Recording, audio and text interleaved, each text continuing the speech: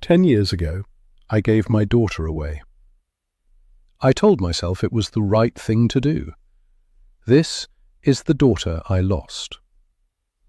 I was young, alone, with nothing to offer a child except love, and sometimes love isn't enough.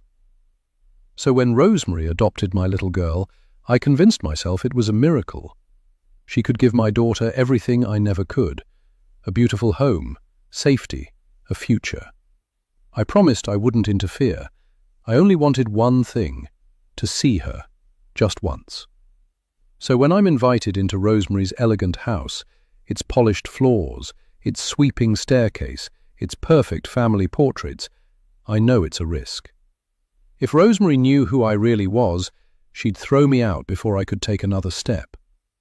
But then I see her, Faith, my little girl, all grown up now. Auburn hair shining in the light, just like it did when she was a baby. My heart breaks with happiness, until Rosemary says something that makes my blood run cold. Faith hasn't spoken in almost a year, not a single word. And suddenly the perfect house doesn't feel so perfect anymore. Because the more time I spend inside these walls, the more I begin to realize something is terribly wrong. There are secrets in this family. Secrets they will do anything to protect. But they've made one mistake. They let a mother into the house, and a mother will do anything to save her child.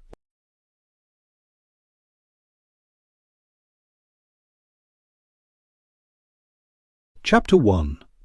Becky. Now police have reported a body has been found. I take a sip of my coffee. The newsreader's voice droning on from the radio on the other side of the room. I'm struggling to keep my eyes open, but there's no point in going back to bed, as any minute now Leo will be waking for another feed. At the thought, I feel a familiar pain in my breasts and press my hand to the pocket of my pajamas, groaning as my palm meets wet cotton. The midwife had told me that by 6 weeks my body would have adjusted to making the right amount of milk for my little one. But Leo is almost 3 months and it hasn't happened yet. Authorities say the discovery was made earlier this morning by a local dog walker, prompting a large emergency response. Shaking my muzzy head at the waste of public funding, I get up and change the sodden breast pad, stuffing the new one into my nursing bra with a force it doesn't need. Irritated that the simple act has eaten into the precious minutes I'll have before Leo wakes. I look at the clock on the kitchen wall. With his chaotic feeding pattern, I'm lucky if I clock in 4 hours sleep a night once I've taken into account the changing of his nappy and the time spent pacing the room as I try to get him back to sleep. But I won't allow my tiredness to dampen my spirits, because today I should be hearing from my daughter Faith's adoptive parents, and I'm filled with nervous energy at the anticipation. To make the process as smooth as possible, we'd agreed on a yearly letter sent via the adoption agency to maintain anonymity. There'd be no physical contact and nothing that would give our identities or addresses away, just a page or two of updates about her. The letter's arrival is something I live for, and over the years, the letters have been read and reread until I know them by heart. Thinking I hear footsteps on the path outside, I run to the window, but it's only Margaret from next door collecting her recycling bin from the side of the road. I look at my watch. See, it's just past 8. The postman won't be delivering for another 20 minutes or so, and the wait will be intolerable. I sit back down, drum my fingers on the kitchen table as I try and settle my nerves. Each year I think it will be easier, but it isn't. By the time the letter slides through the door, I'm usually a nervous wreck. Local residents have been advised to avoid the area. I stop drumming and lower my head to my arms, the reporter's voice on the radio fading in and out. The tiredness is overwhelming, but the loneliness is worse.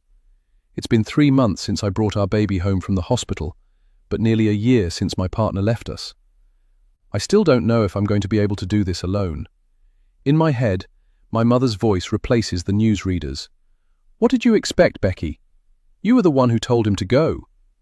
Recognizing the words as the ones she'd used during the phone call I'd had with her the morning after Ed failed to come home, I press my hands to my ears to shut them out. I should have replied that I expected better from him. Of course I did. But that love did that to you, made you hope. Instead, I'd slammed the phone down, and now she'll never know how I'd believed he'd come home, tail between his legs. Had imagined us talking it out until I'd forgive him for things that shouldn't be forgiven. Good job, too. That phone call with my mother was our last. I'd hated that she'd been the one to see what I'd been afraid of admitting to myself, that Ed was weak. His words as empty as the pistachio nutshells he'd leave on the coffee table for me to find each morning when I got up. Knowing that after I'd made my tea, I'd scoop them into my hand and empty them into the kitchen bin. Saying nothing. Trying not to feel hurt at his lack of thanks for clearing up after him, or for having vacated my warm bed for the settee when my restless legs got too bad. Trying not to react when he failed to give me any sympathy when my morning sickness sent me rushing to the bathroom, or when he failed to come home early from work to help me when the tiredness made me want to crawl into bed before the sun had even set. But I never said anything, and neither did he. He wanted to pretend that my pregnancy hadn't changed anything, and in some strange way I suppose I did too. Except it had. It had changed me. This baby growing inside me was my chance to prove I was capable of love. Proper love. Not the obsessive, misguided thing I had going on with Ed. Thought to have been strangled. My head shoots up, the newsreader getting my attention at last, as I piece together what my subconscious had heard. Someone's been murdered not far from here. The irregular thump of my heart, a warning that this could be important. I stare at the radio. It's not tuned in well, and I can barely hear what the newsreader's saying. Something about the river on the other side of town. I pick up my little radio, with its smooth, shiny case and solid feel. Fiddle irritably with the dial. I'd bought it in a retro shop in my first year at university, and having it reminds me of my short time there, helping me remember the giddiness I'd felt at my newfound freedom. The small room I'd slept in the halls of residence, covered with the photographs I took and the sketches I made in my spare time. No Adele or Coldplay for me. No cushions or mugs sneaked into my bag from the home I'd left. Just my own perfect space away from my mother, from the life I'd led before. Those early days at university, before it had all gone wrong, were when I'd been at my happiest. Relishing my own space and the ability to plan a future without my mother's voice constantly in my head. I thought myself so mature back then. How wrong I'd been. How very wrong. Where is that bloody postman? He should be here by now. Today, though, the day I want him to be early, there's nothing to see except the bin lorry as it rumbles down the road. An elderly woman walking her dog. This waiting is getting to me, eating away at me. The first of the month was on Saturday, ringed on my calendar in red, but nothing from the adoption agency had dropped onto the mat.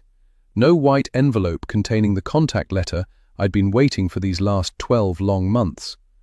Only a couple of circulars that had been consigned to the recycling. A bill from the water company. Sunday, with no post, had been a nightmare, but I'd got through it by telling myself that despite the unreliable postal service, my letters had always arrived on time. It would be here Monday, and then I'd be able to read it, devouring the words as I would a new novel by my favorite author. Trying to ignore the fact that once I came to the end of it, had added that letter to the others, the wait would begin again. Another year to wait. Another long, long year. The newsreader is still speaking, but I can't hear him properly. I shake the radio, though I know it will do no good. I'd heard the words police, body, strangled, and my heart jolts. Could it be him? Could it possibly be Ed, whose lifeless body was dragged out of the river? Is that where he is? Through the baby monitor, Leo's little squeaks and grunts get louder as he starts to wake, and my eyes well when I think how I've had to do this whole baby thing alone. A picture forms in my head. I'm standing in a cold mortuary, cheeks wet with tears. Yes, that's him. That's Ed, I say as the sheet is lowered to reveal his face. My hand clutching a phone that fills with missed calls and messages from people wishing to leave their condolences.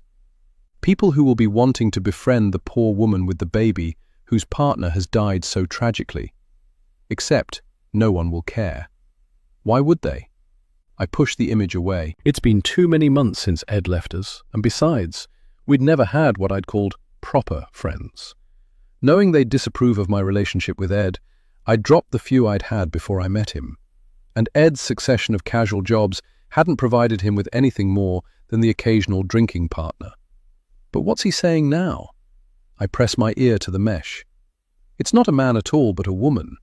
Although the body has yet to be identified, it's thought to be that of Alison Welby, who went missing from her home 2 months ago. Alison had mental health. I breathe out a sigh of relief and switch the radio off, shame heating my face. Outside the window, the sun is finding it hard to break through the clouds. Leo cries again, and I wipe my hand across my face, rubbing away the tears. Across the hall in my bedroom, I find my baby outside his covers, his tiny fists waving, face screwed up like an old man's, and the surge of love I feel for him is so overwhelming it stops my breath. Lifting Leo from his covers, I hold him close, my lips against the soft fuzz of his downy hair, his heart beating in rhythm with my own. Through the open bedroom door, I hear the metal clang of the letterbox, and my heart leaps. Ignoring Leo's bulging nappy, I hurry out of the room, my hand outstretched to grab the letter from the mat, but the only thing lying there is a leaflet with a woman's face grinning out at me from the front of it, some marketing advert or other. Not wanting to believe that's all there is, I go to it and pick it up in the hope the letter is hidden underneath. It isn't, but, despite my disappointment, my eyes still register the words blazoned across the top. Mum's the word, the safe place for new mothers to meet. The child in the woman's arms looks a little like Faith had, and I toss the leaflet onto the side, hot tears springing to my eyes at the irony. But I need to stay calm. It's only Monday. It will be here tomorrow. I just have to be patient. Knowing it will break me if I study it too hard, I push away the image of Faith's little face, how she'd looked the last time I'd seen her. I have Leo to think of now. I'm your mother, and I'd never leave you, Leo, I whisper to him through my heartache. I promise. But despite my efforts, the past draws in, taking me back to the moment, the agonizing, terrible moment that my daughter Faith had been lifted from my arms, and the feeling of anger and regret I'd been suppressing for all these years. Chapter 2. Becky. Then, the footsteps running to catch up with me make me turn. It's Ollie, his face pink, his breath blowing in plumes in the chill afternoon air. He pulls up his collar, folds his arms in that self-satisfied way he has. A few of us are going to Gravitas tonight. Want to come? He looks at me expectantly, and I know that I'm supposed to feel grateful that he's asked. He has, after all, already proved himself to be a leading light in the rugby club, attracting knowing looks from the girls in halls when he walks down the corridor to his room. Aware of it and how it makes the other guys in his year want to copy his style, his way of speaking, his way of walking. Poor Ollie. He isn't to know I've never been interested in him, never would be, that I find his face too fresh, no laughter lines creasing the corners of his eyes, his hair too carefully styled, his hands, once the mud from the pitch has been washed off, too smooth. I can't, I lie. I need to finish an essay. It was supposed to have been given in last week, but I had an extension. He looks at me strangely, and I know it's because it sounds unlikely. It's only a few weeks into term, but already I've gained a reputation for being a swot, arriving early for tutorials and lectures, sitting at the front of the lecture theatre when most of the English majors are skulking in the shadows at the back, hoping to disguise the bloodshot eyes and sour breath of their previous evening's revelries. The only reason he's interested is because I'm pretty, or so I've been told. What about after? His voice has taken on an air of impatience, and I know what he's thinking, that half the girls in freshers' year would give their right arm for what he's offering, and when he glances behind him at his friends, I know this could get tricky. He won't want to lose face in front of them, not so early in the year when everyone is still jostling for position, desperate to find their place, their level. Maybe, I overlay the vague answer with a smile. I'll see how I go. He sniffs and turns, his reply lingering in the cold air as he walks away. Okay, I'll have a drink waiting. So self-assured, so confident I'll be there. I'd feel sorry for him if it wasn't for the knowledge that a boy like that will never be on their own for long. Happy with the way I've handled things, I hitch my bag higher on my shoulder and walk across the quad towards the English block, my heart rate increasing with every step, my cheeks already flushed with expectation. Because what Ollie doesn't know is that I've never given him so much as a passing thought. Why would I, when I started my degree with every intention of studying hard? Keeping the guys on my course at arm's length and embracing the opportunity I've been given, because my place at university had enabled me to break away from the life I'd lived before. Why would I when a miracle had happened? I walk faster, relishing the anticipation, the expectation, imagining the moment I'll open the door of the tutorial room and catch him looking up, offering that slow smile of his when he sees it's me, the same one he'd given at the end of our third week, when he'd tucked a strand of hair behind my ear and whispered that he'd been looking for someone like me for a long time. Someone not just beautiful, but with a mind of her own and the ability to use it. It's embarrassing to me now, but the surprise I'd felt had not come from the fact he'd been looking, but from the sudden recognition that I'd been waiting a long time to be found. I'm late, an unusual thing for me, and the English group are already settled in their seats in the lecture theatre. As I slide into a vacant chair near the front, I will him to look up, to notice me, but he doesn't. He's leaning heavily on the table in front of him, hands either side of the computer he's studying, his preoccupied expression making me wonder if he's even noticed I hadn't been there. With a final tap at the keyboard, he straightens, points at the large monitor behind him, giving everyone ample time to read the words on it before speaking. "And this is why, ladies and gentlemen," he says, offering up a smile that melts me, "I invite you to reconsider your prejudices regarding texts you are not familiar with. You are here not to regurgitate, but to come to your own conclusions. Open your minds to the author's creativity. Open your souls, your hearts." I stare up at him from under my fringe, watching his lips move, barely listening to what he's saying as I'm lost in the way his eyes crease when he smiles, in the way he drags his fingers through his hair like one of the poets from the Romantic movement, Byron or Shelley. It's my first time in love, in lust. Free, at last, to make whatever stupid choices I want. And I want him. Professor Rutherford, specialist in the Romantics, Shakespeare, and modern poetry.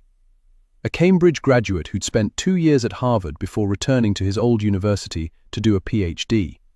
His list of credits before arriving here: a 2-year research fellowship at King's College, followed by 3 years as Director of Studies at Leeds. I know it all, everything about him, or think I do. Instead of writing my assignment, I'd stayed up late staring at his photograph on various alumni websites, reading his bios, reading anything I could find, choosing to ignore the parts that didn't fit into my happy ever after, like the fact that he's married and has been for 8 years, believing it has nothing to do with me, that if I don't think about her, she won't exist. Now, as I pretend to take notes, his name the only mark left by my pen on the pad in front of me, my heart is full of hope, my head full of dreams, the house we'd live in once I finished my degree, the interesting friends he'd introduce me to, and the children we'd have. I sit back in my chair and close my eyes, letting his beautiful voice wash over me, remembering the words he'd whispered in my ear that time. "Be careful what you wish for" was a favourite adage of my mum's, and one I should have listened to. Chapter 3. Becky. Now, the clinic's busy. Other mothers are here for their baby's health check, but I don't sit with them. Instead, I cross to the row of seats opposite, Leo bound tightly to my chest in his sling, and sit down, my fingers itching to get out my phone, to ring the adoption agency and find out why Faith's contact letter still hasn't arrived.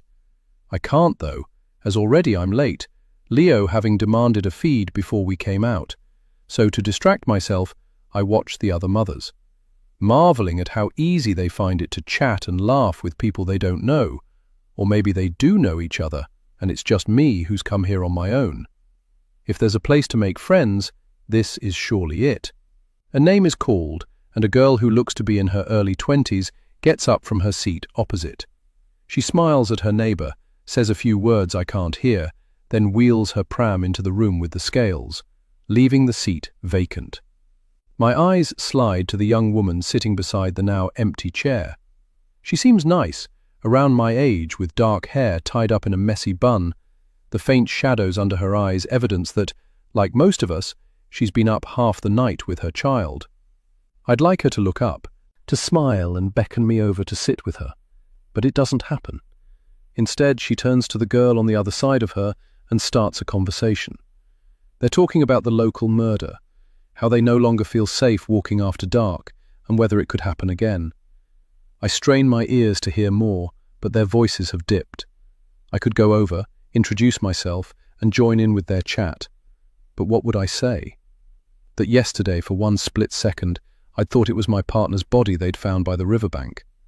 Or maybe I could tell them about my panic over the missing contact letter, the only way I have to check on Faith. How every night I cry tears of exhaustion and regret. Not for having had Leo, God forbid I'd think that, but for all those might-have-beens had I only made different choices. You've made your bed, now you'll have to... I press desperate hands to my ears. Can't you just shut up, Mum? With horror, I realize I've spoken the words aloud. I'd wanted the woman with the dark bun to notice me, but not in this way. She's staring at me now, her expression wary, clearly wondering who the crazy woman is who's talking to herself. I look away, fix my eyes on the notice board with its poster about childhood vaccinations, and another I recognize as the one that had come through my door, advertising the mother and baby app, Mum's the Word. I wish the room would swallow me up. There's no way I could talk to her now, even if I had the courage, even if I didn't feel so wretched. The loneliness is a heavy ache inside my chest, and I can no longer bear to be inside these four walls. When the doctor opens the door and calls my name, I've already gone. The screen on my phone bursts into colour, blues, greens, pinks. When I'd got in, I'd fished the Mum's the Word leaflet out of the recycling, downloaded the app, and now a woman with carefully waved dark hair and red lipstick smiles out at me from the introduction page. Her finger points to a rectangular box to the side of the screen where another woman, this one with fair hair, asks a question via a speech bubble. Fancy meeting for a coffee? It makes it look so easy, as though finding a friend is as simple as clicking on a link. Maybe it is. At the top of the screen is a red box with join written in it. Do I have the nerve? I think of the awkwardness in the clinic earlier, the way I'd rushed out and the heads I'd seen turn, aware of me at last. What would I even say if I did join? Because I've just clicked onto the instructions and found out I'll need to create a bio. My mug of coffee has gone cold, and I glance down at Leo. He's still asleep in his car seat, as I hadn't bothered taking him out, scared it might wake him. The postman has come and gone, and still there's been no letter. It's making me anxious, but at least if I try to write a bio, it might help take my mind off it. Getting up, I fetch a pad of paper and a pen from the kitchen drawer, then sit again, the end of the pen tapping against my chin. I scribble a few words, decide they sound stupid, then rip them from the pad and screw them into a ball. What can I say? The truth isn't an option, yet I don't want to lie either. Perhaps I should just stick to the basic facts, not try and be jokey or forced. After all, this isn't a dating site. Leo's eyes have opened. He's squirming, fretting for his feed. I lift him onto my lap and stare at the page. Think. How hard can it be to write a paragraph about myself? Slowly, painfully, I start to write. Hi, I'm Becky, and 3-month-old Leo is my second child. I stop, shocked at what I've just written, and scribble over the words until there's nothing to see except for the jagged black hole I've gouged into the page. I raise my head to the ceiling, screw my eyes up tight until the pain ebbs, then continue writing. Leo is my first child, and as well as looking after him, I like to read, walk, and listen to music. I live in Alford and would love to meet a local mother for chats and a coffee. Is that enough? The website guidance says to include a fun sentence to end the bio, but unlike the mother who had beamed out at me from the advert, looking as if she hadn't a care in the world, there's nothing fun about my life at the moment. If there was, I wouldn't be sitting here staring at this stupid screen. No, I'm done. They can take me or leave me. I upload a photograph of myself. It's one Ed had taken when I first knew I was pregnant, before I'd told him. I look happy, not the forced, wide-smiling happy of the woman in the advert, but content, my skin clear and bright from the pregnancy hormones, my hair shiny. Not that another mother should care about something like that, but a photo of me taken now might put them off at this early stage. Over the last year, since Ed left, I've lost weight, and the tears I still shed for him have left my eyes puffy and red. If I do have a match with one of the mothers on the site, I'll need to do something about that. But for now, the older photo will have to do. Registration complete, I lean forward and view my handiwork, surprised at the little flutter of anticipation in my stomach. Despite my misgivings, I'm excited to start. I scroll through photographs of the mothers, but there are too many, and the towns in which they live cover the length and breadth of the UK. Knowing I need to narrow it down, I fill in the boxes in the search menu. I'm looking for mothers in a 5-mile radius of where I live, with babies 1 to 3 months old. New photographs appear, and with ever-increasing excitement, I look at them, taking in the women's faces, their clothes, their hair, waiting for that moment when I'll know I've found the right person, a kindred spirit. My finger flips through the photographs, and then I stop, push the phone away. What am I doing? Now I'm the one who's being superficial. What does it matter what the mother looks like? The information under the photographs isn't a lot, just the mother's name, where they live, and the age of their baby. Wanting more, I tap on a photo at random, and the rest of the woman's bio pops up. Scarlett works in the city. She can't wait for her maternity leave to be over. I tap on another. Want to go clubbing? Searching for mums who want their life back. The final one makes me want to throw the phone across the room in frustration. Beth can only meet at 2:30 every other Tuesday. She has no hobbies, as she's never had time for them. Where are the normal mothers? The ones who want to meet for coffee and a chat about their baby's sleep patterns, or the book they've been trying to read for the last few weeks. The one whose characters they've forgotten, because every time they pick the book up, their baby cries.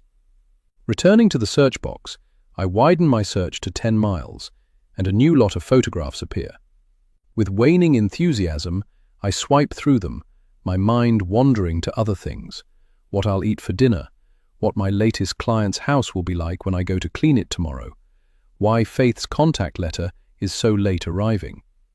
On the fridge is a photograph of me and Ed, a selfie we'd taken a few days after I'd told him I was pregnant. Leo has stopped crying, and I settle him in his bouncy chair, then slide the picture from the magnet that holds it to the door. My fingers linger on Ed's face as I scrutinize it for signs of anxiety or irritation, evidence that maybe, even in those early days, he was planning his escape. There's nothing to see, though. Ed's face is neutral, neither happy nor sad. No frown lines to give him away, no tension to see in his shoulders. Even though it was way too early for my pregnancy to show, my hand in the photo rests on my stomach, and the expression on my face makes me catch my breath. I'd always thought I looked happy in this photograph. It was the reason I'd stuck it to the fridge. But now I see something else, something I hadn't noticed before. That protective hand, that steel in my eyes. It makes me question myself, makes me question why I'm seeing it now. I put the photograph back on the fridge. Had my own mother looked this way when she knew she was carrying me? Was there a time when she'd loved me unconditionally and would have fought to the death anyone who had tried to take me from her? I can't imagine it. From as far back as I can remember, my mother's thoughts have been only for herself. Emotionally unavailable to me, her concerns had focused on what people thought of her. The man upstairs in particular, and I don't mean my father. God had been the only person she'd let into her heart after my dad had left her. "You'll never be an emotional orphan, my precious baby," I tell him, grazing my lips against his warm scalp. "I'll die before I let that happen." A heavy pain wells inside my chest. Despite the negative thoughts I have about my mum, something deep and primeval is pushing to come out. A child's instinct to turn to their mother when times are hard. Maybe I could go and see her. Who knows? The sight of her tiny grandson might melt her stony heart. But of course it won't. I had, after all, tried that once before, and look where it had got me. The price I've paid for trusting her are the years spent with my toes curled over the edge of a void that even Leo hasn't been able to fill. Scared I'll fall, trying and failing to move on with my life. My brain constantly taking me back to that day in the ward, replaying it and replaying it even when I'm asleep. So, instead of finding my mother's phone number, I go back to my seat and continue to scroll through the photographs. I'm losing hope of ever finding a match when my finger stops, almost of its own accord. I take a sharp, involuntary inward breath, my eyes glued to the screen. With narrowed eyes, I study the serious-looking woman in the photograph in front of me. Something had caused my hand to still, but my brain is slow to catch up. I enlarge the picture, my rib cage tightening around my lungs, and still it takes a moment, as I look at her long, auburn hair, the pale, freckled skin, for realization to dawn. I've seen this woman before, but she's not any woman. The shock is so great my phone clatters onto the table. Leo starts to cry, and I pick him up, try to soothe him, but he can sense my agitation. The cry becomes louder. "Please don't, Leo, not now." I rock him in my arms, but my mind is on other things. On the last time I saw the woman who stares out at me from the phone with her cool grey eyes. The past rushes towards me, unstoppable. She's handing her husband the car seat she's holding, and when he takes it from her, her eyes soften. The almost imperceptible drop of her shoulders, signaling she knows it's nearly over, that the baby will soon be theirs. Unaware of the young girl, 3 floors above her, who's watching from the hospital ward, dying inside. I force myself back to the present, look at the photo again. 10 years might have passed since then, but she hasn't changed much. This woman who's reaching out for a friend. This woman I was never meant to know. Chapter 4. Becky. Then I stand in the ladies' toilets at the end of the English department corridor, staring at the blue line, my hand pressed to my stomach, as though this simple act will make it feel real.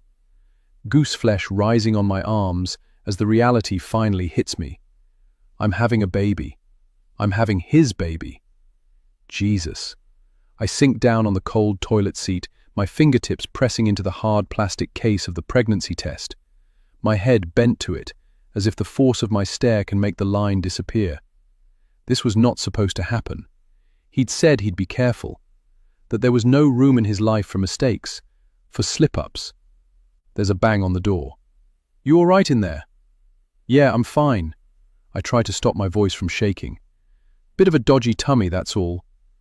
"Okay." 5 days late. Only 5. Yet, deep down, in the very core of me, I think I already knew. As though, even then, my body was changing, adjusting, preparing for an event that wasn't supposed to happen yet. I rest my forehead on my hands, the tips of my fingers digging into my skin. I'm not ready for this. But I won't be doing this alone. He'll be by my side. He'll leave his wife, and we'll find a flat together then. After I've had the baby, I'll continue with my degree. Other people did it. I'd seen them wheeling their pushchairs through the door of the creche, so why couldn't I? As the toilet flushes in the cubicle next to mine, I try not to think of the way I'd judged those girls. The names I knew my mother would call them if she'd known. Names she'll, most likely, call me when, God forbid, I tell her. Shoving the test into my bag, I let myself out of the cubicle and wash my hands. Under the harsh lighting, the face reflected back at me in the mirror is pale, and it's not difficult to know why. I'd planned on getting a good degree, a good job, but now everything has changed, is ruined. I grip the edges of the cold porcelain and lean forward, staring into the eyes of the scared girl in front of me. Am I ready for what's coming? Am I? Someone comes in, the sound of the door banging against the wall beside me, shredding my nerves further. I stick my hands into the dryer, then, impatient at how slow it is, pull them out again and wipe them on my jeans. I dig in my pocket for my phone, look at it. He'll be coming out of the seminar room soon, a seminar I'd missed without explanation. I'd been hoping there might be a message from him asking where I was, but the screen had remained stubbornly blank. It shouldn't have surprised me. He only messages when he wants to see me, and he'd made it clear from the start that I should never reply to them. Not that I'd need to. We both know I'll be there at the time and place he's stipulated. We'll cancel plans if I have to. Knowing I can't put it off any longer, I put my phone away again, then walk to his office. Disappointment mixing with relief when I see the lights are off. The door shut. I wait, my back against the cold stone wall, and as the minutes tick by, my confidence ebbs. What if he isn't happy? What if he suggests... But I can't go there. Already I'm starting to love my baby, or at least the idea of her, because something is already telling me it will be a girl. The sound of laughter echoes down the corridor, and I pull away from my thoughts. It's him. My heart gives a leap. Soon he'll know, and already I can hear his voice. What he'll say. Really? Oh my God, Becky, that's incredible. His eyes will soften, and he'll pull me to him. Tell me he loves me. Tell me he'll leave his wife. He's closer now. A second-year student I've seen around the campus walking beside him. She's laughing at something he's said, and his fingers are on the small of her back, guiding her towards his room. Fingers that have taught me so much. Touched me in places no one has touched me before. Well, hello. He draws away from her. You're one of my freshers, aren't you? Becky, isn't it? Yes, Becky. What can I do for you? It's a game we've played before. A necessity, he'd called it. Something that needs to be done if we don't want it to get out. I hadn't minded it before, deciding it added an element of excitement to our relationship, but now I shove my hands in my pockets, hating how I am with him when other people are around, how stupid I always feel. It doesn't matter. I can see you're busy. Don't mind me. The girl eyes me curiously.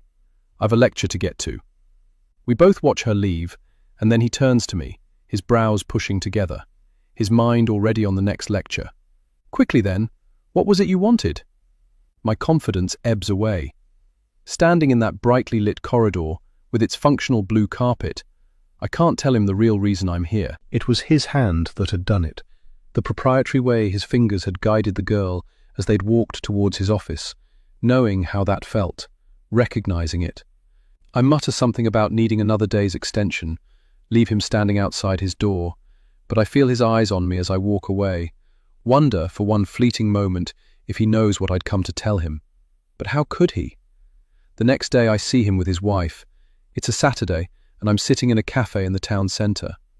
I'm reading one of the texts from the course, and when I look up and see them, the shock waves that run through my body cause my hand to shake so much I have to put my mug down. All I can see is his back, but she's facing me, this wife who doesn't understand him, this wife who gives him free rein to do what he likes, as long as he's discreet. She's not anything like the picture he's painted for me. Instead, she looks normal, down to earth, not the highly strung, controlling woman he's led me to believe her to be. I'm half hidden by a pillar, but I can see enough. He puts down his cup and lifts her hand, kissing the knuckles with such tenderness I think I might cry. And when she smiles back at him, a trusting smile, a loving smile, the realization hits me that she doesn't know about her husband, had never known, that he's lied. And it's then I make up my mind. Although it kills me to do so, I promise my baby I'll never tell the man who sits a few tables away from me that he's the father of my child. Not ever. Chapter 5. Becky. Now her name is Rosemary, and her baby is called Felix. He's a month old. I stare at the name, trying it out in my mouth for size. The beginnings of a headache starting at the craziness of it being her. Each year on Faith's birthday, or if I passed a child who looked as I imagined she might, it would all come rushing back, that scene outside the hospital. In those moments, had I ever thought of the woman as a Rosemary? The name is pretty, slightly old-fashioned. If I'd given it any thought at all, I'd have believed it to be something harder, sharper, Zoe or Cat. Most of the time, though, she'd remained nameless, simply the woman who had taken Faith from me. I tap on the small amount of information under her picture, and a full bio pops up. Hi, I'm Rosemary. I live in Bleak, and I'm a stay-at-home mum to my baby, Felix, and his older sister. I'm finding it hard adjusting to motherhood after 10 years, and would like to meet a like-minded friend for coffee and solidarity. Being a mum is hard. When I'm not feeding, changing nappies, or getting my baby to sleep, I like to read. What about you? Are you finding it as hard? The question is a surprise, and for a moment I imagine it's only me she's asking, as if she's looked into my soul, understood the insecure, tired, lonely person inside me, and reached out to her. If it was anyone but her, I'd write back immediately. I feel the same. But inside I'm numb, my little girl reduced to 3 vague words, his older sister, as if she doesn't deserve a name either. Her name is Faith, I shout the words, for, even now, 10 years on, my heart tugs at the thought of my daughter. Her fucking name is Faith! My anger flares as I realize something else. I'd set the search to a radius of 10 miles from where I live. All this time, all these years, their family has been living close to me. Less than 10 miles, in fact, as Bleak is only the other side of the motorway. A market town full of grand Victorian buildings, a high street with shops like White Stuff and Sea Salt, the cafes selling vegan croissants, the blackboards outside their doors boasting that their coffee is freshly roasted on site. A far cry from the Greggs at the end of my road, or the pound shops in the high street where I search for bargains when money is tight. Leo has finished feeding, and his eyes are almost closed. Positioning his muslin on my shoulder, I lift him against my chest and stand, the flat of my hand moving circles against his back. As I walk to his Moses basket and lower him into it, I'm aware of the phone I'd left on the table. Even though the screen is small, I feel Rosemary's presence, like she's in the room. They say time heals, and in a way they're right. Over the years, it's got easier, and I can go for days without thinking of Faith. I've dealt with my anger, haven't I? I stare at her face. Where's your letter? Don't you know how it's killing me not knowing how my daughter is? Not able to stand the waiting any longer, I pick up my phone and find the number of the adoption agency, breathing out a sigh of relief when, this time, it's answered quickly. I recognize the voice of Jane Simmons, the woman who's been my contact since the start. It's a while since we've spoken. Jane, it's Becky. Becky Young. Becky, how lovely to hear from you. Although what she's said is nice, I'm picking up on something in her voice. I'm just not sure what. I'm sorry I haven't been in contact. Please don't worry, though. I have to admit I was a little concerned when you decided not to go ahead with the counseling sessions after Leo was born. What can I do for you? All going okay with the new baby? Yes, he's fine. It wasn't Leo I was ringing about. It was Faith's contact letter. I haven't received it, and it's always been on time. I was wondering if you could get someone to check if it's been mislaid. It's been over a week now, and I'm getting a bit anxious. It's my only way of knowing how she is. I know that, Becky. There's a pause, and I understand. But the hold-up isn't at our end. I'm really sorry, but we haven't heard anything from the adoptive parents this year, and it's looking like we won't. My heart stands still. What, nothing? I'm afraid not, love. That can't be right. It's as if a light switch has been flicked, leaving me in total darkness. No emergency torch to see by. No fuse I can fix. If there's no letter, how can I know that she's happy? That she's being looked after properly? My voice is rising, but I can't help it. I'm filled with a terrible panic that's out of my control. Please, Becky, you need to calm down. It happens more often than you'd imagine, sadly. Even though she must be aware of how much I'm hurting, Jane's tone has become more matter-of-fact. But why? My voice is shaking. Why would she stop after all this time? Sometimes there isn't a good reason, not one you'd understand anyway. It's simply that it's hard to keep the letters going year after year, to find things to say. We spoke about this all those years ago. My mouth drops. It's as though she's talking about a pen pal who's been outgrown. I picture Rosemary at her computer, the sun streaming through the large bay windows of her Victorian house, her fingertips bunched to her forehead as she struggles with the wearisome chore of writing her annual letter. My daughter is sitting cross-legged on the polished oak floor, playing with some expensive toy that I would never have been able to afford. With a sigh, Rosemary turns to her husband, a man with no identifiable face, as the angle of my hospital window had only afforded me the view of his hand as he'd taken the car seat from her. "What shall I write, darling?" She looks at him with a pained expression. What on earth can I say that hasn't been said before? As if I cared what she said. Would take any crumbs she'd throw me. That my daughter's hair curled like mine, that she loved ice cream but hated broccoli as I did, that she missed me as much as I missed her. Can't you phone her? Ask her. There must be some law. I know it's hard, but there's nothing I can do. The letters were a voluntary arrangement, not something ordered by the courts. You have to accept your child is fine and that you did the right thing. My voice breaks. So, what you're saying is no news is good news. How can I know she's fine if the communication has broken down? I answered every letter. I did everything that was expected of me.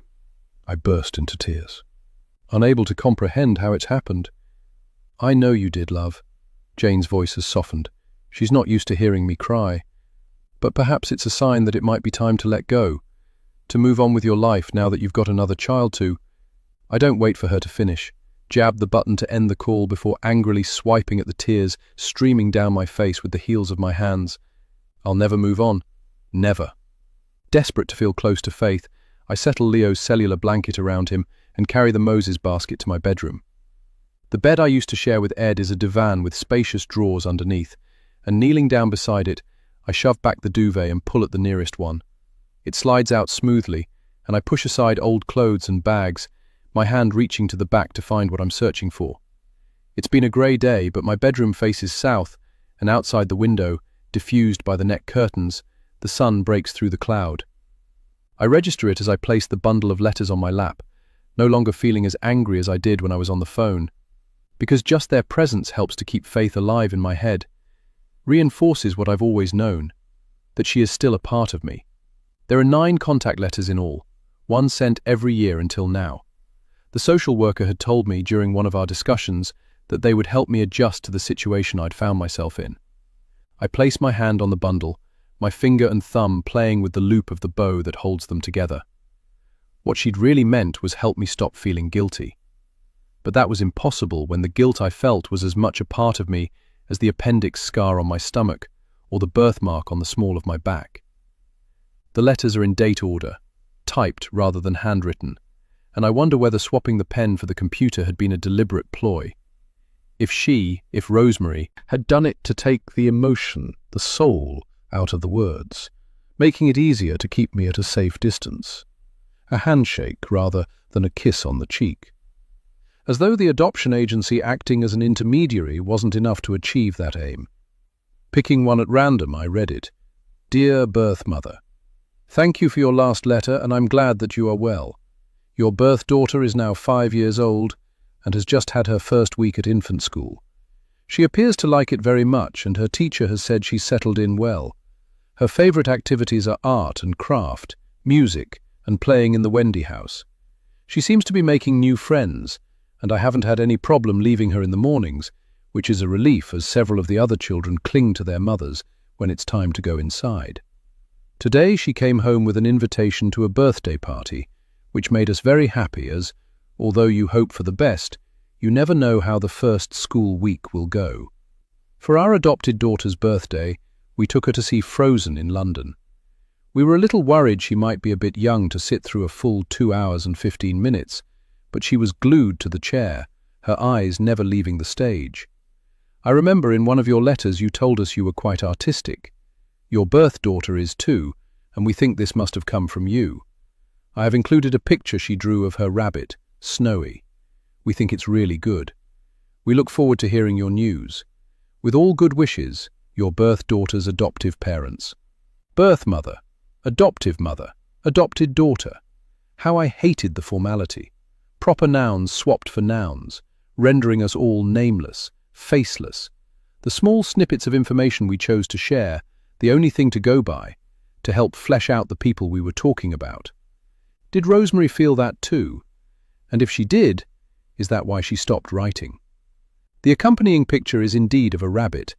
It's pretty good, white chalk on black paper. I hope Faith loves it, cherishes it, as I do her.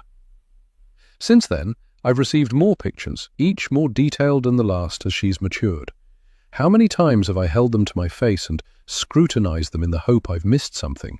Some indication that she's written some words, then erased them. Drawn something that might give away where she lives or goes to school, so that I might go there. Watch her through the lit windows. That's all, no more than that.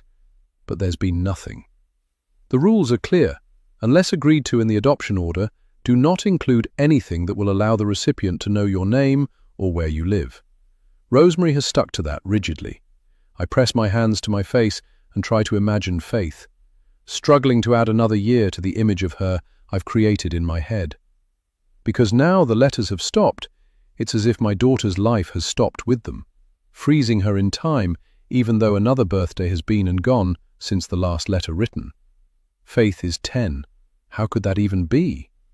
Without any information, I'm finding it impossible to picture her, to imagine her life, and it fills me with panic. Lifting the photograph to my lips, I kiss it, my heart racing. I've spent the last years guessing how my child is, inventing names for new school friends and favorite teachers, imagining her at dance classes she's probably never attended.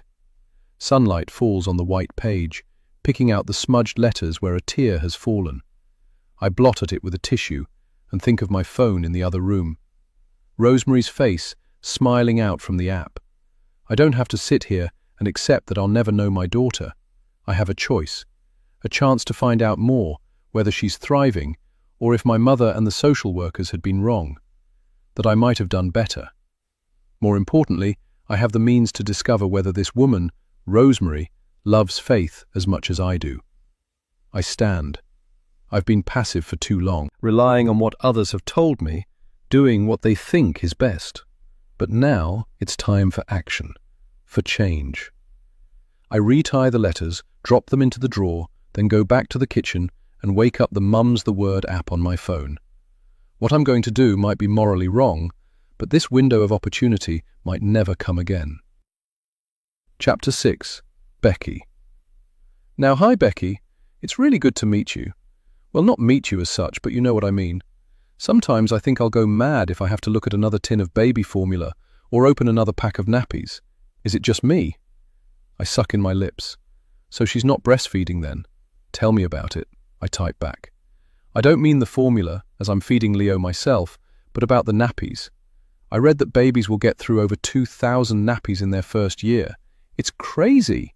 She sends a laughing emoji. And why does no one tell you to keep a spare nappy handy when you're changing a little boy? The first time I did it, I got soaked. Me too. It must be an in-joke amongst those who had a boy first instead of a girl. I stop, shocked at what I've written, then delete the end of the sentence and rewrite it. Amongst those who are in the know. I stretch my legs out in front of me, cross my feet at the ankles. In a weird way, this is fun, and I have to force myself to remember this is Rosemary I'm talking to. I'm not here to be her friend. I'm here for information about Faith, my daughter. A glance over at Leo tells me he's still asleep, his eyes flickering beneath his translucent lids, a milk blister forming on his top lip. It amazes me how chilled I've been since his birth, even doing it all on my own, almost as if all my worry had been used up on Faith. I dip my head again and type. What does your daughter think of her new brother? Typing that is a dagger to my heart. She's my daughter, not Rosemary's. Oh, you know, she thought he was interesting for the first week. Now he's like a piece of the furniture to her, as though he's never not been there. That doesn't sound quite right, but you know what I mean. I breathe in deeply, feeling a surge of sadness. Faith will never get to think that about Leo, about her blood brother. She'll never know they're related. A strange sensation comes over me. It's like Faith is a cuckoo in another bird's nest. Does she even know she's adopted? The cursor blinks at me. The need to find out more is overpowering, but I have to control it. If I ask too much about Faith on here, it will look odd, suspicious. I need to remember that it's Leo Rosemary is interested in, and she'll presume I'm making contact because of her baby boy. Best to keep it that way. How about we meet for coffee? I hold my breath, wait for the answer. She comes back quickly. Great idea, would love that. I see there's a new cafe opened in Bleak, I continue. I can't picture myself eating vegan muffins, but what the hell? There's no way I want her to come here. Most of the shops in the high street are either closed or have been turned into charity shops or factory outlets, and I have my pride. I'm happy to drive over, I continue. Your little girl will be at school, of course. I dig my nails into my palms, hoping it's okay to have mentioned her, wondering if it would be odd to suggest going to the cafe later in the afternoon after she's picked her up. But of course it would be. Rosemary will be wanting to have a relaxing chat without a second child pulling on her arm, saying she's bored. My nerves are kicking in. Sitting back, I wait, but the chat box remains empty. No rippling dots to suggest Rosemary is typing. Come on, come on. I'm just about to give up waiting, start tidying the house before Leo wakes to distract myself, when she starts to write again, the words coming in fits and starts as though she's thinking about what to say, maybe typing and deleting as I did. My daughter doesn't go to school. Why don't you come to my house? How about next Monday? I'll give you my address. My skin prickles. Why doesn't she go to school? It's impossible to stop my mind from racing with all the possibilities. I want to ask more, but I can't. Next Monday is my hygienist appointment, and I'll cancel it. Seeing my daughter is more important, and perhaps I'll get some answers. I'm totally free that day, I write quickly. What time suits you? Shall we say 10? Felix can be unpredictable, but he often sleeps around that time. My fingers skim across the keyboard as though scared she'll change her mind. Perfect. I'll see you then. Look forward to meeting. My fingers stop. I'd wanted to put Faith, you all, likewise. She signs off with a smiley emoji, and I push my phone away, press my forehead into my palms, exhausted, like I've just completed a marathon. The sun that had shown its face earlier is now flooding through the kitchen window, glinting off the taps and the stainless steel sink, bathing Leo's Moses basket in a warm glow. He squirms and wriggles his legs, his fingers bunched into little fists above his head. I get up and go over to him, lift him out of his cover and kiss his neck, breathing in the warm, milky sweetness of him, my heart jumping wildly. In just a few days you'll be meeting Faith.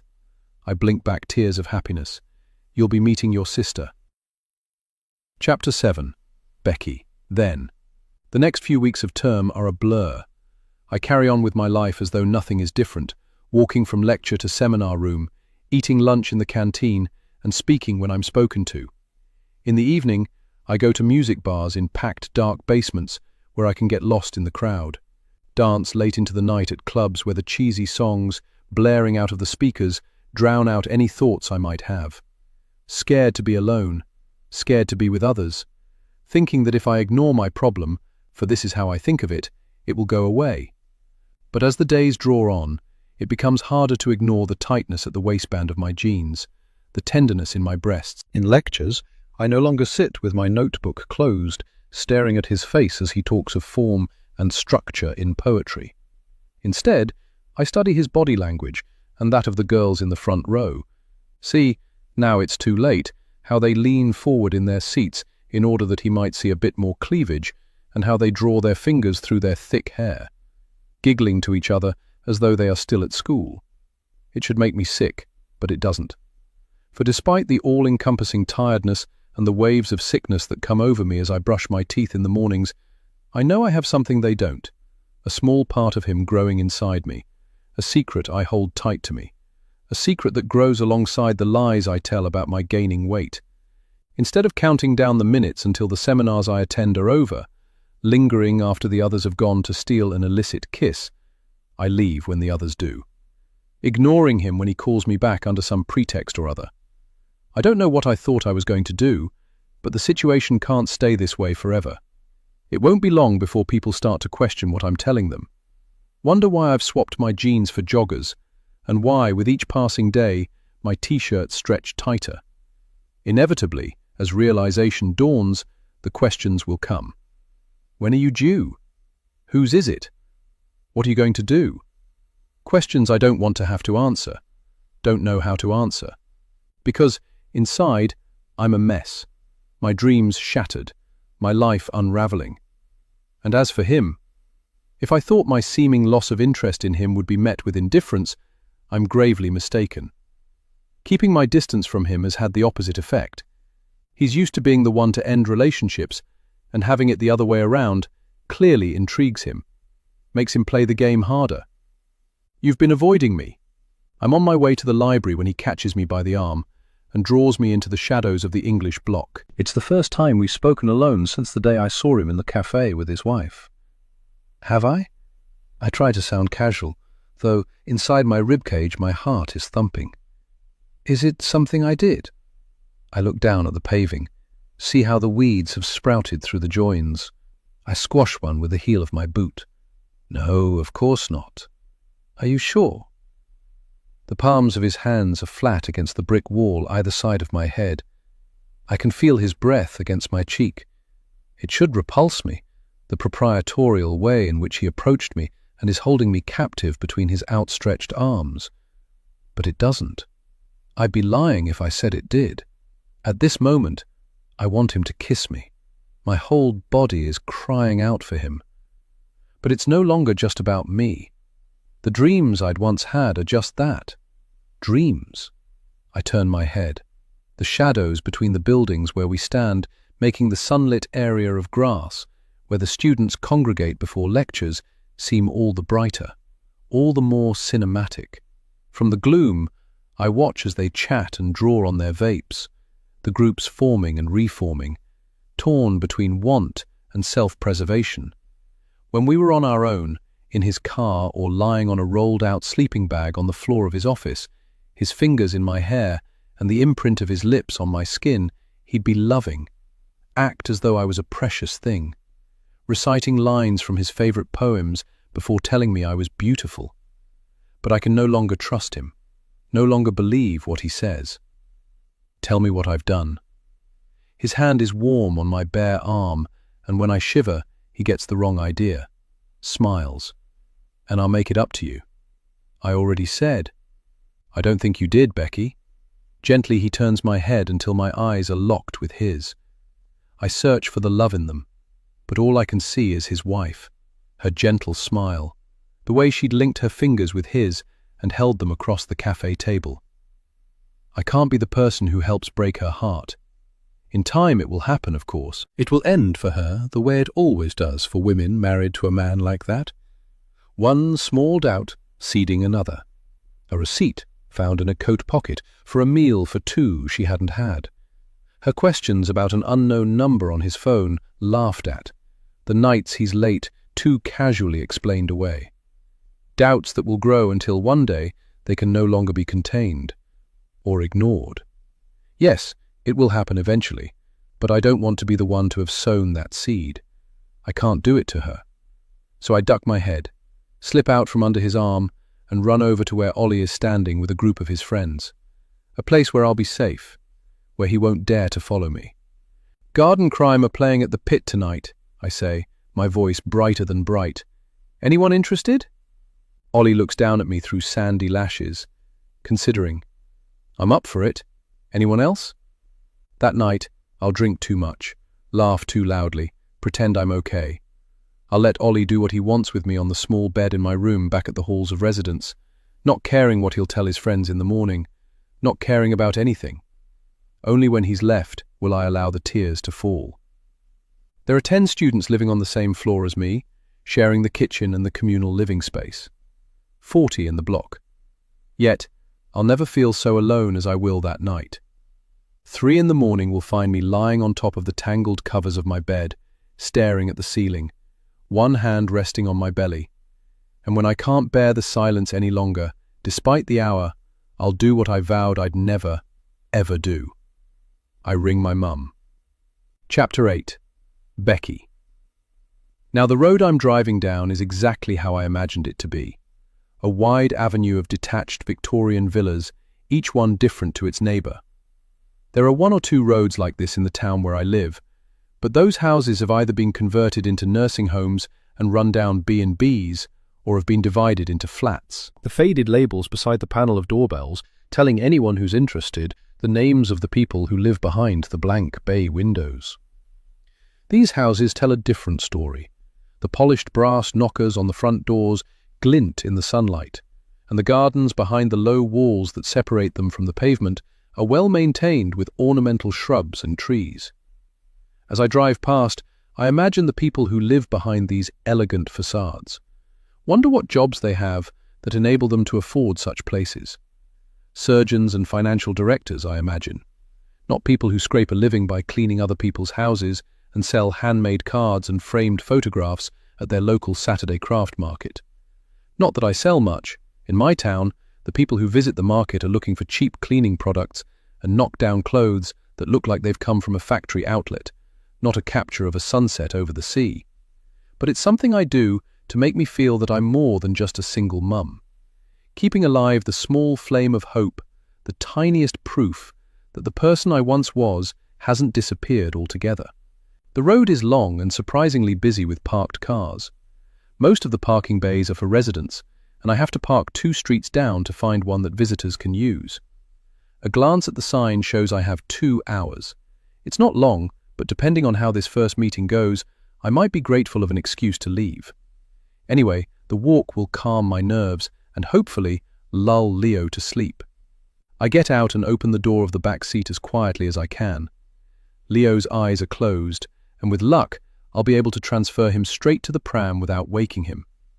I get the pram base out of the boot and set it up, then release Leo's car seat, slide it out and click it into place. He's still asleep and I smile. That's one thing that's gone right anyway. Taking my phone from my bag, I check the number of the house before remembering that it doesn't have one. Just a name. Victoria Lodge. Rosemary had said in her last message that it was one of the buildings at the end of the street, set back from the road. The name's on the gate so you can't miss it. What she hadn't said was which end of the street. I release the pram's brake and start to walk. When I reach Rosemary's Road, I see that the houses I'm walking past are a little smaller than the ones I'd driven by at the other end, and they're numbered rather than named. Despite the number of parked cars, the road is quiet. These must be the residents' second cars, their primary ones taking their owners to board meetings and operating theatres. I laugh to myself at the silliness, the juvenility of these thoughts. How could I possibly know anything about these people and their lives? After all, no one really knows what goes on behind closed doors. Instead of doctors and dentists, there might be lottery winners, rich widows, and people living off the proceeds of some heinous crime. At the thought of the word crime, I look over my shoulder. The murder on the news had been on the outskirts of Bleak, if I remember rightly. A young woman whose life had been lost because she'd been in the wrong place at the wrong time. Giving tragic meaning to the saying when fates collide. I shiver. Whoever did it has not yet been found, and I won't be the only one who will be looking over their shoulder until they are. As I walk, I count the house numbers as I pass them. 21, 22, 23. The last numbered house is 32, and then it's just names. Some printed in gold on the glass above the front doors. Some engraved on coloured plaques attached to the front wall. The Gables, Rosehill, Hollybank. The next one has a gate with ornate letters twisted into the metal, and I stop. Victoria Lodge. This is it. The thud of my heart is so loud I can hear it in my ears. In a few short minutes, the last 10 years of wondering what my daughter looks like, what she sounds like, will be over. I don't open the gate, but stand there, my hand on the latch, feeling the need to take it all in. This house, which Faith calls home. It's far bigger than I'd ever imagined the many times I'd tried to picture her somewhere. Asymmetric in design, the villa has 2 prominent front gables, with steeply pitched roofs and large bay windows, the ones on the first floor reflecting the clouds. What I can't take my eyes off, though, is the round windowed turret that rises above the roofline on its left-hand side. I stare at it in awe. The place is amazing, something from a movie or a fairy tale, though what stands before me is more Grimm's than Disney.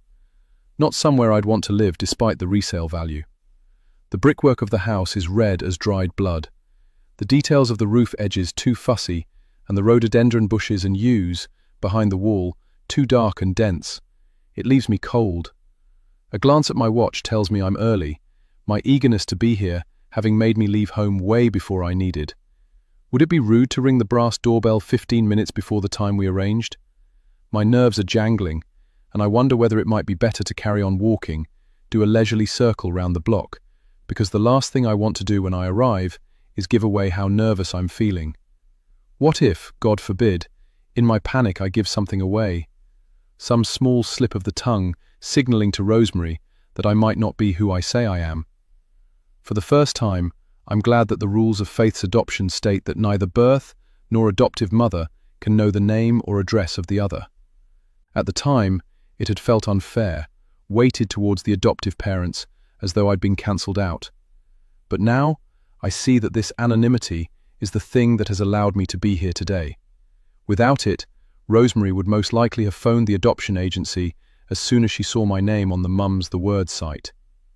Jane Simmons, my contact at the agency, would be on the phone like a shot, and stern words would be exchanged. Maybe worse, an injunction, a court order. I grip the handle of Leo's pram to dispel the terrible thought, and as I do, I see a movement at the window in the corner turret on the first floor. Tipping my head back, I shield my eyes with my hand, unsure if it's a pale face I see behind the glass or one of the clouds. Is it Rosemary who's standing in the upstairs bay? Is it Faith? Before I can decide, the face disappears again, and I'm left wondering if I'd imagined it. Chapter 9. Rosemary. The glass is cold on the skin of my forehead as I look down on the girl who's struggling with the latch on the gate. My driveway is long and gravelled, not easy to push a pram down, and there is plenty of time to observe her before she reaches the steps of the front porch. I thought she'd seen me, but now all her concentration is on getting the pram down the drive, and I smile at how she turns and scoots her foot behind her as she goes, to smooth the tracks of the wheels. I call her a girl because that's what she seems to me, but now that she's closer, right under my window in fact, I can see she must be early 30s at least. I wonder if she's nervous. I am. It's a long time since I've had a visitor to the house, unless you count the health visitor, and even longer since I've had a friend. I shake my head, wondering what makes me think this girl, who's struggling to get the pram up the porch step, would want to be friends with me. A woman at least a decade older who hasn't felt the sun on her face for a long time, whose child won't connect with her, and whose husband...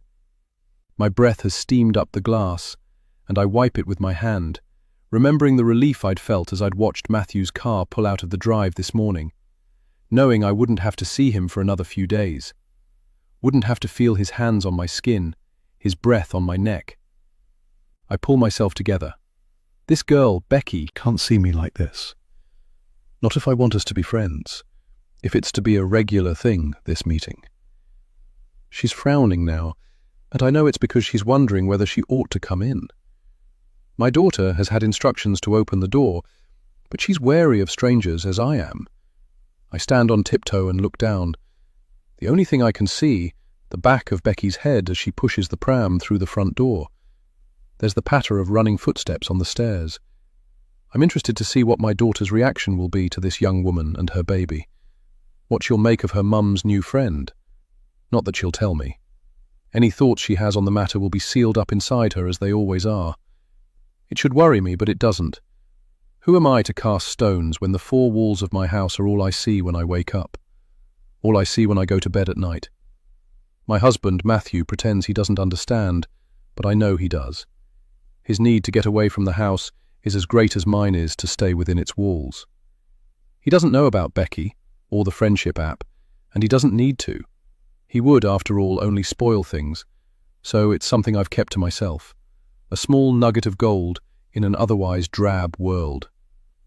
I remember the relief I'd felt when the notification came through telling me I had a match. The surprise when Becky's message had popped up just a few moments later.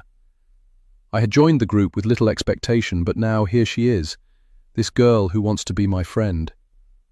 Beside me is the baby monitor.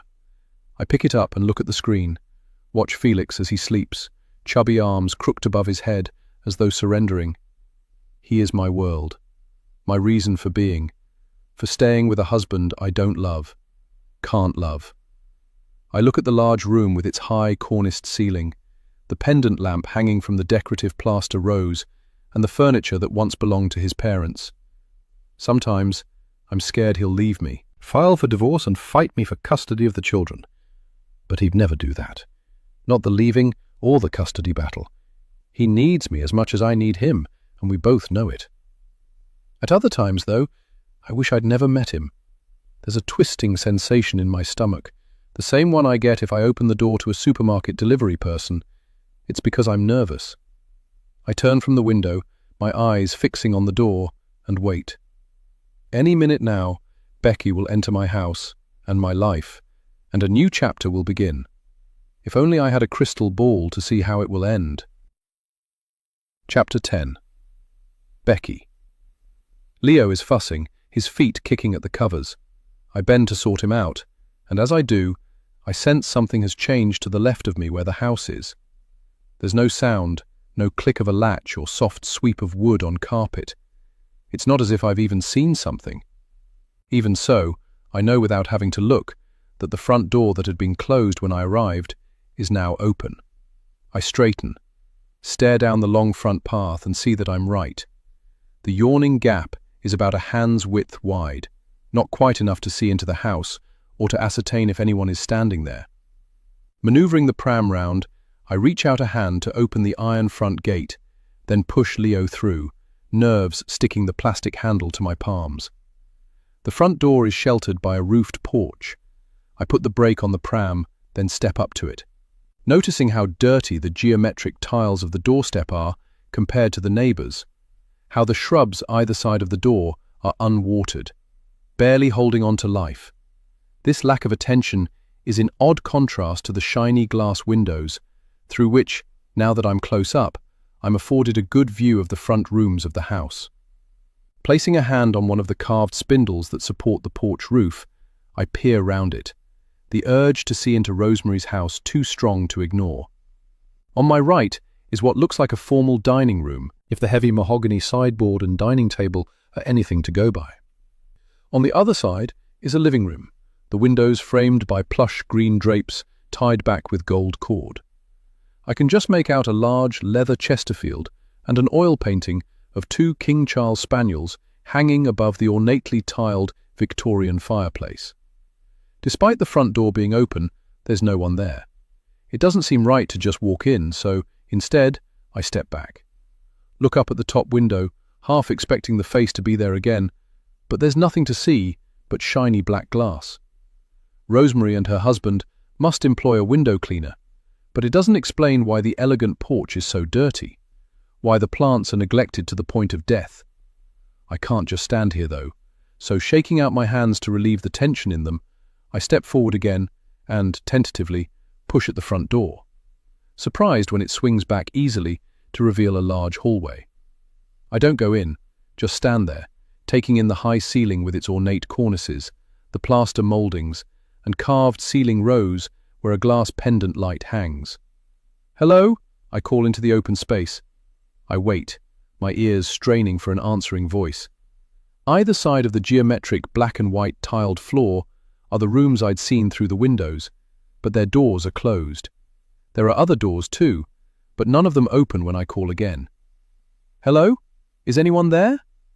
To my right is a staircase carved in dark wood, a brown strip of carpet with a striped edge running up its center. The forest green paneling that rises at waist height alongside it, and the heavy-looking black radiator to the left of the hall, giving another nod to the house's history. But where is everyone? Who opened the door? Not knowing what else to do, I step inside, walk across the hall to the staircase and look up, one hand on the newel post. "Rosemary? It's me, Becky. I'm a bit early. I hope you don't mind." At first, I hear nothing, just the ticking of the grandfather clock at the back of the hall. But then I hear a faint voice. "Hi, Becky. Come up. I hope you don't mind if I don't come down. You can leave the pram in the hall." No, of course I don't mind," I call back. "I'll bring it in."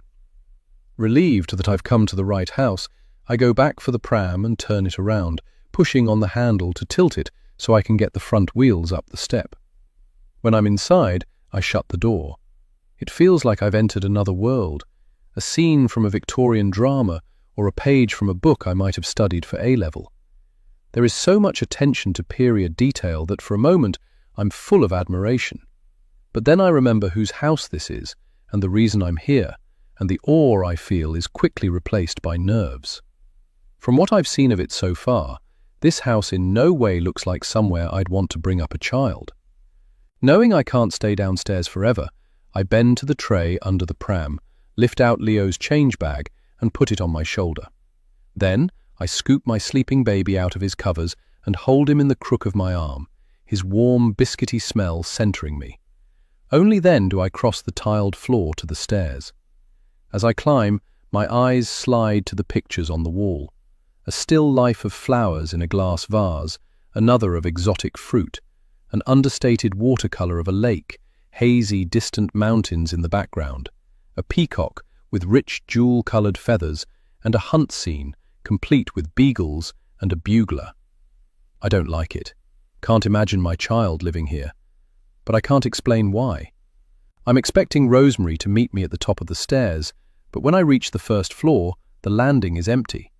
Nothing to see except for dark, polished floorboards and a richly patterned rug. "Hello? Which room are you in, Rosemary?" The hairs on my arms start to bristle, the quiet unsettling. Where is she?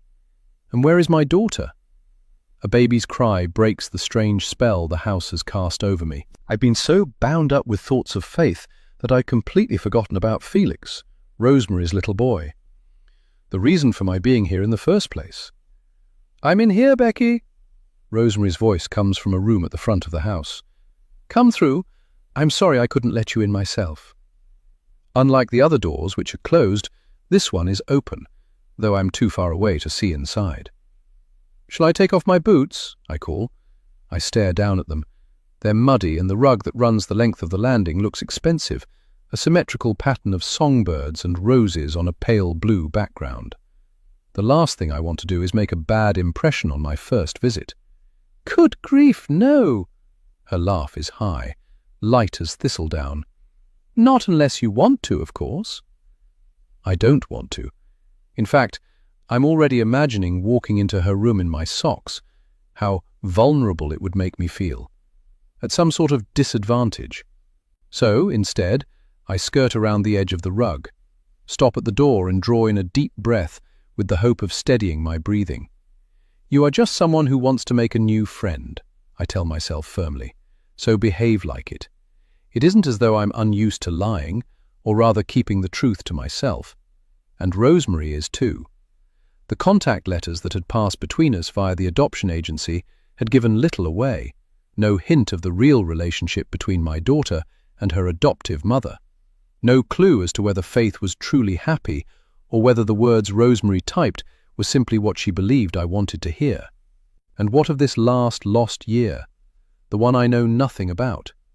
Had she really got weary of writing the letters, or was there another reason she'd stopped? Surely I have a right to know. "What should I do, Leo?" I whisper the words into the folds of my baby's neck, feeling like I'm standing on a precipice. If I go in now, things will never be the same again. Yet, if I don't, I'm behaving as though I have a choice, but I haven't. I never did. And I'm here now. I can't exactly walk out. Here goes. I kiss the top of Leo's head and take a step forward. At least I'll get to hear some answers. I step into the room, not knowing what to expect, a little afraid of what I'll find. I'm in a large bedroom, and like the hall downstairs, it's decorated in Victorian style. The heavy mahogany furniture making it feel oddly claustrophobic despite the two generous bay windows. "I'm delighted you came, Becky. I was scared you wouldn't. These friendship sites can be a little daunting, and I wondered if you'd maybe had second thoughts." There's a large bed with a heavy brocade coverlet to the left of where I'm standing, but that's not where Rosemary is. She's sitting on a padded window seat in the small hexagonal space on the other side of the room, the turret I'd seen when I walked down the path. Her face I'd seen at the glass. I wouldn't have had second thoughts. It's true, despite my nerves, nothing had been further from my mind. I've been looking forward to it. Leo has too. It's a silly thing to say, But seeing Rosemary after all these years has put me off my stride. The way she's dressed, it's not what I'd been expecting. She's in a calf-length tea dress made of thin cotton, the busy flower print on it making my eyes hurt. Her beautiful auburn hair is tied back in a scrunchie, her pale face devoid of makeup.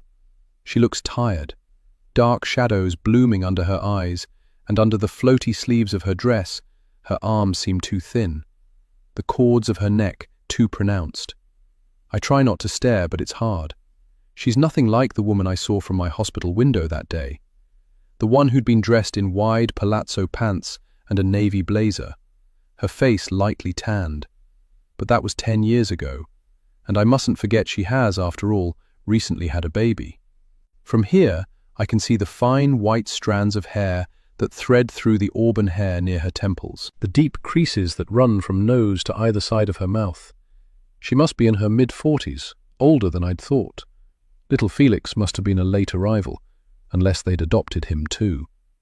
It's something I'd like to ask, but I can't because, as far as Rosemary knows, I've no reason to believe either of her children are not her own. She smiles at me. "Do you like my reading nook? It's where I sit and think when things get a bit too much." Wondering if it's her baby she's referring to, I look around for him, but there's only Rosemary in the large bedroom. Faith isn't here either, and it occurs to me that it must have been the little girl who opened the front door to let me in. "Where's Felix?" "Felix?" For a moment, Rosemary sounds as though she doesn't know who I'm talking about, and then she smiles.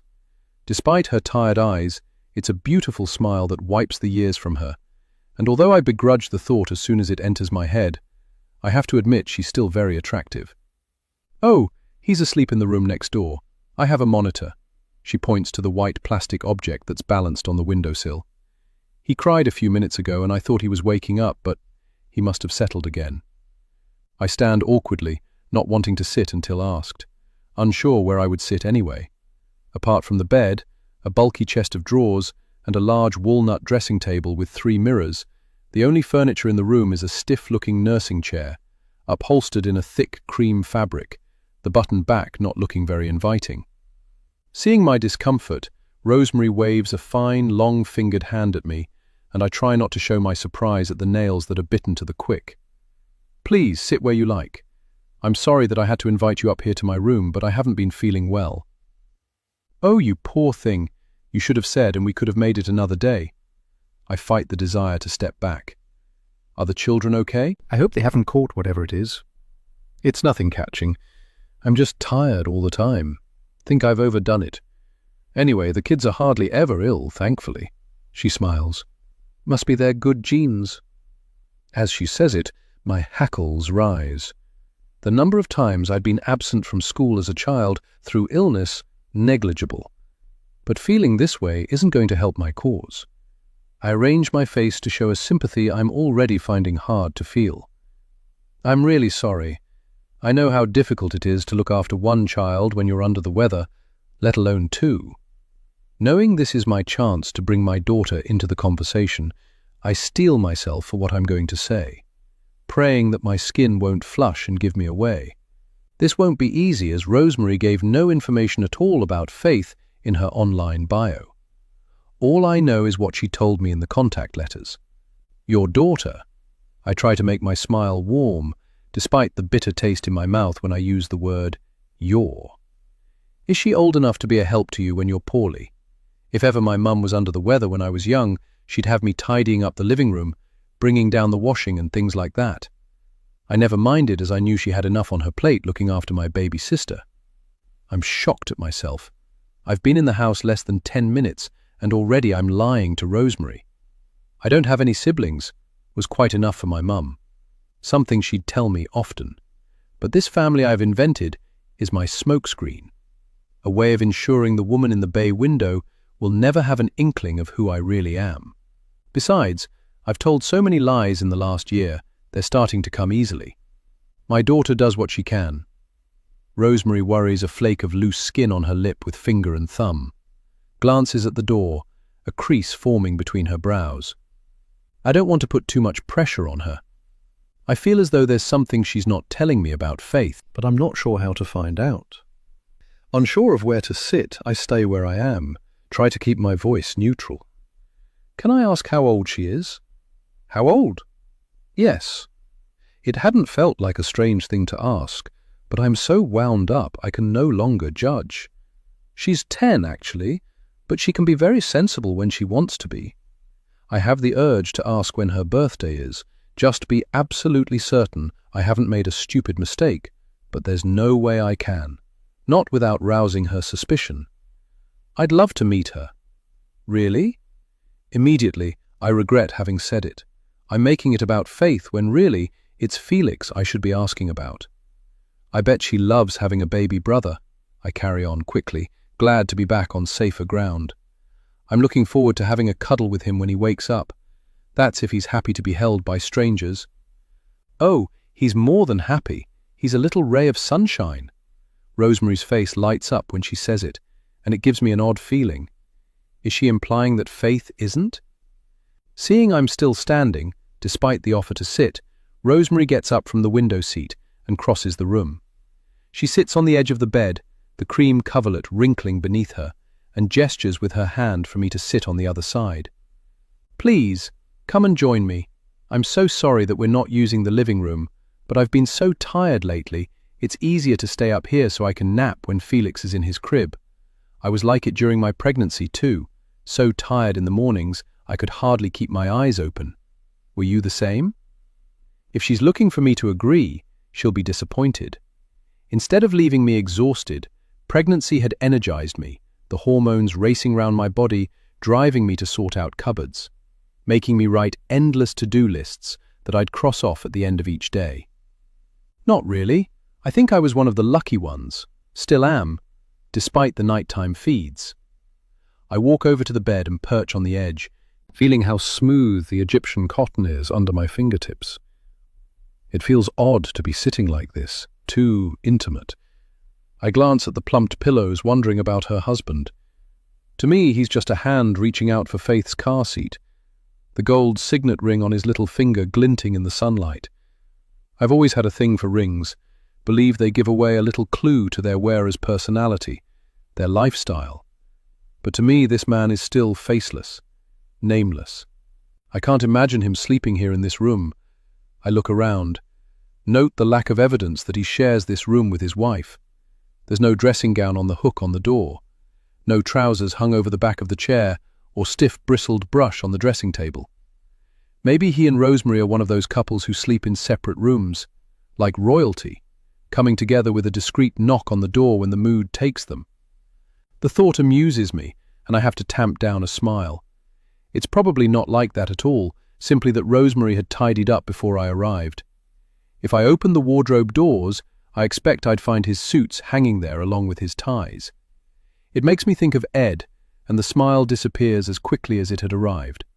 Are you all right, Becky? Yes, I'm fine. Reaching my arms behind my back, I loosen the ties that bind Leo to me and unwind them, lift him out of his fabric cocoon by his armpits. There you are, freedom, little man. Feels good, doesn't it? His cheek is pink and warm from where it was pressed against me, and I kiss it. No grizzling now.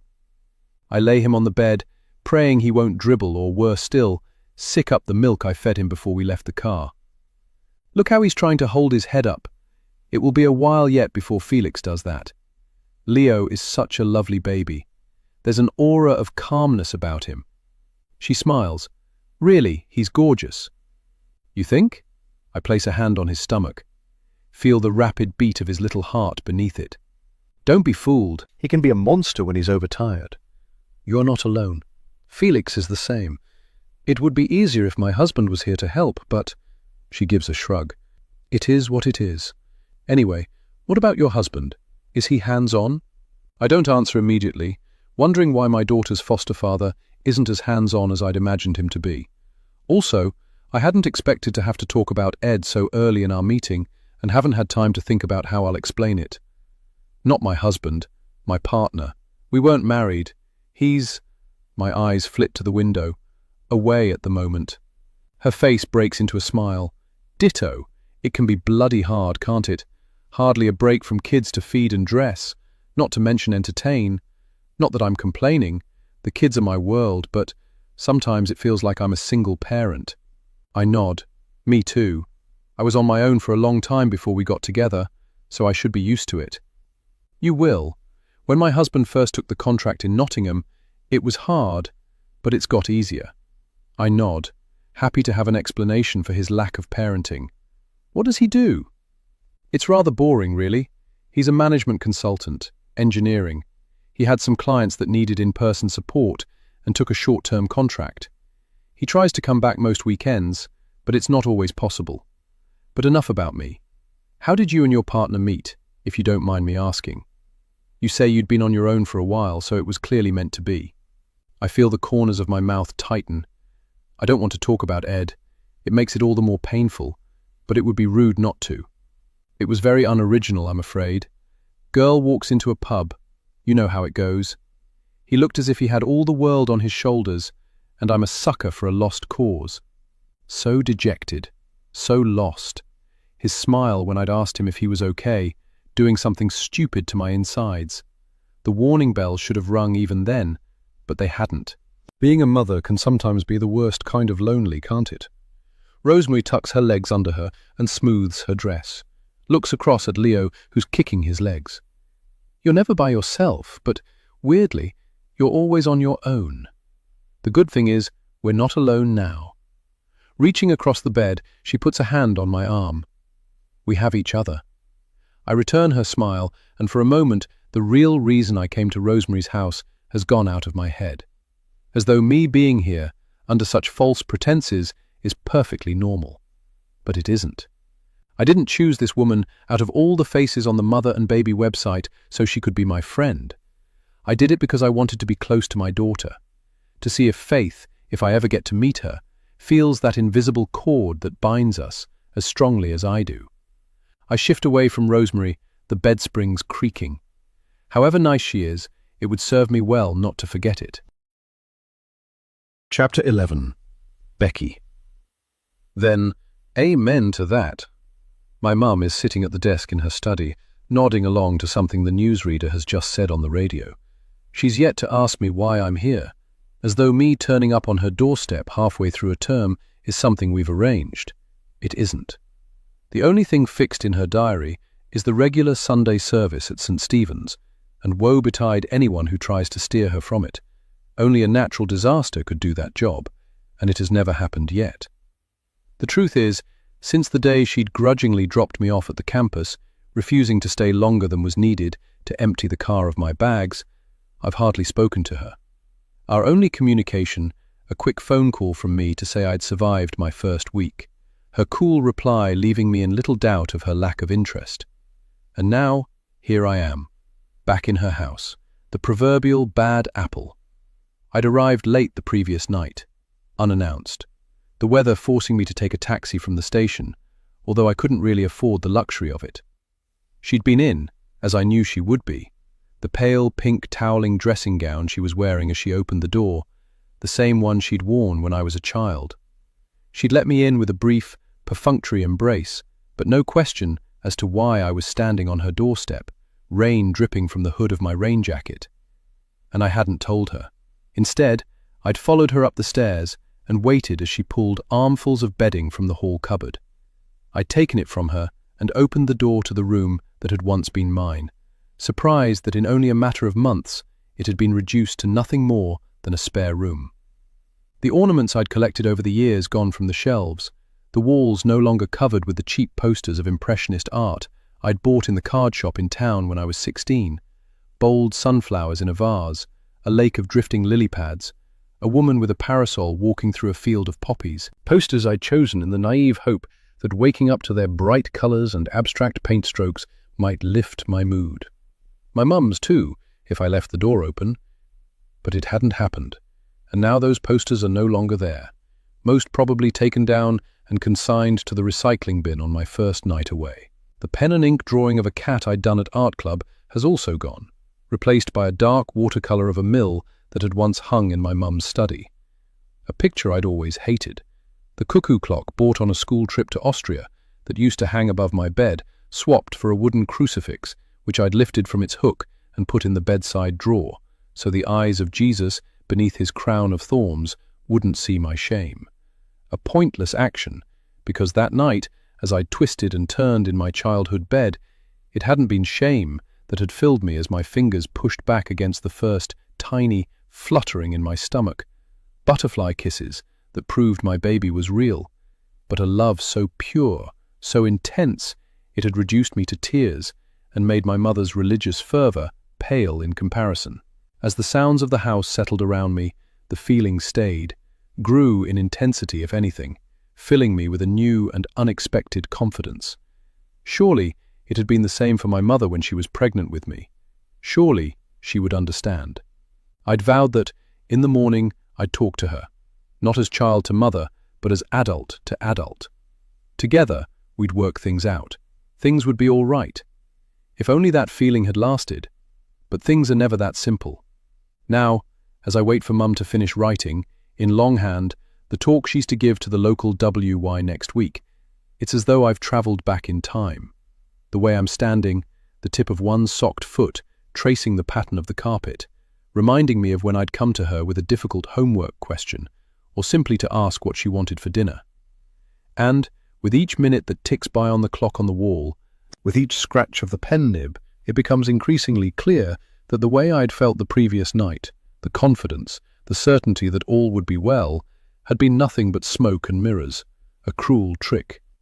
Because, as I stare at my mother's back in its M&S cardigan, at the sharp cut of her hair around her ears, I am, if anything, even more nervous than before.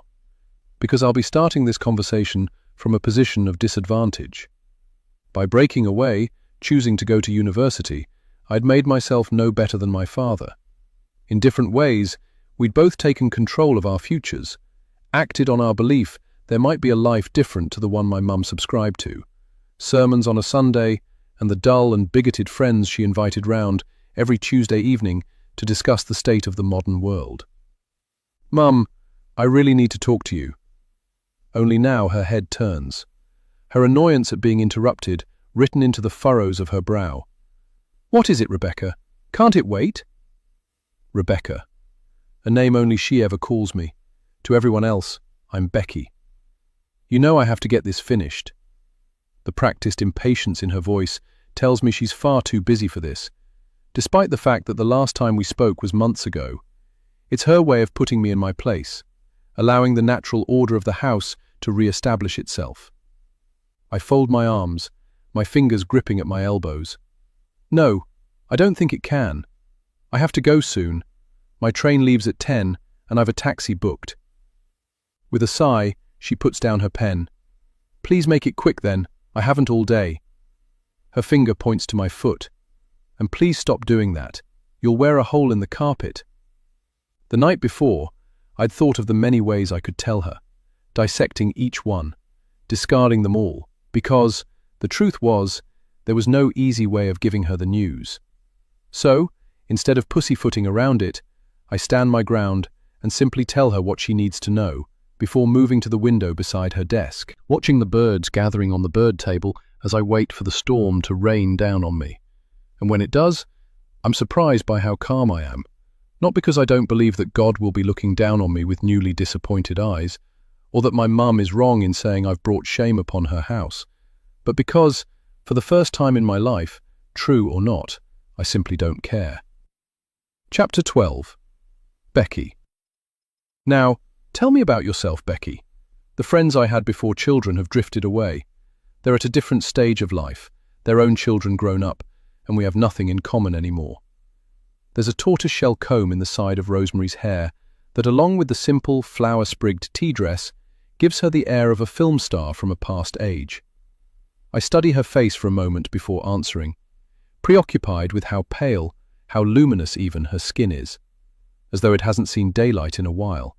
She must burn easily, wear a high-factor sun cream when she's out. But that doesn't explain how the first time I'd seen her, her skin had been tanned. There's not a lot to tell. I'm on my guard, scared of giving too much away, yet knowing that, for this friendship, if that's what we're to call it, to work, I have to at least be seen to be opening up to her. "I'm just a mum like you, doing the best I can." She smiles at that. "You're younger than you look in your photo. There must be a decade or so between us." But the age difference means nothing when we're going through the same thing with our babies, battling nappy rash and sore gums. Sleepless nights and not having a minute to ourselves, I add, with a tentative smile. Can you believe that yesterday it was midday before I got out of my pajamas? I can believe it, and it's a relief to have someone I can talk about this stuff with. Sometimes, I wonder why I even bother to get dressed at all. If it wasn't for my daughter, maybe I wouldn't. I take this as my cue. I still haven't seen Faith, and I desperately want to know more about her. You mentioned that she doesn't go to school. Do you mind me asking why? Her hesitation is so brief, it's almost imperceptible. Of course I don't mind. Matthew and I thought it would be for the best. Matthew's your husband? Yes. Usually he leaves any decisions about the children to me, but on this we were in agreement. Being at school all day was too much for her. The teachers didn't understand her needs. So I'm guessing she's homeschooled. That must be hard for you. What with Felix? She looks at me, then away again. I'll have to let you know, I haven't actually started yet. The laugh she gives is half-hearted. Please don't judge me.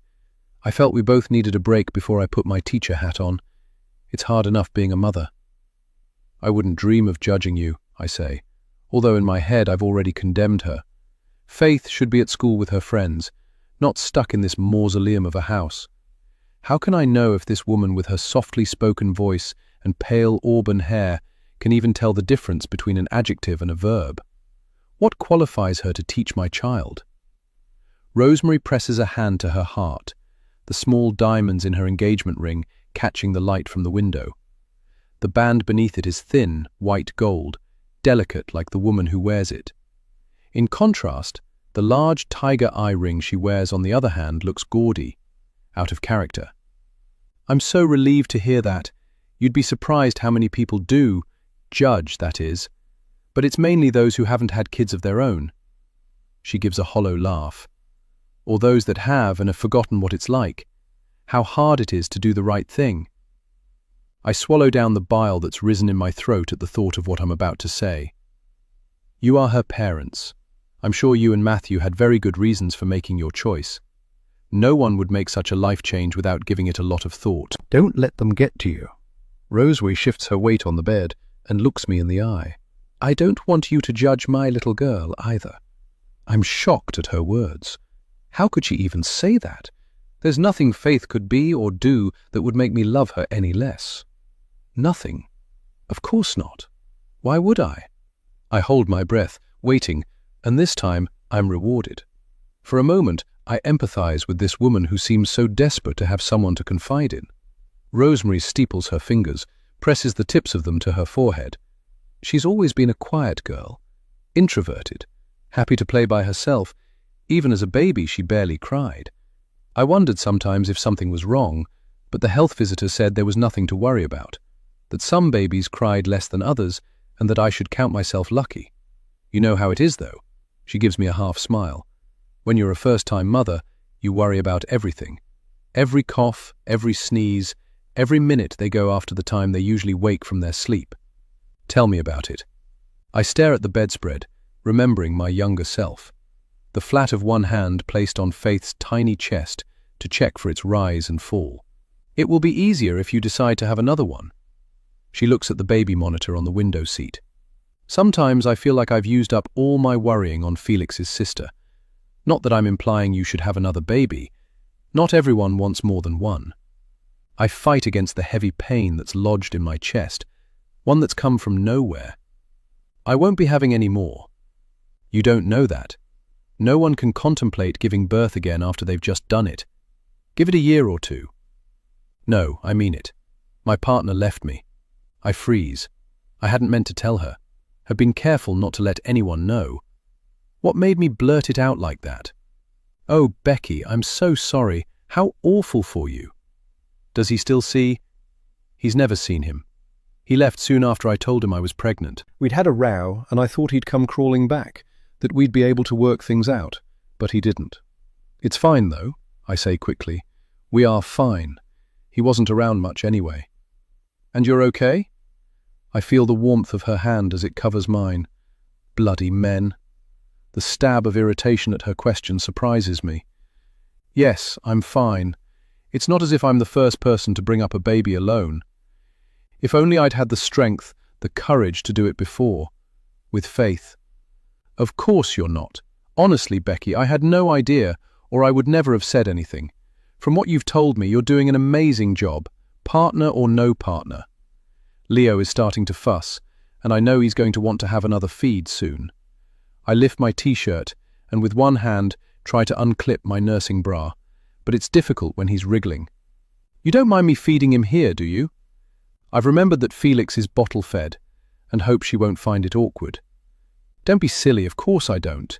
Here, let me take Leo, then you can sort yourself out. Slipping off the bed, she comes round to my side and reaches for him. I freeze. The sight of those outstretched arms makes everything come flooding back. The social worker's soft voice. You need to give her to me now, Becky. It's time. No! Rosemary takes a step back. I'm sorry, I was only... The look on her face brings me back to my senses. I can't lose it like this. Of course, if we are to become friends, Rosemary will want to hold my baby. It doesn't mean anything. No one's going to take him away. No, it's me who should be sorry. I breathe in deeply through my nose, force my heartbeat to slow itself. That thing you said about new mothers, you forgot to mention that it makes you paranoid. We get it into our heads that we are the only people who can care for our babies properly. After Leo was born, I didn't want anyone to hold him except me. Not even your mother. I look away. I don't see her. Anyway, it would be a great help if you could take him. These things are so fiddly. With pleasure. Rosemary leans over and takes Leo from my arms. My teeth are clenched tight as I release him to her. But once she has him, I realize it wasn't so bad. I didn't die as I thought I might, and it certainly is a lot easier to unclip my feeding bra without juggling Leo at the same time. Yet seeing her cradle him makes me feel uncomfortable, vulnerable, and as soon as I've sorted myself out, I take him back. Carry him to the cream, buttoned-back chair to feed him. Usually, Leo settles to his feed easily, but today he's fighting it. Pulling away, his face screwing up as though angry with me. I've read that babies are attuned to their mother's moods. Can he sense my tension? Rosemary has returned to the window seat and is resting her forehead against the glass. She looks wistfully out across the front garden to the street beyond, and I wonder what she's thinking. Is she glad I'm here? Or has she decided this has been a mistake and wishes I'd swiped past her profile, chosen someone else to befriend? The thought that she might not want us to meet again panics me. I haven't even seen Faith yet, and I have so many unanswered questions. Uppermost, why Rosemary and her husband took her out of her school. It makes me worried about my daughter. You never finished telling me, Rosemary, why... I'm about to say Faith, but stop myself, remembering just in time that Rosemary has never told me her name. There's no way I could know it. About your little girl. I keep my voice light, conversational. Why you've chosen to homeschool her. I wait for her to answer, but before she can, there's a small knock at the door. My heart leaps. The only person it could be is Faith. I turn and look, registering my heart's crazy rhythm beneath my ribcage. But as the door opens and the little girl comes in, it's not the sight of her that threatens to stop its beat. It's Rosemary's words. Octavia, darling, I'd like you to meet my new friend, Becky. Chapter 13. Becky. Octavia? It's as if the name has never existed before, or that I'm speaking a foreign language. The vowels and consonants alien on my lips. It's wrong. All wrong. It's not Octavia who stands in the doorway, her pale, freckled face tense and alert, as though she's reading the atmosphere in the room.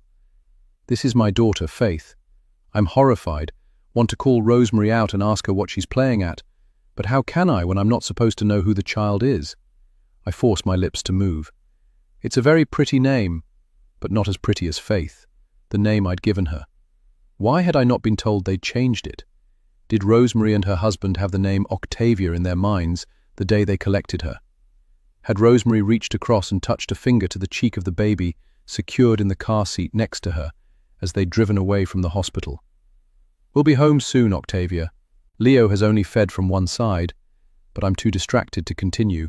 so I fix my nursing bra and lift him to my shoulder, my palm rubbing circles on his back to bring up any wind. "It's lovely to meet you, Octavia. How pretty your dress is and what beautiful hair you have." Although my comment has a hint of the wolf in Red Riding Hood, I mean every word. Her hair is indeed lovely, the same pale auburn as Rosemary's. Her skin is white, the freckles on the bridge of her nose swimming like tadpoles across her cheeks, spreading out under the surface of her skin and dispersing as they reach the serious line of her mouth. She's beautiful. She takes after her father, not me. I expect her to say something in reply, a simple thank you maybe, but nothing is forthcoming. She stands in silence, her pale grey eyes taking me in. I try again. "Would you like to meet my baby, Leo?" The soft dome of his head beneath my cupped hand is warm. Lifting him away from my chest, I kiss him, then maneuver his little body so he's in the crook of my arm and carry him over to her. The child takes a step closer to her mother, her eyes wary, and I feel a deep, aching pain within me at the rejection of both me and my baby.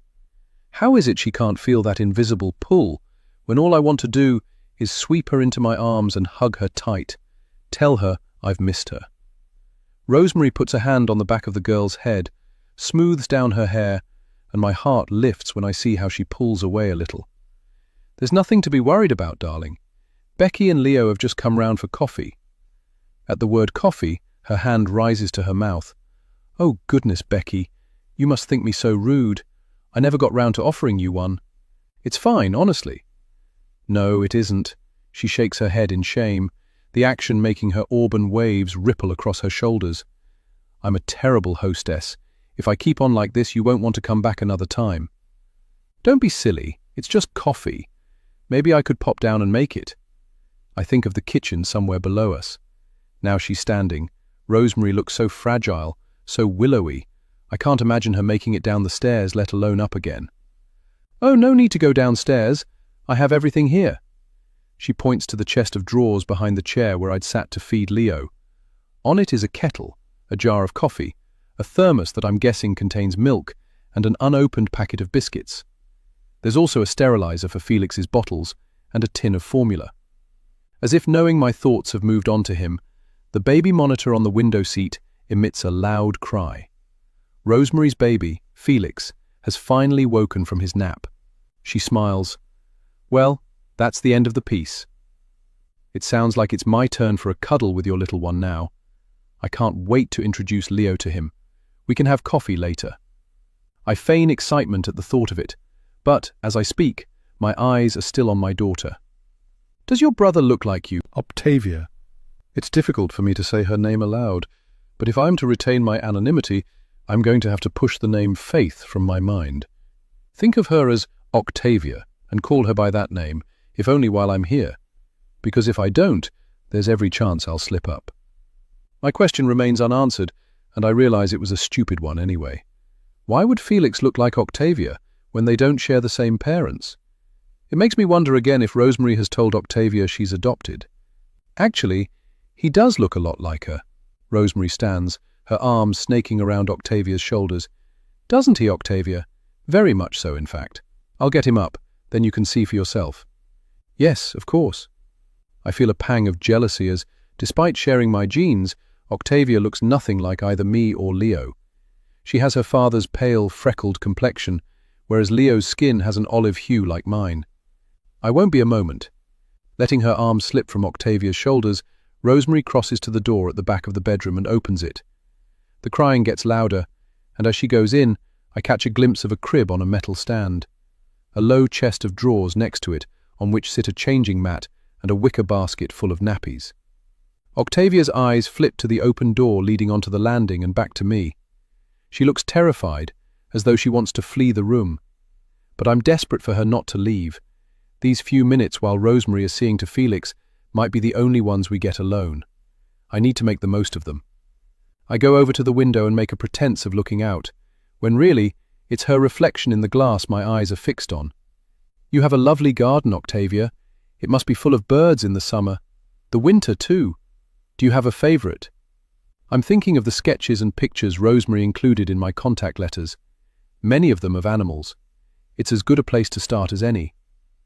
Octavia stands in the middle of the room, her hands bunched into fists at her sides, and when I turn, there's something in her expression that I recognize. It takes a minute to realize it's one I've seen on my own face when I've looked in the mirror. My heart thuds wildly. It's as if the last 10 years never happened, as though I've known her all her short life. I know you, I think. I know you only as a mother can. Octavia's eyes are roving my face as though trying to read me. It's in turn fascinating and unnerving. Was it you who opened the door to me when I arrived? I'm so used to her silence that I'm almost not expecting an answer, but then she nods, a small gesture of chin to chest that I nearly miss. Well, I'm very glad you did. It's wonderful to meet you. And your family, I add quickly, especially as Mummy isn't feeling too well today. In Felix's room, I can hear Rosemary singing, some lullaby I haven't heard before, and I wonder whether it was one she once sang to my daughter when she was a baby. I steal a look, see how she's rocking Felix in her arms, her lips lowered to his neck, and I lower my voice. Is Mummy often poorly? I know it's wrong to ask such a personal question, but something tells me it's important to know.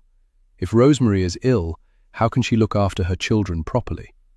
From the way things are set up in here, it looks as if she's been confined to her room. Octavia says nothing, but she's watching me warily, as though she knows I'm trying to catch her out. Not that I am. Not really. I just want to know everything's okay. Nothing more.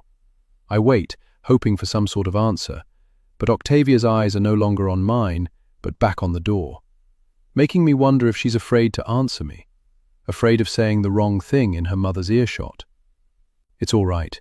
You don't have to tell me if you don't want to. The important thing is that we're spending time together.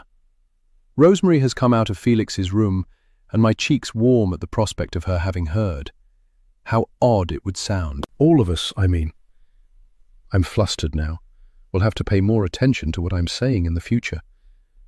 It's been lovely meeting you today, Rosemary, and if we all get on, it's the cherry on the cake, like one big family. I cringe inside, but if I'm acting strangely, Rosemary doesn't seem to have noticed. I like the sound of that. She walks over to the kettle. I promise I'll make that coffee in a minute, but I need this water for Felix's bottle. I boiled it before you arrived. You don't mind, do you? Not at all.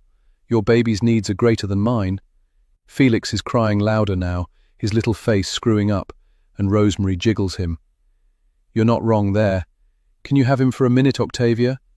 She hands Felix to the girl, then busies herself making his bottle. There we go. She screws the teat onto the bottle, then covers it with the lid and gives it a shake. When she's happy all the formula has dissolved, she tests the temperature of the milk on her wrist, then takes it over to the chair I'd vacated earlier. Okay, I'll have him back now. Octavia moves closer and Rosemary takes him from her. As the teat touches the baby's lips, he starts to suck, and I register the look on the girl's face. She seems anxious, unhappy to have relinquished him. I move back to the bed, perch on the end of it and beckon Octavia over. Do you want to hold Leo instead? I smile down at my child. He won't mind. He likes other people. Octavia takes a few steps towards me, then looks across to Rosemary as though needing her permission.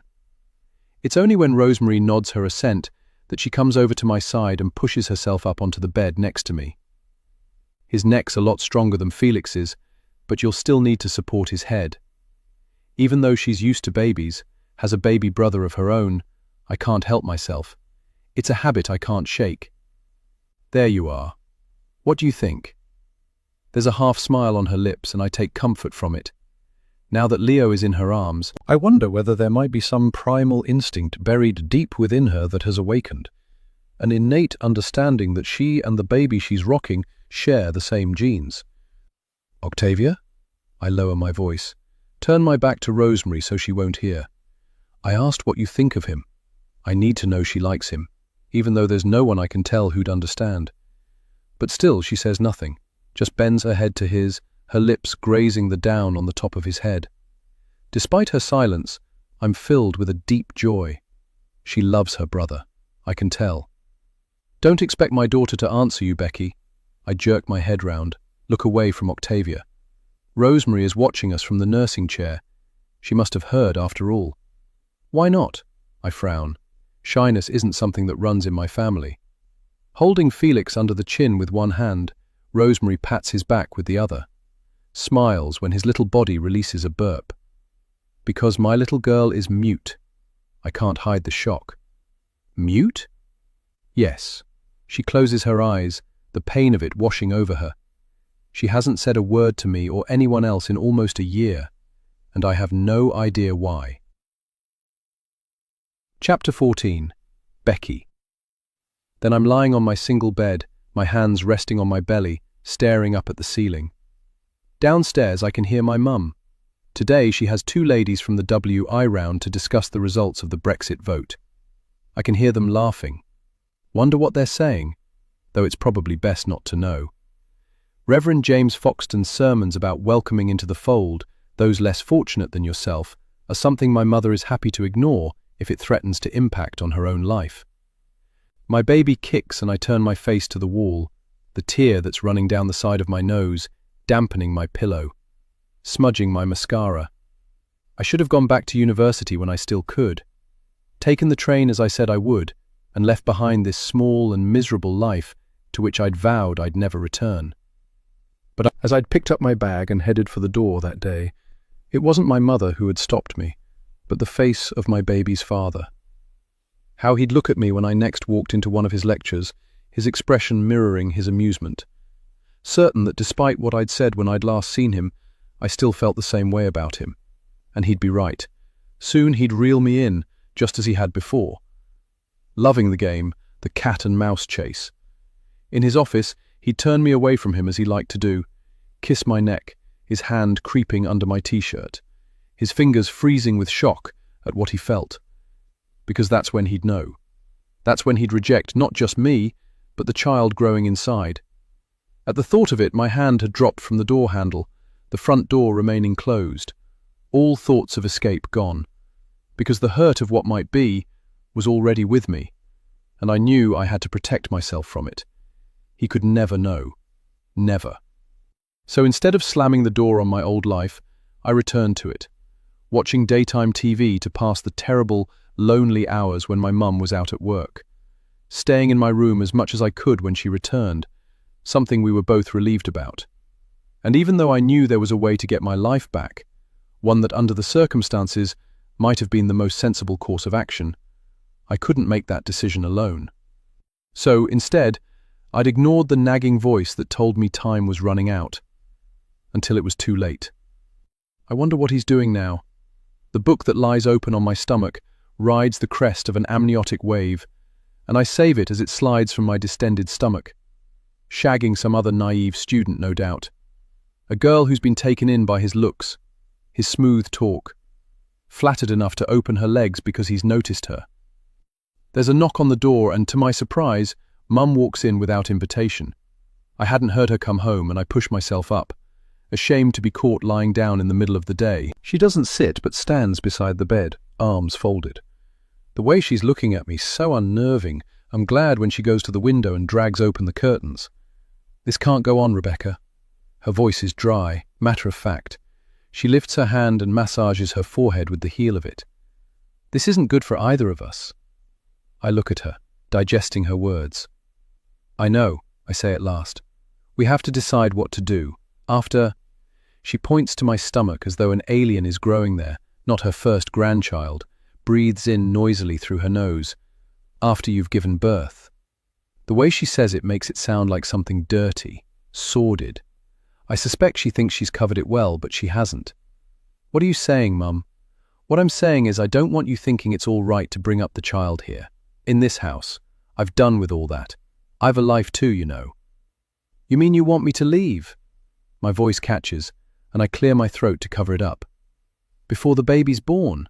I have no money, nowhere to go. I know I should have got a job, but the dark depression that had descended on me, once I'd made my decision to stay, had robbed me of any ability to act. It was enough to drag myself out of bed each day, to get myself dressed. I looked down at my pajamas, something I'd not managed today. That's not what I'm saying. Mum fusses with the bottom of the curtain, straightening it. Not what I'm saying at all. I've been speaking with Reverend James. I swing my legs round on the bed and stand, one hand on my belly.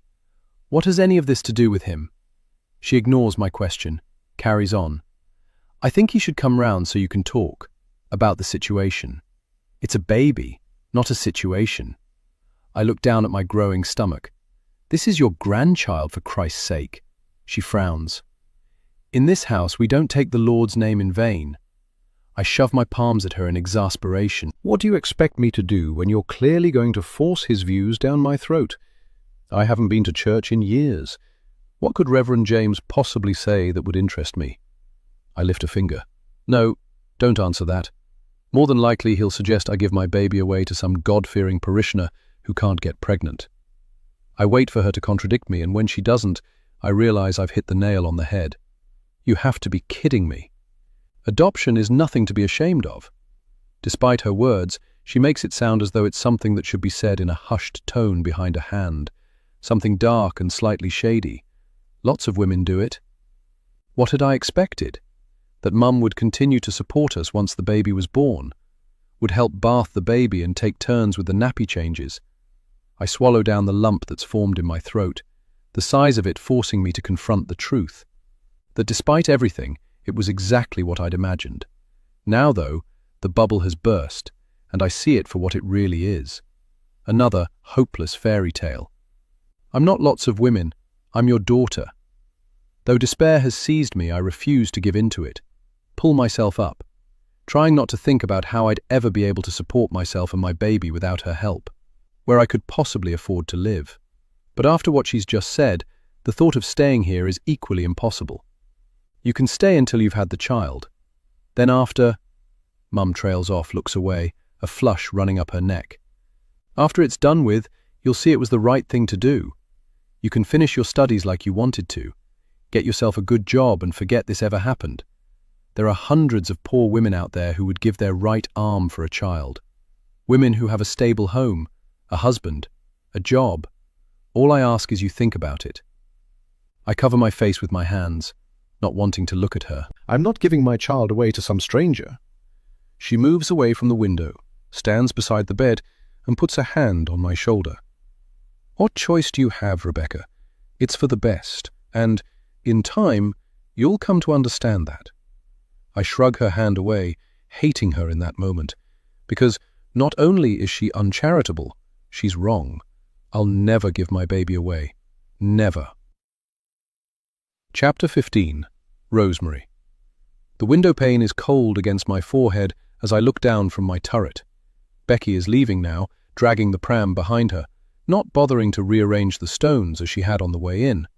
The reason she'd given was she was parked in a 2-hour bay, but I wonder if it's true. Maybe it was something about Octavia that had spooked her. Her silence and the way she has of staring into your eyes, of looking into your soul. I shift my position on the window seat to see better and watch her retreat down the street, envious of the way she can come and go as she pleases.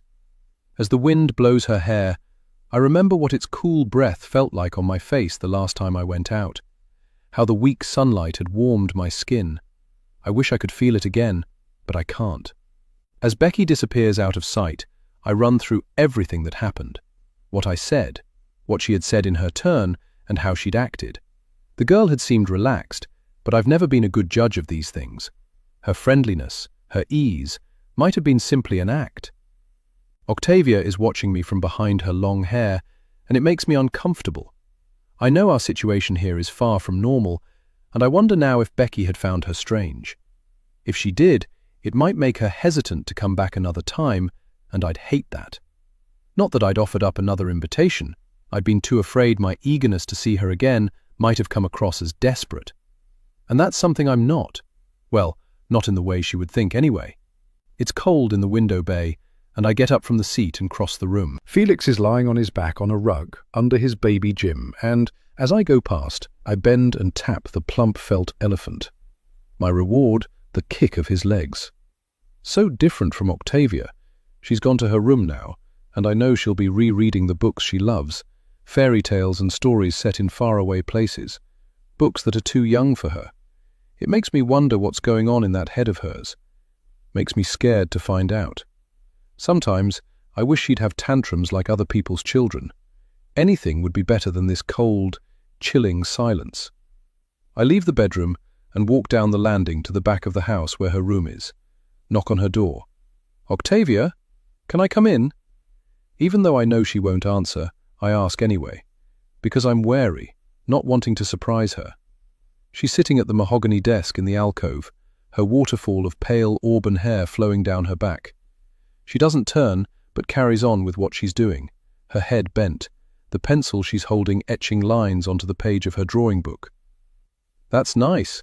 I point to the daffodil she's drawn. "When you finish it, we can put it on your wall." I want her to smile, for things to be as they once were. But she won't look at me, concentrates on shading in the flower's long, sharp leaf. "What did you think of my new friend? What did you think of Becky?"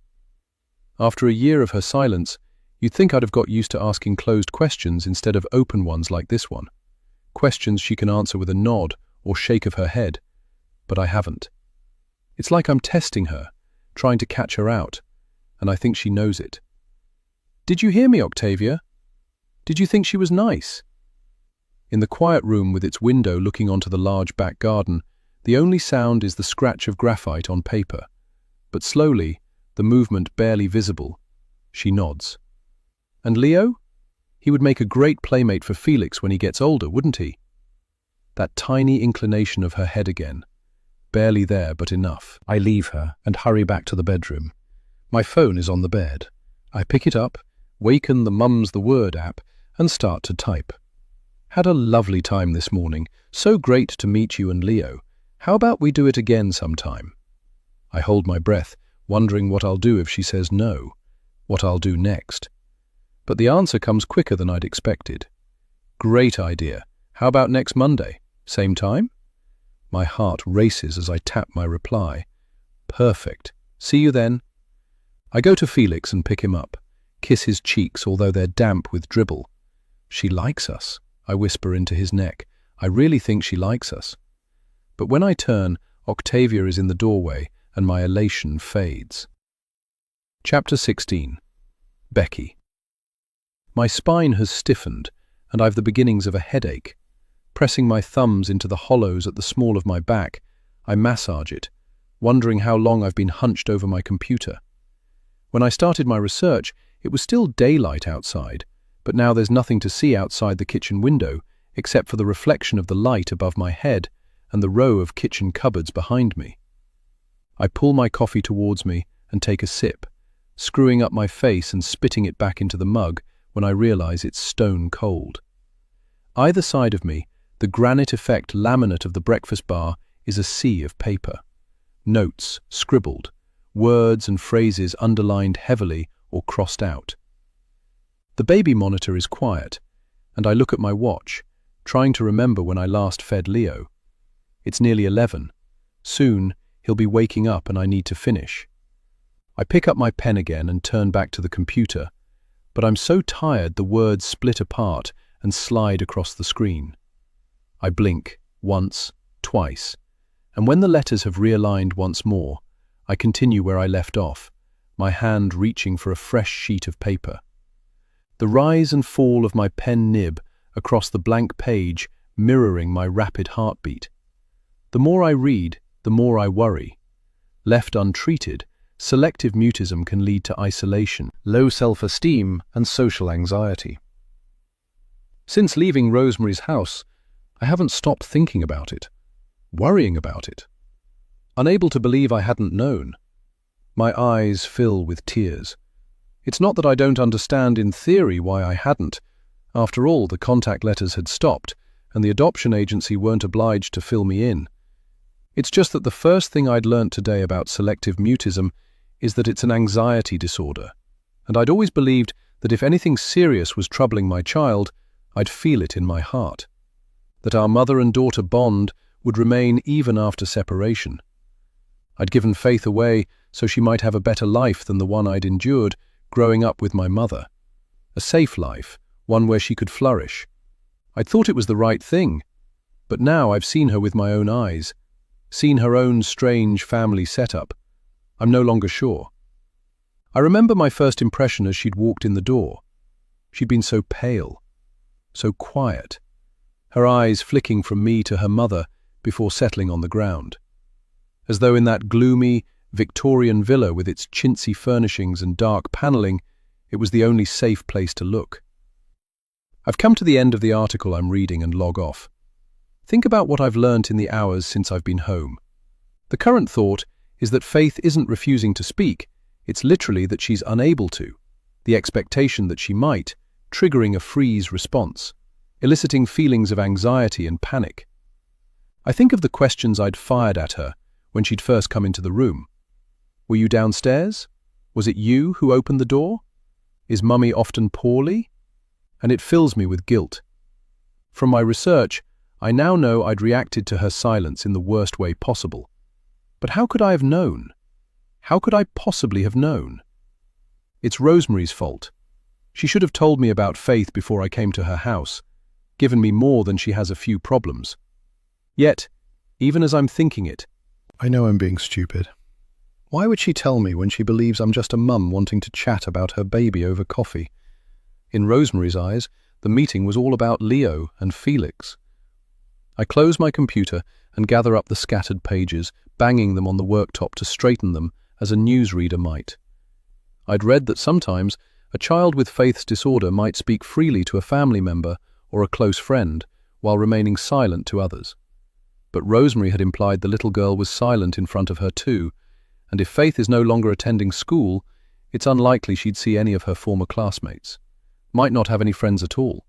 The thought saddens me. But it's not just friends. There's her father to consider. Thinking about him brings back a memory of the disembodied hand with its gold signet ring, the way it had caught the sunlight as he'd taken the car seat from his wife.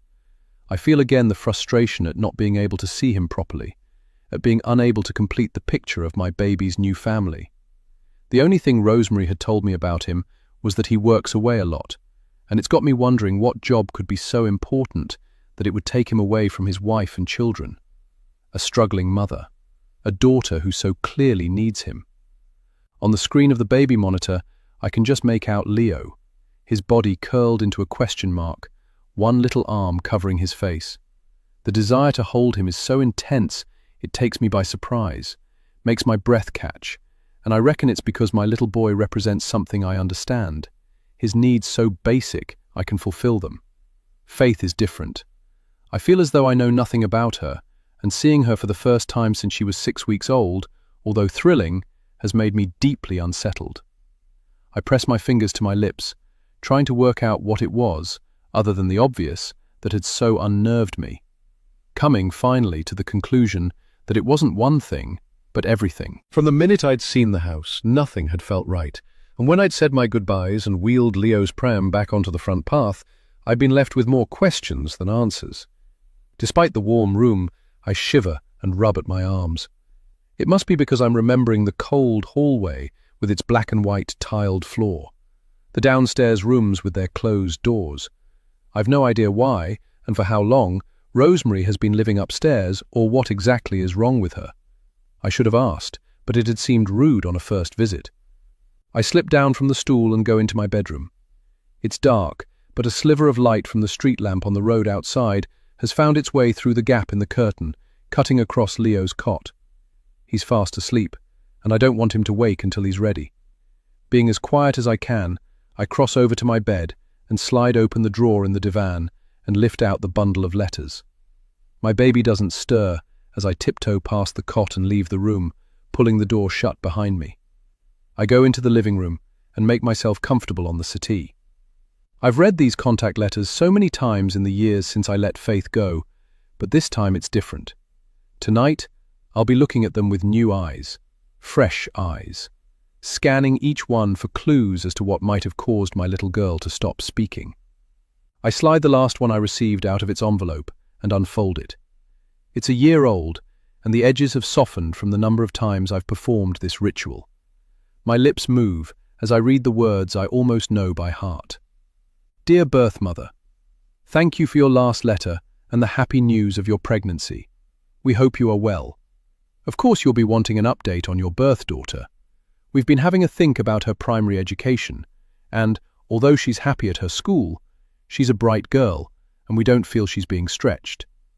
There are also one or two disruptive elements in the class, who we're not happy about. With this in mind, we've been researching some of the fee-paying schools in the area and have found one a few miles from our home that we like the look of. It has a good reputation, and I don't think she'll have any trouble passing the entrance exams. We're even keeping our fingers crossed for a scholarship. I'm sure you'll agree that it's important to give her the best chance in life. In other news, I put the contact letter on my lap. There's nothing there to give me any indication of why Rosemary had stopped writing them. Had I been too informal in my last letter? Maybe I shouldn't have mentioned the pregnancy. Perhaps it was that which had made her back off. Or was it something to do with faith? I've no idea if my daughter started at the new school, and if she did, whether she'd enjoyed it there. It's something I'd asked Rosemary in my return letter, but of course there'd been no reply. Rosemary has invited me back to her house, and I'm thankful for that, as it will give me a chance to find out more. The problem is, there are things Becky the birth mother knows which the Becky Rosemary met today does not, and I'm getting confused. It feels as though I'm two people, and in a way, I am. I'm the one Rosemary wrote to in her letterbox contact letters, and I'm also the mother she sat with over coffee this morning, a new friend to chat and swap baby stories with. Yes, two people, and it must stay that way if I'm to discover more. There's something odd going on at Victoria Lodge, something I can't put my finger on, and I need to know that I did the right thing 10 years ago when I gave Faith up. Need to be sure it's not been for nothing. Leo is stirring, his small cry coming to me through the baby monitor. Soon it will be loud enough to wake the neighbors. I push myself up and go back into the bedroom, put the letters away and pick up my son. When I'm settled with him on my bed, I don't bother to switch on the light but reach across to the bedside table and turn on the radio, hoping I'll find some music that will lift my mood. Instead, I catch the end of the news. After she was reported missing this morning, she was last seen near Eccleston railway station wearing a knee-length black woolen coat and a yellow scarf. My ears prick up. A woman's missing, but I've missed the part where they've said her name. I rub at the tiny raised hairs on my forearms. Eccleston is only a few miles from here. It's where the lifeless body of a young woman was found last year, and the sober way they've said it makes me think they're expecting to find another any time soon. Police are urging anyone with any information to contact. I shift on the bed to get more comfortable, feeling foolish as I remember my reaction last time I heard the news. How quickly I jumped to conclusions. Thought of Ed. I switch the radio off again. The thought that someone might be out there preying on women, only now beginning to affect me. I hold Leo closer, look out into the dark night. For the first time, my being alone in the flat has taken on new meaning. It hadn't bothered me before, but now it does. But it's worse for Rosemary, alone in her Victorian villa with its dark panelling and large, high-ceilinged rooms. Is she scared? It's times like this when I wish Ed was still here. I think of his face when I'd shown him the pregnancy test with its blue line. The resignation that had settled there, as though it was confirmation I'd trapped him. He thought he knew me, but he hadn't. There are things I never told him, like how I'd left university rather than wreck a marriage, how I'd lost my child to a stranger. Would he have loved me more or less if he'd known? Would it have made a difference? I'd thought Ed would be by my side through the pregnancy with Leo, and certainly hadn't planned to go it alone. But our relationship had always been complicated, punctuated with rows and recrimination. One evening, when he was out at the pub, I found out what he'd been doing on his computer. When the shock had turned to anger, I'd confronted him, given him an ultimatum, change or leave, and if I believed he'd come back after making his choice, I was sorely mistaken. But despite the heartache of losing him, the fear of bringing up a baby alone, I vowed to be strong. I was 10 years older than I'd been when I'd had Faith, and no longer under my mum's toxic influence. I could do it, would do it. I'd prove myself worthy of the task, prove everyone who doubted me before wrong. Why then, as I cradle Leo in my arms, do I hold him tighter than usual? Whisper words of comfort in his ear that I know are meant for me. I look around the room at the dark shadows, the the sway of the branches I can see through the thin bedroom curtains. It's because the newsreader's words have got to me, reminded me it's a perilous world out there. This whole business has made me aware that there are dangers in the world from which I might not be able to protect my little boy. My love not enough to shield him. It leaves me feeling vulnerable, alone. I sit in the darkened bedroom and wonder what Rosemary is doing, if she feels that too. And what about my daughter? There's something off about the house where she's been brought up these last 10 years that raises goosebumps on my arms. Something that has caused Faith to stop speaking. I don't know what it is, but I need to find out. Chapter 17. Becky. Then I'm sitting on my own in my mum's living room, and the woman sitting opposite me is called Jane Simmons. She's nice, punctuating the end of each piece of information she's given me with a smile, but it does nothing to dispel my anxiety. So you're, she looks at her notes, adjusts her glasses. 6.5 months, give or take. I nod. Look anywhere but at her, as though this simple action might make her disappear. And you say you've spoken to Reverend James, and that it was he who gave you the number of our agency. I nod again, not trusting myself to speak, trying not to remember how he'd dropped biscuit crumbs down the front of his jumper, how he'd talked to me as though the decision had already been made. Worst of all, though, was how I'd sat, docile as a lamb, allowing his arguments against keeping the baby to join forces with my mother's. Too tired to argue, to fight for what was rightfully mine. I shift position in my seat, stretching out my back. These last few months have been the worst of my life. Slowly but surely my mother had done what she set out to do the moment I told her I was pregnant. Worn me down with her vision of a future containing nothing but the poverty and hardship I'd suffer if I was to keep the baby and bring it up alone, as she'd done. And when I'd asked why she'd not done the same as she was suggesting for me, her answer had been simple. I had Jesus to guide me, Rebecca. And a husband. That's the difference. Jane glances at the door, leans forward. This has to be your decision, love, not your mother's, not Reverend James's. You know that, don't you? I push down the ball of pain in my chest, raise my eyes to hers. It's what I want. It's for the best. And why do you think that is, Rebecca? It's Becky. Only my mother calls me Rebecca. Oh, I hadn't realized. She pushes her glasses up her nose, smiles apologetically. Becky it is then. The clock on the mantelpiece ticks down the minutes, and I hate that I've given so much of myself away. She'll be wondering about my relationship with my mother and whether I've been coerced into making the choice I've made. Despite the truth in it, my stupid pride won't let me admit to not having made the decision myself. My baby will be better off with someone else. I blink rapidly, hating the tears that are stinging my eyes. I'm not ready for this. I want to continue with my studies, Continue with my life. It sounds harsh, as though I have no heart, but Jane doesn't seem shocked. I guess she's heard it all in her job. Having a baby doesn't mean the end of your life, Becky. It would be a different life, that's all. Over the last few weeks, I've turned off my emotions, but her kindness is threatening to prise open the armor I've built around myself to stop me thinking too much, feeling too much. I'll regret it, I continue quickly. I'll resent the baby. My mother's words fall from my lips like a ventriloquist's dummy. It should shock me, but it doesn't. The insidious drip of them every day has permeated my being until I no longer know which are her thoughts and which my own. Please, just give me the information. Tell me what will happen. The baby kicks and, as if it has a will of its own, my hand moves to my stomach. Realizing what I've done, I move it away again, hoping she hasn't noticed, but of course she has. Jane sighs, sits back in her seat again, and takes a sip of the tea Mum made for her. I think I see disappointment in her eyes, but it could be my imagination. Of course I'll tell you if that's what you want, but before I do, it's important you know you can change your mind at any time. Right up until the baby is 6 weeks old, in fact. Really? I hadn't known that. It was something Reverend James had conveniently forgotten to mention. Despite everything, it's as though a glimmer of sunlight has found its way through a gap in the clouds.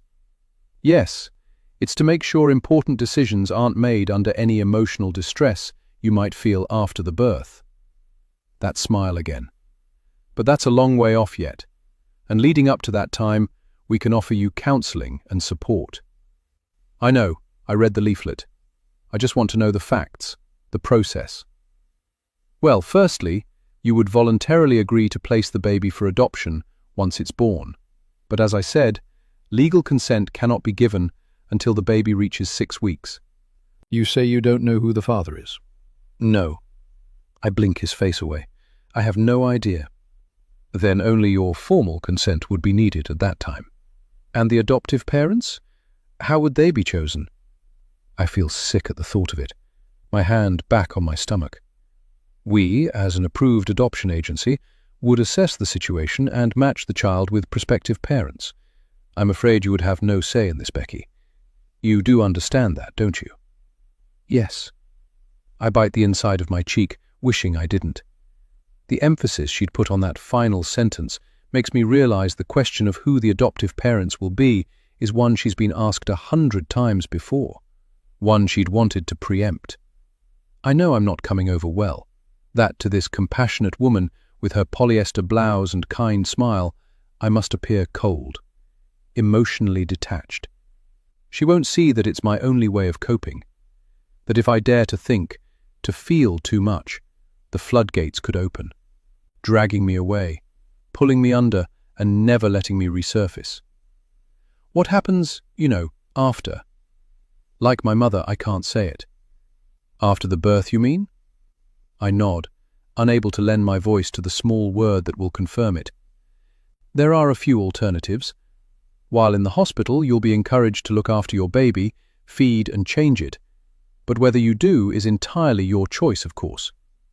The idea is that these things help the birth mother to bond, help them know they've made the right decision.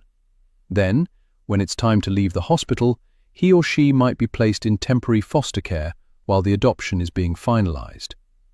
She presses her hands between her knees and looks directly at me. Do you know the sex of the baby? You don't have to tell me if you don't want to. It's a girl. Now it's her turn to nod, and I wonder if it's because she's contemplating my decision to find out at the scan. Although I'm not sure why, as the sonographer had run the probe over the gel on my stomach, and the image had appeared on the screen, it had felt important that I know. But foster care isn't always the best option, Becky. If there are no concerns for the baby's safety, then you, as the birth mother, would have the right to take your child home for a few weeks. Her expression is serious, just to be sure. My breath catches in shock. I don't want to. What if I changed my mind? The thought of my life turning into my mother's terrifies me. I don't want to be her. Jane hands me another leaflet. You may think that now, but it's an option. This gives you information on how social workers might give you support, how they can help you understand the legal and emotional implications of the adoption procedure. And all this time the adoptive parents are having to wait too? It's hard to comprehend. That's right. It would all be explained to them. No adoptive parent would want to adopt a child if they didn't feel the birth mother was 100% happy with their decision. The law is there to protect both parties.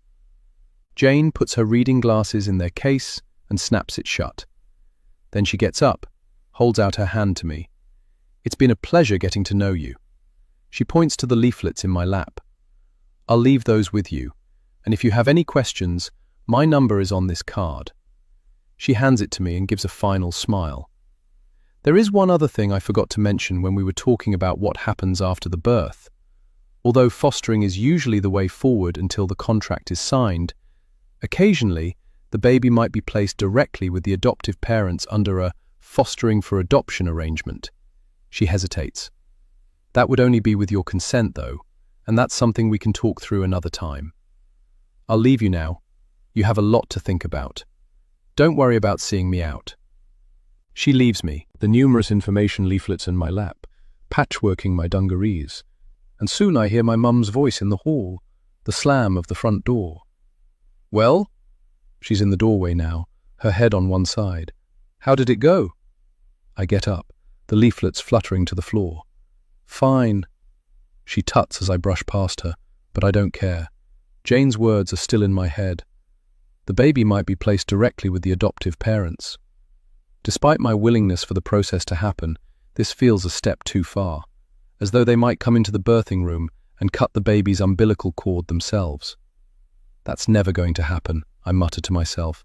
It's crazy, I know, but in that moment, it's as if I'm thinking of those faceless, nameless people as the enemy. As if already, I'm wondering if they can be trusted with my newborn. Chapter 18. Becky. Now Rosemary is sitting on the window seat, as she had been before. Once again, it had been Faith, or rather Octavia, who'd opened the front door to me. But this time she'd not run away. Just stood there, one hand on the door, her long hair that looked as though it hadn't been brushed in a while, falling across her face. I'd been itching to get my travel brush from my bag, draw its bristles through the strands until they shone like copper, but I couldn't. In my role as her mother's new friend, it wasn't my place. So instead, I'd thanked her and pushed Leo's pram through the doorway into the hall, followed her upstairs into Rosemary's bedroom, trying not to stare at the girl, trying not to give myself away. "It's great to see you, Becky." Rosemary stands. She looks a little unsteady, her hand reaching for the wall to keep her balance, and I wonder if she's been drinking. My eyes skim across the room for a clue that she has, but there's nothing, just an empty water glass beside her bed. "Please." I put Leo down on the rug under Felix's baby gym and gesture for her to sit down. "There's no need to get up on my account." "Is your little one asleep?" "Yes, he's a dream.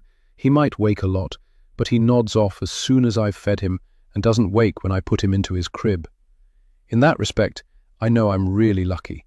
Her eyes flick to Octavia, who's sitting by the door, her arms folded, and I hear the end of the sentence in her unspoken words. "Unlike first time around. You are. Sometimes it takes an age for Leo to settle." There's a radio on the bedside table, one of those retro-looking ones with the mesh front. It's playing at half volume, the tune melancholy, fitting the grey sky outside the window and the rain I'd driven through to get here that the wipers had fought a losing battle to clear. Hopefully, by the time I leave, it will have stopped. "Did you hear a woman's gone missing?" Rosemary turns worried eyes to the window. It wasn't far from here. I stare at her, the hand I'd reached out to one of the stuffed animals to swing, dropping back to my side. I hadn't expected her to mention it. Once more, a picture of Ed's face comes into my head, and I wonder why it's been so long since I heard from him. Yes, it was on the radio. I won't sleep well until he's caught. There's no knowing who might be murdered next. Rosemary closes her eyes, as if in pain, and I take a step forward, worried she might faint. She really doesn't look well. As before, she's wearing a dress in a thin, summery material, the butterfly sleeves accentuating her slender, bare arms where goosebumps have risen. On a damp, grey day like today, her choice of clothing seems inappropriate. But it's Rosemary's house and, as her guest, it's not something I can question without sounding rude. The comment feels a bit of an overreaction, but I gloss over it. There could be any number of reasons why someone might disappear. People walk out of their homes all the time. It's not as if they've found a body. I think of Ed and the cold-hearted way he'd left me. I have evidence of that. It's like she hasn't heard, though. There's a catch in her voice. Not yet. You read about these things all the time in the news, hear it on the radio and get blasé. It's different when it's so close to home. Rosemary presses a palm to the cold glass, and my eyes are drawn to her long, slim fingers. The simple gold band on the ring finger of her left hand. She reminds me of someone, but I can't think who. Then it comes to me. It's not someone I know, but the face of the woman in the famous painting by John William Waterhouse. The Lady of Shalott, if I remember rightly. Not the one where she's lying in the boat, auburn hair spread around her, but the one in the tower. And now her face has turned away from the window, as though she knows there's something out there to fear. The resemblance is even stronger. Are you all right, Rosemary? I sit beside her on the window seat. Is there anything I can get you? You don't look well at all. I'd noticed how pale her skin was the last time I'd visited, but today it's paler still. a faint sheen on her forehead as though she might be running a temperature. She opens her eyes again, forces a smile. "Oh, look at me being all pathetic. I'll be fine. Nothing a strong shot of caffeine won't fix. I just had a disturbed night, that's all." She starts to get up, but I put out my hand to stop her. Surprised at how fine the bones beneath the skin of her forearm are under my fingertips. "Don't you dare." I move my hand away. "You stay right where you are. I'll make it." "Was it Felix who kept you awake? I've read a musical mobile can work wonders." "No, it was Octavia." She turns her back on her daughter and lowers her voice to a whisper. "Sometimes she gets nightmares." "Oh." Getting up again, I go over to the kettle on the side and flick the switch. It's another thing I didn't know about Faith. "She's Octavia," I remind myself, tapping the tips of my fingers against my forehead. I've got to get it into my head that, in this house at least, it's my daughter's name. Octavia. Octavia. Octavia. "Would you like anything to drink, Octavia?" I try to keep my voice normal, turn and hold out the carton I'm holding for the girl to see. "Milk?" The gratification I feel when she acknowledges the question, even though it's a shake of the head, gives me courage. "Orange squash?" The small nod she gives makes me smile. Quickly, I smother it, not wanting Rosemary to see. I pour an inch of squash into a tumbler and add water from the jug next to the kettle. I take it over to Octavia, wondering, as I hand it to her, what she thinks of this talk of murder, of missing women, and whether her mother and I should have even been speaking of it with the girl in the room. It would be enough to give anyone nightmares. Delving inside Leo's change bag, I find the packet of chocolate-covered biscuits I'd brought with me to have with our coffee. "Chocolate biscuit, anyone?" Octavia looks at her mother, but she shakes her head. "That's kind of you, Becky, but Octavia is allergic to chocolate." "Really?" "Most dairy, actually. It's like the wind has been punched out of me. What else haven't I been told?" I have a sudden urge to shake Rosemary, but it's not her fault. She'd followed the guidelines, that's all. Only told me things that wouldn't worry me, wouldn't hurt me. Never knowing that one day, 10 years down the line, I'd see it for myself, hear it from her own lips. And it's not as though I hadn't done the same. My innocuous replies to Rosemary's letters had been confined to practical things like my market stall and my daily routine. I'd written nothing that would give away how I really felt. The pain that grew with the passing of another Mother's Day, another birthday. No mention made of the numbness of loss that had never left me, even after Leo had been born, or how each milestone, the first feed, the first nappy change, the first smile, brought back a tidal wave of feelings. I'd kept to myself what was really in my heart. That I'd never stopped thinking about my daughter. Never stopped loving her. Followed the guidelines as Rosemary had. "So your husband's away again?" Desperate to change the subject, I put the biscuits back in the bag, turned back to making the coffee. "Yes, he went last night." It's impossible to know from the tone of her voice how she feels about this. "He'll be back on Friday." Presumably, he'll have heard the news. "What does he think about, you know?" I motion my head towards Octavia, not wanting to voice it as I had before. What we were talking about earlier. He's not happy, worries a lot. Rosemary leans her head against the wall of the window recess. It's why he prefers it if I stay in the house while he's not here. He likes to know I'm safe. She laughs, and I wonder if it's to cover up for the strange things she's said. It started when they found the young woman in the woods last year. In a Cleston forest, found by a dog walker? That's the one. That was almost a year ago. I look at her curiously. "So, are you saying you don't go out at all, Rosemary?" She fiddles with one of the tiny buttons on the front of her dress. "I don't mind. I've never been a big one for socializing or shopping. I'm happy inside the house, and with my health not being all it should, it's probably a good thing. I've never liked the cold, and this wet weather has seemed endless." "You're right there. But aren't there things you miss? People?" "Not really. Like I said, my old friends have their own lives." "Family, then?" "My dad died 5 years ago, and my mother is in a home 50 miles away. Dementia. She wouldn't recognize me if she saw me. What she's said has unsettled me, but I try not to show it. It's her life, after all. None of my business, really. I'm in much the same boat. I haven't seen my dad in years, and my mum, well, I doubt she'd want to see me. Or I her. Parenting without support is so tough. Rosemary nods, and I hand her the coffee mug, seeing how she balks a little at the smell. I can get you something else if you prefer. No, don't be silly. She takes a sip, smiles bravely. I feel so bad. I should be the one looking after you, not the other way round. I am the host, after all. Whatever must you think of me? I think you're unwell. Despite everything, I'm surprised how concerned I am.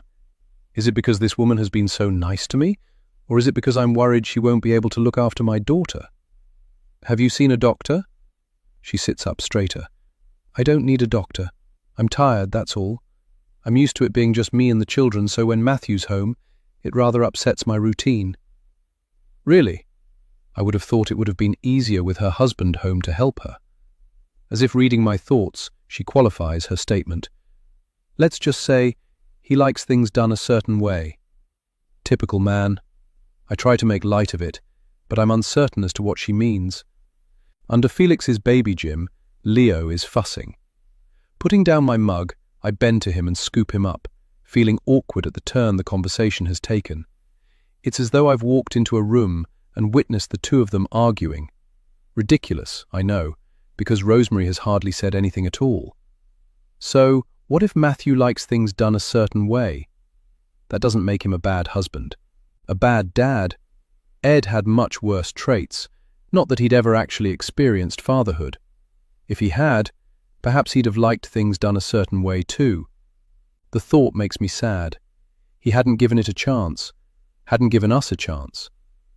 I've been thinking, it must be so difficult to have quality time with your husband when you have children to think about. I'm a pretty good cook. How about I make you both a meal one night, then keep an eye on the kids?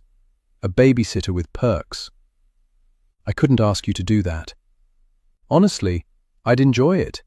It gets lonely sometimes sitting in my flat on my own. We're both new mothers. We need to take care of each other.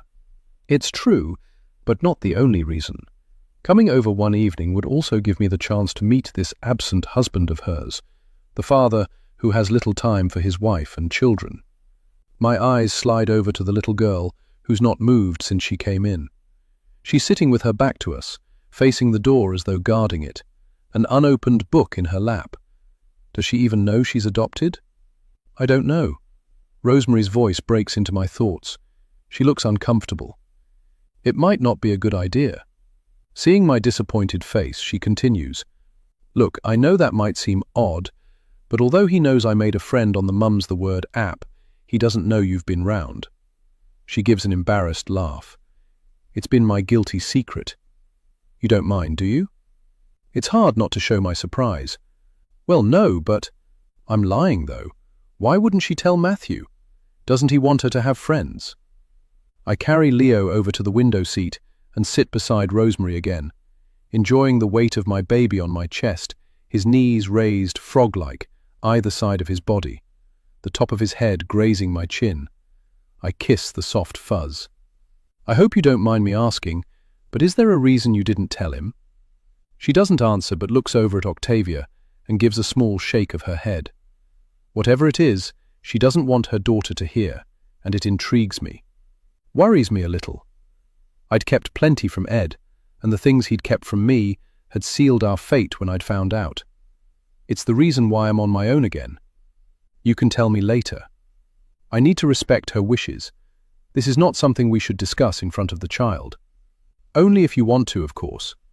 Despite my desire to find out more, I'll have to be patient. But there's something else I want to know. The thorny question of whether Octavia's been told about her adoption. I can't come right out and ask her. It's impossible when there's no reason why I'd know, but there are other ways of finding out.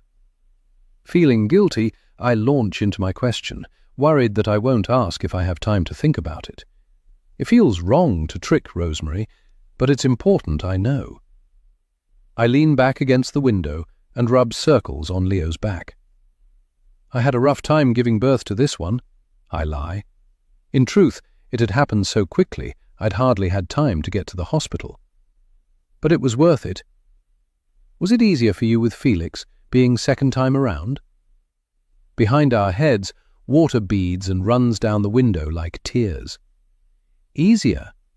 Rosemary's eyelids close as though too heavy for her to keep open. She's so close to me, I can see the tiny blue veins beneath the translucent skin, the faintest pulse of a nerve at the outer corner of her eye. Yes, I suppose it was. She looks at me now, as though unsure whether to say more. I'm just wondering if I should say something to encourage her when she speaks again.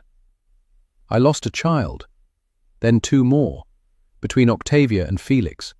We'd struggled to get pregnant before having Octavia, so hadn't expected it to happen again, especially so soon after. As you can imagine, we were overjoyed. She takes a jagged breath in, but it wasn't to be.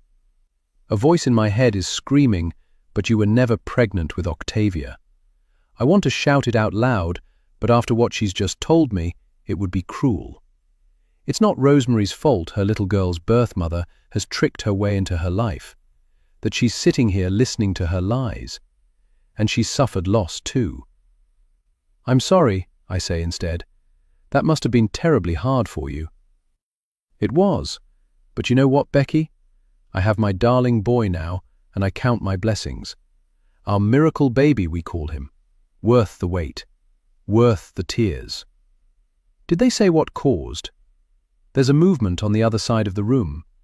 Octavia is looking at us now, her face half hidden behind the strands of pale auburn hair that fall across it. And I wonder if we should be talking about it in front of her. It also pains me to think she's been lied to. Wonder when Rosemary plans on telling her she's been adopted, if she plans on telling her. Felix's cries can be heard through the baby monitor, and Rosemary gets unsteadily to her feet. I watch as she walks to his door, each item of furniture she passes, the bedpost, the nursing chair, the chest of drawers, providing a welcome place for her to rest a hand, to steady herself. I feel sorry that she's unwell, but angry too. She is a liar. And one thing is clear, my daughter isn't safe here. Chapter 19. Becky. What do you like to do, Octavia? Now you're home all day. Rosemary has fed Felix and is now in his room changing his nappy. I don't expect Octavia to answer, but it's vital I communicate with her, even if it's a one-way conversation. I need her to know that I'm a good person, that my being here could be good for her too, so I can get her to open up and trust me. Do you like watching TV? My original question was silly. After all the research I've done, I should know that closed questions are the way to go. To start with, at least. Open ones are unlikely to elicit a response until she learns she can trust me. But does this house even have a television? There isn't one in Rosemary's bedroom, but I've not seen any of the downstairs rooms on my 2 visits. There's probably one in the living room. The thought of that dark panelled hallway, the solid closed doors, gives me the creeps. The air as I'd stepped through the front door had been chill, and the smell as I'd lifted Leo from his pram and walked to the stairs had reminded me of an old house my class had visited years ago as part of a history project. The heavy wood and patterned rug that ran the length of it, giving off a musty smell that you never get in newer homes. Well, none that I'd been in anyway. It's as though the ground floor of Rosemary's house isn't used, but Rosemary must go down there sometimes, if only to make Octavia her lunch. The kitchen will be behind one of the solid doors, at the back of the house most likely, and I try to imagine her descending the stairs with Felix, the slim fingers of her free hand gripping the wooden banister, Octavia trailing behind her. But I can't imagine it. Yet, food doesn't cook itself. Clothes don't clean themselves by magic. Someone must shove Matthew's shirts, Octavia's dresses, and Felix's baby grows into the washing machine. Someone must hang them from the line in the back garden to dry, or push them into a spin dryer. All these domestic things. Who does them? I think back on our conversations, but there's been no mention of a cleaner or a home help. It must be Rosemary who does it. Or Matthew, the man I've never seen, never met. An image of Matthew comes into my head. Just the back of him. Sitting on his own at the large mahogany table in the dining room I'd seen through the window the first time I'd come here. A single slice of toast on his plate, a dish of butter, and another of marmalade by the side of it. No radio to cheer the morning. No child's voice asking him to check her homework before school. Because Octavia doesn't go to school. Octavia doesn't speak. And what does my daughter do all day after her father has gone to work? And in the days when he's away and she's at home with a mother who can't, or won't, leave the house? To my surprise, Octavia is looking at me expectantly, and I wonder whether it's because she's bored, stuck in this house with just her mother and baby brother for company. Perhaps I'd been a ray of sunlight in this dark world of hers. Not wanting to lose the advantage I have, I make the question I asked more specific. I've been watching The Masked Singer. I love their wacky costumes, and the way it's impossible to guess who the person inside them is. Well, impossible for me. Have you ever seen it? The daughter of one of the women whose houses I clean is around your age, and she loves it. I give her my widest smile, but it drops a little when Octavia shakes her head. Maybe Rosemary and Matthew don't approve of the program, or of TV in general. I try another tack. What about reading? Is that something you enjoy? Again, the shake of the head. Drawing, then? I'm beginning to run out of ideas. It was something I loved at your age, something I still love. Octavia's eyes widen a little. There's the ghost of a smile. All those sketches I used to do, upstairs in my bedroom, when my mum was entertaining her church group. All the photographs I took at university. I might have given my child away, but she hadn't lost me entirely. A tiny part of me went with her in the unique blueprint that had been passed down from both me and her father in her genes. My daughter might not look like me, but there are other things that link us. Traits and characteristics shared, like our love of drawing. My heart is fit to burst at the thought. I need to see them. I glance at Felix's door, see through the opening that Rosemary is still tending to him. I kneel on the floor next to Octavia and lower my voice. I'd love to see something you've drawn. Would that be okay? Her face changes. She looks wary, as though I've asked her to read me a page of her diary or tell me a secret. Not everything, of course. Just your favorites. Octavia's eyes meet mine, then slide away again. She gives the ghost of a nod. Great. Do you have them here? She points to the door. They must be in her room. Let's have a look then, shall we? I push myself up, then hold out my hand to pull Octavia to her feet. Her fingers curl around mine, and as our palms meet, I'm filled with an irrepressible joy. I blink hard to stop the tears from forming. This is the first time I've touched my child since she was 6 weeks old, but I have to act as though nothing out of the ordinary has happened. I mustn't let my emotions run away with me. Letting go of her hand, I gesture at the half-open door leading to the landing. After you. I'm unsure whether I'm doing the right thing, and worried what Rosemary will think when she comes out of Felix's room to find us gone, but there's no reason for her to think it's odd. I follow Octavia out of the room, and we walk down the landing past several closed doors. Hers is the last one. It's at the back of the house, and I wait as she opens the door, my heart thumping at the thought of seeing where she sleeps, where she probably spends most of her time. She steps aside to let me in, and I move past her, my hungry eyes greedy for glimpses of her life. The room is large, with 2 bay windows overlooking the huge area of back lawn. I go closer to look. Wow, Octavia, this is a wonderful room. There's a single bed with a rose-patterned quilt, an ornate walnut dressing table and matching chest of drawers with brass handles. I look down at the garden. There's a large cedar tree in the middle and paved paths that disappear through wooden arbors twisted with branches. What a sight it must look when the wisteria is out in early summer. With a sickening lurch, I'm reminded that this isn't anything I could have given my little girl. If I'm ever to move on, it's something I need to remember. But how can I move on, now that I've met her? At the foot of Octavia's bed is a large box with a padded seat in the same rose design as her quilt. She lifts the lid and reaches in, draws out a sketch pad. I pull myself away from the window and go to her, take the book from her hands and open it. I feel my daughter's eyes on me. She's waiting expectantly for me to speak, to tell her what I think, but I can't. I'm too shocked. Not because of the sketch I'm looking at, the garden below the window that I've just been gazing down upon, but because the picture could have been drawn with my own 10-year-old hand. The sweep of the pencil that leads the eye to the garden's secret places, the shading on the wooden bench that encloses it, inviting the viewer to sit. I recognize it all. You have such talent, Octavia. Turning the page, I see she's drawn a cat, its front legs straight, its tail curled around its body.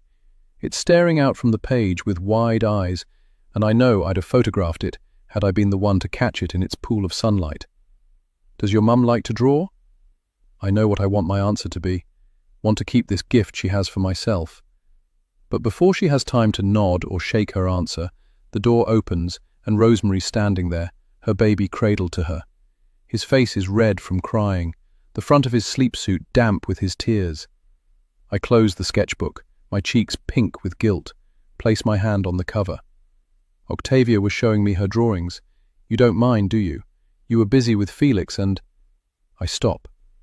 I've been so keen to cover myself I've neglected to take in what's in front of me. It's not her own baby Rosemary's holding, not Felix, but mine. The stripy sleep suit he's wearing, one I'd hurriedly dressed him in that morning. You left him alone in my bedroom.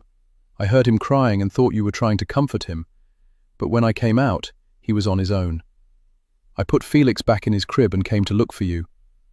There's a hint of something in her voice.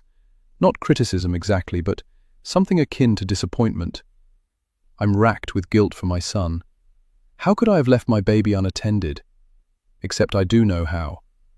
My need to bond with Octavia had taken over everything, my maternal love for my firstborn eclipsing my common sense, blinding me to everything else. I thought I'd only be a moment.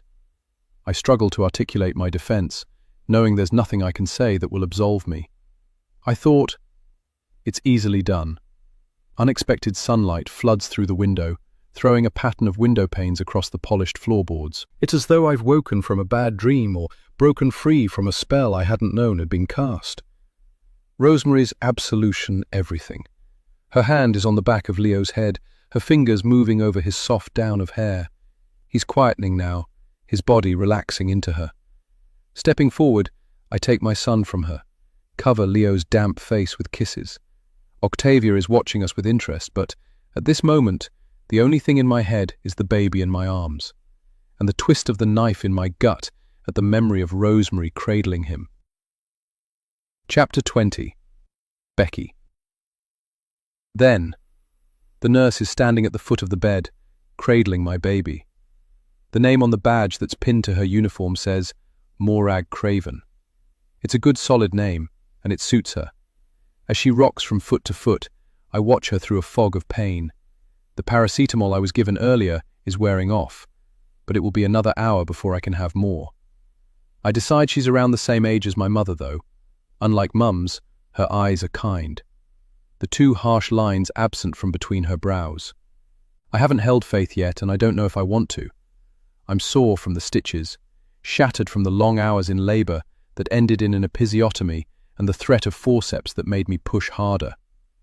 I don't remember much about the birth except for the overwhelming relief I experienced when it was finally over, knowing that soon I'd be able to put it all behind me, move on with my life and resume my studies, forget it had ever happened. Until I'd looked at her, that is, seen the fine hair darkened by the blood of her traumatic entrance, her tiny fists bunched as though ready to take on the world. I hadn't expected the rush of emotion, the stab to my heart that had made me look away again and tell the midwife I was too tired to take her. Morag is at my side now. She moves closer to the bed, holds Faith out for me to see. It's not the first time she's done this, and I can tell by her expression that it won't be the last. I don't want to. I close my eyes, hoping the other mothers on the ward haven't heard. Roll over onto my side so my back is to her, scared that if I take the baby from her, the wall I've so carefully built around me will crumble. I can't force you, Becky. With her free hand, she pulls the orange plastic chair that's next to the bed round so it's facing me and sits. But I need you to look at her. You might think it's counterintuitive if you're not keeping the baby, but studies show that it can help with the acceptance process. I register the word if. Wonder if it's some sort of trick. The paperwork is done, is ready and waiting for me to sign in 6 weeks' time. Faith's adoptive parents waiting expectantly for the gift I'm offering. If you remain in denial, there can be no real acceptance. Morag's voice is calm, patient. Do you understand what I'm saying? She puts a hand on my shoulder, and I want to shrug it away, but she'd been with me for the whole of the labor and birth. Refused to leave once her shift was over. I owe it to her to at least try. I roll over, wince as I push myself up and punch the pillow to get comfy. No one is looking at me. I can do this. Give her to me then. I hold out my arms. But I don't want to feed her. The colostrum you produce in the first few days is important for Faith's development. I already expressed some. She smiles and gets up, lowers the baby into my arms. I know you did, and that's a very good thing. Let me know if you change your mind if you'd like to give Faith her bottle. Babies feed a lot when they're new, and if you don't want to now, there will be plenty more opportunities. Okay. She's so tiny, but I can feel the warmth of her body through the thin sheet. I don't want to look at her, but I don't want to let Morag down either, so I make myself take in each feature, pretending I'm composing a photograph, seeking out the light and shade, the angles of her nose, her cheek, keeping it dispassionate. Objective. There's a slight depression in her chin. Her father has it too. My heart lurches. How is it that, despite everything, I haven't stopped loving him, haven't stopped wanting him? She's a little doll. Morag leans in, smooths Faith's pale hair. How tiny their hands are. It's surprising how strong their grip is. The skin of Faith's hand is dry and flaky, the fine red mottling on its back as delicate as lace. Without thinking, I put my finger to her palm, feel the fingers curl around it. Unable to help myself, I laugh. You're not kidding. Why are her hands so cold? Her body's still learning to regulate its temperature. It's nothing to worry about. Even though I know Faith's eyes can't focus yet, she's looking up at me, like she trusts me, and I can't bear it. Take her, please. The girl in the bed next to me looks up from her book, but I keep my gaze turned away, not wanting to see her expression. Of course. Morag reaches for Faith, pretending not to notice the tears that are streaming down my face. It will be supper time soon anyway. I bet you're starving. I'm grateful for her compassion, for the lifeline she's thrown me, as though the reason I handed my baby back was due simply to hunger. She carries Faith over to the plastic cot, picks up the blanket, and with expert hands swaddles the child before laying her on her back. I'll be back soon. Please, can't you just... But she's gone, and I feel again the panic I've had each time I've been left alone with my baby. The overwhelming feeling that there's been a mistake, that I've been left in charge of someone else's precious possession with not a clue what to do with her. I'd hoped Faith would sleep, but her face is screwed up, the pale skin rapidly changing to a deep red. She gives a whimper, not loud, but it soon will be. It must be because she hasn't had her feed. My eyes search for the nurse call button beside my bed, but I can't press it. Not so soon after Morag has left. There's no emergency. Only the one I've created in my head. My baby is hungry, that's all. I look at the other mothers on the ward. 2 are feeding their babies. Another is bent over her child's transparent crib. As I watch, the woman by the window grimaces as she slides her feet out of the bed and paddles the floor for her slippers before shuffling out to the toilets. Please don't cry. Please don't cry. But, despite my silent pleas, Faith's mouth opens and she lets out a wail. Aren't you going to pick her up? The woman holds her dressing gown together with one hand. Her expression isn't unkind, but I wish she'd go away. Leave me alone and tend to her own baby. Look at the way she's sucking her fist. She's hungry. I know. It comes out too loud, and I feel the heat rush to my cheeks. I lower my voice. I know. I just wanted to wait a moment to see if she'd settle. The woman smiles. Good luck with that.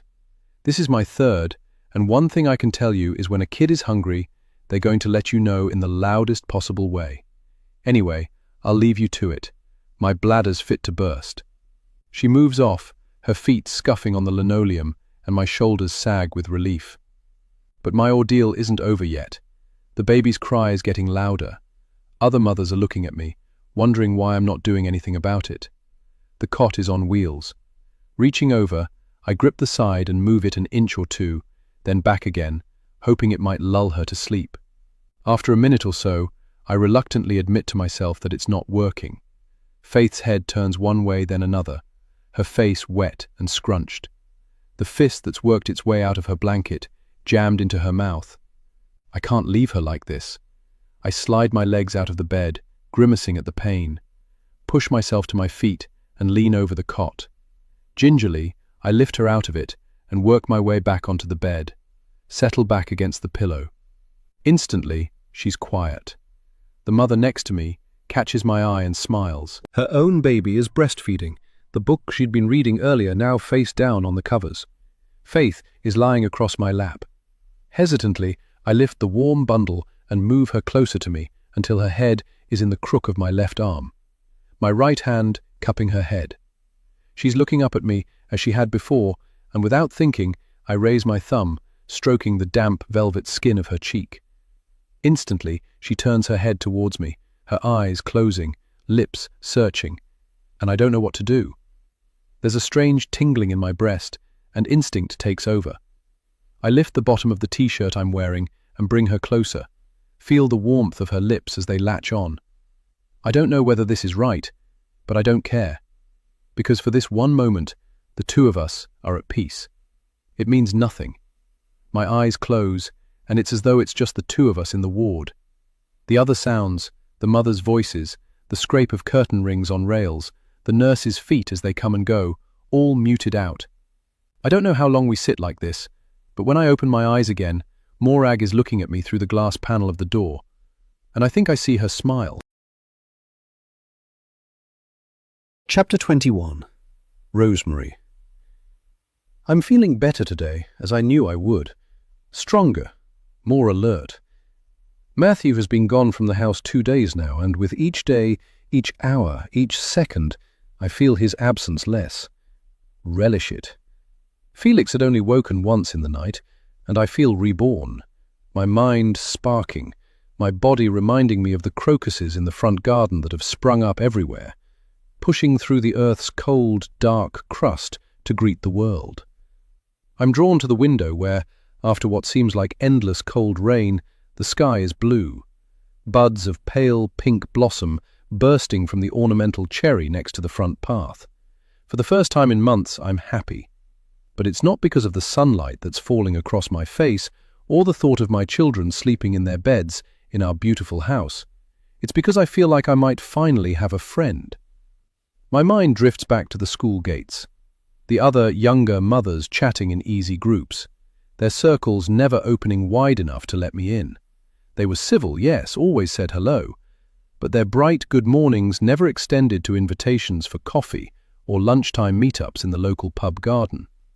I go to the door of Felix's room, watch in the dim morning light that diffuses through the thin curtains the rise and fall of his chest. He's fast asleep after his early morning feed, and I lean over him, kiss his warm cheek. The son shall not bear the guilt of their father, I whisper to him, unsure of where I've heard it, only that it's true. I love my son more than life itself. My daughter too, if only she'd let me. I think back on Becky's visit yesterday, how I'd found her in Octavia's bedroom, her head bent to my daughter's sketchbook. She'd been so engrossed in it that she hadn't heard me come in, hadn't registered the concern on my face, or the fact that the child I was cradling was hers, not mine. I'd wanted to shout at her, demand how she could leave her precious son alone on the floor. What if he'd choked? What if he'd... But I don't want to go there. I'm glad I'd bitten back my comments and merely stated that she'd left him alone in my bedroom. No recriminations, no blame.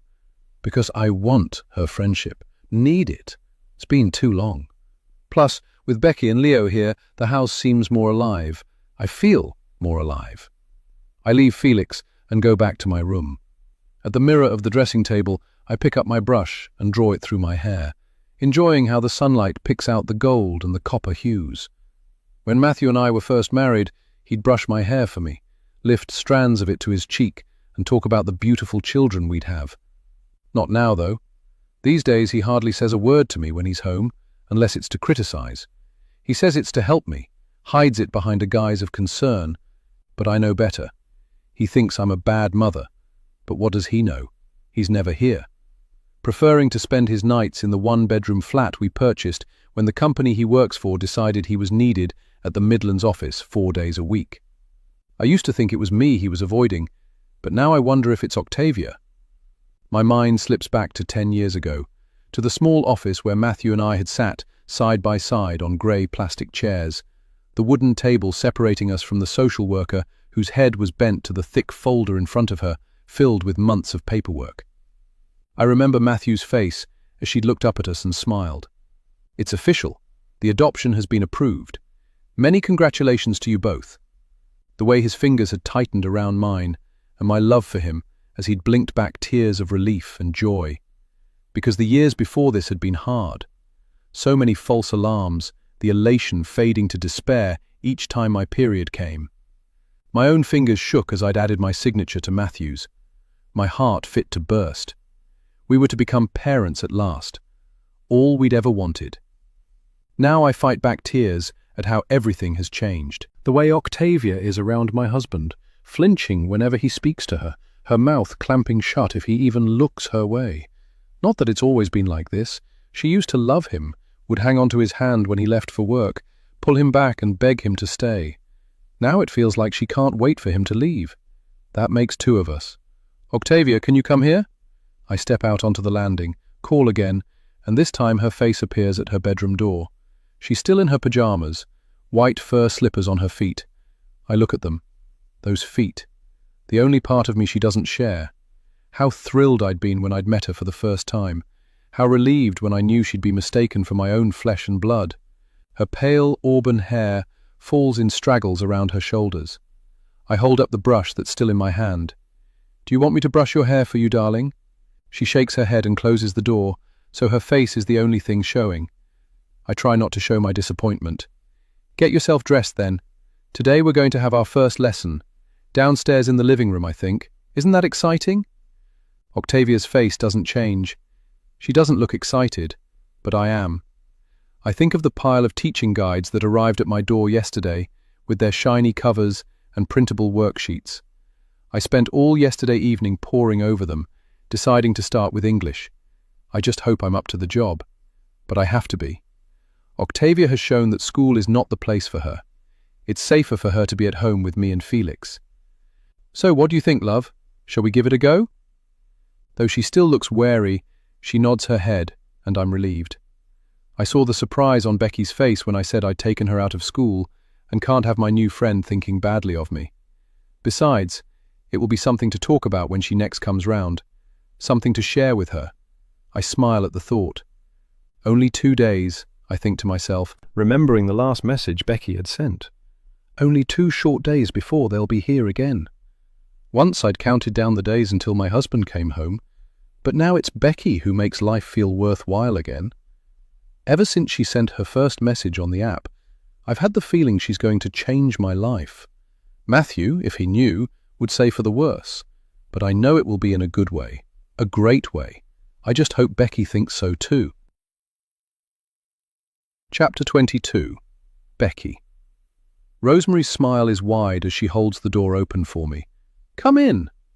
I cover my surprise by bending my head to Leo's pram, fussing with his cover. I've never seen Rosemary downstairs, and she looks so different today. A touch of lipstick and a hint of blusher, abolishing the paleness of our previous meetings. She's still wearing one of the tea dresses I've come to expect, but she's teamed it with a citrus lemon cardigan and some matching wooden hooped earrings. Wow, you look great! I blush, realizing this could be misconstrued. Not that you don't normally, it's just... Rosemary laughs. Please, there's no reason to explain. I know I must have looked horrendous the last time you came here. I was struggling more than I realized, I think. She looks at me with concern. Are you okay? Yes, we're absolutely fine. Leo has kicked his blanket completely off again, but I don't bother to adjust it. Had I been staring off into space? What made her ask that? I thought I had a bit of a cold this morning, but it was a false alarm. This little man is as strong as an ox. I usually get whatever's going, But Leo takes after his dad. He's not had one single sniffle or a cough since the day he was born. Felix neither. She helps lift the pram over the doorstep. We're both very lucky. We certainly are. Anyway, I'm glad you're better. Me too. I'd miss our get-togethers. The way she's said it is as if we've known each other for ages, that we've hung out together at her house for months, rather than the 2 times I've been. It's odd, but I rather like it. It means she's comfortable with me being here, that I've managed to keep my true identity hidden from her. Same, I say quickly, aware of the prick of guilt at my deception. But I'm doing nothing wrong. No one would blame me for wanting to keep my daughter in close sight, for wanting to make sure she's okay. It's what any mother would do, isn't it? I parked the pram in the hall. Today I've come late afternoon as I'd had 2 houses to clean in the morning and 1 at 3:30. I pull Leo's change bag from the tray underneath and put it on my shoulder. I'm about to lift Leo from his covers when I feel Rosemary's hand on my arm. I thought you might want to bring him through in his car seat today. I give an embarrassed laugh, knowing she's remembering how I'd left Leo on the floor under Felix's baby gym, how I'd walked away with Octavia without giving the dangers of leaving him so much as a second thought. Yes, of course, that's a good idea. I clip him back in, unlock the car seat from the pram frame, and lift it off. I'm heading for the stairs when Rosemary calls after me. Oh, I forgot to say, Becky, we're down here today. Really? This is unexpected. Rosemary is certainly surprising me today. Yes, I've turned the living room into a classroom for Octavia. After a lot of procrastination, I've finally got around to preparing some lessons. The skin on her neck flushes. I'd have struggled if she'd been in secondary education, but the Year 5 work I think I can manage. It was quite fun, actually. She waits for me to say something, but I'm not sure how to reply. As far as I'm concerned, the best environment for a child to learn is in a classroom, with a qualified teacher and other children the same age to bounce ideas off. And does she... I clear my throat, start again. Will she like home learning? You don't think that with her disability? Inside, I cringe with embarrassment. Rosemary might not want her child's mutism to be described in this way, but I carry on anyway. With her lack of speech, it might be better to have someone teaching her who's trained to deal with the things that might cause her problems. Have I said too much? Will Rosemary take offense, seeing it as a criticism of her ability to do this job? I hope not. I need to keep her on my side. Rosemary crosses the wide, dark hall where, as before, the doors are all shut. There's a lack of funding. The SEN teacher at her school had a wealth of problems to deal with. There's no hint of any indignation at what I've just said, and I'm relieved. With all the will in the world, she could hardly be expected to be an expert in all of them. At best, Octavia would have had a few hours of her help, but being at home, she'll have continuity. One-to-one help with the person who knows her best. I frown. If Rosemary had known her so well, how is it that she has no explanation for why her daughter stopped speaking? Or maybe she does, and she's just not telling me. It brings it home to me that, to her, I'm nothing more than an acquaintance with whom she's hit it off. Our 2 meetings not nearly enough to give her the trust, the security, to open up to me. And why would she? Trust is a 2-way thing that has to be earned, something I've yet to do. She stopped at the first door on the left, and after a quick knock, opens it. I walk over and look in, surprised to see Octavia sitting at a round table in the center of the room. It's covered with a white cloth with a lacy edge, and there are 2 A4-sized books open in front of her. Unlike the dining room I'd seen through the bay window on the other side of the house, this room is more homely. The walls are deep red, papered in a busy print. The patterned rug on which the table stands, fighting with it for prominence. To the right of the tiled Victorian fireplace is a solid-looking piano, and to the left of where I'm standing is the leather Chesterfield I'd seen through the window on my first visit. Despite its size, I find the room claustrophobic. The patterned walls and floor, the ornaments on the shelves and the dark, heavy-framed pictures threatening to bring on one of my migraines.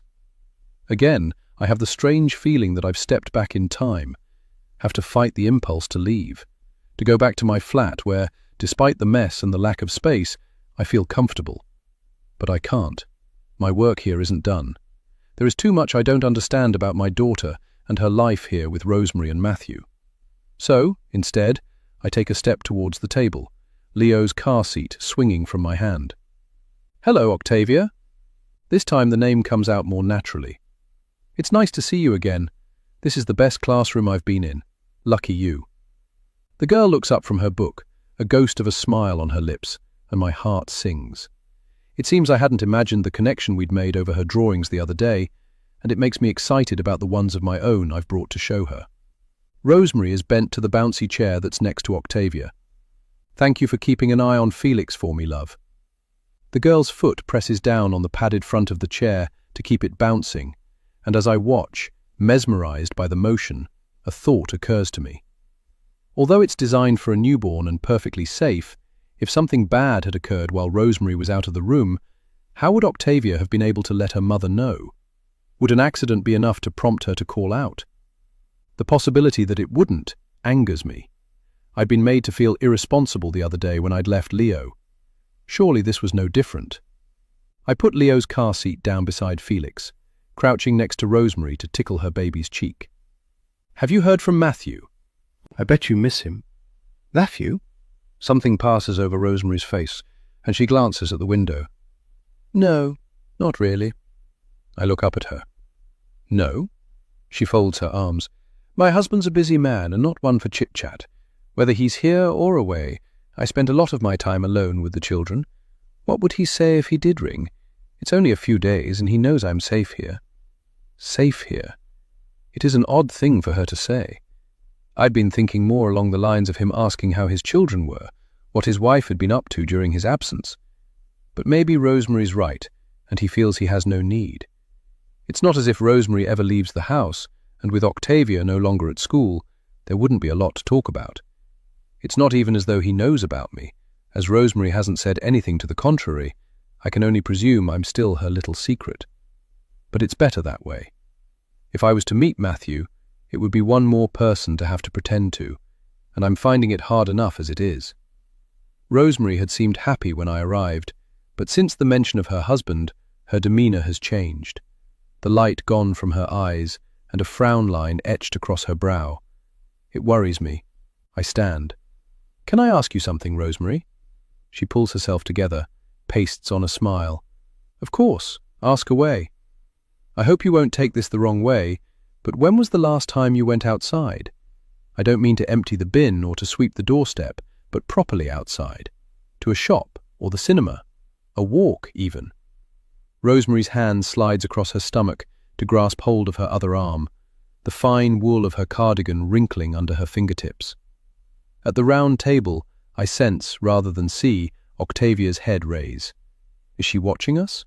Waiting for her mother to answer, to see if she'll tell the truth.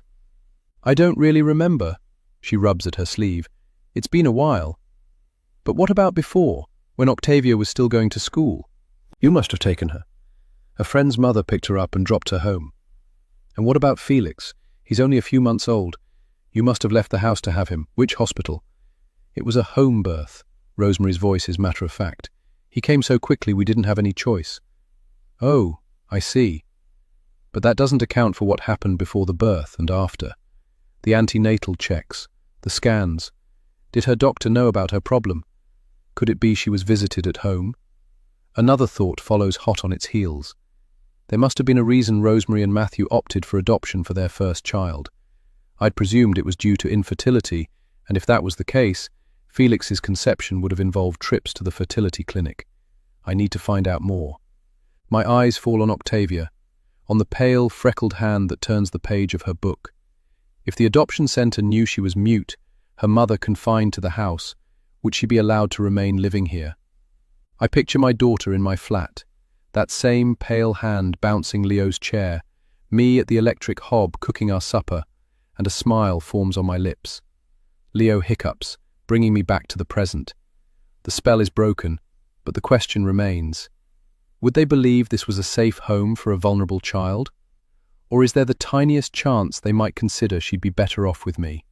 Chapter 23. Becky. I place my knife and fork together and wipe a spot of pasta sauce from the kitchen table with my serviette. "Thank you, that was lovely." Unlike the rest of the house, the few rooms I've seen anyway, The kitchen is bright. The units on either side of the oak table, modern, their shiny doors and worktops reflecting the overhead light. I prefer it in here to the time-slip room with its round mahogany table set aside for Octavia's studies, or the high-ceilinged bedrooms with their elaborate plaster cornices and overly patterned rugs and wallpaper. Rosemary smiles. "You're welcome." I'm glad you could stay. Luckily, the supermarket delivery came yesterday, so there was plenty of food. I'd been surprised when she'd issued her invitation, more surprised still at her skill in making a simple pasta dish taste divine. It was certainly better than the fish fingers I'd been planning to have from the freezer at home. "Do you get lonely when Matthew's away?"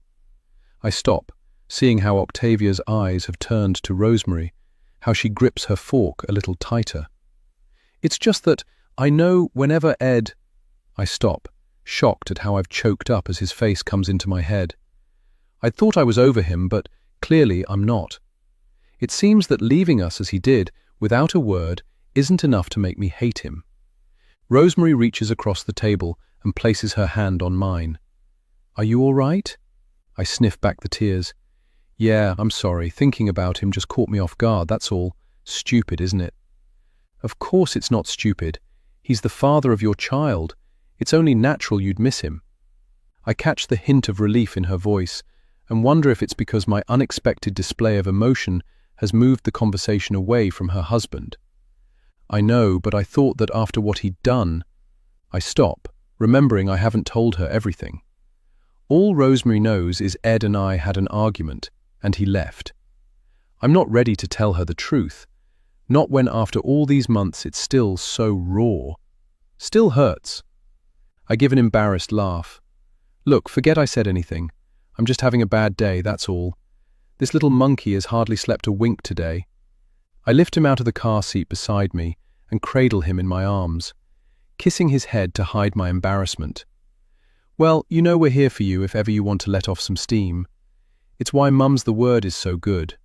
Without it, we'd never have met each other and would have had to cope with our frustrations on our own. Venting is something we all need to do from time to time, or we wouldn't be human." I laugh. Although venting isn't something Rosemary has done a lot of, considering the problems she's had with Octavia. "No, we wouldn't, would we? We'd be like my mother." Rosemary raises a quizzical eyebrow. "Your mother?" "Really, you don't want to know." I don't want to tarnish our burgeoning friendship with thoughts of her. The way she'd worn her years of long suffering like a yoke across her shoulders. No words needed, on the few occasions I'd seen her, to remind me of the trouble I'd caused her when I was younger. Her size and lack of eye contact, enough evidence of that.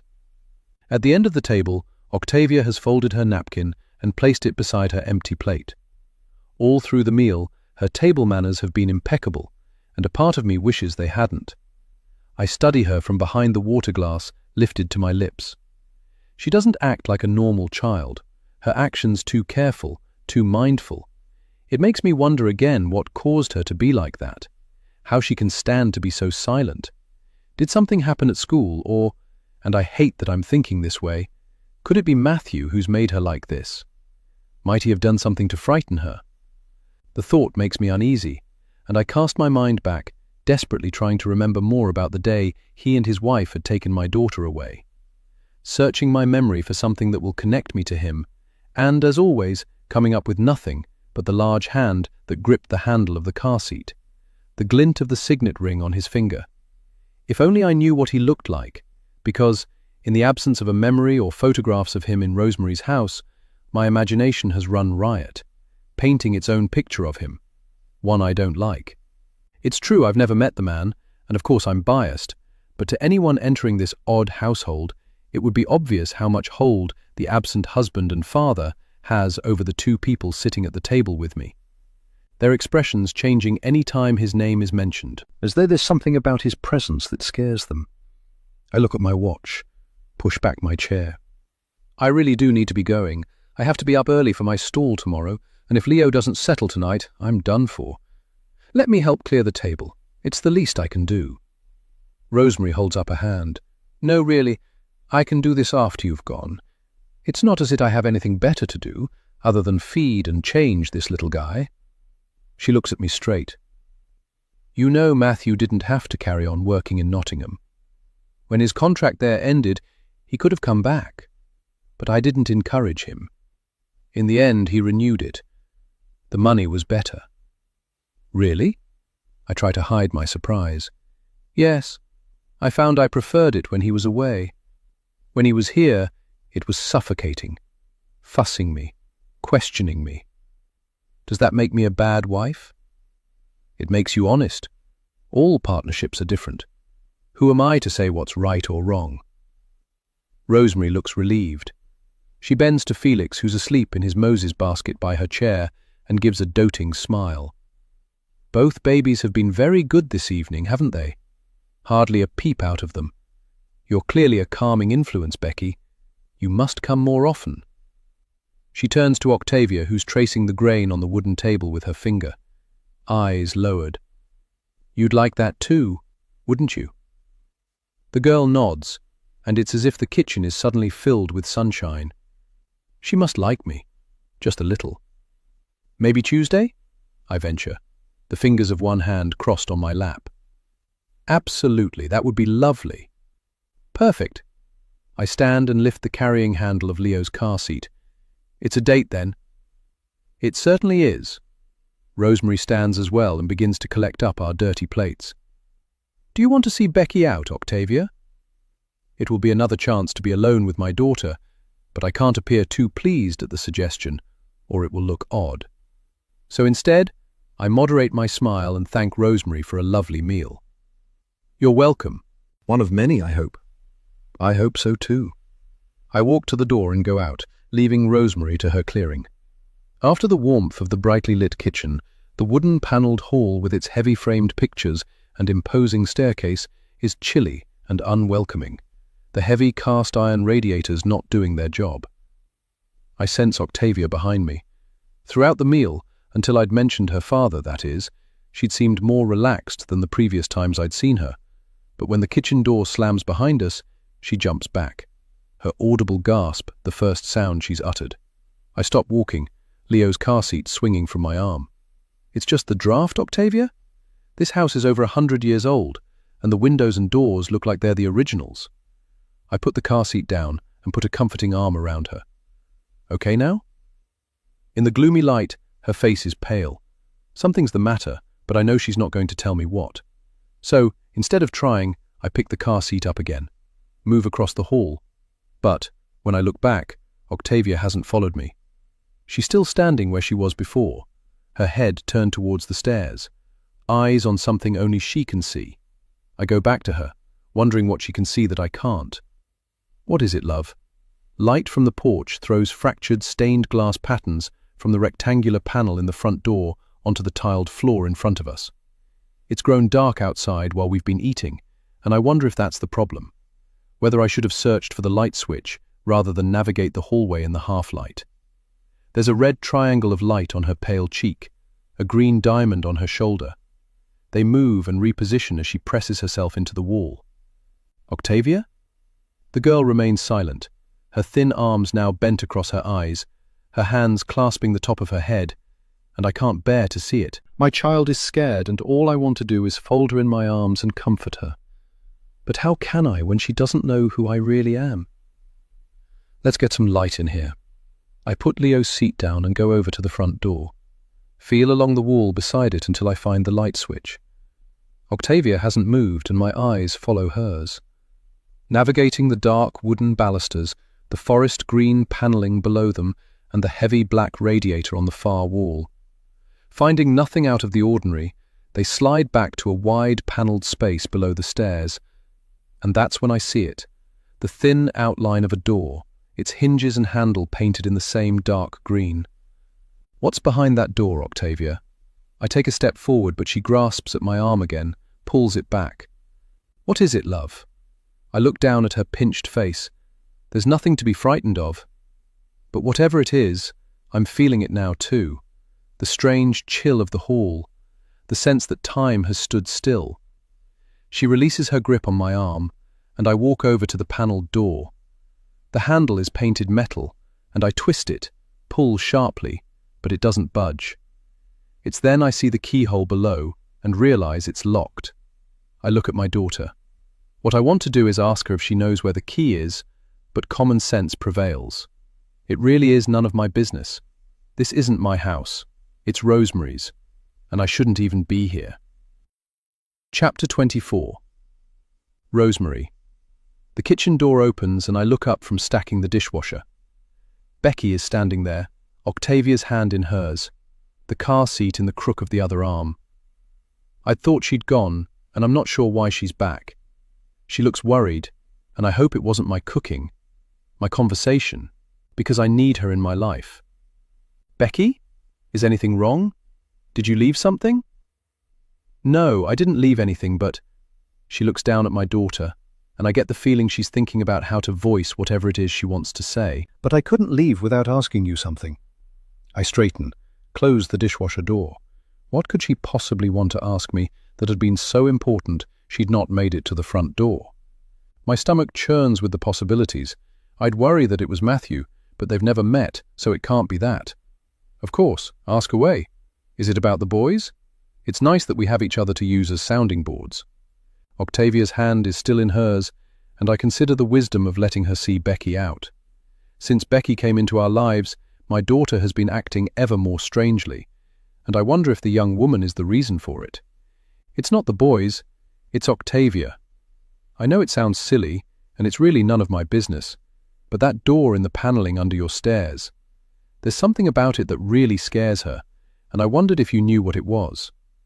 Oh, that. I look at my daughter, then go over to her, hating how her shoulders stiffen when I kneel in front of her and place my hands on them. We've talked about this before, darling. You really must get over it. What must she get over? Becky glances back into the hall. What's in there? I stand again, lean my back against the wooden table. Nothing much of interest, just stairs that lead down to the cellar. Most of the Victorian houses in our street have them. We keep ours for storage mainly. The thing is, and I'm embarrassed to say this, we have a bit of a rat problem, and Octavia's terrified of them, aren't you, darling? Though there really isn't any need. They get in through the drains, we think, and, although we set traps, humane ones you'll be pleased to hear, they keep coming back. I really should get someone from pest control round to deal with it, but they'll use poison, and I don't think I could cope with that. I think of their beady black eyes, their thick tails, and fight back a wave of sickness. I must hate them as much as Octavia does, but Becky is looking at me strangely. It's as though she doesn't believe what I've told her, and it makes me uncomfortable. I've given her no reason to think I'd lie to her. I'll show you if you like, but there's not a lot to see. She looks awkward. It's not necessary. I understand now why the thought of the cellar freaked her out. I hear her words, but there's a part of me that's still unsure she believes me. Sliding open a drawer in the kitchen table, I take out the cellar key, let it swing from my finger. Come and see what I have to contend with. Matthew says I'm overreacting, but what would he know? He's never here. Octavia will keep an eye on Leo. Without giving her time to object, I go into the hall and cross to the cellar door, the key grinding in the lock as I turn it. As the door swings open, I can't help wondering if I'm doing the right thing showing Becky. If the traps are full of desiccated dead rats, what will she think of me? But I have to show her. She needs to know that Octavia's fear is unfounded. I flick the switch on the wall, and the lights in the cellar below me snap on. Becky is behind me, her curiosity having got the better of her. Careful on the steps.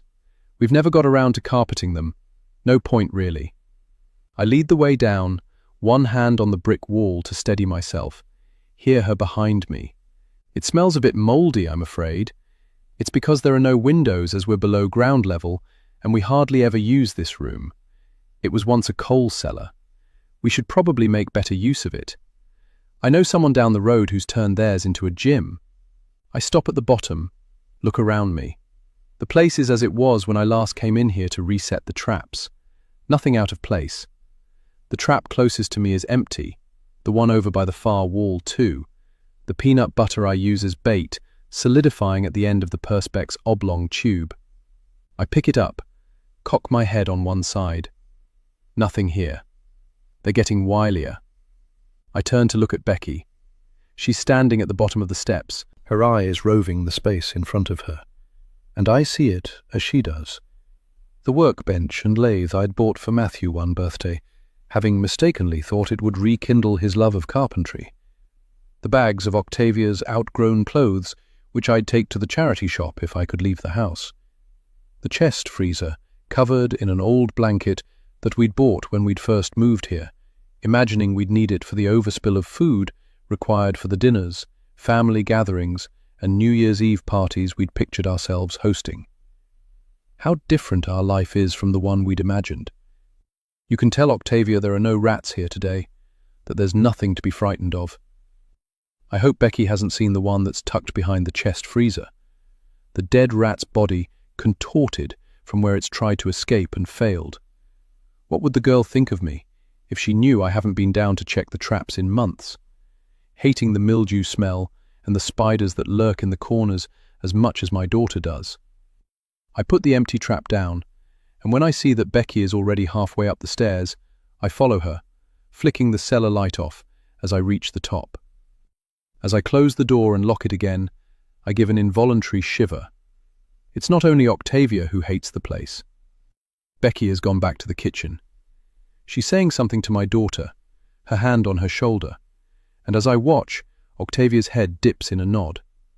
I guess she must have told her about the empty trap, told her there's nothing to fear. She picks up Leo's car seat and meets me by the front door. Thank you for a lovely meal, Rosemary. I mean it.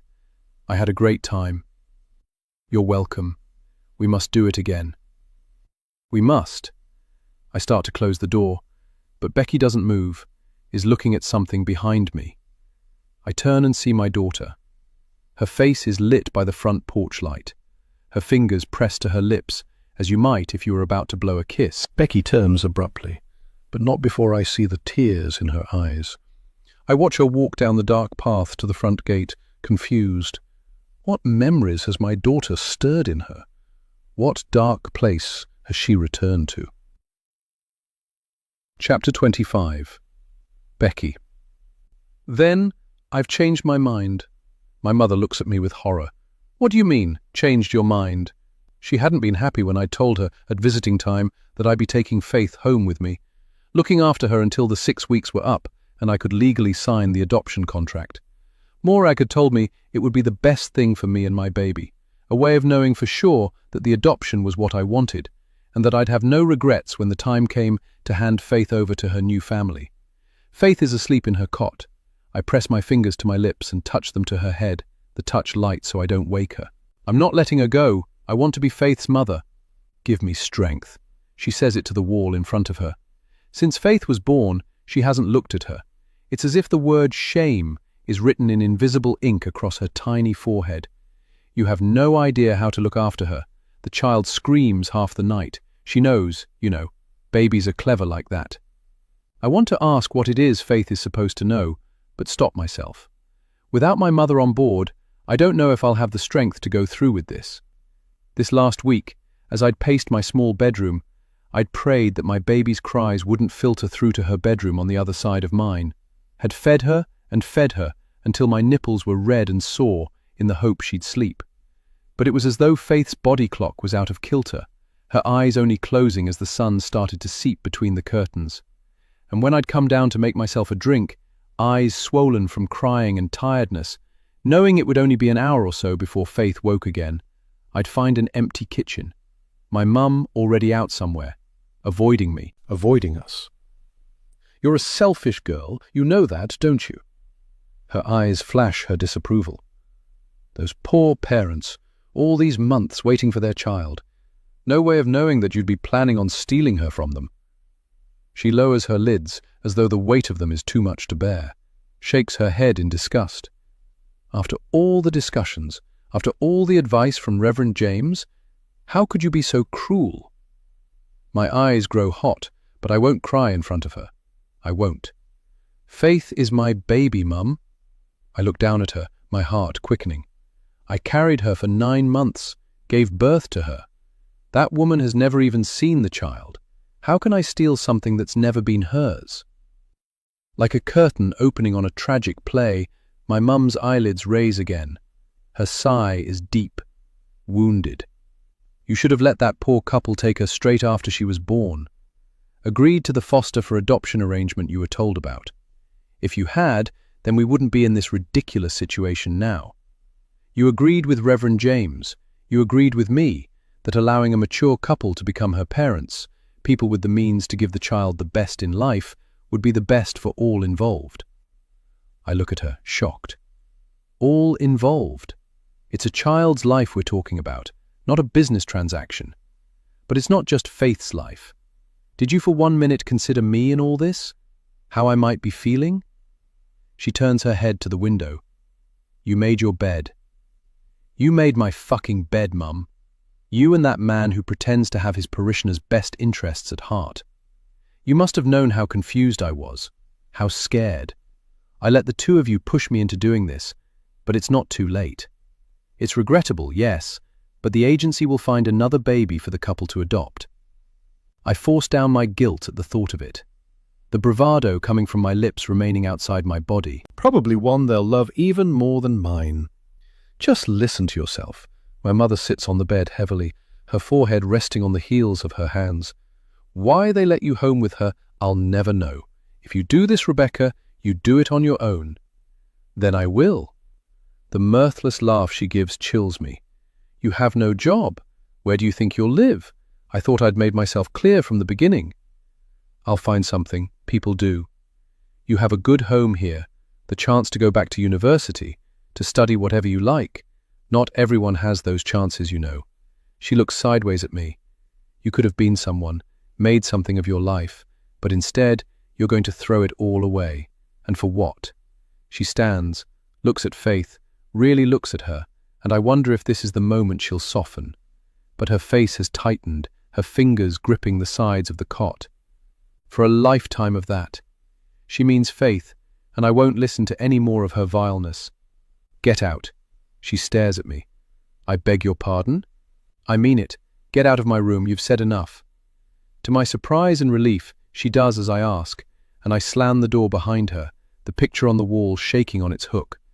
The noise has woken Faith, and I lift her from her cot, feed her and change her, as I've done every day since I brought her home from the hospital, because I believe I can be a good mother. I just need to make a plan. I lay Faith on the bed and sit next to her, a hand on her tummy, forcing myself to think. Finding accommodation with no deposit and no job feels like an impossible task. Taking my phone out of my bag, I find the number I'm looking for. Then, with the mobile pressed to my ear, I wait, my heart rate increasing until it's answered. I'd like to speak to Jane Simmons, please. I take a deep breath to center myself. Yes, I can hold. I wedge my mobile between my shoulder and my chin and lift Faith into my arms, being careful to support her head. Taking her to the window, I part the curtains and look out at the narrow street with its line of cars parked either side. Remembering how I'd sit here as a child, hands over my ears to block out the sound of my parents' voices as the incriminations and accusations filtered through from the room next to me. But there's no time to dwell on it as someone is speaking to me. Hello, Jane Simmons here. Settling Faith in the crook of my arm, I drop the curtain and put the phone to my ear. I'm sorry to bother you.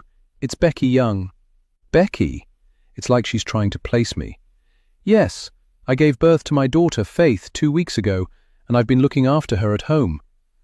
Oh, Becky, I'm so sorry. My head's still in the meeting I've just been in. She pauses long enough for me to wonder if that meeting had been about me. How are you getting on? I screw up my eyes. I need to speak to you about something important. Yes, of course, I'll help you with the adoption process in any way I can. It's what I'm here for. A sudden panic grips me. You don't understand. I've made a terrible mistake. It's out now, and the relief is physical, a sudden calmness washing over me. But it doesn't last. There's a silence on the other end of the phone. I swallow, look down at my daughter. I want to keep her. I know it's wrong. I know I'm letting the couple who want to adopt her down, but I can't go through with it. No one can make me, can they? No. Jane's voice changes, softens, and I realize the way I'd blurted things out had caught her off guard. No one can make you. It's why they have the 6-week rule. From the moment she'd been assigned to me, I'd found her to be kind, patient, never pressuring me to act one way or another, simply giving me the facts and letting me work things out for myself. If I could hug her, I would. But are you sure about this? There's a pause, and I wonder if she's writing notes. Has something happened to make you change your mind? I look down at my child, watch her eyes as they try to focus on my face. I became a mother, I say, as I bend and kiss Faith's little fist. That's what happened. Chapter 26. Becky. Now outside Rosemary's house, it's darker than I expected, and as the front door closes behind me, I wish I was still in Rosemary's brightly lit kitchen, rather than in her eerie garden. I wheel Leo's pram down the path, past the large pampas grass that rustles in the wind, the white-maned heads picked out by the moon, past the bird bath with its stone cherubs that I'd, on first sight, thought cute, but which now give me the creeps. At the gate, I turn and look back at the house, wondering what Rosemary's doing.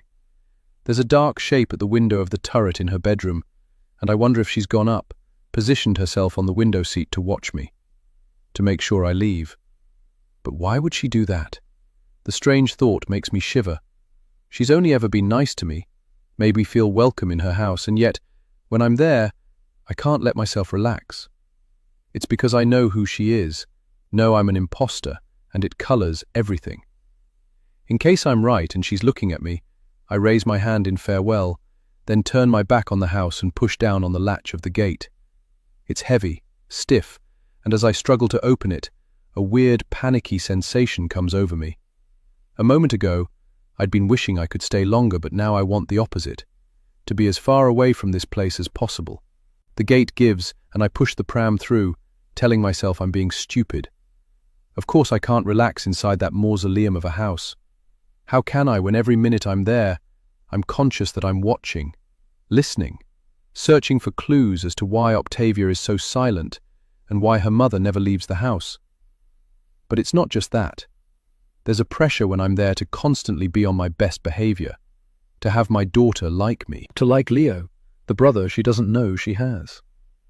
My feet slow and I look back at the house. It's a relief to be out of there, but it feels wrong to have left Faith behind. Is it safe for her there? Is her fear of the cellar really just because of the rats? Something doesn't feel right, but I'm not sure what. All I know is my instinct is telling me to get Faith away from that place, if only I knew how. "You'd better not sleep in the car, little man," I whisper to the hum of Leo's covers as I wheel him along the pavement. "I need more than 4 hours tonight." The street is empty, lights on behind curtains, families I've never met doing whatever it is they do on a weekday evening. Without warning, an overwhelming sadness crashes in on me. Even though Ed was constantly glued to his phone or tapping at his computer, his presence was something I'd got used to as I made the dinner or stacked the dishwasher. Although they're more in body than spirit, I never dreamt I'd miss him so much once he was gone.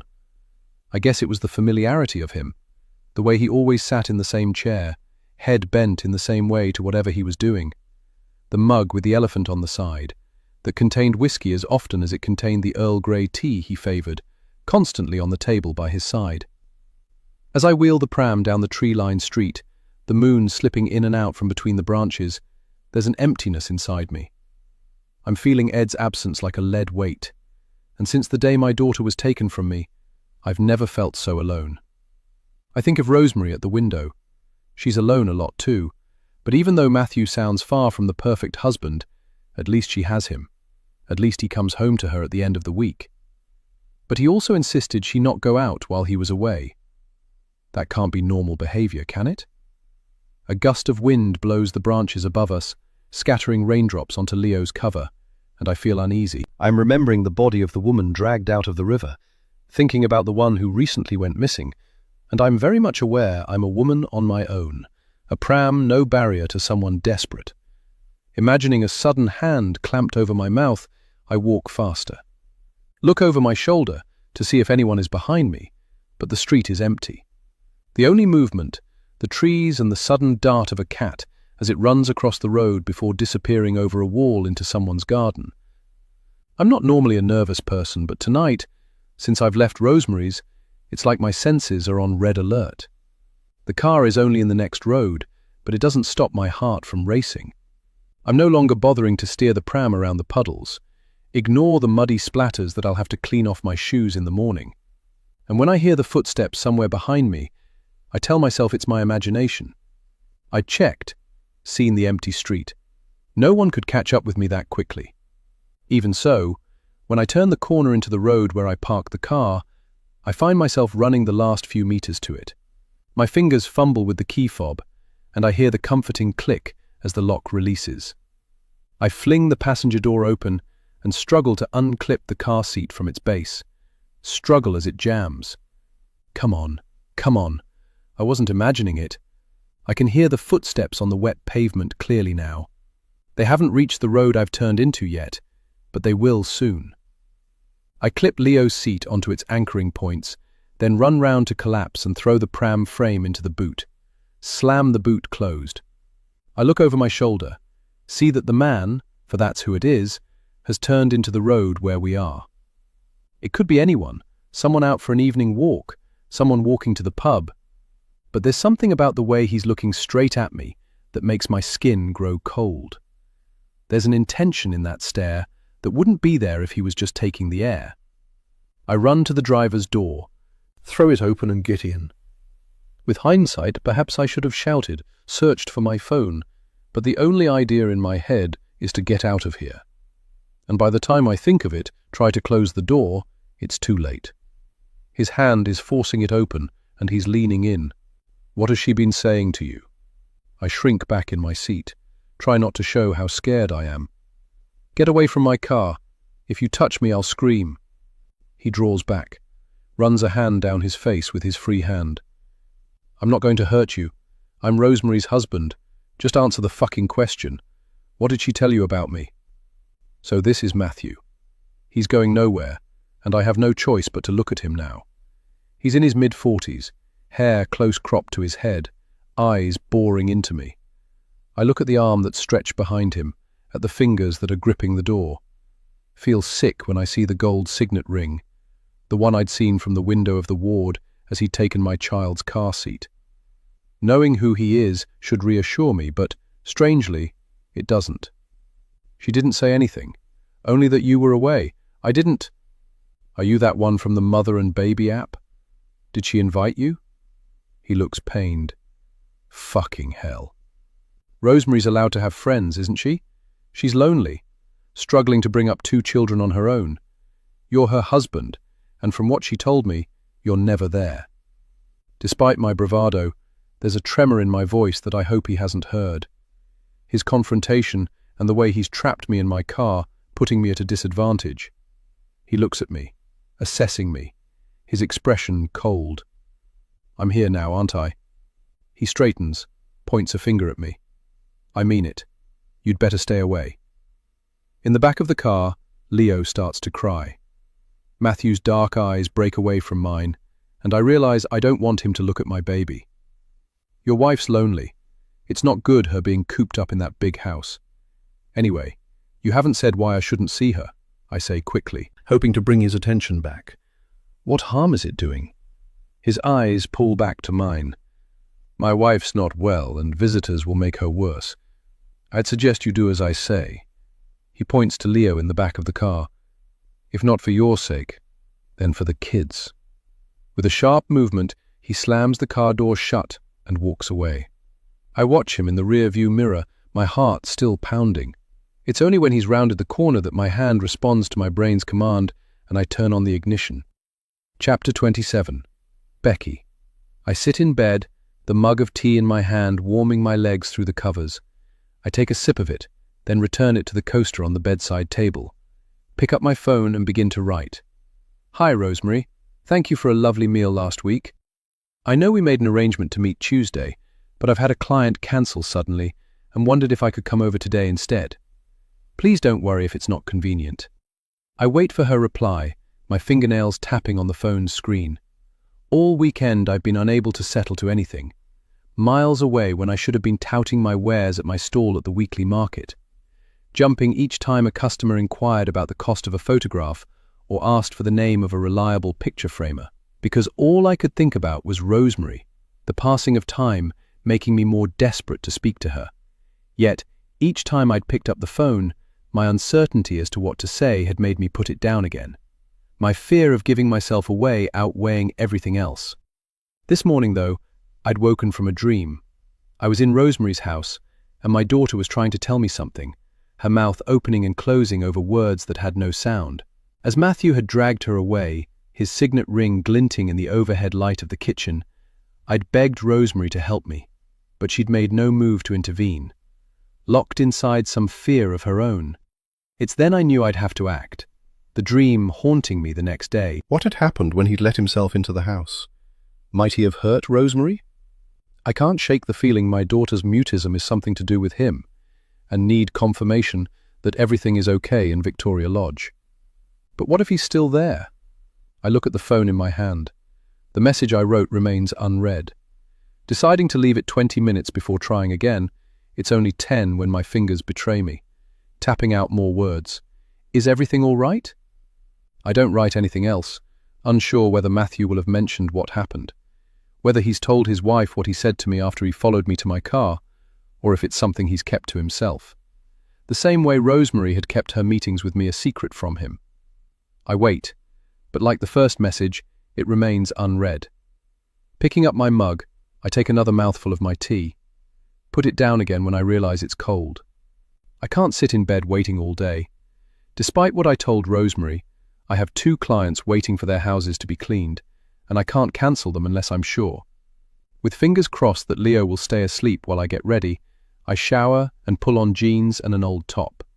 I make sure everything I need to clean my clients' houses is packed away in my box, load it into the boot of the car, and by the time I get back in, Leo's cry is coming through the intercom. Before going to him, I grab a banana and a breakfast bar. It will have to do. The phone's still blank when I carry Leo out to the car, and I try, as I have a million times before, to imagine what went on in Victoria Lodge after I'd left. I turn on the radio and fiddle with the dial to find a station I like. I need music, something catchy that will take my mind off my unread messages. Finding what I'm looking for, I turn the volume up, then twist round to look at my son. Chart music okay for you, little man? I've caught the end of the news, but I don't change the channel as I know it will soon go back to the music. At the far edges of my attention, the newsreader's voice drones on. The missing woman still hasn't turned up. I'm not really listening, too busy navigating through the early morning traffic to take it in. Her husband is out of his mind with worry. The neighbours are giving an interview. By the time I've left the busiest part of town behind me, the radio is playing music again. It's something from my younger years, and a memory comes back to me. I'm dancing in a dark basement, though I can't recall where it was. Off my head with rum and coke or vodka Red Bull.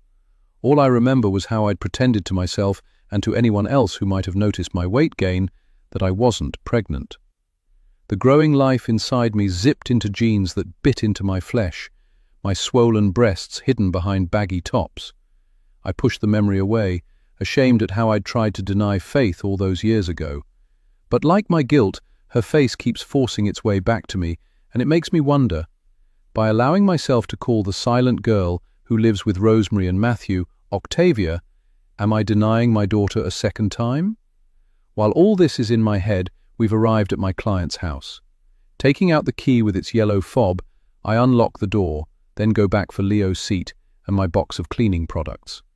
Most of my clients prefer me to clean while they're at work, and it suits me just fine. Having someone watch me as I work reminds me of my mother, makes me feel as though they're waiting for me to make a mistake, wanting it. I set to work, hoovering the downstairs rooms, cleaning the kitchen and the downstairs loo to the standard the owner expects. When I've finished, I click the switch on the kettle and make myself a drink using the mug she always leaves out for me before tackling the upstairs. As I blow on my coffee, waiting for it to be cool enough to drink, I remain standing, phone in hand. There's still been no word from Rosemary, and my concern is growing. In the past, she's replied straight away, so why hasn't she today?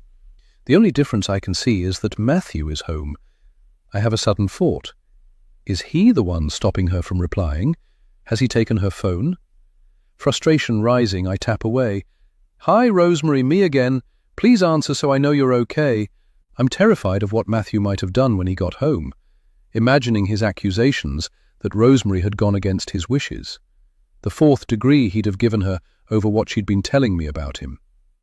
Then I picture Octavia cowering in her room, her pillow over her ears to block out her parents' fight. Has he told Rosemary not to see me again? Logic says I'm overreacting, but my heart tells me I'm not. I turn my phone onto vibrate, shove it into my back pocket, and carry the vacuum cleaner upstairs before coming back for Leo's car seat. At this age, the sound of the carpets being hoovered soothes him, lulls him to sleep as often as not. But once he's older, is more awake and mobile, I don't know how I'll cope. Daren't think about it. But that's the future. This is now. Cleaning other people's houses and my pitch at the craft market is just enough to keep the wolf from the door, and that's all that matters for the moment. There's no point in dwelling on what will happen after. By the time I've finished and am ready to go on to my next appointment, Leo is wanting another feed. All the time I'd been upstairs, my phone has stayed mute, no vibration through the denim of my pocket. Even so, I take it out now, willing her reply to be there, no longer surprised when it's not. As Leo feeds, I settle back in the chair and close my eyes. Without warning, fragments of the news report on the radio float into my head. 5'9" tall, auburn hair, found the house empty when he returned. My eyes shoot open and Leo jolts, whimpers. I soothe him and latch him back on. Why hadn't I paid more attention to the radio? A search of my memory for more brings up nothing. Those recent murders. They were only a few miles from where we both live. Evidence of it in the increased police presence in the area. Rosemary has auburn hair. What if that's his thing? For the first time in years, I find myself praying, "Please, God, let her be all right." Not because of any bond we might have formed in the few short times we've met, but because, if something's happened to her, who will look after my child? Not Matthew. Please, not him. Without thinking any more, I search through the contacts on my phone and press call. When it answers, I make my own voice sound as feeble as possible. "I'm really sorry, Natalie, but I'm not going to make it to yours today. I think I'm coming down with flu or something. Could hardly drag myself out of bed. Could I do Friday instead, if I feel up to it?" My concern over what went on in Rosemary's house is greater than the wave of guilt that washes over me at Natalie's kindness and concern when she agrees. I need to get over to Victoria Lodge, find out for myself what's going on. Placing Leo back in his car seat, I hurry out to the car and strap him in the back. Then I throw my box into the boot, slam it shut, and drive away. As the housing estate recedes behind me, I check my watch. I'll be passing my house, and Leo could really do with a nappy change. But I dare not stop, for who knows what's going on in Victoria Lodge? I should be in Bleak in half an hour, less if I put my foot down. Either side of me, the houses blur. In the back, Leo is crying, unsettled by the hasty way I bundled him into the car. I ignore him, fix my eyes on the road, my brain concentrating on the road and the fastest route. It's why it's only at the last minute, but I swerve to avoid the cat that's sitting in the street. Why I don't see the police car parked outside my house until I've driven past. Chapter 28. Rosemary. My phone is on silent, but I see Becky's name flash up. I glance at Matthew. He's standing at the kitchen window, looking out at I don't know what. When I'd heard his key in the lock, so soon after Becky had left the house, my fingers had tightened around the drying-up cloth I was holding. Knowing it was him, for who else would it be at that hour? Yet, not understanding why he was home. He told me he wouldn't be back until the weekend, so what had changed his mind? I'd quickly turned to Octavia to tell her to go to her room, but she'd already gone. Must have heard his car as it pulled up in front of the house, or else some sixth sense had alerted her to the fact that her father was home. At the thought of what might have, what should have, been, I'm overcome with an immense sadness. She should be embracing him at the front door, having missed him all week. It's not how I'd imagined things would turn out when we adopted her. Tell me again why she was here. Matthew turns, looks me in the eye. What you said to her. The truth, Rosemary. I look at him blankly, thinking for a moment that he means Octavia. My mind still in the adoption agency, my finger tracing the outline of her face on the photograph in front of us. My heart ready to burst with love. Seeing my expression, he points to the window. The girl I saw sneaking out of the house. I'm exhausted. We've been over it 100 times this weekend. I didn't tell her anything. I press the back of my hand to my forehead. Done with it all. She's a friend, that's all. Everyone needs friends, especially when they have a young baby. Where's the harm in it? I thought you said it was just going to be online chat. I need more, Matthew, can't you understand that? I don't want to push him too far, but it's true. As I think this, my phone flashes Becky's name again, and my finger itches to answer it. I need her as much as she appears to need me. More, probably. This girl, this Becky, she's a lot younger than you. Why choose her? What could you possibly have in common? Children, of course. And for your information, I didn't choose her. She chose me. What difference does a few years make anyway? We're both mothers, aren't we? Trying to keep it all together while our partners are out of the picture.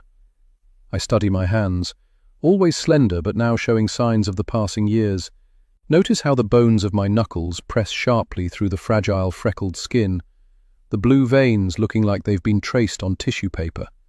Now he's put it in my head, I can't help wondering if Becky minds that there's more than a decade between us. Wouldn't she rather go to a bar, have fun with someone her own age? He looks hurt, a shadow passing over his face. What do you mean, out of the picture? I bite my lip, realizing my mistake. It was a terrible choice of words, and I don't want to make him angry. I just meant that you both work away a lot. The fact that Becky's partner left her is none of Matthew's business, so I keep it to myself. And sometimes I need someone to talk to. You can understand that, can't you? His face slackens, and I wonder if he does. You know very well that I do what I do to make enough money to keep us in this bloody house. It's what you wanted, isn't it? If I'd had my way, I'd never have accepted the second contract in Nottingham. I'd be here full-time with you and the kids, sold the house and moved somewhere we could properly afford. But oh no, your obsession with this mausoleum means I drive hundreds of miles a week and hardly get to see them. He points an accusing finger at me. I do it for you, Rosemary. I fucking do it for you.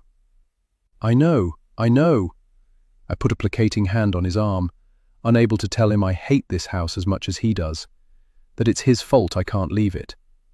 And I'm grateful. Well, you have a funny way of showing it. He walks over to the table, pulls a grape from the bunch in the fruit bowl, and pops it into his mouth. Keeping things from me, inviting strangers round without telling me about it. She could be anyone. For all we know, that husband of hers, he's her partner, not her husband. He draws in a breath. All right, her partner. What do you even know about him? For all you know, he could be... He scratches his head. The one taking women, killing them. His stare is so intense I have to look away. There's been another, you know. They haven't found a body, but someone else has been reported as missing. You need to be careful who you befriend. Your judgment isn't always... He doesn't finish, and I wonder what he was going to say. He's clutching at straws with these accusations, and he knows it. Isn't what? It doesn't matter.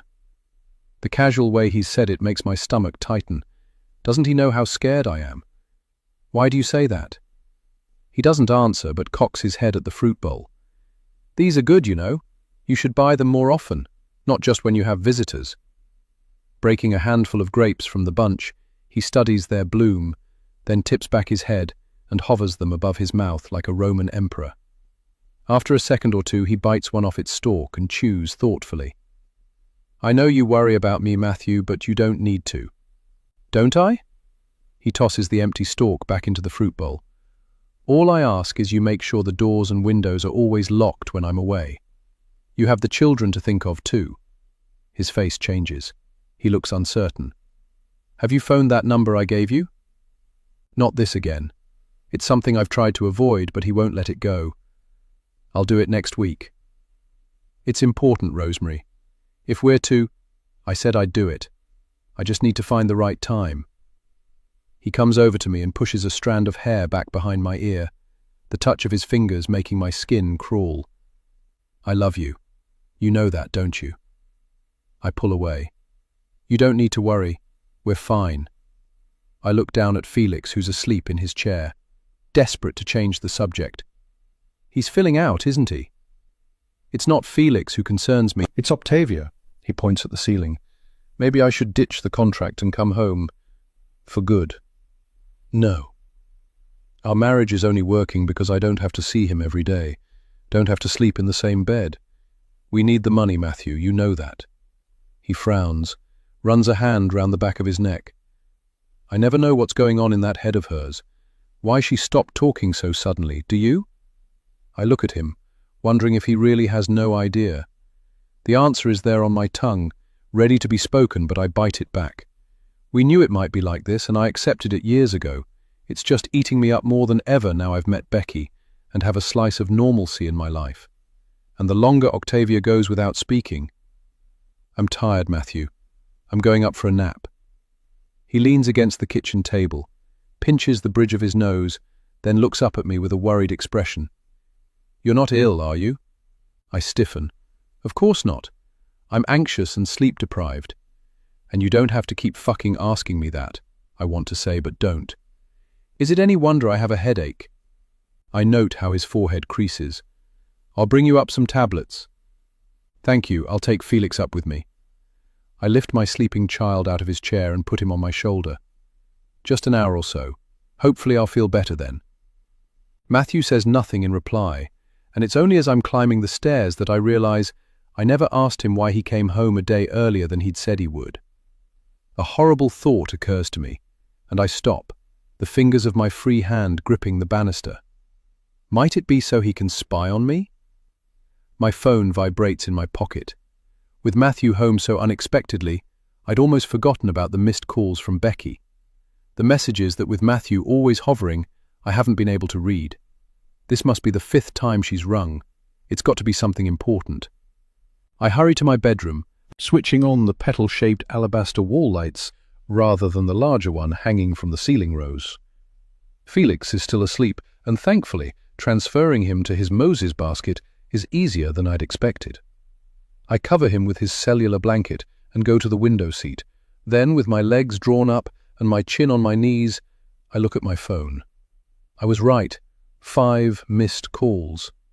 Desperate to know why she's rung, but not wanting to ring her back, I stare at the room. On this dismal, wet afternoon, it feels too vast, too empty. The few pieces of heavy furniture we'd chosen from an antique shop when we first bought the house, looking pretentious rather than authentic. I'd fallen in love with its high ceilings and tiled floors when we'd first viewed the property, loved its sense of history. But recently it's felt as if the ghosts of all those who lived here, who died here, have been awakened. It's why I can't sleep. Perhaps Matthew's right and we should move. But he knows as well as I do that it won't happen. He saw how bad it was the last time I tried to leave the house, how ill it had made me. I shiver and rub my arms just as the phone vibrates again. This time I answer it. Becky? With my finger, I draw a face in the condensation on the window glass. Is something wrong? Oh, thank God you answered. She makes a strange choking noise, as though something is caught in her throat, and I realize with surprise that she's crying. I sit up straighter. What is it? What's happened? I'm sorry, Rosemary. Her voice catches. I had no one else to tell. The police have been at my house asking questions. The police?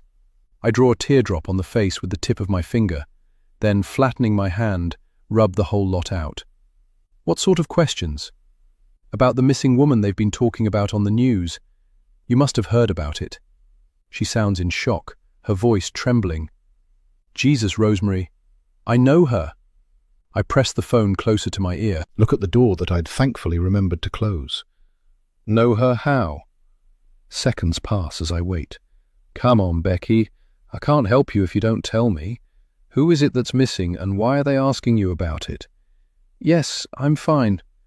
Through my mobile, Becky is calling out to someone, the police probably, her voice muffled as though she's holding her phone away from her. I'll be down in a minute. She's back, her voice clearer now, urgent. I'm sorry, Rosemary. I've got to go. I'll have to tell you about it later. What? No, wait, don't go. Tell me now. The missing woman. It's Michelle. Becky lowers her voice so I can hardly hear it. Michelle? I rack my brains, trying to remember if she mentioned someone with that name to me. Yes.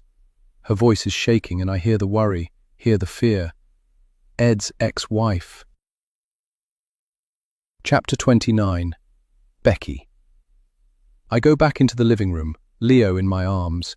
He was my excuse to get away, to phone Rosemary, and this visit from the police has shown me that, despite my concerns, her friendship means something to me.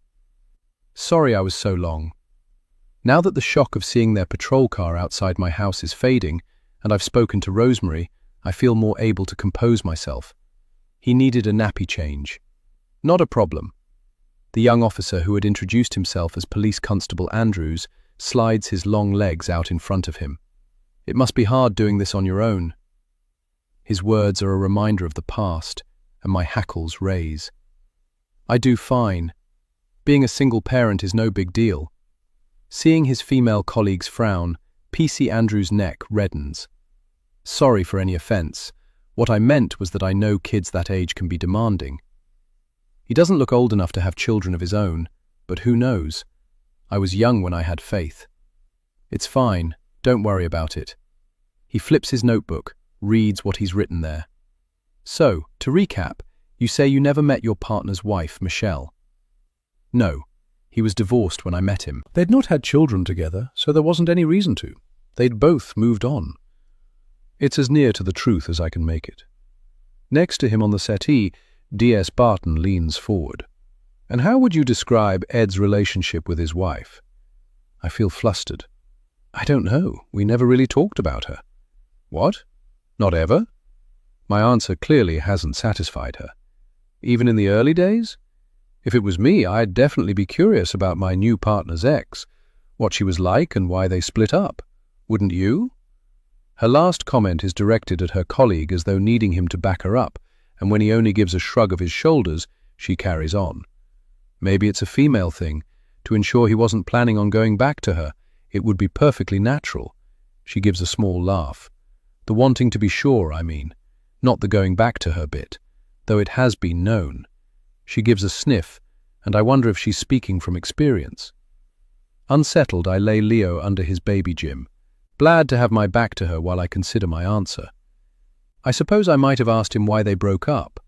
I don't really remember. I turn my head. Look, what has any of this got to do with me? I told you I don't know her. Shouldn't you be out there looking for whoever's done this? Done what, Becky? I feel myself redden. You know, taken her, done something to her. Because I guess that's what all these questions are about, what you're thinking. Our eyes meet. That she might be another of the madman's victims. D.S. Barton taps the end of her pen against her chin.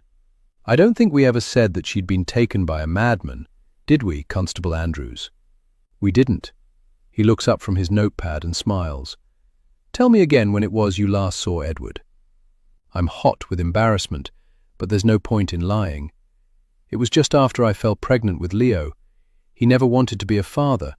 He thought I'd tricked him into it and wanted none of it. And had you? Tricked him into it, I mean. No! The shock I feel at his suggestion is brutal. I'd never do that. It was Ed's idea not to wear a condom. Said the chances of getting pregnant so close to my period was negligible. I wince, surprised that slipped out. Constable Andrews looks uncomfortable. He was a practicing obstetrician, was he? I bow my head, surprised at his sarcasm, wondering why D.S. Barton hasn't given him another of her looks. You know he wasn't. Because of course they will already have looked him up. Found out that Ed was a bartender when it suited him, a barista when the cafe on the corner was desperate, a regular at the bookies in town. They'll know about his earlier past too, but maybe not that he's a liar and a cheat, not fit to be called Leo's father. I think back to his birth, how, just like when my first baby had entered the world, I'd been utterly alone. D.S. Barton looks worried, has no doubt noticed the glisten of my eyes. I'm sorry if our questions are upsetting to you. Belatedly, she lowers her brows at P.C. Andrews, and from the way the muscles on his face tighten, he knows he's crossed some line or other. With the sleeve of my jumper, I wipe away the tear that's escaped the corner of my eye and is about to drip from my chin. Despite what you might think, even after we argued and Ed left, I never regretted having Leo. Not for one moment. He's everything to me. He's my world. I want to say that Faith, or rather Octavia, is too, but of course I can't. I can see that, Ms. Young, and I know this must be a shock. She smiles kindly at me, and I wonder if she'll give P.C. Andrews a rollicking once they leave the house. You're right, it is. She sits up straighter, but I must stress that this is, at the moment, just a missing persons inquiry. What we really need to know is where your partner might be now. There are some questions we'd like to ask him. Ed hadn't seen Michelle in years. P.C. Andrews scratches his chin. With all due respect, Ms. Young, you've already said you haven't heard from your partner for over a year. With that in mind, it's entirely possible. What are you saying? But I don't need to ask. The subtext of what he's implying isn't difficult to read. I'm not saying anything, except that it's not unheard of for someone to reach out to their former partner after a breakup. I digest his words. Want to reply that the idea is madness, that Ed would have no reason to get back in contact with her. But what do I know? Anything is possible after what I saw on his computer. That's madness! My defensiveness is impossible to hide. And who can blame me? I am the innocent party here, the one who was abandoned, and their visit today has left me feeling oddly tarnished, as though Ed's leaving, Michelle's disappearance, is somehow my fault. I don't know anything about Ed or Michelle. I want them to see it for what it is. If I did, I'd tell you. Why wouldn't I? If we had the answer to that question every time it was asked in an interview, we'd have no cases to be solved. P.C. Andrews crosses one leg over the other, an inch of pale skin visible above his sock. Just so I'm absolutely clear, you've heard nothing at all from Leo's father since he left. I told you, no. No money to help support the kid? He nods his head at Leo, who's kicking his legs against the frame of the baby gym, sending the animals swinging. We don't need his money, we get by. He consults his notes. From your cleaning jobs. Yes, and the market stall. I look away. I also claim universal credit. I see. He makes a note, then looks around the room, taking in the second-hand furniture, the shabby carpet. I see it through his eyes, registering that the only things worth looking at are the photographs I've taken. Trapped inside the cheap clip frames I bought from Amazon. Banged into the wall with the hammer and screws I found in the toolbox Ed left behind. The small nod he gives when he moves his eyes back to me is proof he's satisfied that I don't live a life of luxury on such a small income. Did you know Michelle has a life insurance policy and that the beneficiary is Edward? But they're divorced. This is true, but she never cancelled it or changed the details. Strange, don't you think? My hands feel clammy, but I refrain from wiping them down my jeans in case he views the action as suspicious. I don't know what you're trying to say. Nothing. I'm just thinking aloud. Presumably you knew this. No. Why would I? So he'd kept it a secret from you? Yes. No. I press my hand to my forehead. Look, I don't remember. If he had told me, I'm sure it's not something I'd forget. D.S. Barton looks at her colleague, then at me. Seconds tick by. Then she inclines her head towards the door. I think that will be all. She stands, her hands swiping the fronts of her trousers in a reflexive action that tells me she must be a cat owner. Thank you for your time, Ms. Young. She hands me a card with her name on it. If you think of anything else, or if you hear from Leo's father, please do give me a call. I take the card from her hand, my shoulders dropping with relief that they're going. I will. Leo has grown bored of the animals that hang above his head. His face is red and he's grizzling. I get up and start to follow them to the door, but D.S. Barton holds up her hand. "No, we're good. You see to your little man. We can see ourselves out." "Thank you." The door shuts behind them, and I go over to Leo, pick him up and cover his cheek in kisses, my tears mingling with his. I am a good mother, aren't I? But there's no one there to answer. No one to fight my corner, to disagree with the voice of my mother that's forcing its way into my head. "You're not capable of looking after the child. You know that, don't you, Becky?" Chapter 30. Becky. Then Faith's skin is flushed and clammy. She hasn't slept for the last few nights, and neither have I. I look down at her, run my forearm across my forehead. "What's wrong? Why won't you stop crying?" The room is small, cramped, just enough space for the bed and a small chest of drawers, the bevel-edged mirror on the wall spotted with age. Going over to the window, I open the fanlight, hoping that the night air will cool her, cool me. I've tried everything, pacing the room with my daughter on my shoulder, singing to her a song I remember from way back in my childhood. Feeding her hadn't helped. She'd not wanted it, fought me until I'd eventually given up, and changing her nappy had only made her worse, her cries louder. In desperation, I'd put her in her pram and walked the streets. It had soothed her for a while, but the minute she was back in the flat, the crying had started again. "You hate this place as much as I do, don't you?" I sink down on the bed, overwhelmed.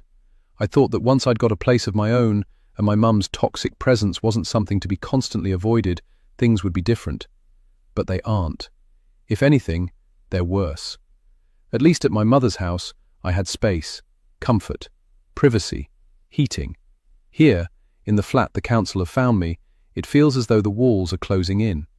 The kitchen window looking onto the flat grey wall of the residential block next to us. The bathroom not big enough even for a bath.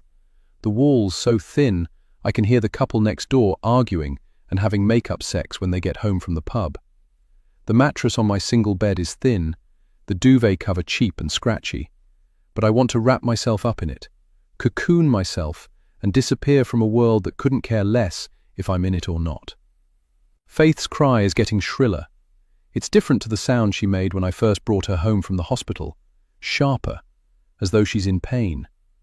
I stare at her in despair, clueless as to what to do to stop the sound that tears at my heart. Finally realizing that my love alone isn't enough, that to keep her happy, keep her from harm, she needs more than that, more than I can give her. My mother had been right all along, and I hate it. Panic takes hold, inching its way through my body until I can hardly breathe. It's not that I don't love my daughter. I do, with all my heart. It's just that the responsibility of looking after something so small, so helpless, has crippled me. For the first time since Faith was born, I wonder if I should have told her father about her. If I had, perhaps he would have left his wife, told me he was happy and that we'd bring her up together. Perhaps he'd... I close my eyes in pain. What planet do I think I'm on? The pregnancy hormones and Faith's birth have addled my brain. He'd never have accepted us. I'd seen how he'd looked at his wife in the cafe, seen how happy they were. Even if I'd confronted him, told him the truth, it would have made no difference. The pain that's been in my chest since we moved in here last week deepens, becomes more malignant. We're both crying now, our faces wet with tears and snot. I don't know what to do. I don't know how to make her stop. I pick Faith up, and immediately I do, I know there's something terribly wrong. She's crying still, but it's weaker, the sound more pathetic, and her skin, that had a moment or two ago been an angry red, has a ghostly pallor to it, a hint of blue around her lips. Oh my God! I press her to me, but her body, usually so soft, has stiffened. Her legs are jerking. She's going to die, and it's my fault. It's God's punishment. As I grab my mobile from the bedside table, Mum's voice is there again. It's as though she's in the room, as though the ties had never been cut. I can't escape her because I know it's true. I slept with a married man, had his baby. I have no one to blame but myself. My baby. She's having some sort of fit. I shout the words into the phone when it's answered. Faith is limp in my arms and I'm terrified. Please tell me what to do. The emergency operator tries to calm me down, says it sounds like a febrile convulsion, something that usually occurs in babies older than Faith. Because of this, they'll want to see her in the pediatric unit at the hospital, which is why she'll be sending an ambulance for us. She's still speaking, something about it rarely being fatal, but I'm not really listening. Although the color in her little face is already coming back, it's no reassurance. Not because she's still in danger, but because my brain is telling me it's a trick, something that will happen again, and the next time I might not be so lucky. All the years of Faith's life stretch out before me like a test I have to pass, an exam I haven't revised for. What made me think I could do it? The ambulance arrives and the paramedics are kind. They confirm what the operator told me, that Faith most probably has an infection and they'll need to take her in to be monitored. They know it's hard, but I must try not to worry. Faith will be in safe hands, unlike mine. As I travel in the ambulance, I don't touch my daughter who's lying in a portable incubator, her color now fully restored to its natural flesh tones. Her eyes fluttering under her translucent lids as she sleeps as she never did in the flat. And by the time we've reached the hospital, my mind is made up. I know what I must do, what I should have done before. I can't look at my baby, know that if I do, my resolve will falter. Sometimes, to love someone is to let them go. I think of the nameless, faceless couple whose hearts I broke when I said I'd be keeping Faith after all. My only hope is that they'll still want her. Chapter 31. Becky. Now Rosemary's house has a large laurel hedge bounding it. Staying in its shadows, I press my body into the dense greenery and strain to see the driveway. Terrified that Matthew's car will still be there, knowing I won't be able to go any further if it is, because he's made it quite clear. I'm not wanted at the house, or anywhere near his wife. This morning, I'd heard on the local radio station that Michelle was still missing. Wondered about the life insurance PC Andrews had mentioned, the debts Ed had racked up over the years, and whether I should be worried. Yet, as I stand here, it's Matthew who is at the forefront of my mind, not my ex. The question I'm asking myself is why he doesn't want Rosemary to have friends. It makes no sense. The more I think about him, the more I'm sure he's the reason behind my daughter's mutism. As the damp foliage presses against my skin, another thought comes to me. Even if he's left again, what if he's forbidden Rosemary to see me? It's not as if I know her well, and I've no idea if she'd have the strength of mind to defy him. That's if she even wants to.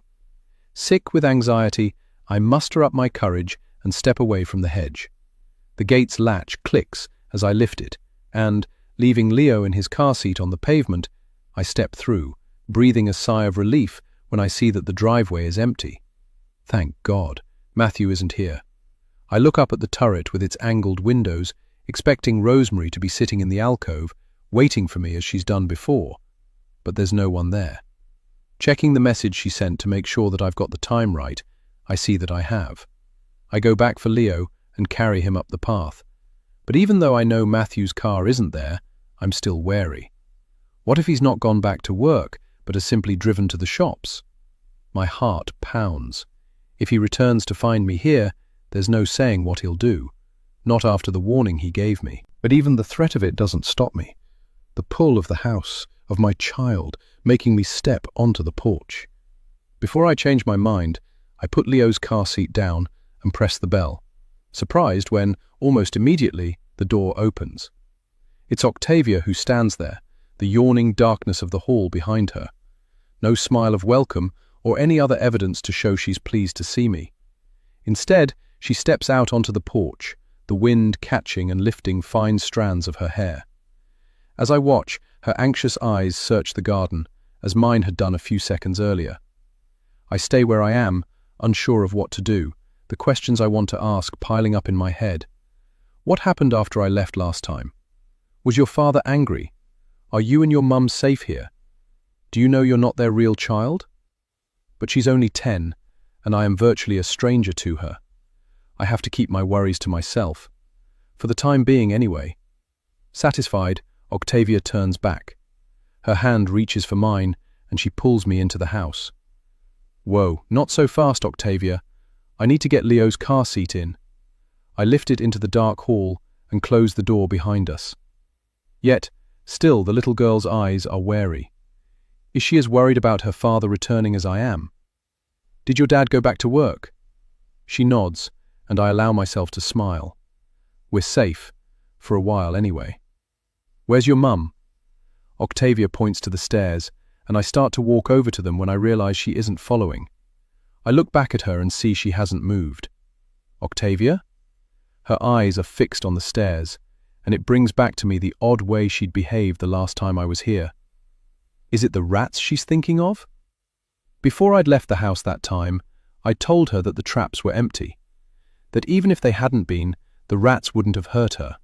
They were living creatures like us, their only need to look for food and a warm place to sleep.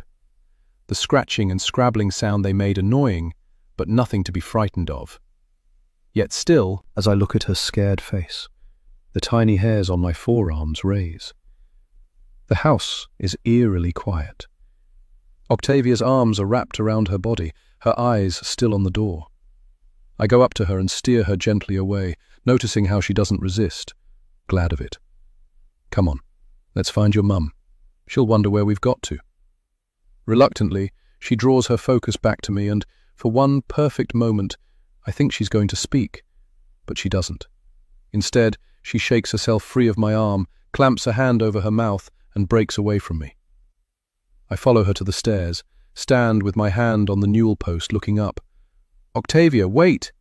But she's gone, the sound of her footsteps echoing, then dying. I rub at my arms, feeling the soft prickle of the raised hairs as I look around me. Then I pick up Leo's car seat and climb the stairs. When I'm halfway up, I can't help looking back down at the gloomy hall below me. Remembering the way Octavia's elbows had been pressed into her sides, how she'd tried to make herself look smaller. Something's not right. I know it. Dragging my eyes away, I carry on up to the first floor, stop at Rosemary's bedroom door. I knock and wait. Hear nothing. Rosemary, are you in there? I knock again, louder this time. Think I hear a sound, a cough or maybe a groan. Sensing something's wrong, I don't knock again, but throw the door open.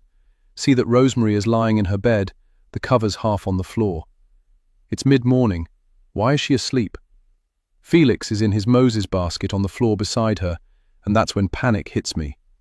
I put down the car seat and run to the baby, crouch beside him, and press my hand to his chest. As he gives a little squeak, his face screwing up before he falls back into sleep again, my eyes close in relief. Thank God. What was I thinking? What had I imagined? There's a half-empty bottle of milk on the bedside table.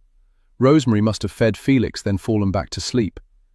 We talked about how exhausting motherhood was, but she'd known I was coming here today. Wouldn't she have set an alarm? And why wasn't she looking after Faith?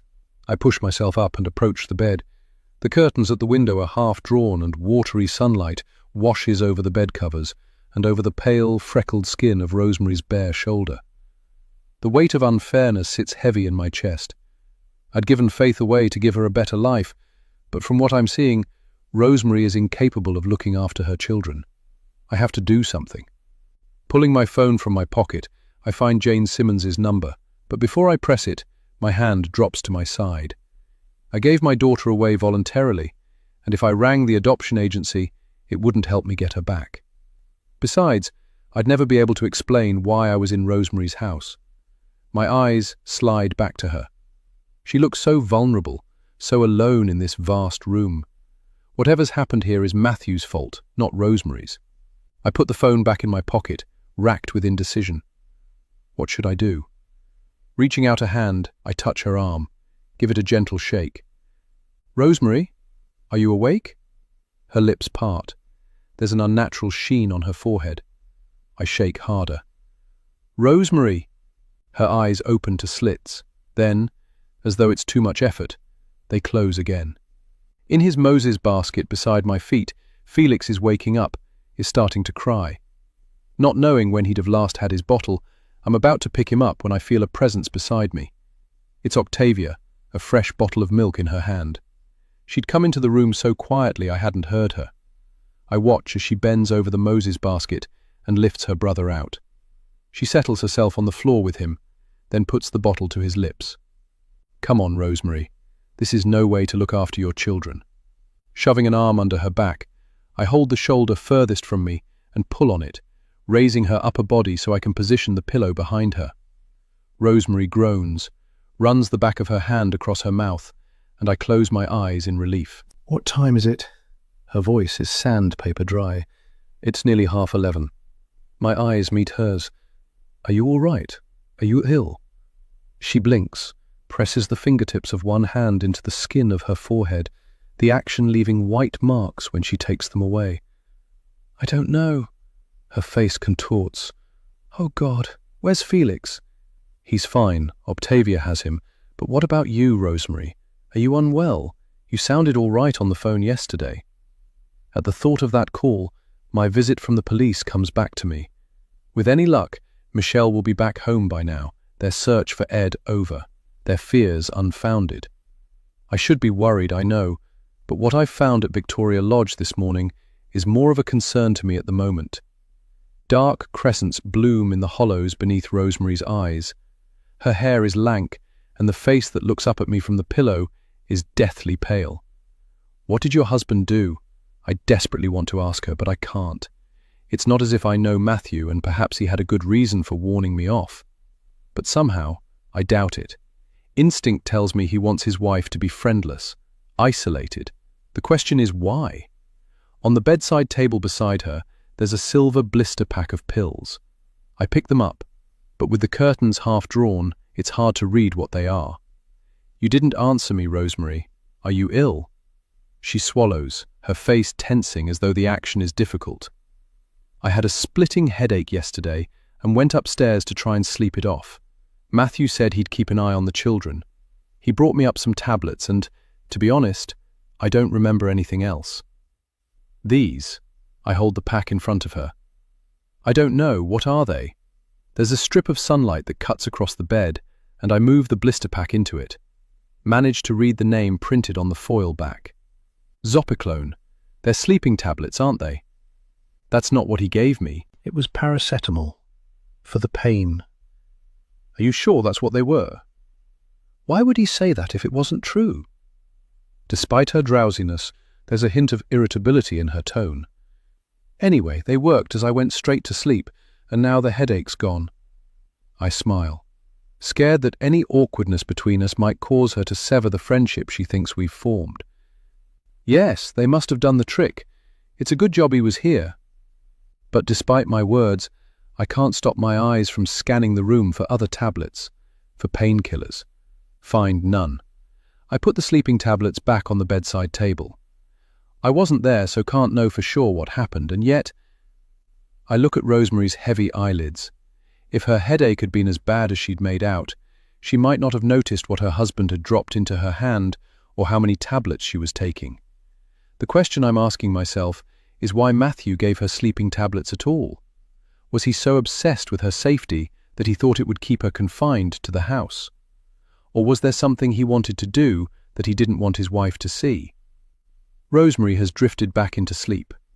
I watch the rise and fall of her chest beneath her nightdress, and remember the other time I'd arrived to find her movements heavy, her tiredness extreme despite having 2 children to look after. Like today, her strange behavior had come the morning after Matthew had been home. Beneath her closed lids, Rosemary's eyes flutter, and I feel my anxiety grow. Octavia has finished feeding Felix, and despite my worry, I smile at her, impressed by her maturity. If Leo's anything to go by, her brother would have woken more than once in the night for a feed, and I'm wondering if she was the one to get up to tend to him. I think of the nappies she would have had to change as well. Is her independence something she's had to learn? I shake Rosemary's shoulder again. "Rosemary, wake up! The children need you." Her pale arm lifts, her forearm bending until it covers her eyes. "Leave me, Becky. Go home." "I'm not going anywhere. Not until I know you're okay. I'll make you some tea." I lean over her and press the back of my hand to her forehead, relieved that it doesn't feel hot. "Or maybe I should ring Matthew." She clutches my wrist. No, please don't. I'm filled with guilt at my relief. If I did, what would I say to him? I know you tried to drug your wife, or perhaps I could play the innocent, pretend I've no idea what's wrong with her. Either way, he'd know I'm here, and the thought of him returning home to confront me fills me with panic. What about the doctor then? Someone should come and take a look at you. I don't need a doctor, Becky. Really, I'm fine. She doesn't look fine. There are faint crescents of purple under her eyes, and I can't ignore how the water in the glass trembles as she lifts it from the bedside table to take a sip. But calling the doctor would raise complications of its own. I'll make you a strong coffee then. She gives a weak smile. Yes, that would be good. Her head drops back onto the pillow, and I wonder if I'm doing the right thing. I look for the kettle and the jar of coffee that had been here before and see it's not there. I'll need to go down to the kitchen. You can leave Leo here. Rosemary has seen me pick up the car seat. Her words come out slow and heavy. Octavia can get you if he cries. But will she? When the kitchen means walking past the locked understairs door, I hesitate, unsure of what to do. But I'll only be gone 5 minutes, 10 at the most. He'll be fine. Why wouldn't he be? Chapter 32. Rosemary. The car seat is next to Felix's Moses basket. Both boys are asleep, and Octavia is over by the door as though she's keeping guard. I prop myself up on one elbow, beckon to her. Come over here, love. You're making me feel tired watching you standing there. You don't need to worry. Your father won't be back for another few days. But I must remind myself that I don't know it's Matthew she's scared of. For all I know, it's Becky she's listening out for. I need to keep an eye out for that. I've seen how she gravitates to her when she's here, and if she gets clingy, like I know she can, she could scare her away. Reluctantly, Octavia comes over. She sits behind the two babies and places a kiss on their downy heads, first one, then the other, an action that makes my heart melt. If only she would show the same affection to me, my life would be perfect, but I know she won't. From the minute she could walk, it was always Matthew she toddled to. He she chose to run to if she fell and hurt her knee, and his lap she'd climb onto if she was feeling sad. It had made me feel redundant, cast aside. But now she's older, things have changed. She shies away from him. I should be glad, but it makes me anxious. I have only myself to blame. I press my hands against my cheeks and rub them hard, hoping to lift the stupefying tiredness that presses down on me like a heavy blanket. As Becky had held the packet of sleeping tablets in front of my face, she'd accused Matthew of giving them to me. But she's wrong. He'd never do that. I watch as Octavia plays with the two little ones, observing them as an outsider would, wondering what they'd think. My children have my pale complexion, but although Leo's skin has his mother's warm tone, his blue eyes mean he doesn't look out of place next to my family. My face breaks into a smile, and I pick up my phone from the bedside table and frame the three of them in the viewfinder. I like what I see and take the picture. How about a selfie, Octavia? I push back the cover and shuffle my body to the edge of the bed. All of us together? Sliding my legs out of the bed, I gather my nightdress in my hand and kneel behind them. I hold the phone up and tap to change it to the front-facing camera. Ready? I smile and take the picture. Click on it to view. The light is just perfect. The sun that's coming through the part-open curtains, bringing out the auburn highlights in my children's hair, warming Leo's skin. Maybe photography's my thing. Perhaps I should do more of it. What are you doing? I turn, a rash of heat crawling up my neck. Becky's standing there, a mug in each hand. She looks tense, and I realize she might not like me taking photos of her child. The kids looked so cute together, I thought I'd take a photo. You don't mind, do you, Becky? Perhaps I should have asked first. Becky puts the coffees on the chest of drawers and gives a smile that I fear might be false. She picks up one of the mugs and hands it to me. Of course I don't mind. She struggles to compose her face. Why would I? I don't know. I relax a little, the danger past. Some people can be funny about photos being taken of their kids. I should have checked. I said I don't mind. Honestly, it's not as if we're strangers. I'm relieved, glad that she still thinks of us as friends. I reach out to her, take her hand. I've a great idea, Becky. Why don't we have a photo of all of us? I can set the camera on the table over there and use the timer. Do it properly. I wait, thinking she'll agree, but instead, she shakes her head. No, I'd rather we didn't. I loathe photos of myself, and I'd only ruin it. Really? But you're so pretty. You must be very photogenic. Sadly not. She takes a sip of her coffee. Won't meet my eye. Anyway, you seem a lot better. I feel it. The headache's gone, but I'm still feeling a bit groggy. I'd understand if you'd rather go, though. Leave it for another day when I'm more myself. No. Her face is set. I've no cleaning commitments today, and I'd rather stay here and be sure you're okay. She pauses. I was worried, you know. Has this happened before? I look away, wondering how much to tell her. A few times. It's these migraines. I wake up a bit dazed. A bit unsteady, she folds her arms. And they're always after your husband's been home. Don't you think that's odd? It's a coincidence, that's all. I feel my heart race, knowing what she's implying. Rosemary, I hold up a hand to stop her from saying more. Honestly, you don't have to worry about me. I turn to my daughter. Octavia, why don't you show Becky what you've been doing in your lessons? I can look after the boys. Becky looks unsure. I don't know. Maybe it would be better to leave it for another day. I promise you I'm fine. Go on. I'm sure she'd love to show you. She hesitates. Well, I certainly would like to see it. She turns to my daughter. If you'd like to, Octavia. And it so happens I've brought some of my own bits and pieces to show you if you'd be interested. I wait. See how my daughter's eyes slide to me as though asking permission. It sounds a great idea. Go along. The boys will be fine with me, I promise. But you don't look yourself, Becky. Has something happened? She'd only been down to make coffee. What could have happened in that short time? Becky says nothing, waits until Octavia's back is to us, then mouths, They still haven't found Michelle. Tell me later, I mouth back. But I have no interest in the woman. It's Becky I'm interested in, Becky and Leo.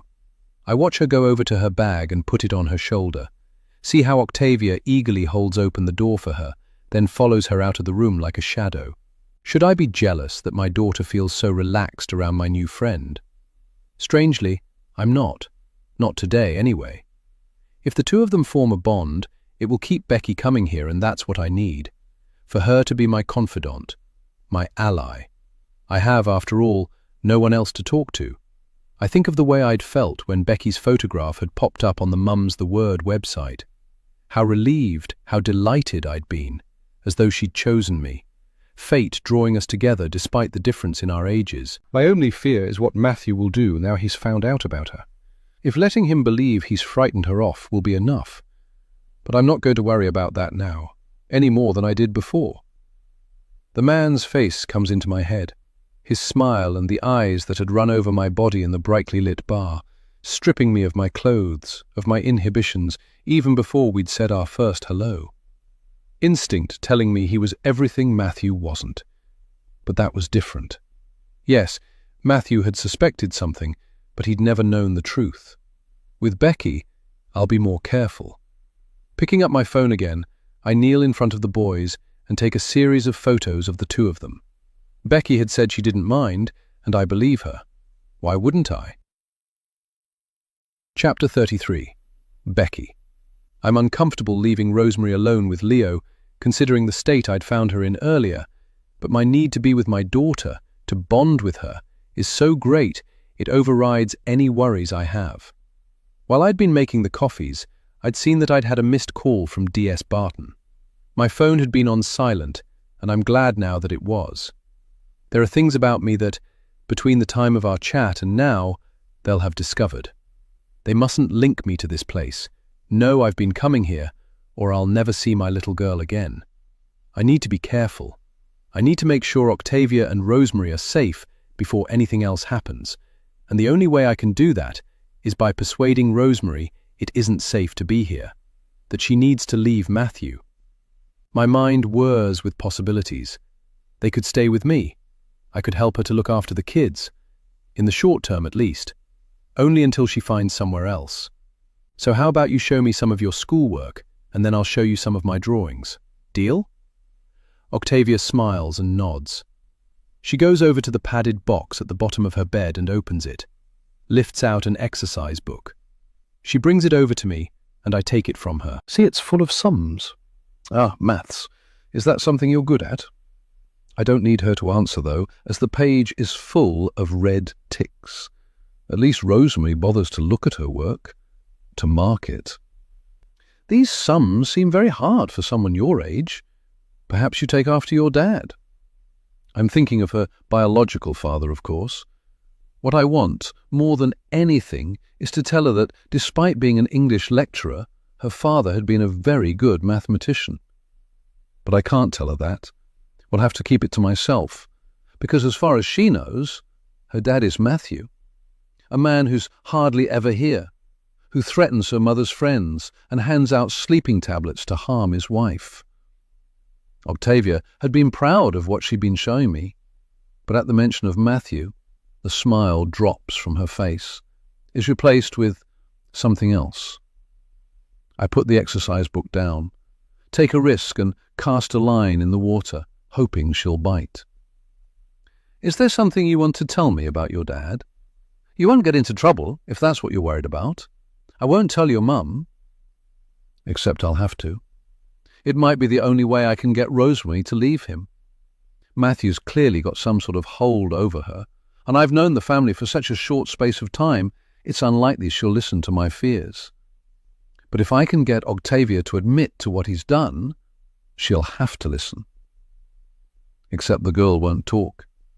Any accusation will still be coming from me. Unsurprised at Octavia's lack of response, I try again. Has he... There's no way to pretty this up. Has he ever hurt you? If he has, you need to tell me, love. You really do. All the colour has gone from the girl's cheeks, and when she shakes her head, it doesn't reassure me. Not because I don't believe her, but because it only confirms what I've feared. It's Rosemary who's been on the receiving end of his temper.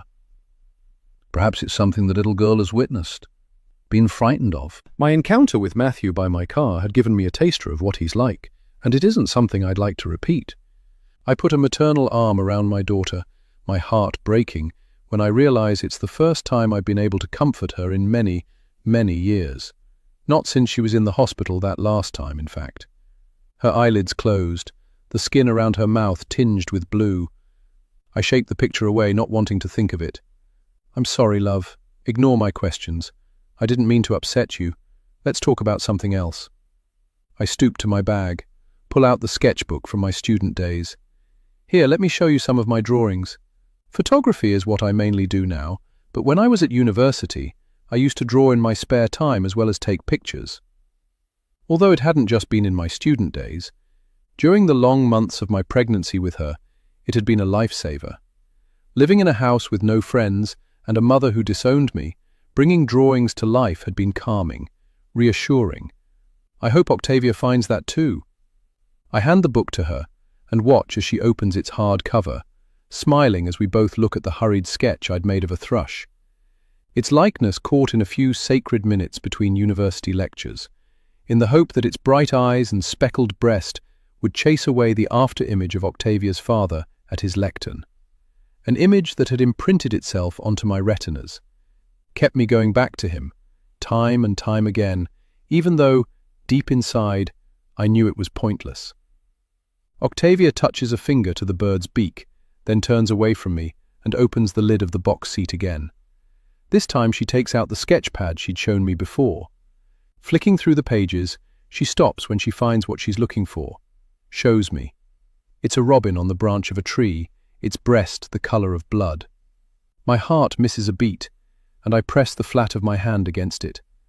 I've seen this picture before, but Octavia wouldn't know that. The picture is one Rosemary had included in one of the yearly contact letters she wrote to me, passed on via the adoption agency. She must have photographed it from this very book. I smiled to myself, remembering how proud I'd been when I'd unfolded it. It was proof that my talent had been passed down to my daughter, a little piece of me always with her. I wasn't to know it would be the final contact letter I'd be sent, or that one day I'd be sitting in a room with my daughter, able to talk to her, give her the truth. I'm close to tears as I look into my daughter's eyes. Octavia, there's something I need to tell you. But before I can ruin both our lives, common sense kicks in, and I clamp a hand over my mouth. Without warning, my eyes start to sting with tears. What am I doing? I'm in danger of ruining it all. Octavia's looking at me with concern, but with something else too. It's like she recognizes something, and it makes me wonder if she knows we have a connection. Feels it. Instead of making stupid mistakes that will bring it all crashing down, I have to nurture that connection, get her to trust me.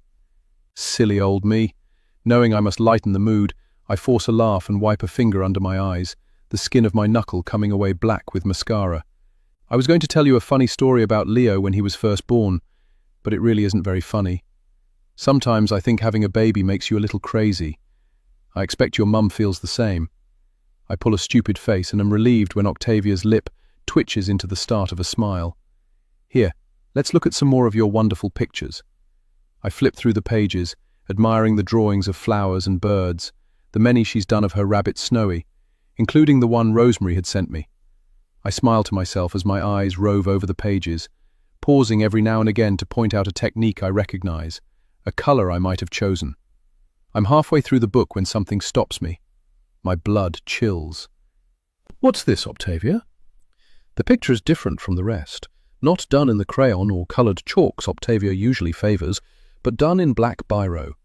In the middle of the page, she's drawn a strange stick man, the face mask-like, a white sphere broken by the dots of eyes, the vertical slash of a nose, the horizontal line of a mouth that neither smiles nor cries. For some reason, after the detailed strokes of the penciled robin, I find the expressionless face shocking, but there's worse. The blank-faced stickman is not all she's drawn. A body lies prostrate on the floor at his feet, unequivocally dead. The eyes that stare upwards and the contorted body reminding me of the rat in the trap in the cellar, the one Rosemary hadn't known I'd seen. I think of the rodent's lips pulled back over its teeth in a death snarl and give an involuntary shudder. Jesus, Octavia, what made you draw this? Is this something you've seen on TV? Although it's the obvious answer, I've yet to see a TV in Rosemary's house. I look at the black ink beads of blood that spatter the white space around the body and turn the page quickly in distaste, telling myself it's not the sort of thing a little girl her age should be drawing. Yet, as I close the book, I can't help wondering if I might be accused of double standards, whether I'd react the same way if Leo grew up to draw something similar. I doubt it. I'd more likely laugh it off as just something little boys did. The thought of Leo makes my breasts ache. He must be getting hungry. I slide the sketchbook into the box and close the padded lid. Let's look at the rest of these another day, yeah? I hold out my hand to Octavia, and when she takes it, the knots at the edge of my anxiety loosen. Children draw violent things for all sorts of reasons. It doesn't mean they're harboring a secret desire to kill. It doesn't warrant a session with a therapist. My shock at seeing it is a total overreaction. The baby's cry reaches me even before we start the walk down the long landing to Rosemary's room. I stop, listen, my senses sharpened. Is that Leo who's screaming? My mother's instinct kicks in. It is, there's no doubt. I drop Octavia's hand and run ahead of her. Why isn't Rosemary picking Leo up? By the time I reach the room, I'm frantic. The cries have grown louder, and when I throw open the bedroom door, I immediately see why. Leo is still in his car seat, but he's managed to get his foot stuck between the plastic frame where the animals hang and the seat's padding. Kneeling down beside my baby, I free the foot, unbuckle the chair's harness and lift him out. "You're all right, baby." I smother his damp face with kisses. "You're all right. Why didn't you pick him up, Rosemary?" But Rosemary doesn't answer. I'd been too worried about Leo to pay any attention to her before, but now I see she's lying on her front on the bed, her face turned to the window. Her eyes are closed, and she looks dead to the world, her delicate shoulder blades rising and falling with each breath. I'd been wrong. She hadn't recovered from whatever it was she'd been given last night. I should never have left her. Should never have given her the benefit of the doubt. This is all Matthew's fault, and the sooner I get Rosemary away from him, the better. Chapter 34. Becky. Then, "It's time, Becky." Jane sits on the chair beside my bed. It's been 2 days since Faith had her febrile convulsion, and they are happy that she's made a good recovery. Her temperature is back to normal. Her natural color has returned. After hearing what I had to say, I'd been given the choice to leave my daughter here, to go home and start my new life without her. But how could I? It wasn't Faith's fault things had ended as they had. She needed someone to be with her through the long night and the day that followed. Even if that person was the mother who had failed her. I fight against the despair that threatens to smother me, thinking only of the practicalities. I've given the last bottle, changed the last nappy. The contract has been signed and there's no going back. Faith no longer belongs to me. She belongs to someone else. And remember, you have my number. Jane repositions her glasses on her nose. We have a range of services we can offer you post-adoption, counseling and other resources to help you cope with the emotional impact of giving up your child. She means to be kind, but the only words I hear are the last 4. Giving up your child. As though I'm giving up smoking or chocolate for Lent, as my mother used to make me do. The springs of the bed squeak as I shift my body away from the clear plastic sides of the cot. Faith is waking up, her tiny fingers opening and closing, as though wanting to grasp something. But it's easier for me to have this conversation if I don't look at her. Pretend it's just me and Jane in an otherwise empty room. I tried. I know you did, love, and you mustn't blame yourself for any of this. You just weren't ready to have a baby. I turn red-rimmed eyes to her. Will I ever be? That's not a question I can properly answer. Her fingers fuss with the buttons at the neck of her blouse. People change. Circumstances change. Maybe one day. With a sympathetic look, she stands, picks up her file from the table at the end of my bed. I'll give you some space, love. She holds the file closer to her chest, her throat moving as she swallows, to say goodbye. I watch as Jane slides back the curtain, thinking how hard it must be for her to do her job. One day, when it's not so raw, I might be able to thank her for the way she's handled things, for doing her best. Now, though, I can't put off the inevitable any longer. The curtains clink as they move across the rail, and I wait until Jane has closed them behind her before standing, the bed groaning in relief as I lift my weight from it and move to the side of Faith's cot. It's not that the other parents who sit with their children on the pediatric ward aren't nice, but because my situation is no one's business except mine.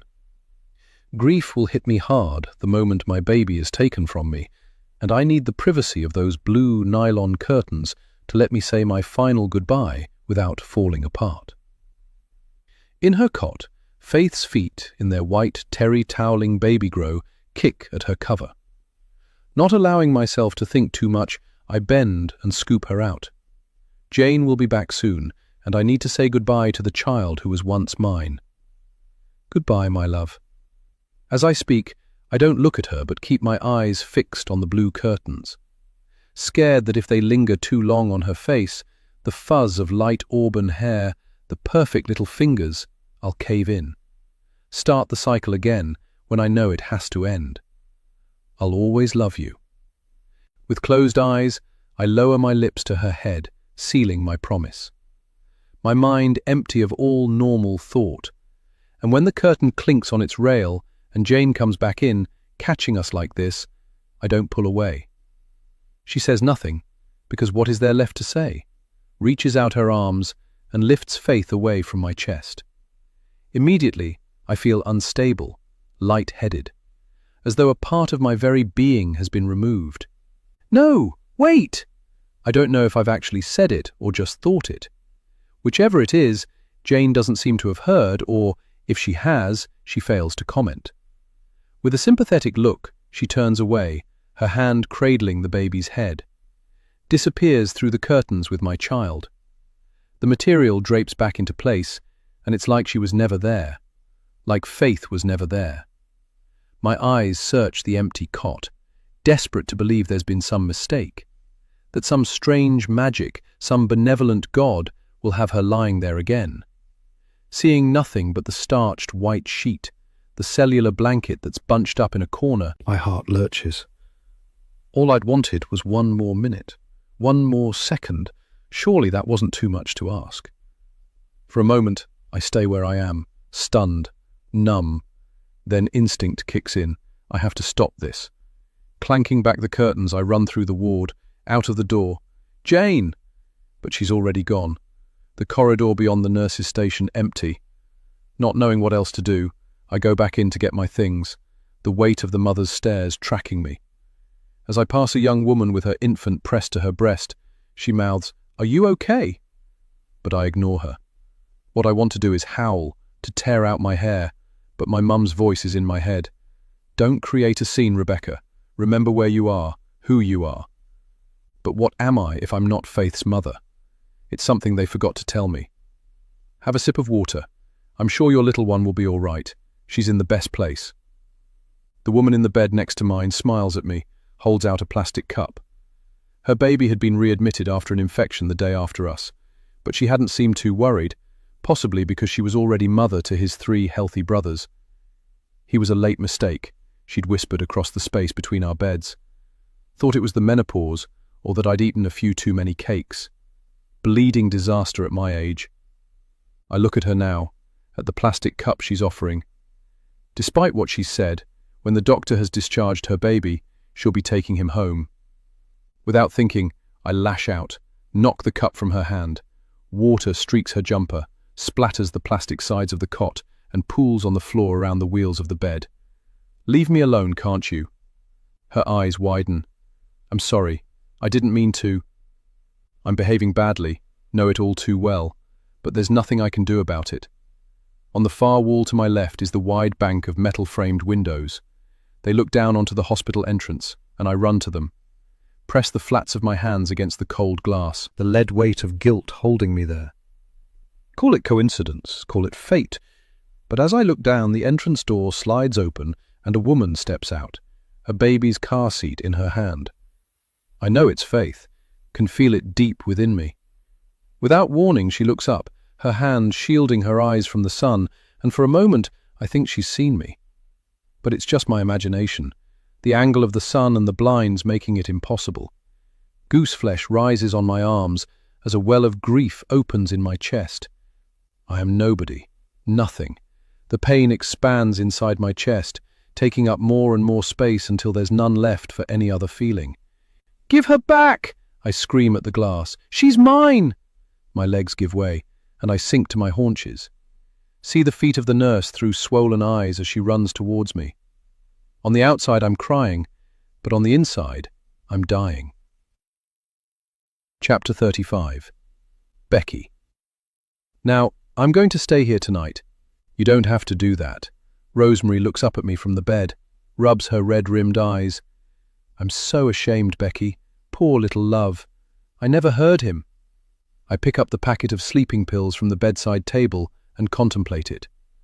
I don't think it's you who should be apologizing. None of this would have happened if it hadn't been for your husband giving you these things. I put the packet down. When did you say he was coming home? Rosemary yawns, covers her mouth with a pale, freckled hand. I don't know if I did. In fact, I'm not sure he told me. Or if he did, I've forgotten. And he hasn't rung to see how you are? She shakes her head. I told you before, that's not his way. Even though he knew you weren't feeling well. But already her expression is closing. Again, I've overstepped the mark. Butted into her married life when it's none of my business. Except it is my business when it involves my child. Anyway, if it's all the same to you, I'd rather stay over. Just for tonight. The boys are in the same size nappies, and I'm sure Felix must have some clothes he hasn't yet grown into that Leo can borrow. I can wash them out before I go home tomorrow. I touch the back of my hand to her forehead, see the film of sweat it leaves on my skin. And I still think we should contact the surgery. Get the doctor to take a look at you. To make my point, I shake the packet of sleeping tablets. After all, we really don't have any idea how many of these things you've taken. If that's what you've taken, we can take it from there. What do you mean? If we find Matthew gave you sleeping pills intentionally, then... I swallow, wondering how she's going to take it. Then I think you should consider leaving him. Rosemary's expression changes, and with effort, she props herself up on one elbow, her eyes pulled towards the window as though scared of what might be outside. It's not possible. I can't go out there. I can't leave the house. The tips of her fingers press at the hollowed base of her throat. I told you. My eyes follow hers, and once again, I wonder why it is that Matthews put the fear of God into her. I think of the body they dragged out of the river, think of Ed's missing wife. Of course, these things are unsettling, but his reaction to them seems extreme. I feel a sudden flash of irritation. It's like he's using the situation to keep his family virtual prisoners in this mausoleum of a house. It's not healthy. These thoughts bring back the missed call on my mobile from D.S. Barton. I should have rung her back, found out what she wanted, but I've been distracted. I'll do it tomorrow when I'm back in my own house. Today I have Rosemary to worry about, and Matthew. As far as I know, it's not a crime to work away and leave your family, and I've no evidence of anything else. I steal a glance at Rosemary. If I push her to explain more about her relationship with her husband, the fragile friendship I formed with this vulnerable woman might shatter, and I'll never see my daughter again. I'm sure the surgery will understand and get someone to do a house call if I explain the situation, Rosemary. I hold out my hand. If you give me your phone, I can make the call. You don't have to do a thing. Instead of doing as I ask, Rosemary sinks back onto the pillow, tears pooling at the corners of her eyes. Please, Becky, there really isn't any need. But this isn't the first time you've been like this when I've called round. I try to keep the frustration out of my voice as I think of the time she'd clutched at the furniture for support, and I'd wondered if she'd been drinking. Too many sleeping tablets would have the same effect. What if he's done this before? Rosemary turns her face away, strands of auburn hair sticking to her damp cheek. You don't understand. I look down at her, hands on my hips. She's right, I don't, but Rosemary isn't my only concern. There are 3 children in this house with us, and someone needs to look after them. I turn my attention to Octavia, trying not to think of the thing she'd drawn in her sketchbook. She's kneeling by Felix's Moses basket, trying to make him smile, though he's still too young. Try this. I kneel beside her and, lifting up his top, blow a raspberry on his tummy. His expression remains passive, so I do it again, and am surprised when the corners of his lips turn up. Did you see that, Octavia? My heart warms. Leo didn't smile until he was 8 weeks. The little girl looks comfortable with her brother, and it makes me wonder, does she speak to him when her mother is out of the room? Does she whisper him her secrets? I think of the secret I nearly blurted out to her. One day she'll know, but only when the time is right. I look around me and wonder if that time might come sooner than I think.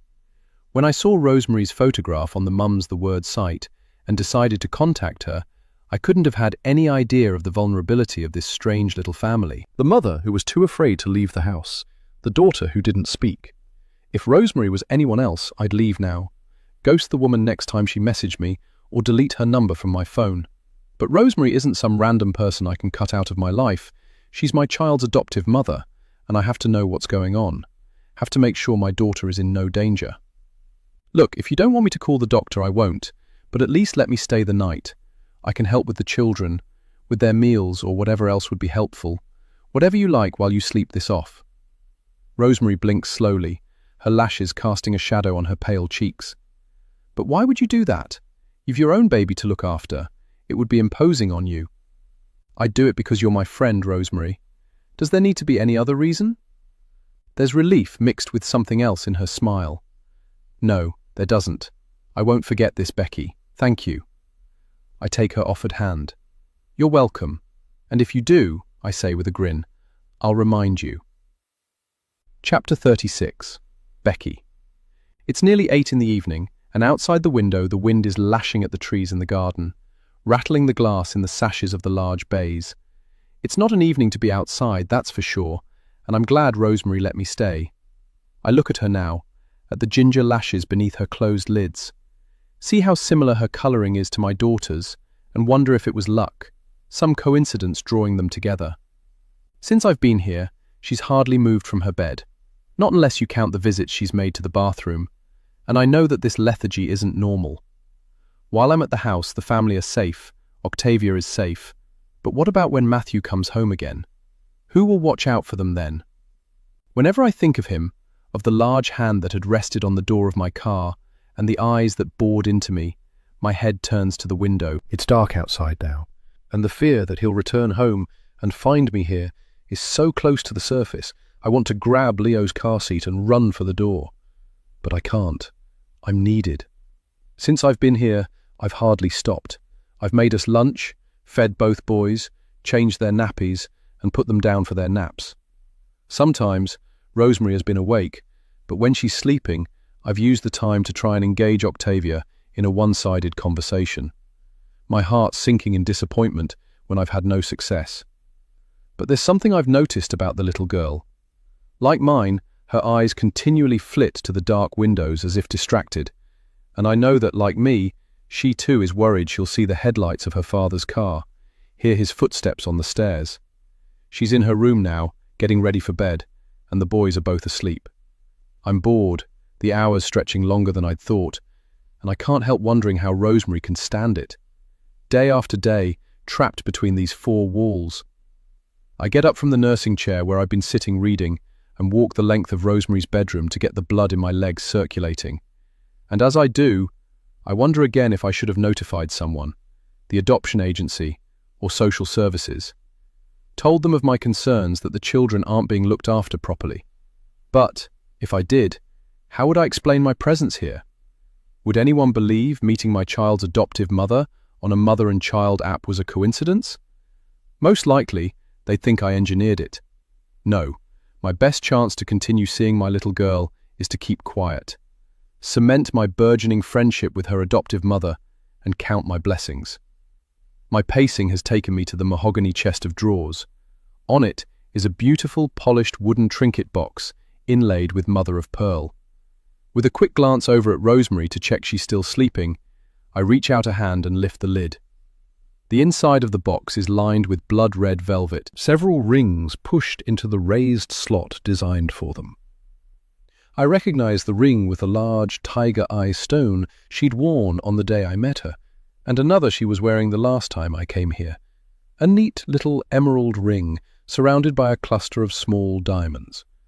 There are others too, costume jewelry with no value and a cheap-looking silver ring that looks as though it's been bought in a market. Each one unique from its neighbor, as though chosen by different people. There's a satin loop either side of the top tray, and, interested to see what else is in the box, I lift it out and place it to one side. The large space underneath is filled with a jumble of necklaces and bracelets. Reaching in a hand, I lift the end of a gold pendant, and 3 or 4 other necklaces come with it, draping over the side of the box. They're of no interest to me, and I'm about to put them back when I see a ring has become entangled with the necklaces. I release it and place it on the flat of my hand, my brow furrowed into a frown. It's Art Deco inspired, the sort of thing I can imagine Rosemary wearing, the rectangular sapphire stone at its center set into a platinum band. Whether real or reproduction, I've no idea. I've always had a fascination for rings. Will take a break from my stall at a weekend and stand in front of my neighbor Gary's second-hand jewelry stand, imagining the people who might have once worn them, wondering why they have given them away. I hold it to the light, see how the color remains true, my breath slowing as I bring it closer to my face. I've seen this ring before, I'm sure of it. A memory floats by, and I try to grab it, but it slips away again. Pretty, isn't it? My head shoots round. Rosemary is lying on her side, her cheek resting on her hand as a child's might. Embarrassed to be caught snooping, I drop the ring back into the box with the necklaces. I'm sorry, I shouldn't have been looking, but I was bored. Both boys are asleep, And Octavia is in her room getting ready for bed. Rosemary smiles. Honestly, I don't mind. It's not as if anyone else sees them. She looks away, and I feel sorry for her. I can't imagine what it must be like to stay indoors, to never socialize, to dress in the morning knowing only your children and, occasionally, your husband will know what you've chosen to wear. I replace the top layer with its rings and close the lid of the box. There are some unusual rings in there, quite an assortment. Most of them are presents from Matthew. Her face remains passive. The one you were holding, the most recent. He does it because he feels guilty working away such a lot, and they're definitely not all to my taste, but I appreciate the gesture. He likes to see me wear them, so I do, to please him. She looks at the eternity ring on her right hand. Do you think that's odd? I'm not sure. If it makes him happy, and you too, of course, then why not? Some of them are lovely. I think of the ring I'd held up to the light. The sapphire one in particular. Do you know where he bought it? She shakes her head. He never tells me, says it would spoil it. I suppose it would. I agree the sapphire one is the best, though. I thought I might give it to Octavia one day. I smile. That's a lovely idea. Yet I can't get the feeling out of my head that I've seen this ring before. The memory of it tugs at my brain, vanishing before I can capture it. Likely it's nothing, though. I've probably seen one like it on Gary's jewelry stall. This odd house and the situation I've found myself in is getting to me, that's all. The prospect of Matthew returning early making me jittery, putting ideas in my head. I look at Rosemary in her large bed. She's fallen asleep again, one slender arm lying outside the sheet that covers her. There's a quilt on the chair beside the bed, and I drape it over her, not wanting her to be cold. Wonder how she'll be in the morning. There's no room for two unstable people under this roof. For my daughter's sake, I need to keep it together until I know what's going on. Think of a way I can get Rosemary to leave the house, and, if she won't, find a way of persuading her that, until we know what Matthew has been doing and why Octavia is so scared of him, the children might be better off with me. Chapter 37. Rosemary. I lie in my bed, thinking about Becky. She's asleep in the spare bedroom opposite Octavia's. Or, I think she's asleep. Unlike me. I've slept so much today that I'm now wide awake, my mouth dry, my head pounding. Becky was right. These are the commonest symptoms from having taken too many sleeping tablets, and now I'm properly awake. I wonder if she'll tell anyone. Whether she'll confront Matthew or keep it to herself. I hope it's the latter for her sake and for mine. When I'd first met the girl, I'd thought her young, naive, but there's a strength, a resilience to her character that I'd not expected when her profile had popped onto my screen.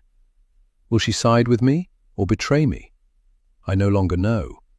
Slipping my hand under my pillow, I pull out my phone. Flick through the many photographs I've taken until I find the ones I took earlier, my heart warming as I look at them. The children look so healthy, so bonny, their eyes bright, their skin and hair glowing, unlike other people's kids. On the chat group, the mothers are always complaining about their children's ailments, how susceptible they are to colds and coughs, their nights broken by their colic and whooping cough. Becky and I are lucky. It seems that good genes run in our families, on one side at least. I think of Matthew, of his father who died before he was 60, of a dodgy heart, of his mother whose weak chest kept her housebound for years, and take him out of the equation. Won't let him take credit. I concentrate on the children's faces, on mine, until my husband's face floats away. In the photo, I'm the only one who's smiling, and it makes me sad. Yet, it shouldn't. One day, Octavia will no longer have to fear the sound of her father's footsteps on the stairs. He'll be out of our lives, and what came before will be no more real than a dream. Without him, my little girl will love me again. We'll rebuild our family and be happy, like we used to be. The phone screen goes blank as I switch it off and lie back down. Relieved that Matthew won't be home for days, that I can pretend we were never together. Unless he decides to surprise me again, that is. I turn on my side, trying not to think of how he turned up unexpectedly. Not wanting to remember, for fear it brings him back through the door, I think about my baby instead. Little Felix, his lips curved into a wonky smile as Becky blew raspberries on his stomach. My child's first smile, but one that hadn't been for me. She thought I was asleep, but I wasn't. I'd woken again, the scene in front of me shimmering through the chemical fog of my vision as I'd forced my eyes to open, my brain trying to make sense of it. Because it wasn't just Felix's smile I'd witnessed. It was the one the girl had given in return. Not the polite, amused smile of a new acquaintance, a fellow mother with her own baby. No, this smile was different, not coming simply from the lips and eyes, but from the heart, the sight chilling me. Have I misjudged her? I press my fingers against my closed eyes, and as the microscopic dots of light prick the inside of my lids like stars, I wonder, for the first time, if I did the right thing in befriending her. Wonder what she's up to. Chapter 38. Becky. I wake suddenly, my mouth dry. The old-fashioned sheets on the bed in the guest room tangled around my legs. I push the hair from my face and sit up, searching the bedside table for my phone. Realizing I left it downstairs in the kitchen the previous evening when I was washing up the supper things. Why doesn't she get a bloody dishwasher? I mutter to myself. Pushing the covers aside, I swing my legs out of the bed and check that Leo is still asleep in the carry-cot I've borrowed from Rosemary. He is, and I stand next to him, listening to the little squeaks and snuffles that I've come to recognize and love over the last 3 months. So used to them that I wonder if I'll ever be able to sleep in a silent room again. I shove my arms into my cardigan, then make for the door, stopping to fold over the elasticated waistband of the pajama bottoms Rosemary lent me for fear of tripping over them. The bedroom door creaks a little as I open it, but my baby doesn't wake. I've no idea what the time is, but it's not yet morning, as through the landing window the moon is casting a silver trail of light across the long rug, picking out the songbirds and the roses with their deadly thorns. Pulling my cardigan around me, I walk as quietly as I can to the stairs and start to go down, but at the bend, I stop, my eyes fixing on the glass panels of the front door. Did I see a light, or was it my imagination? I don't move. Terrified, it's Matthew. The hands of the grandfather clock in the hall count down the seconds, and I count with it, my breath held inside my chest, until I have no choice but to move. I can't stay here forever, and it's better to know what I'm dealing with than have Rosemary's husband surprise me again. There's a window either side of the door, each covered by a heavy curtain. Trying not to think too hard, I take the rest of the stairs quickly and go across to the nearest one. Push the curtain aside. The garden is in darkness, no car on the gravel drive, and relief surges through me. What I'd seen was the branches of the tree moving across the streetlight in the road at the end of Rosemary's front garden. Nothing more. I drop the curtain and turn, heading for the kitchen. But as I pass the door under the stairs, something stops me. Not something I've heard or seen, just a feeling. In my head, I'm back again on those concrete cellar steps that are in darkness until Rosemary snaps on the fluorescent overhead light. My eyes taking in the wooden bench with the lathe Matthew never uses, the bags of clothes nobody has bothered to take to the charity shop, and an assortment of other outgrown or unused things. I walk over to it, put the flat of my hand to the door. Rosemary's explanation of rats had satisfied me when she'd shown me the cellar, but now, in the dead of night, something feels off. One of Octavia's best drawings had been of a mouse, not a rat, I know, but a rodent nonetheless. Its coat a beautiful shade of brown, just asking to be touched, its teeth nibbling at an acorn. Would a child draw something this way if they hated it so much? Was it really the rats that had made her so scared of the cellar? I know I should get my phone from the kitchen and go back upstairs to bed, but I feel the cellar's pull, find myself being drawn to it. Did Matthew use this room? Is there a link between that dark space and my daughter's fear of him? If only she could tell me. Half-heartedly, I pull on the handle of the door, but it stays closed as I knew it would. I thump the door with my fist in frustration, then check myself. I've left the babies too long as it is. I should forget my foolish notions and go back to them. But I can't. The kitchen door is open, and I hurry over to it and see at once that my phone is still on the wooden kitchen table where I left it. I pick it up and put it in my cardigan pocket. Glad to have it again as, at night, this house with its shadowy corners gives me the creeps.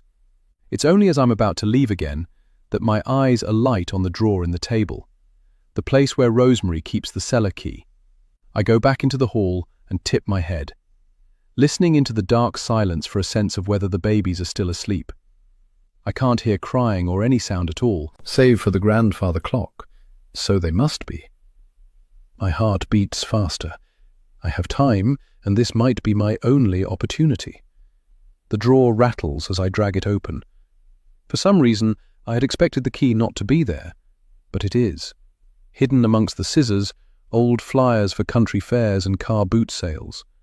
The detritus of a family life. Yet, this is no ordinary family. It hasn't taken me long to find that out. I take the key out and clutch it in my hand, unsure of why my palm is so sweaty. What is it I'm expecting to find down there that I didn't see before? What is it that's caused this uncertainty? It can't only just be Octavia's mouse drawing. It has to be something else. If only I could think what. Hurrying over to the cellar door, I slide the key into the lock and turn it, not wanting to find an excuse to change my mind. It feels wrong to be snooping around Rosemary's house, but I know I won't sleep until I've looked again. With a glance behind me, I pull the door open, the musty, damp smell immediately hitting the back of my nose. My fingers search the wall for the light switch, and the harsh glare when they find it makes me cover my eyes with my free arm. No wonder my daughter hates it down here. Reaching behind me, I pull the door to. It's unlikely Rosemary will come downstairs, but if she does, I don't want her to catch me down here. Not while I have no good explanation for it. My need to be here isn't something I can put into words. It's more an instinct. With a hand on the brick wall to steady me, I take the steps one by one, and it's as I reach the last step that I hear the noise. My hand flies to my chest, my throat constricting, making it hard to breathe. What is it? It comes again, a scratching, scrabbling sound, and I look around me with frantic eyes until they alight on the trap that sits on the big chest freezer by the wall. The laugh of relief I give, sounding too loud in this cold room with its few pieces of furniture. I walk over to the trap, pick it up and squint through the perspex at the mouse inside. It's small and cute, its whiskers twitching. Knowing I can't leave it there, I pull the two pieces of the trap apart and crouch down. Go on then. I give the end a tap, and when it doesn't move, I give the trap a little shake. Don't you want to go home? The mouse looks at me and then, as though in answer to my question, it runs out and disappears behind the freezer. I rub at my arms, aware of the goosebumps that have risen there. The space I'm standing in is cold and uninviting. I sigh, unsure why I'm even down here, and look around me. Everything looks the same as it had when I was here before, and it's obvious no one uses the cellar anymore. And yet, I move around the room lifting things, opening bin bags, and pulling open the doors of an old cupboard. Seeing only rusting paint tins, snail trails of dried paint dribbling down their sides, and a tub of filler whose lid has been left off, revealing its grey, dried-up contents. As Rosemary had said when we were here before, there's nothing to see, and I feel foolish for having thought there was. I shove my hands in my pockets, and when I feel the hard edges of my phone, remember I never phoned D.S. Barton back. I pull it out, see she's rung again, and this time she's left a voicemail. I press the phone to my ear and listen. Ms. Young, this is D.S. Barton. I need you to call me back urgently. We need to speak to you again regarding any information you might have remembered about your ex-partner's possible whereabouts. There's been new evidence come to light, and we need to eliminate him from our inquiries. I'm no longer listening, my hand dropping to my side. She hasn't said it, but she doesn't need to. They think Michelle is dead, and they believe Ed has had something to do with it. It's all I can do to keep myself breathing, keep my heart beating. This is my Ed they're talking about. The man I once loved. The man I still love. The world is spinning out of control, and it's taking me with it. I lean forward, my hands pressing against the blanket-covered lid of the chest freezer, waves of sickness washing over me. Ed was a liar and a cheat, a weak man, yes, but he wasn't a murderer. To believe he was would be insane. Yet, there's the life insurance, the one I didn't know about. Could money be enough motivation to turn him into someone I wouldn't recognize? The edge of the freezer lid, beneath the blanket, is digging into my forearms. I rub at them, see the dent it's left in my skin. A small green light shines from its metal housing in the lid, indicating that the freezer is switched on, and I wonder why this would be when Rosemary has a delivery every week, when no one uses this room. I don't like it down here. Wish I'd gone straight back upstairs. I'm no closer to solving the puzzle of my daughter's muteness, no closer to knowing what has frightened her into silence. After abandoning her all those years ago, I owe it to her to find out. Putting my phone down on the wooden kitchen chair that either Rosemary or Matthew had started sanding and then forgotten, I grip the edge of the freezer lid and push upwards with both hands. As the lid eases, the ice crystals that are formed around the edge of the lid crunch, dusting the insides of the arms of my cardigan with white snow as I lean forward and look inside. The freezer is full. Ice-covered bags full of meat piled on top of one another. I move one aside, struggle to read the word pork that Rosemary has written on the bag in marker pen. It's over a year old, the pig flesh darkened with age, the thick rind yellowed. The one underneath is no less appetizing.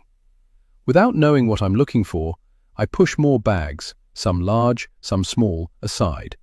A greying pack of mince, what must have been a rack of lamb.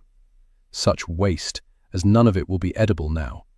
Underneath it all is a much larger bag, most of it buried beneath the ones I've just pushed aside. The plastic enclosing it is thicker, grey-coloured, and wrapped around with wide bands of packing tape. With a frown, I reach in, feel with my fingers. Whatever it is, it's frozen hard. A solid, rugby-shaped ball with a protrusion. My fingers prod and poke. There are two spheres above it, almost like eyes. A cry escapes my lips, and I snatch my hand away. What animal have I been feeling? But even as my brain is forming the question, I already know. An insistent little voice in my head is telling me to phone the police and tell them what I found. But I can't move, can't speak. The shock too great, the implications too grave.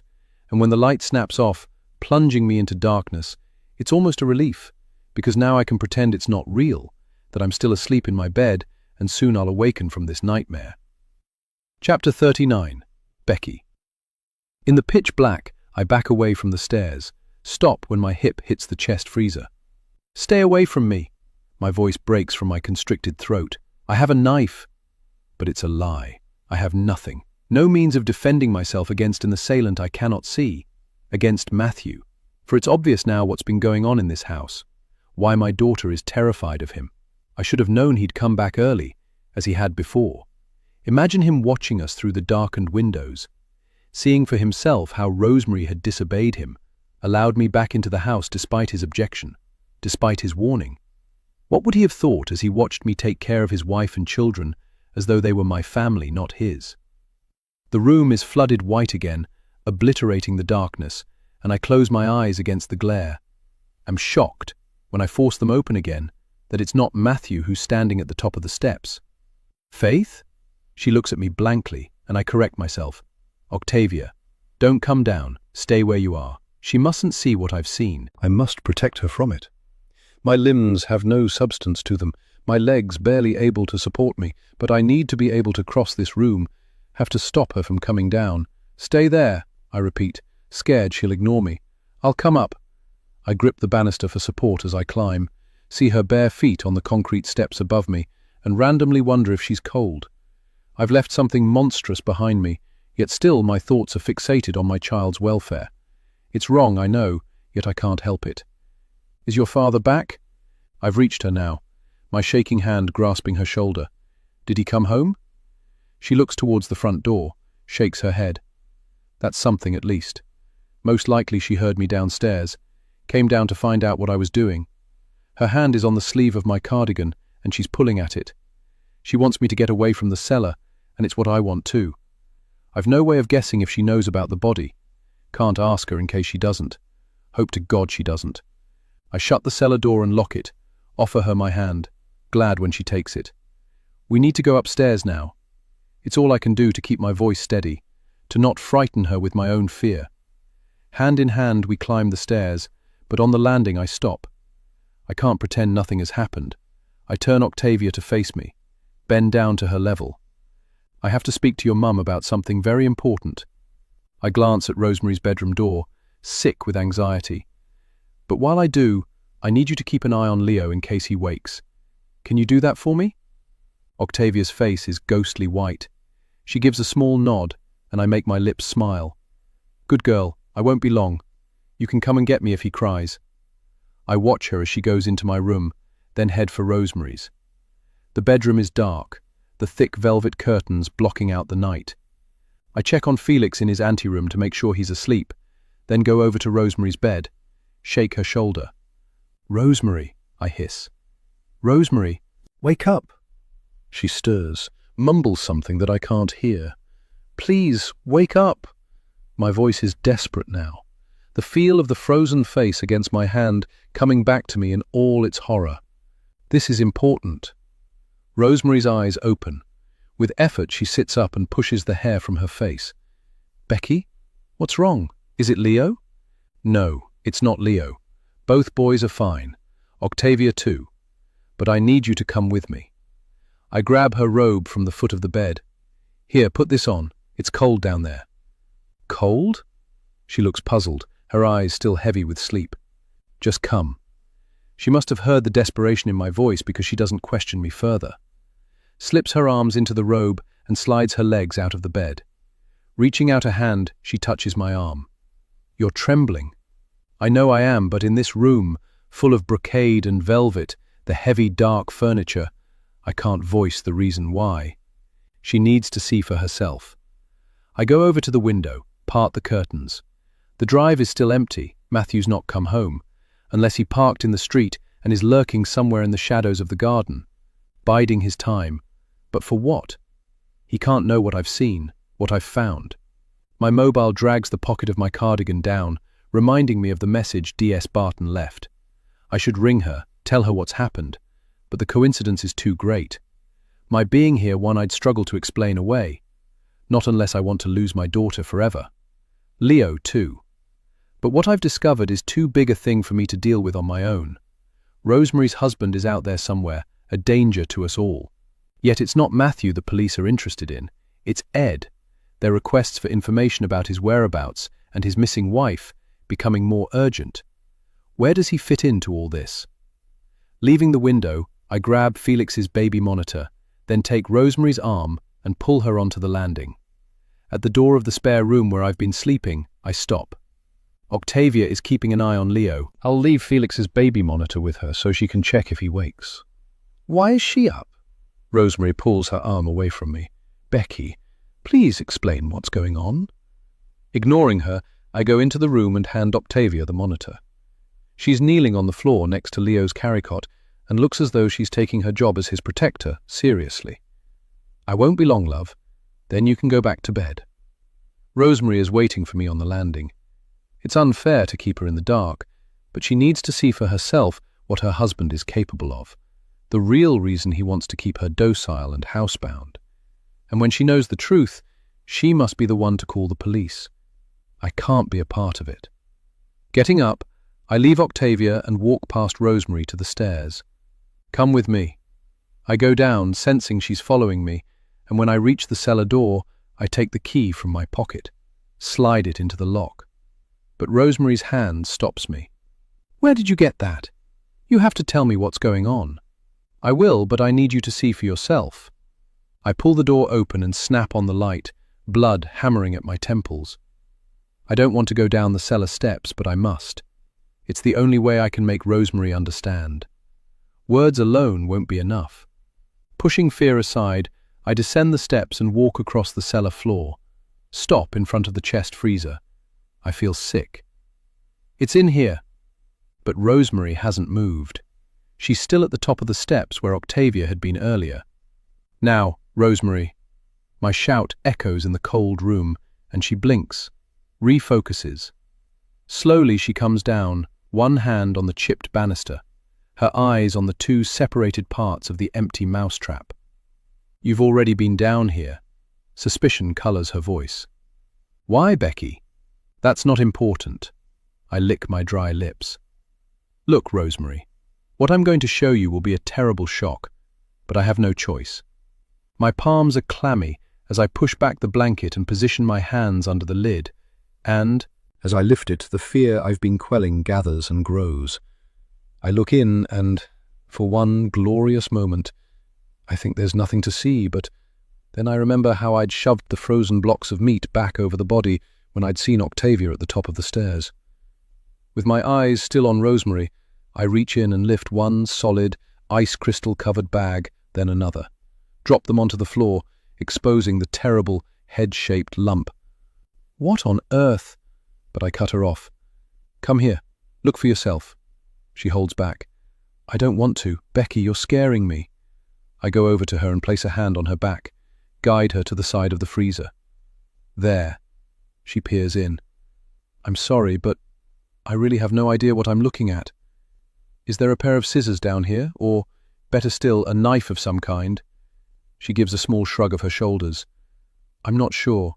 Maybe. Leaving me, she goes over to the old wooden cupboard where the dried-up paint tins are. She pulls out one of the drawers underneath and searches around inside, comes back to me with a Stanley knife. Will this do? I nod, take the knife from her. Probably. It will have to. Even though I know I could be destroying evidence, I grip the thick plastic in one hand and score across it in a place where it's frozen away from the body. Then, with fingers numb with fear and cold, I chip and peel away at the stiff, brittle material. Rosemary is watching me in horror. Oh my God. I say nothing but continue dragging at the plastic, swearing under my breath when it doesn't give, the frozen condensation bonding it to the body like glue.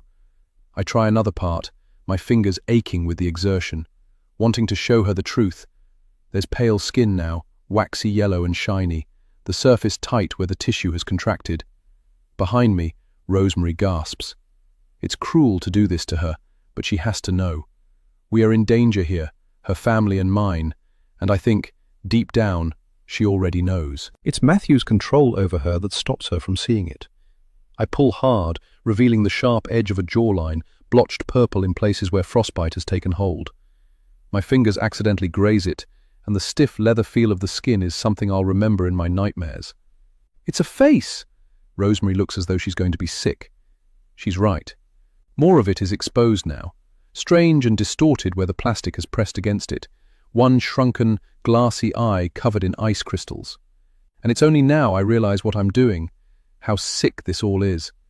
We should tell the police. The knife drops from my grip, clatters to the concrete floor. I lean my arms on the freezer edge and press my hands to my face. Why hadn't I done it when I first made the discovery? But I know why. I want her to share my fear. 10 years ago, Rosemary took my child, and in some hateful, obsessive way, I want to punish her for it. For having everything while I have nothing. Except I do have something. I have Leo, my beautiful baby boy. The child who taught me to love again. My reason to keep on living. I should be ashamed of myself. Rosemary's face is slack with shock, the bony nubs of her knuckles pressed to her lips, and guilt hits me hard. She doesn't deserve this. Did Octavia see? Please tell me she didn't. She turns terrified eyes to me. No, I made sure of it. Wouldn't let her come down. I'm sorry, Rosemary.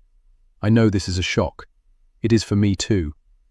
I should have told you what I found when we were upstairs, but I stop, unable to voice my reason, ashamed of it, and, anyway, it's too late now. While I've been talking, Rosemary's eyes haven't left the freezer. I don't know what's going on in her head, but the resulting fear is written in the tension of her pale cheeks, the thin line of her mouth. What she says next, though, is totally unexpected. I know him. Her voice is thin, reed-like. She takes a step forward. I know him! My fingers grip her arm, the soft flesh giving beneath her robe. To me, the small amount of face exposed is nothing more than frozen flesh and sinew, no hint of the once living, breathing person they once were. Yet she recognizes him. How? I give her arm a gentle shake. Who is he? Rosemary turns now, her haunted eyes meeting my own. I met him last year. He was my lover. Her eyes break away from mine, lift to the door at the top of the cellar steps as though expecting someone to appear, fearful of it, terrified even. And I wonder if Matthew knew. If he did, she's a right to be scared, because I'm terrified too. Chapter 40. Rosemary. Then, his photograph had made him look younger, but I don't mind. The main thing is he's presentable, clean-shaven and without the look of a serial killer. For, these days, you can't be too careful. He looks up when I walk in, lifts his drink and smiles, his way of an acknowledgement. Kate? Yes. I'd chosen a neutral name, nothing to stand out in a crowd. Great, I'm Neil. You made it then? I'd told him I'd be coming by bus. Remember his reply. What's wrong with a car? I don't drive. A lie I'd given to cover my tracks. His question had irked me, and now that I'm remembering again, a part of me wonders why I'm here, whether I've lost my mind, because this isn't the way a woman of my standing should act, not one with a beautiful big house on a sought-after road, a wife, the mother of a beautiful little girl. He's looking at me in amusement, and I wonder what my face is giving away. Does he realize I'm married? Does he care? I think of the ring I took off before coming here. Panic when I remember I left it on the chest of drawers in the bedroom. What if Matthew comes home early? What if he finds it? Finds me gone? But he won't. Matthew is a creature of habit. In all the years I've known him, he's never come home even an hour earlier than he's said. Odd, really, now I come to think of it. Sometimes I wonder about all those other hours, those other days, after work when he's at his flat. Does he think of me if ever he wakes in the darkest hours of the night, or is it out of sight, out of mind? I've never asked him. No longer care. I'd like to say it's the reason I'm here tonight in this overly lit bar, but it's not. The bottles that line the shelves on the wall contain drinks I'm too old to recognize, my knowledge stopping at wine and gin. The red stripe and white lettering of a bottle of Smirnoff. I feel out of place. Look out of place amongst the young girls with their straightened hair and ripped jeans, their pouting lips sucking cocktails with names that make me blush through coloured straws, as though they've not long left their childhood behind, which, by the looks of some of them, isn't far from the truth. Anyway, I'm here now, and there's no going back. Yes, I make myself smile. I made it. The buses were on time for once. I'm glad. He gives a slow smile back. You look nice. Refreshingly different. To what? He cocks his head at a group of girls who are laughing at something, heads together, hooped earrings swinging. To the obvious. I don't know how to take that. Wonder if he's laughing at me, for being presumptuous, for being here at all. I know I'm old enough to be there. He raises a hand. Don't say it. And I laugh, because what else can I do? We both know the reason why we're here. He knows my age as I know his, and he wouldn't have come if it bothered him. Yet, I'd be lying if I said I hadn't seen the way his eyes had slid to the nearest girl's bare thigh. He's a man, after all. Anyway, he continues, I meant it. You look great. I like what you're wearing. I feel the flush creep up my neck, shift on the stool and pull at the tight dress that had risen up my legs the moment I pushed myself up onto it. It's not something I'd normally wear, but the emerald green colour is striking against my hair. His brows pinch together. You know you remind me of someone. An illustration from The Lady of Shalott. He smiles. Clearly I am not the first to have said it. No, you're not. Matthew had said it too, and others before him. It makes me think the English syllabus in schools must have spawned a generation of teenage boys with a fetish for auburn-haired women adrift in boats or shut up in towers. He laughs. Probably. His fingers pluck at a lock of my hair and he inspects it, pretending to marvel at the way the strand curls around his finger. But it's just a smokescreen as I've read the lust in his eyes. Know this small talk, the light flirting, is just a formality, a prelude to what will come. He wants me, and at the knowledge, the bar with its youngsters and loud music blurs into insignificance. My heart pounds out a rhythm I've not heard or felt in a long time. We both know why we're here. Etiquette forces him to clear his throat. You never said what you wanted to drink. You never asked. I slipped down from the stool, my offered hand an invitation. Come back to mine. We can have one there. He rubs at his cheek and grins as though all his Christmases have come at once. How easy this was, he must be thinking. How bloody easy. We'll take my car. He gets his keys out of his pocket, but I stop him, my hand on his chest. No, we'll take a taxi. Leave your car here. And your phone. You're kidding, right? My hand slides lower, settles at the buckle of his belt, then moves lower still. Humor me.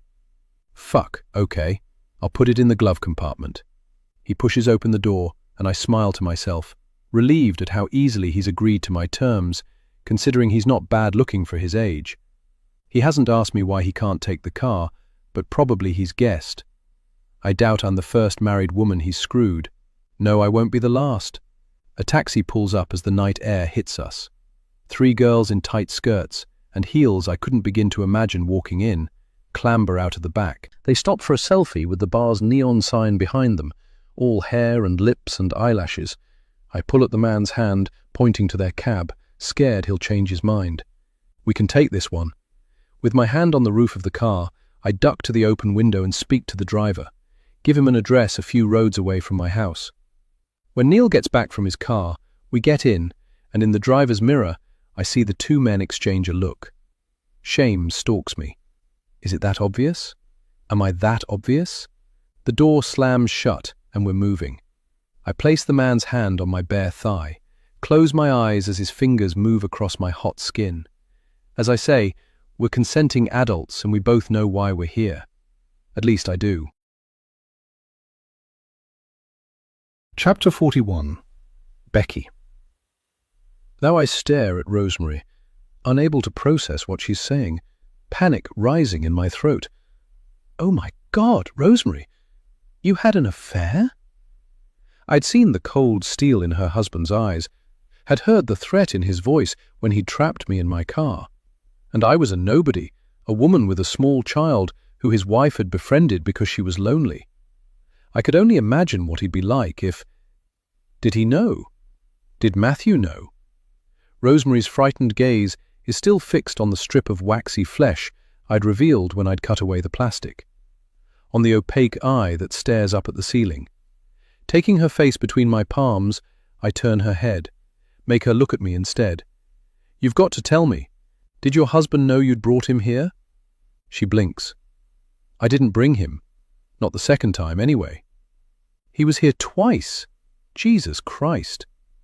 I tried to be careful, didn't think Matthew knew. It was while he was away. She pulls away from me, and my hands drop to my sides.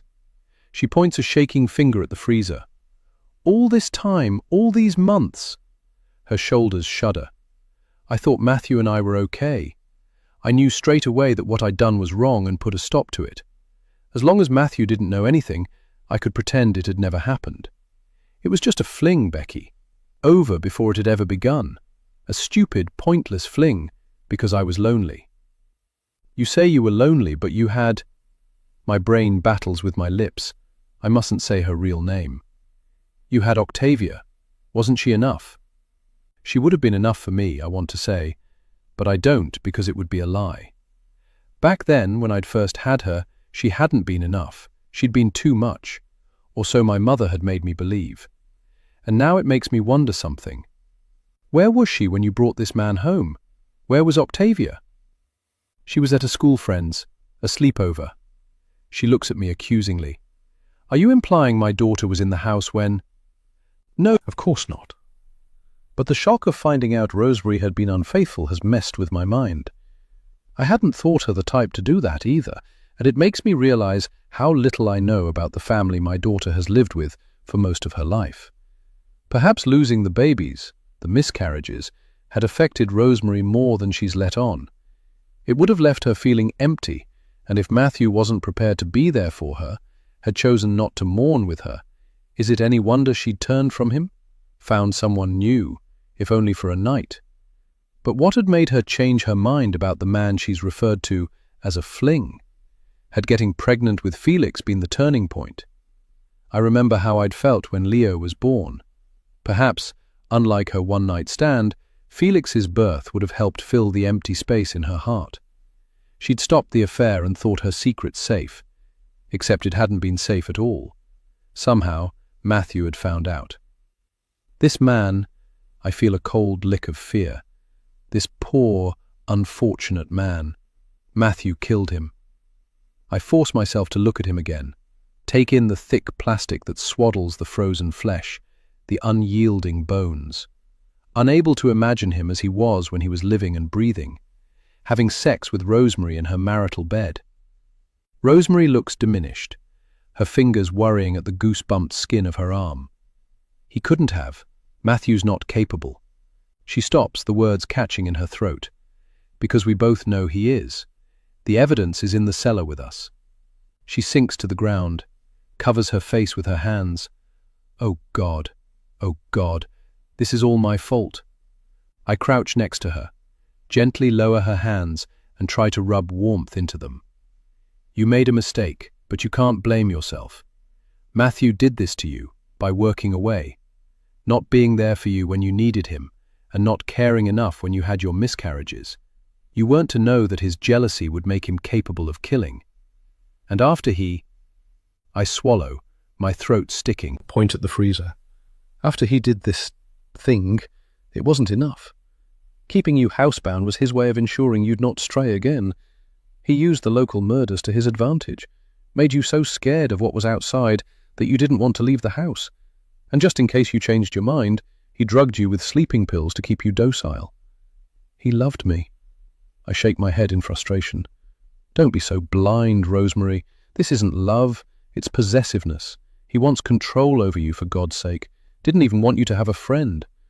I never told you, but he threatened me the other week when I left the house. I hear his voice again. I mean it. You stay away.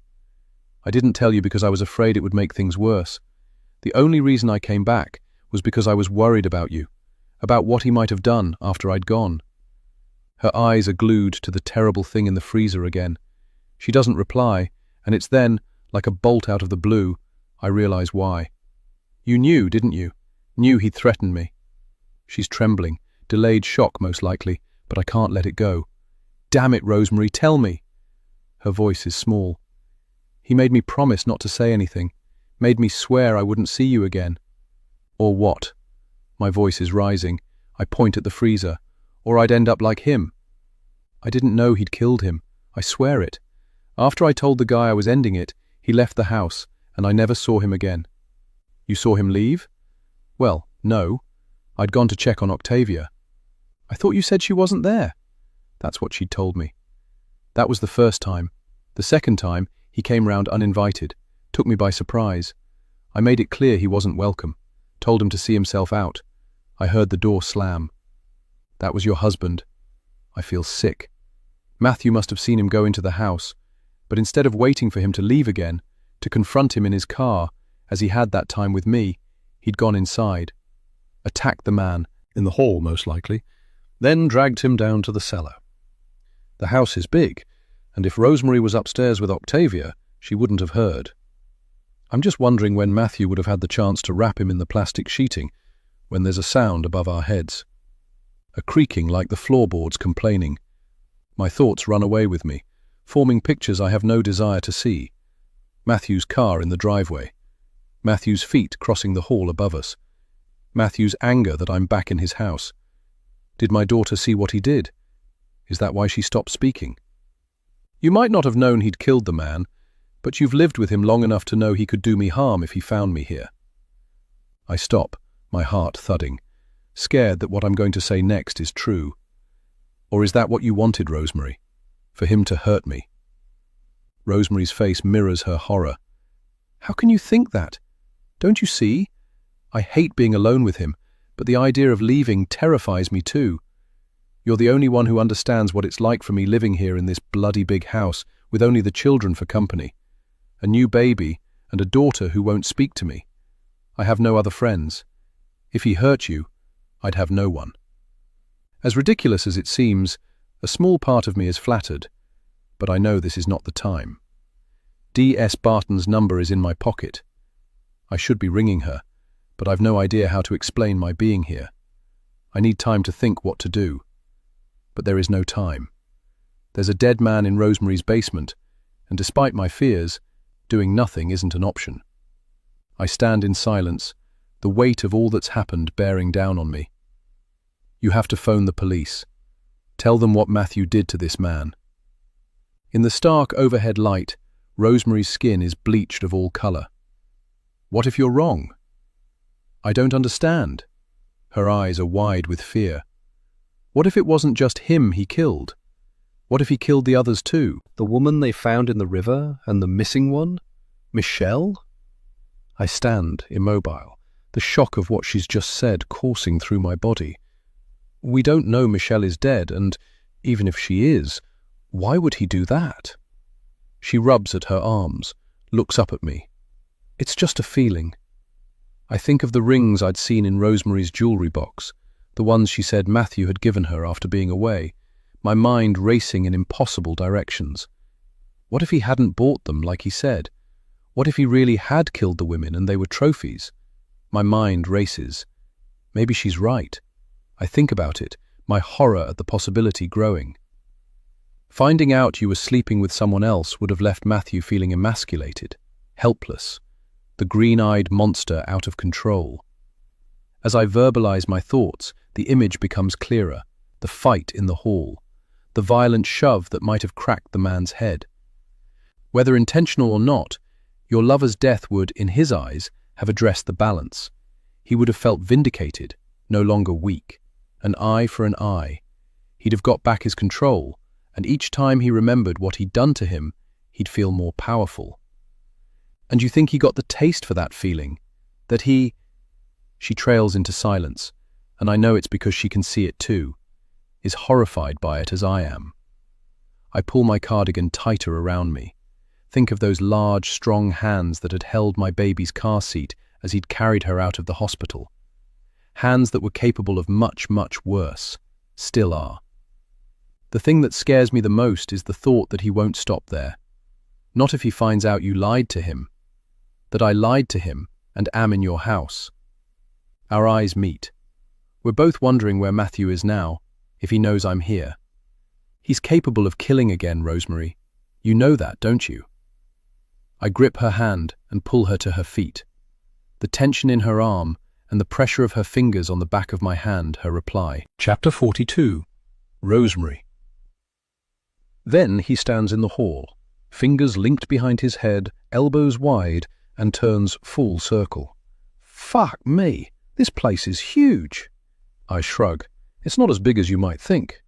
Yeah, right. He gives a wolfish smile. I am, though. I can't help but laugh. Despite his age, he has a certain boyish charm. I can't deny it. If you say so. He steps forward, closing the distance between us. So, what's the story? Your husband away? Did I say I had a husband? His eyes slip to the white indentation on the third finger of my left hand. You didn't need to. So, where is he? He lifts his head, stares at the panelled staircase as though expecting Matthew to appear at any moment. My mouth dries. Is he having second thoughts? I really hope not. He works away a lot. I don't want to talk about Matthew. Wish now I'd not suggested coming here. That, instead of taking the cab, I'd pulled him into the alley beside the bar we'd been in. Our bodies pressed up against the hard brick, excitement dulling my senses to the sting of the nettles, the lingering smell of dog shit and fag ends. But that would have been a step too far. I might be desperate, but I have standards. Does it bother you? I'm interested to know. That I have a husband at all? Would I be here now if it did? You don't need to say any more then. I grasp the buckle of his belt, pull him to me. His upper lip has beads of sweat. He needs a shave. Yet, my relief that he's still interested is immense. I lean my head on his shoulder, feel the press of him as he moves against me. The living room's this way. I breathe the words into his neck. Let's make ourselves more comfortable. I take his hand and lead the way, but before we get there he stops, points to the ceiling. You don't want to go upstairs? Trust me, there's a lot more we could do on a big bed. My blood stills in my veins. No, I don't want him upstairs. The bedroom? How unimaginative. I had you down as an improviser. Creative. Spontaneous. He better agree, because I can't tell him that in one of the bedrooms upstairs, my daughter is sleeping.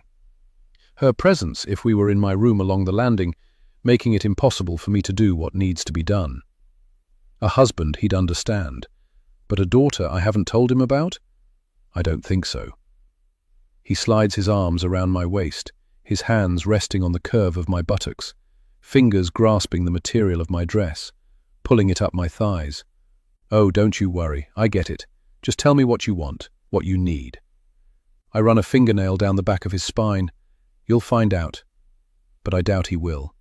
My need for him transcends the realms of common sense, goes against everything I was brought up to think. It's the sun and the moon and the stars, my whole world. I lead him into the living room, close the door behind us, and push a chair up against it, just in case. What I'm doing is barely something I understand myself, and if I don't, I doubt anyone else will. Chapter 43. Becky. Now, what are we going to do? Rosemary stands beside me, her hair a tangled auburn waterfall down her back. Even in shock, she has an air of beauty, a bird trapped in a gilded cage, the door left open yet too scared to fly. And now it might be too late. I press my fingertips hard into my temples. I don't know. I need to think. She's shaking again, and I go over to her and put my arm around her. Try to think how to make this better, as though I'm the older one, my role to look after her. We need to leave the house, take the children and go somewhere safe. We could go to my place. Matthew doesn't know my name or where I live. I look at her, my arm still around her shoulder. Unless you told him? She looks at me with wide eyes. No, I never told him. I don't know where you live either. You've only ever come here. My fault, I know. Then that's what we'll do. I picture us all in my small kitchen, my daughter and I dancing to the radio. Rosemary bent to the babies in their chairs, making them laugh. One big, happy family. We'll be safe. The children will be safe. I turn towards the stairs, but Rosemary remains where she is. What about him? She's looking at the freezer, caught in the grip of a strange, calcified stillness. There's nothing we can do for him. You must think of yourself, your family. We have to leave the house before your husband gets back. He mustn't know what we've found, mustn't know I've been here. I look around me, desperate to leave this awful place. The rest we can deal with later. Come on. I hold out my hand, scared that the roots of Rosemary's fear will wrap themselves around me too, stop us both.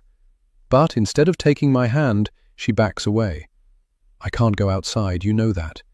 You must, if not for your own sake, then for Felix's, for Faith's. The sharp inhalation of her breath is the first sign that something is wrong. What is it? The fine muscles beneath the skin of Rosemary's face have tensed. What did you just say? I'm distracted, my eyes on the door at the top of the cellar steps, my thoughts already racing ahead, planning how we'll make our escape before Matthew comes home. There's an edge to her voice. Answer me, Becky. I don't know what you want me to say. I turn back to her, my brows pulled together in a frown. Whatever this is, we don't have time for it. We have to go. I'll get the children. You called her Faith. I stop, one foot on the bottom step, a sick sensation blooming in my stomach. No, I didn't. You did, Becky. Her shoulders have stiffened, and I want you to tell me why. You were mistaken. I'm not. As though released from fear's hold, she marches across the cellar floor, stands in front of me with her arms folded. Who the hell are you? I take an involuntary step back. You know who I am. Inside, I'm panicking, but I can't show it. If I do, it will all be over, and I'll never see my daughter again. You misheard, that's all, and you're making too much of it. Can't you see we need to go? Every minute we stay here is a minute closer to your husband finding out what we know. Quick as a whip, she grabs my wrist, her grip surprisingly strong. You still haven't told me who you are. I try and swallow down the panic. I'm Becky. I'm your friend. Don't give me that. She looks at me, mistrust narrowing her eyes. Faith was my daughter's name before Matthew and I adopted her. Her words slow as comprehension dawns. Her face tightens. But you know that, don't you? Of course not. How would I? But but the tremor in my voice, the way I can't look her in the eye, is giving me away. A moment passes between us, and I see a flicker of comprehension in Rosemary's eyes. A shadow passes across her face, and she takes a step towards me. "You're Octavia's birth mother." Her voice is thick with scorn. I shake my head. "I should have known it. You're a liar and a fraud, tricking yourself into my house for God knows what reason." The words are a verbal slap. She's right. A liar, a fraud. That's exactly what I am. But this thing that's happened in her house, in her cellar, is bigger than any of that. A storm gathering. A man is dead. Matthew is out there somewhere. Can't she understand the danger we're both in? But I know Rosemary's not going to let this go, can see it in her eyes. Unless I convince her that she's got it wrong, we'll never get out of here. "It's not what you think. How did I not see it?" She's no longer looking at me, has closed her eyes as though she's running through in her head every communication, every conversation we've ever had. The body in the freezer, sealed in its plastic wrapping, forgotten. The horror of it replaced by something else, something more important to her. She's pacing the cellar floor now, her slim fingers bunched into fists, and I'm shocked at how quickly her fear has morphed into anger. She stops in front of me again. "The way you fussed over her, mothered her, and tried to worm your way into her affections, hoping she'd bond with you through your art." Her finger is jabbing into my chest. "God, I'm so stupid. What a laugh you must have had at my expense." "It wasn't like that. You have to believe me. I was lonely and looking for a friend as much as you were. I didn't know you were on the mother and baby app, I swear it. When I saw your photograph and realized who you were, I was as shocked as you are now." Her voice is tight. "Realized who I was? How exactly did you know it was me when my picture came up? You've never seen me before. We weren't allowed to send photographs in the contact letters, or write about anything that would give our identities away. It's why it went through the adoption agency." I grasp at her words as if at a lifeline. And that's exactly the point I was trying to make. It was a coincidence, that's all. I didn't know it was you. How could I? She looks at me coldly. "Except you did know. You called my daughter Faith." I part my lips to speak, to tell her that my daughter is, and always has been, in my thoughts, that it was just a slip of the tongue. But my defense is weak. She won't believe me, and why would she? I've been lying all this time, and we both know it. Chapter 44. Becky. I saw you outside the hospital. I sit on the bottom cellar step, close my eyes in misery. I watched you carry Faith out in her car seat, saw you hand her to Matthew. Rosemary's face has paled visibly. Her fingers touch the hollow at her throat. "You can't have." "I'm sorry, but it's true. I couldn't believe that she was gone, that I wouldn't see her again." "Oh my God." She shakes her head in bewilderment. "And to think I had no idea."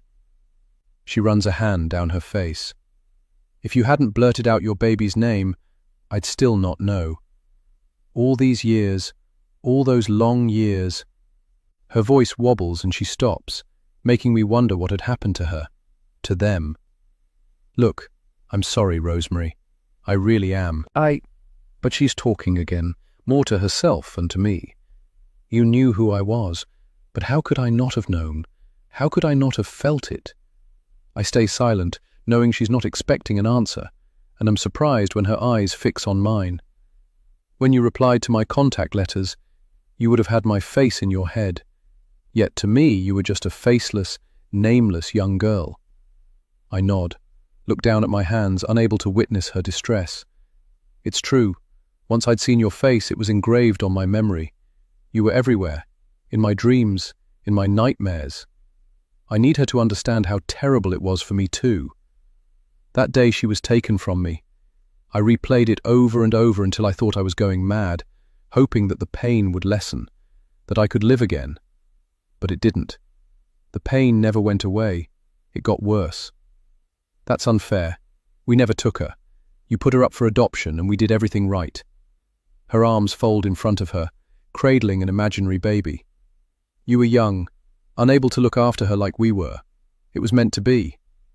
Meant to be? My mother's voice is there again. God will find your child a better home, Becky. Just have faith. I give a disbelieving shake of my head, the constriction of my lungs making it hard to breathe. You think you did such a great job? You think you were such a good mother?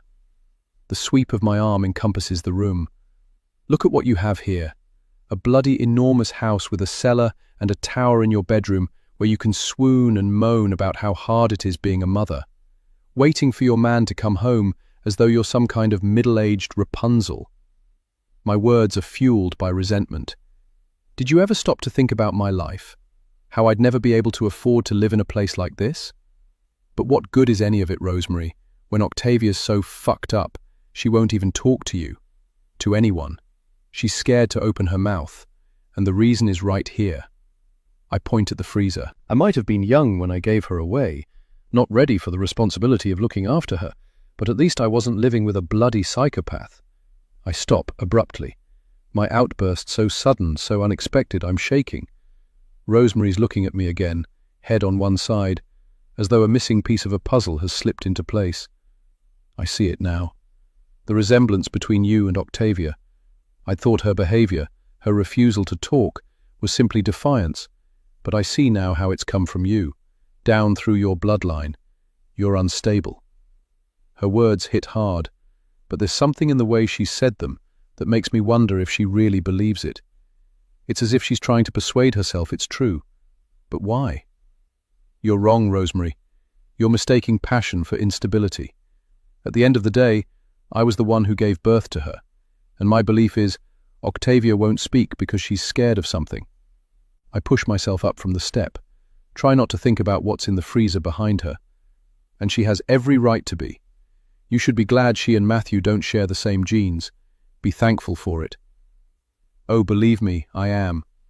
She steps away from me, leans her back against the bare brick of the cellar wall, and closes her eyes, a pained expression on her face, scared of what she's thinking. I walk over to her, put a hand on her arm. Look, I know you don't trust me after what I did, but I promise you, I meant no harm. All I wanted was to know that my daughter was all right, that she was happy with you. You stopped sending the contact letters. Her eyes spring open, and she cuts me off before I can say any more. She's not your daughter. Her voice is weary now, the anger gone from it. Not anymore. The day you signed the papers, she became mine. I know it's not what you want to hear, but there it is. I know that, I say, because it's what she wants to hear. She looks over at the freezer, her arms across her body, fingers plucking at the sleeves of her dressing gown. The truth is, I'm scared. Have been for a long time.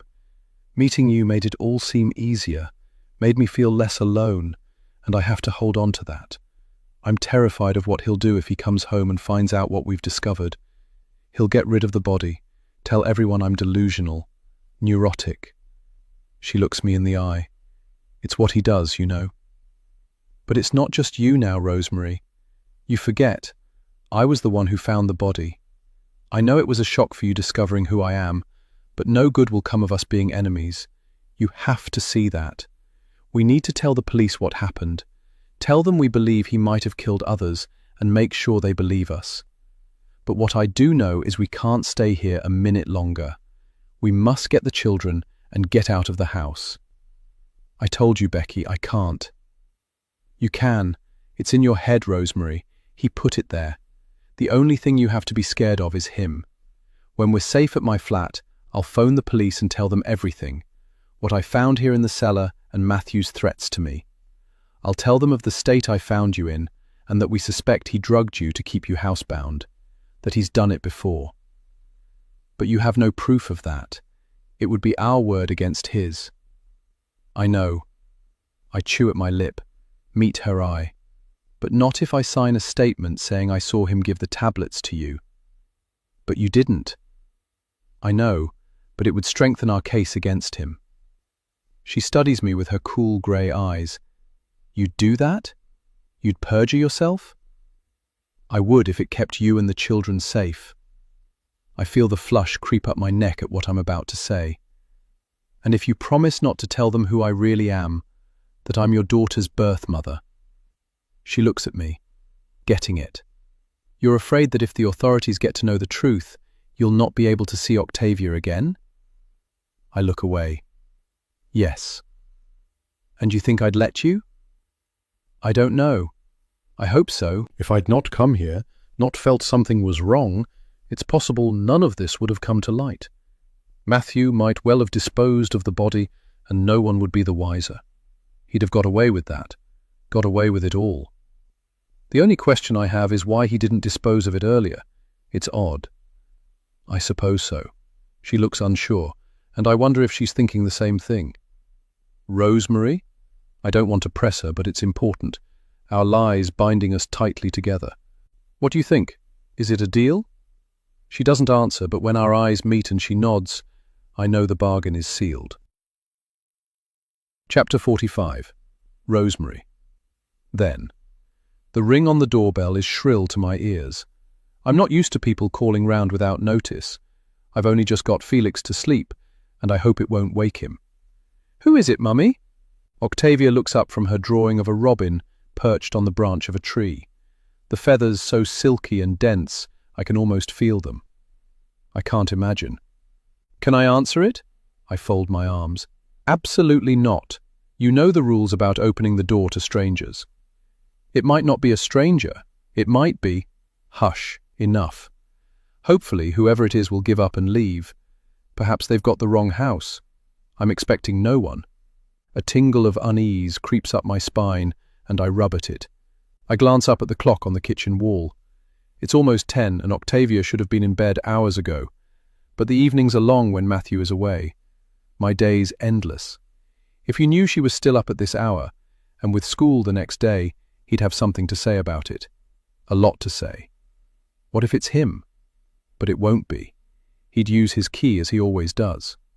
I drop the knives and forks into the cutlery tray in the dishwasher and close it. You go up now, love. It's way past your bedtime. But I want to see. There's nothing to see. Come on, I'll take you up. I open the kitchen door and step into the hall. It's dark. The only light coming from the porch outside. There's no shadow behind the glass either side of the door. No movement to suggest whoever it was is still there. But, nevertheless, I don't turn on the light. Instead, I take my daughter's hand, march her across the tiled space to the stairs. She pulls back. I can't see. Turn the light on, Mum. We're saving electricity. Isn't Daddy always saying this place is lit like a castle and that we should be more mindful? I don't want to turn on the light in case my visitor is still there. The late hour has made me nervous. She pulls at my sleeve. What does that mean? It means careful, more aware of things. Like saving the planet. Mrs. Jarvis talked about that in assembly. I smile into the darkness. There you are then. I don't need to explain it to you. And I don't mind if we don't turn the light on. I'll tell her tomorrow at school. I might get a house point. You do that. You never know, you might get two. Now hold the banister as you go up. Octavia is clutching her sketchbook to her chest, but with her free hand, she does as I ask. We climb the stairs, and I wait in her bedroom while she gets into her pajamas and cleans her teeth. Ready? Uh-huh. She pushes back the duvet and climbs in, points to the bedside light. You turned it on. Well, I didn't want you bumping into any furniture on your way to bed. I don't tell her that the main reason is because her bedroom is at the back of the house, away from prying eyes. With luck, whoever was at the door will have decided no one's at home and left. It's raining outside. I can hear it beating at the window. No one in their right mind would want to be out on a night like this. There's a rumble of distant thunder, and Octavia looks up at me. I'm scared. Can I have a story, Mum? Please, please. But I know she's not afraid of storms, never has been, and I'm not falling for it. Not tonight. It's very late, and what would Daddy say? He'd say what he always says, that I'm trying my luck. Exactly. I bend to kiss her goodnight, smooth the hair from her face. And you know what that means, don't you? She shrugs her shoulders. It means you're a cheeky little madam, and now it's time you got some shut-eye. I ruffle her hair. Night-night. Sleep tight. Night, Mum. I switch off the light and straighten her covers, my hand brushing against her forgotten sketchbook. Picking it up, I take it over to the box at the foot of the bed. She has talent, my daughter. Not that any of her talent has come from me. I slide the book into the box and close the lid, tears stinging the backs of my eyes as I think of what I've lost. The brothers or sisters Octavia might have had, should have had. Chances are I'll never now be able to pass anything on to a child of my own. Matthew has made sure of that. Unless... My hand slides to my stomach, but I can't let myself think about it. The timing was right, but no good will come of hoping. I close Octavia's door and make for the stairs, leaving the landing light off. Jump when a flash of lightning brightens the open space below me, even though my fingers firmly grip the banister. Telling myself not to be so stupid, I carry on down, but as I reach the last step, I hear knocking. Not particularly loud, but enough to make my heart falter. I freeze, my fingers tightening on the banister, my eyes fixed on the glass panels of the front door. I want to believe I'm imagining it, but I'm not. There's definitely a shadow behind the glass where there hadn't been before. Someone's there, but I have no idea who it is or what they want. The knock comes again, more insistent this time. Whoever it is, they're going nowhere. I glance nervously up the stairs, terrified Octavia will have heard it. With her door closed, it's unlikely. It would be a different story if they ring the bell again. With no option but to see who it is, I force my legs to move, my stomach tightening as I fumble with clammy hands at the door latch, pull it open and peer out, my hand dropping to my side as I see who it is. Neil, if that's even his name. It's not as if I hadn't changed mine, an added layer of protection against getting caught. Matthew would kill me if he found out. Looks like it. His slow, confident smile leaves me in no doubt he's expecting a warm welcome. Thought I'd surprise you. Chapter 46. Becky. Now I reach into the large holdall. Press down on the clothes my daughter has put in there. You'll need your toothbrush and a hairbrush, Octavia. Just enough for a couple of days. The rest we can come back for another day. When your father is at the police station, I think to myself, when I know you're safe. My instinct had been to shove as many things into the bag as quickly as I could, but my fear of scaring her had stopped me. Instead, I'd faked a nonchalance I hadn't felt, folded things carefully and chattered inanely, as though it was perfectly normal to be packing a bag and leaving the house in the middle of the night. At the end of the landing, Rosemary is sorting out nappies and spare clothes for Felix, and I worry about what will happen when we reach the front door. When the reality of leaving her home, stepping into the unknown, hits her. I take the brush from Octavia's hand, put it in the holdall, and zip it closed. There, we're done. Just a few nights, and then you'll be home again. But will she? Once the police know what's in the cellar, Victoria Lodge will be swarming with police. I don't know much about it, but I can't imagine anyone being allowed back into the place for quite a while. I've lied about the reason we're leaving. Told Octavia she, along with her mum and brother, will be staying with me at my flat. The reason I'd given was her mum hadn't been feeling too well, and with her dad away such a lot, this would be the best way I could look after her. Look after them all. I'd expected her to be upset about it, to refuse to leave, but she'd simply chewed at her lip and nodded. You did a grand job keeping an eye out for the little ones earlier, I say, lifting the holdall onto my shoulder. Thank you for that. Earlier, when Rosemary and I had come upstairs, we'd found the girl sitting cross-legged beside the carry-cot I'd borrowed for Leo to sleep in. Her grey eyes switching between my sleeping son and the baby monitor in her hand. My greatest fear had been that one of the babies would wake and Octavia would come to find us, but amazingly, neither had.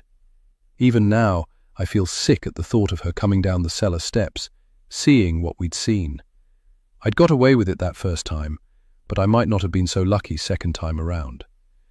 You've turned out to be a very responsible girl. I smile at her, tuck a lock of hair behind her ear. Because she's had to be. With a father conspicuous by his absence and a mother with problems of her own, what choice had she had? The small smile she gives in return warms my heart, almost making me forget the danger we're in. I give myself a silent reprimand, pull myself together. This is neither the time nor the place for sentimentality. The seconds on the carriage clock on the mantelpiece are ticking away, seconds that could bring Matthew through the door. I look round the room. I think that's everything we need. Have you got your drawing book?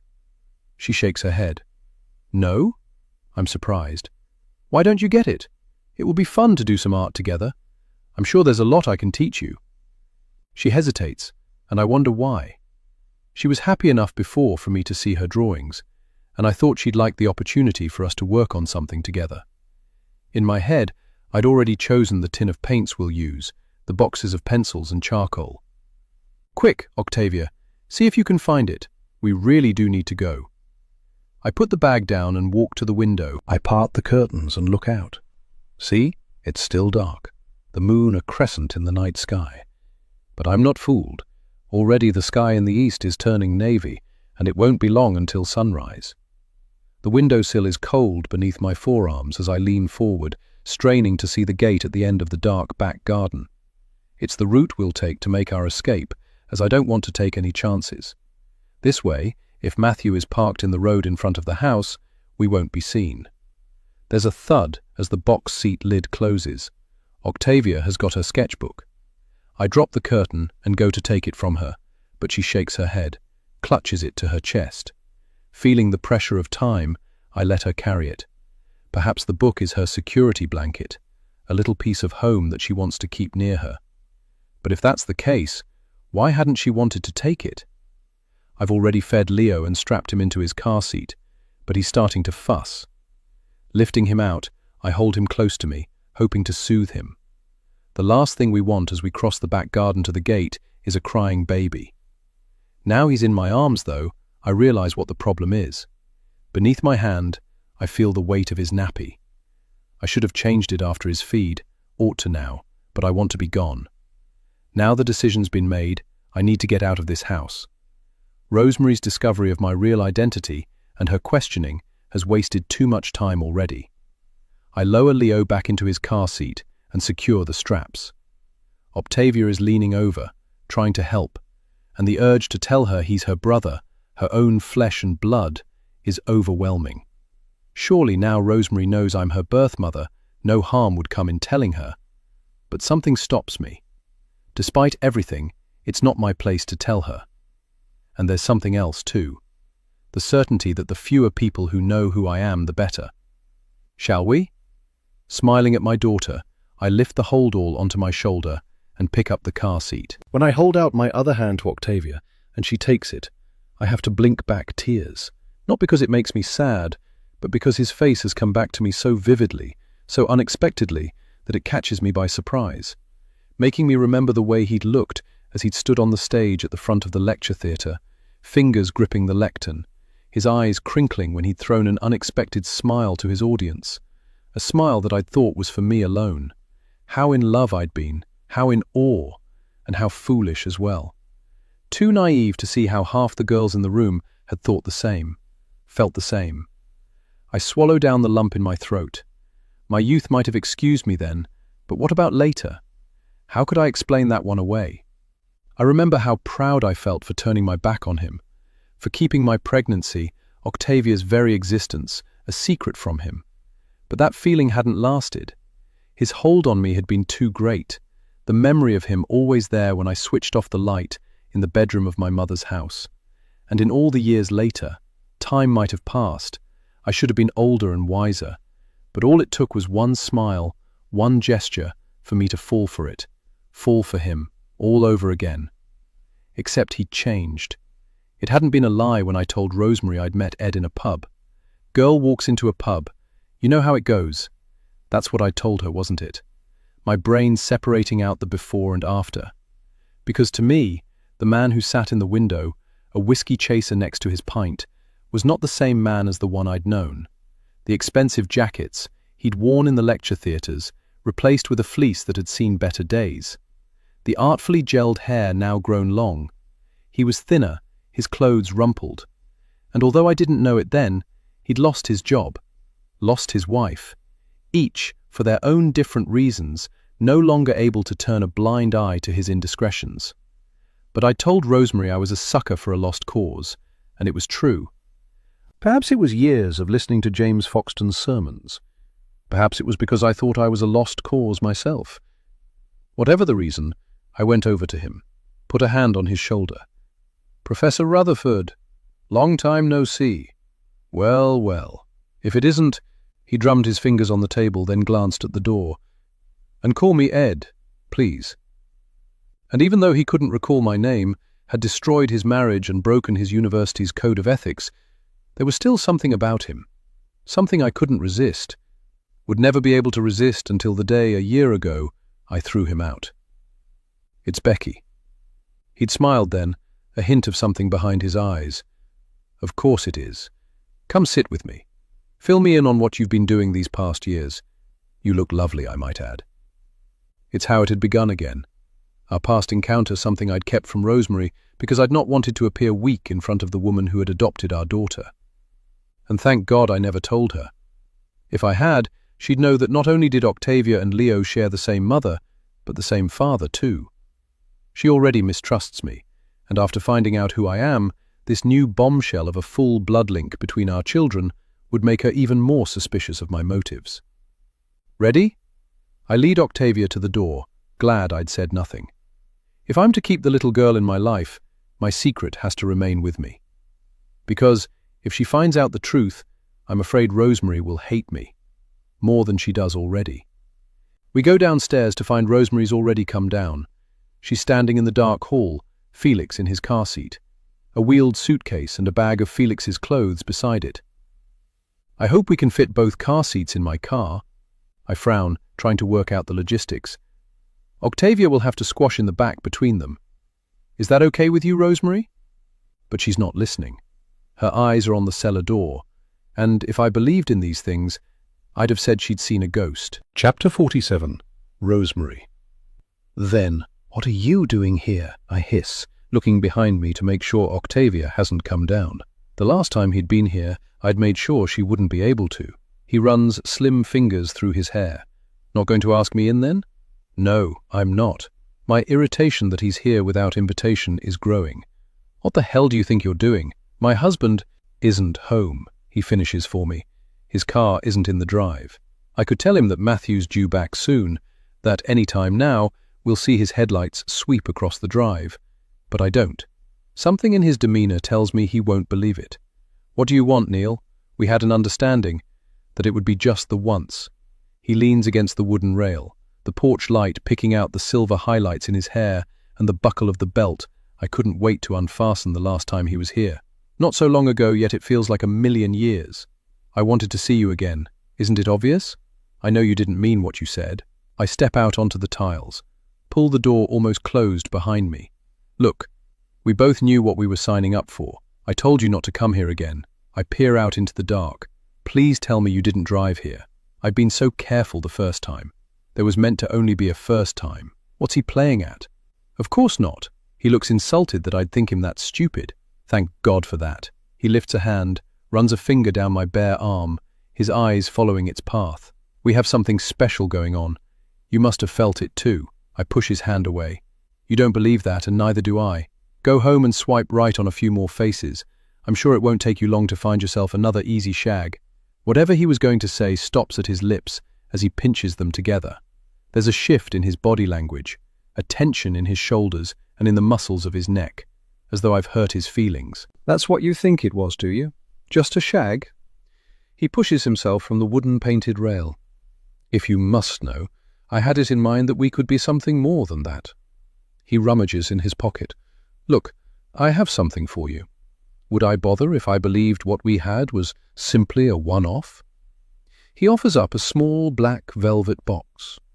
"What is it?" "Open it, and you'll see." I don't know what to say.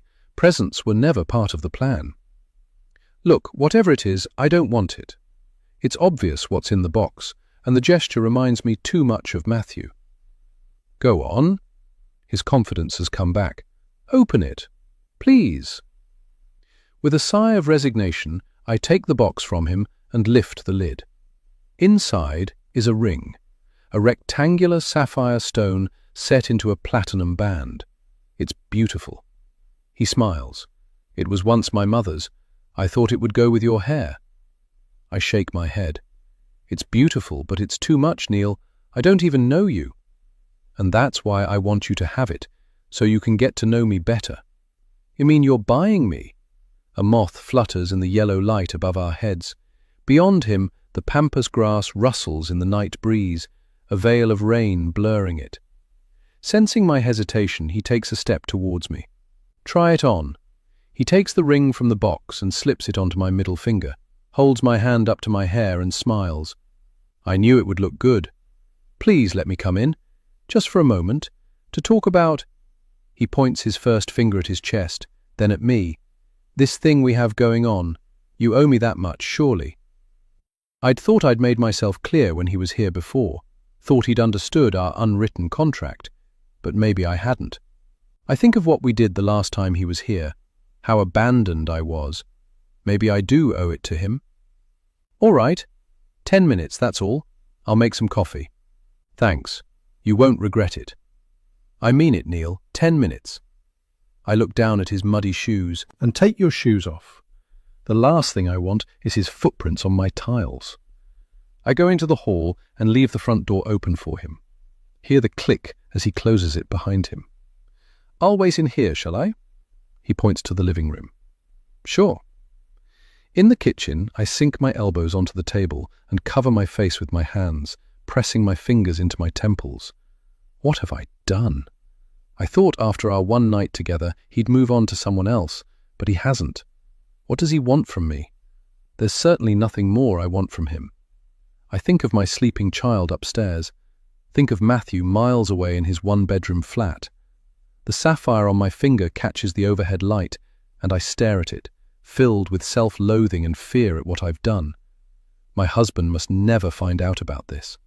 The reason I met up with Neil in the first place. If he does, my life won't be worth living.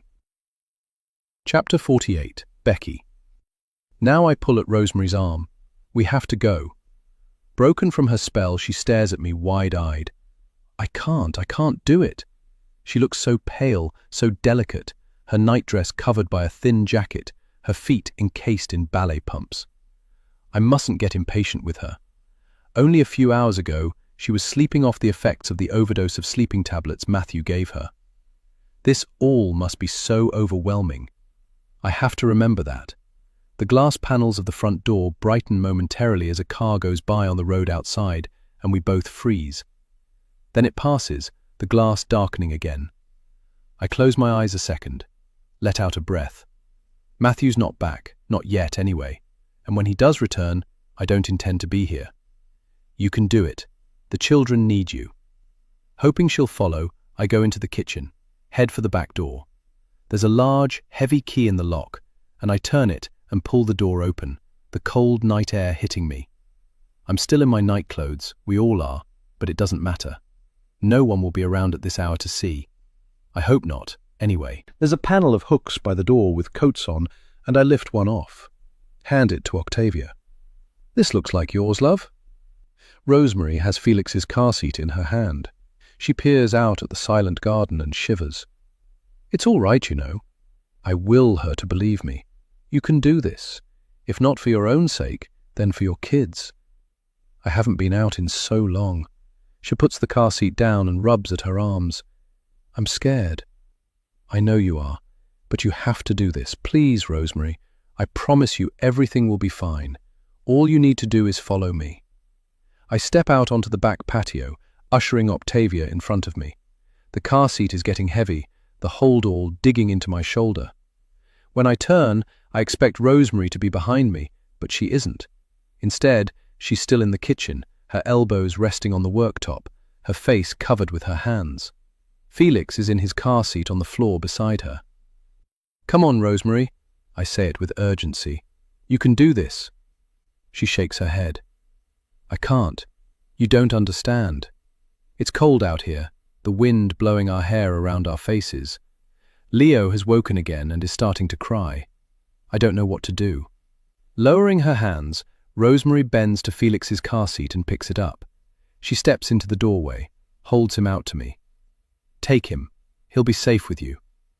I look at the bag of clothes at her feet. I can't. There's too much to take. You have nappies and clothes of Leo's he can use. Just take the children and go, Becky. Octavia can carry your bag. I can't leave you here. You can. Then I'll stay too. We'll phone the police. Talk to them together. No, it's too dangerous. I know it's unlikely Matthew will come home tonight, especially not at this hour, but I can't take any chances with the children. You're right. The time to call them is when you've got the kids to safety. And when you do, make sure you tell them everything, what you found in the cellar, and... I will. I give you my word. Signing a statement to say I saw Matthew give Rosemary the sleeping tablets is the least I can do after tricking her into letting me into her house, pretending to be her friend. And it's not as if it isn't true. You know, Rosemary, I've got a feeling he's been feeding sleeping tablets to you for longer than you realize. It must be how he managed to hide the guy's body without you knowing. Her eyes look haunted, wounded. All this time not knowing. I thought there was something wrong with me. I was so tired all the time, especially after having had Felix.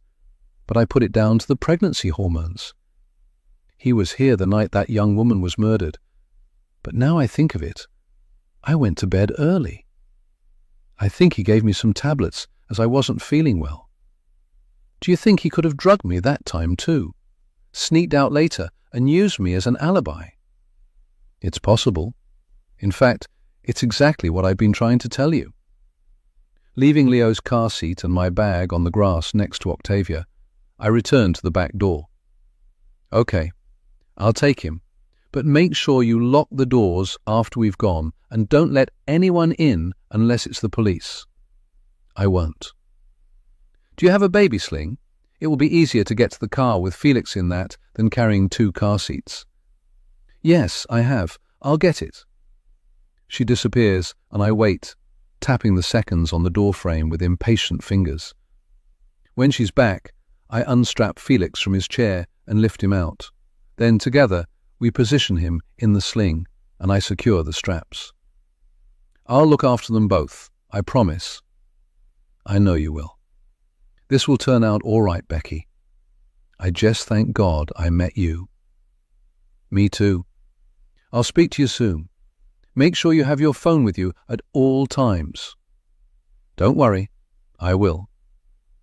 She picks up her mobile and holds it up for me to see, and it makes me feel better to know she has it. Raising my hand in a gesture of goodbye, I hurry back to the children.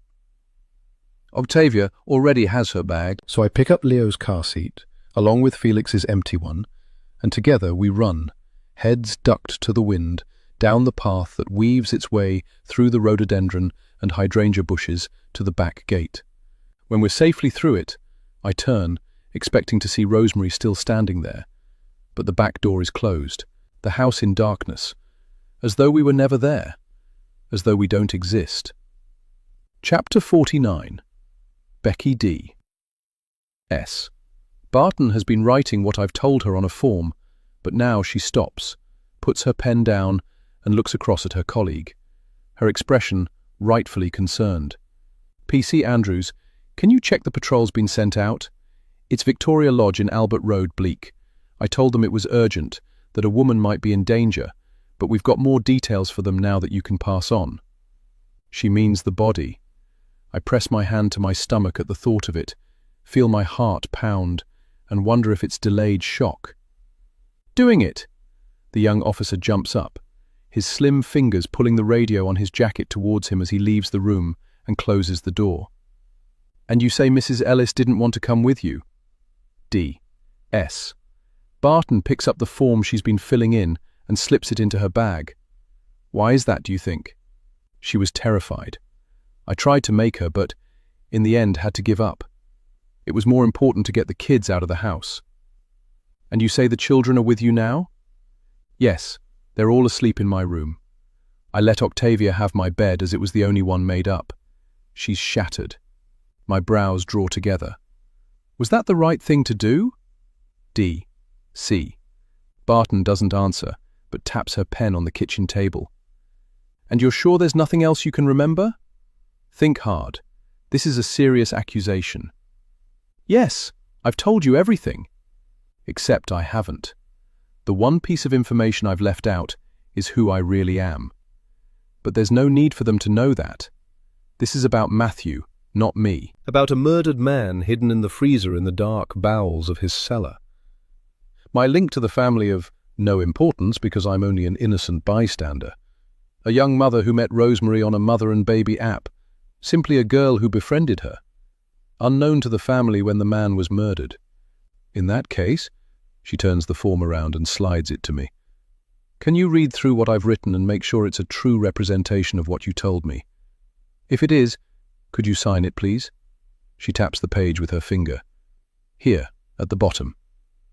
My name, Becky Young, is written at the top, along with my address and date of birth, and it brings it home to me that my lie is something serious, something cast in stone. I start to read, my eyes faltering when they reach the part where I say how I saw Matthew slide a foil strip of tablets from their box, how he'd walked across the room to Rosemary and punched the pills from the foil into her open hand before helping her across the room to her bed. No, I hadn't seen how many tablets. No, I hadn't seen what they were. While D.S. Barton had been writing, I'd searched my brain for how I would explain how I'd even been there. What had made me come back that night after Matthew's threat. In the end, I'd told them that, worried for Rosemary's safety, I'd returned to the house to check on her welfare, had stood beneath their ground-floor window and seen him give the tablets to her. There had been no fight, and they'd both seemed calm. It wasn't until I'd come back the next day, found Rosemary out of it on her bed, and had struggled to wake her, that I'd realized the seriousness of what I'd seen the previous night. I just hope they believe me. Ms. Young, is what I've written correct? Sorry. I finish reading to the end. Yes, it's what I said. Then if you wouldn't mind, she points to the pen. I know this must have been incredibly difficult, but thank you. What you've told me tonight has been of great importance. I nod and look out of the window. I haven't twisted the kitchen blinds shut, and the two of us are reflected in the glass. What's Rosemary doing, I wonder? Have the police reached her yet, and will her story be the same as mine? I turn back to D.S. Barton. What will happen now? Matthew, he's out there somewhere, and we don't know where. Please don't worry yourself about that. That's our job. We'll be looking for him and may do a public appeal in the next day or so if we're not successful. But I don't think it will be long before he's in custody. He doesn't know you found the body, and from what you've told us, it sounds as if he likes to keep tabs on his wife. I doubt he'll be far away. That's good. The sooner he's caught, the better. D.S. Barton slides her notebook into her pocket, thinks a minute. One more thing. Is there any way Matthew knows where you live, where his children are? I shake my head. No, he only saw me that once. I picture his large hand with its gold signet ring as he leant heavily on the frame of my car door, his angry face as he'd warned me off. He doesn't know anything about me, who I am or where I live. As far as he knows, I'm just someone his wife met on the mother and baby app. He doesn't know I was a regular visitor. She gives a small nod of her head. That's good. Her question has unsettled me, though. Can we be sure? Rosemary's children. I look towards the bedroom door and back at her. What will happen to them? Can they stay here? For tonight, at least? I should think so. It's late, but I'll contact the emergency duty team and check. If past experience is anything to go by, they won't remove the children from here unless they think they're in danger.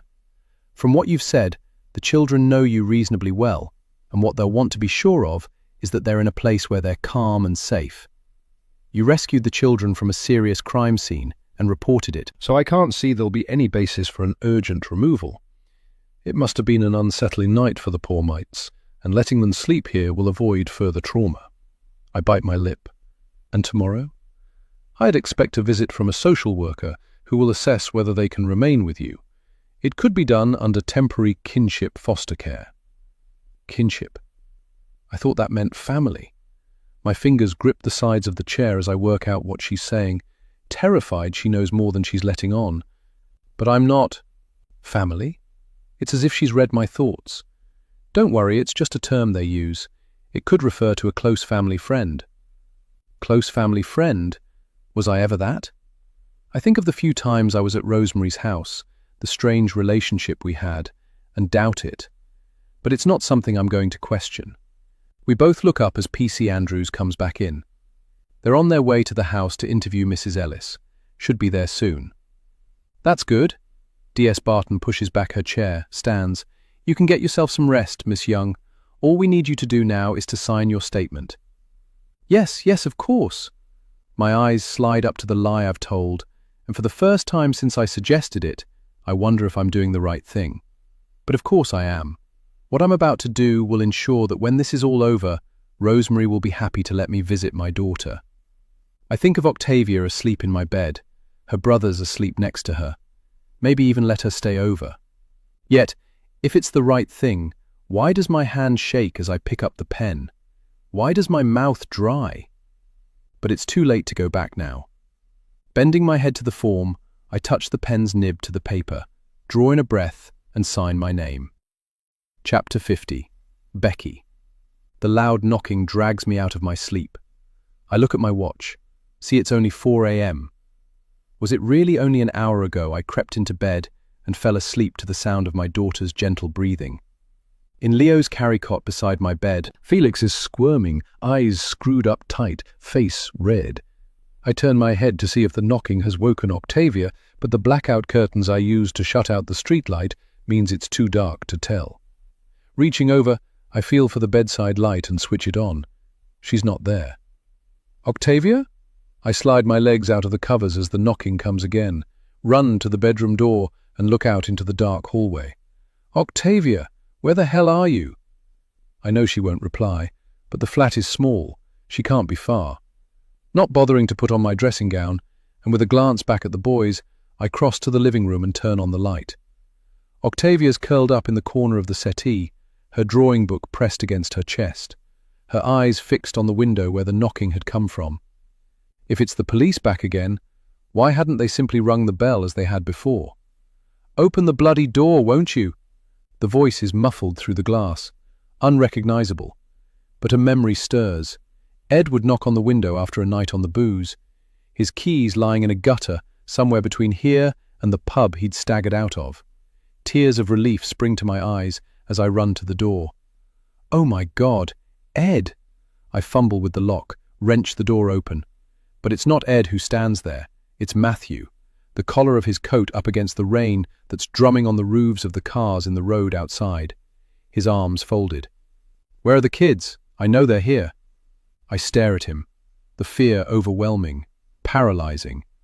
I could tell him they're not with me, but he won't believe me. He must have seen me leave with them, tailed us in his car. But if that's what he did, why leave it so long to make his presence known? Stepping forward, I position myself in front of the door, a human shield between him and the children. I don't want you to wake them. They're asleep. I'm still jittery from the shock of seeing him. Would the police car outside have alerted him to what I found in his house? If it did, it clearly doesn't bother him. The children are all he seems concerned about. Go and get them. I'm their father. They should be with me, not some stranger off the internet. My shoulders stiffen. I'm not a stranger. Really? Then tell me who the hell you are. I want to say I'm Octavia's birth mother, that the police know what he's done, but I can't. He's a psychopath, and if I tell him that, who knows what he'll do? I lower my voice, force it to level as I repeat the lie I told Octavia. It's for one night only. Your wife is sick. She couldn't look after them, and I said I'd help out. His voice is tight. You're right. She is sick. Under the porch light, his face looks deathly pale.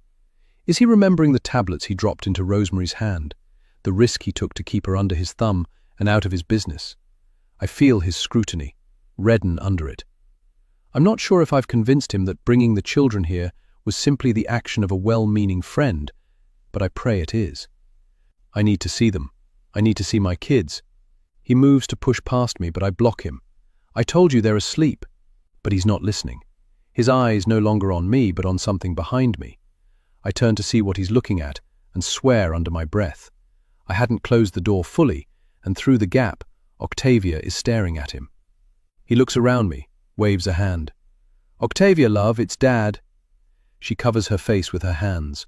She's already scared of him, and I thank God she wasn't witness to the conversation I'd had with the police, that she doesn't know the true extent of the things her father has done. He takes a step forward. It's all right, love. There's nothing to be scared of. I can feel the pounding of my fear in my chest, but the instinct to protect is stronger. Grabbing hold of his arm, I pull him back. You're scaring her, Matthew. She's already had a bad dream, and dragging her away from here at this hour is not going to help anyone. Come back tomorrow when it's daylight, and I promise you can take them. I know you're worried about Rosemary and that your children are in my house rather than at home, but now is not the time. It's the middle of the night. He hesitates, and, knowing he's weakening, I press my advantage. Come back at 7, and I'll have them ready. We don't need to be enemies. We both want what's best for Rosemary, what's best for the children while she gets better. He looks unsure, folds his arms. All right, 7 then, but you'd better not be lying to me. I'm not, I promise. His eyes narrow a fraction. For your sake, I hope that's true. Matthew turns and walks away, and with a sigh of relief, I close the door and lean my back against it, the flat of my hand pressed to my racing heart. He might not trust me, but I told him the truth. When he gets here tomorrow, I'll be sure the children will be waiting for him, the police too, and then this nightmare will be over. I straighten. See, Octavia is watching me from between her fingers, her face pinched, her body turned away from me. She's terrified, and my maternal instinct kicks in. As her mother, it's my job to reassure her as best I can. I go over to her, place my hands on her shoulders, glad when she doesn't pull away. Everything's going to be all right, Octavia. I'll make sure of it. You're safe here, and I won't let anyone take you away unless it's what you want. I look for her reaction. We both know I'm talking about her father, but what I'm unsure of is how much she knows about him, about what he's done. Her eyes are fixed on mine, her silence as unsettling as it always is, and a thought comes to me. Is it possible she saw what happened? I think back to what Rosemary told me. It was around a year ago Octavia stopped speaking, which would tie in with my hypothesis.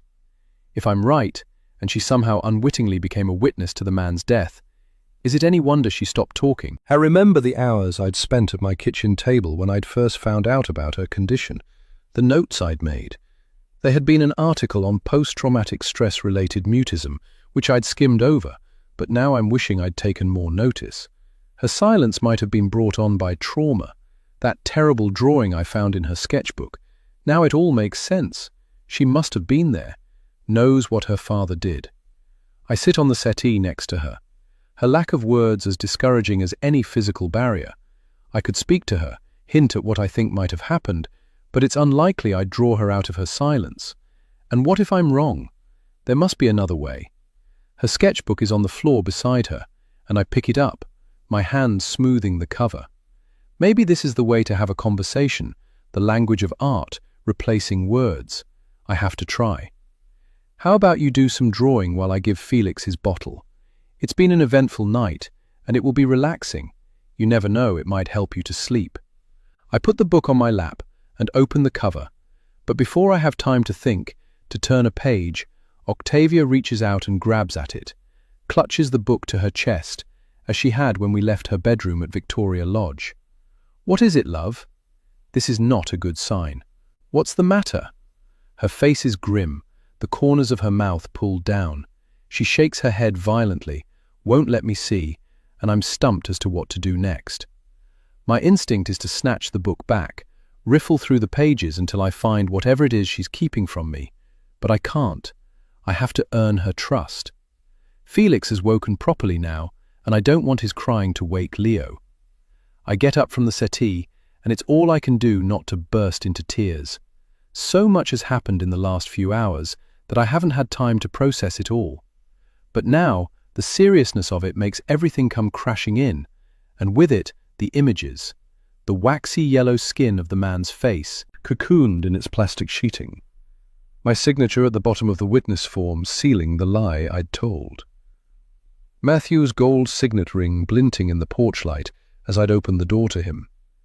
Yet I can't let Octavia see my anxiety, let her witness how fearful I am of what's to come. So instead of giving in to my emotions, I push my shoulders back and paste a smile on my face. I'll make us a hot drink and fix Felix's bottle. I pluck a throw from the back of the settee and drape it over her. It will be morning soon, and things will look better. I go into the kitchen wishing I could believe my own words, but I can't. Things have gone way too far for that to happen. And now the questions are coming, joining the pictures that crowd my head. What if Matthew has gone back home? What if he does something to Rosemary? I think of the call I made to her earlier, the voice message I'd left when she hadn't answered the phone. I told her to keep the doors and windows bolted, to not let anyone in unless they were the police. But what if he catches her out like he had me? What if she opens the door to him? Some strange loyalty to him overcoming any caution. The bottle of milk I made up earlier for Felix is in the fridge. I take it out and sit it in a measuring jug of hot water, and as I wait for it to warm to the correct temperature, my panic starts to ebb. Not because I've changed my opinion of Matthew, but because I'm remembering the police car PC Andrews said had been sent out to Victoria Lodge. Even if Matthew does go home, Rosemary will be safe. There's no reason for me to worry about her. Chapter 51. Rosemary. The house feels empty, too big without the children in it. The rain that had started after Becky had left with them coming louder and faster, the sound of it interrupted only by a low rumble of thunder. I pull out a chair and sit down at the kitchen table, my thoughts in chaos. I've taken a big risk tonight, allowing Becky to take the children to her home, and wonder if I did the right thing. Since I adopted Octavia, gave birth to Felix, I've not been apart from them for longer than a day, and it doesn't feel right. My phone lies on the table next to me, Becky's message deleted. I've never seen her flat, but I can imagine it. Mean and cramped with cheap lino on the floor, the stained laminate worktops in the kitchen peeling away from the joins. Not a suitable place to bring up a young family. Not suitable at all. I stifle a yawn and think of Octavia asleep in a strange bed, her hair fanned out across a pillowcase Becky will have bought from some budget supermarket or cheaply online. My stomach twists, and I turn my face to the rain-spattered window. What if my little girl grows to love her? The words "more than me" are on my lips, but what's the point in thinking them? Octavia never loved me. It was always Matthew. I press my hands against my face. If only I hadn't said what I did, told her that any misdemeanor would have me phoning the adoption agency, that she'd be taken back, put into care. It was a cruel thing to do, but I'd had no choice. Matthew had given me no choice. Bloody, bloody Matthew. This year, when he's not been at home, our lives have been so much better. Octavia has been so much better, despite her irritating silence. It will be a relief to finally break free of him. How can he call himself my husband when he can't even give me a healthy baby? My fingertips press deep into the flesh of my arms as I remember the tiny lives extinguished before they'd even begun. Children whose names I'd chosen as soon as the blue line appeared on the pregnancy test. I lean over the kitchen table, the aching pain of each passing coming back to me, and Matthew accepting so easily that we'd never have our own family. Loving Octavia unconditionally, even though she wasn't his flesh and blood. But I couldn't accept it. I wipe my tears away with my sleeve and straighten. I have Felix. I must never forget that. It had been healing to take matters into my own hands, to look elsewhere for what I needed. Poor Neil. He played his part well, and neither of us were to know that it would end as it did. My baby's face pops into my head, his blue eyes so like his father's, his genes strong and healthy. "Thank you," I whisper, knowing he can't hear.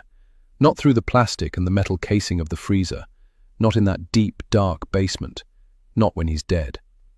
A wave of nausea washes over me, and I close my eyes until my stomach settles. In the distance, I hear the wail of a siren and know it will soon be over. In a few minutes, the police will be at my door, and I'll show them the body Becky found. Tell them how Matthew had seen the two of us together, then waited until my brain was numbed with sleeping tablets before exacting his revenge. Anxiety mushrooms again. Without Becky's evidence, it will be my word against his. The question I ask myself is, can I trust her to do the right thing? Is her need to keep her identity secret enough to lie for me? Except it wasn't a lie. Not really. I run my tongue over my lips, remembering the chalky chemical taste of the tablets and the struggle I'd had to keep my eyes open. Becky had witnessed the evidence of it herself when she'd found me, seen what too many sleeping tablets can do to you.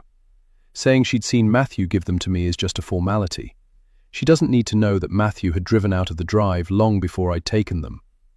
I'd been shocked when I'd found out Becky had tricked her way into my house, that she'd known who I was all along, but it had been to my advantage. Her need to keep on seeing the child she gave away will make her lie for me. It has to. I pick up my phone and watch the last video I took. Becky, with my baby strapped to her chest, her baby's car seat in one hand, my daughter's hand in the other. She's pulling Octavia through the darkened garden, rain soaking their clothes. At the gate, Becky stops. Fearful eyes turned to me before she disappears into the night. The doorbell rings, startling me, though it shouldn't. It's not as though I haven't been expecting it. I stand, press the weight of my hands to the table and close my eyes, focusing hard on the memory of the children I never got to meet, the voices that never whispered the word "Mummy" in my ear. Not moving until my cheeks are wet with tears, my breath catching in my chest. Only then do I leave the kitchen, walk across the black and white tiles of the hall and open the front door. And before the police officer has uttered a word, before she can even show me her badge, I throw myself into her arms. "You have to help me!" I hear my voice as she might, hysterical, out of control, can sense her surprise. It's Becky Young. I pull back from her, desperate fingers clutching at the sleeves of her jacket. "She's taken my babies. She's stolen them from me." Chapter 52. Becky.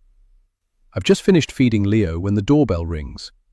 A weak daylight is leaking through the slats of the blinds, and I yawn, aware of the small amount of sleep I've had. I refasten my nursing bra and put Leo on my shoulder, glad that Felix had gone down easily after his bottle.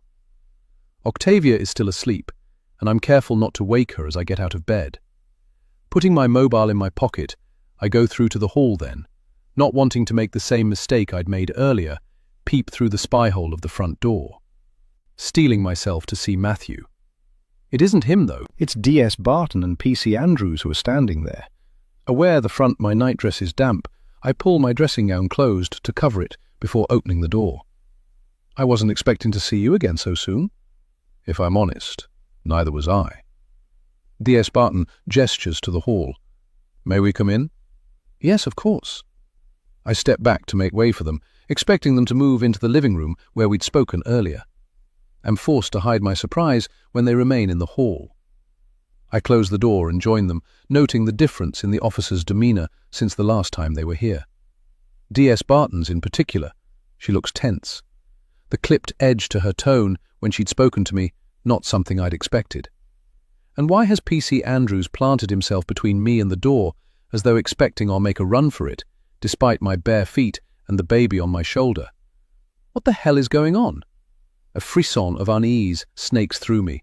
I don't like their serious faces, the way they're looking at each other. Has something happened?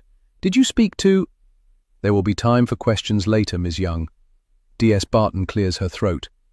"And before we go any further, I need to make you aware that you're not under arrest, but we do need to speak to you under caution. You do not have to say anything, but it may harm your defense if you do not mention when questioned something which you later rely on in court. Anything you do say may be given in evidence. Do you understand?" I step back, my face slack with shock. In court? What am I supposed to have done? "Please, Ms. Young, I'm asking if you understand the caution."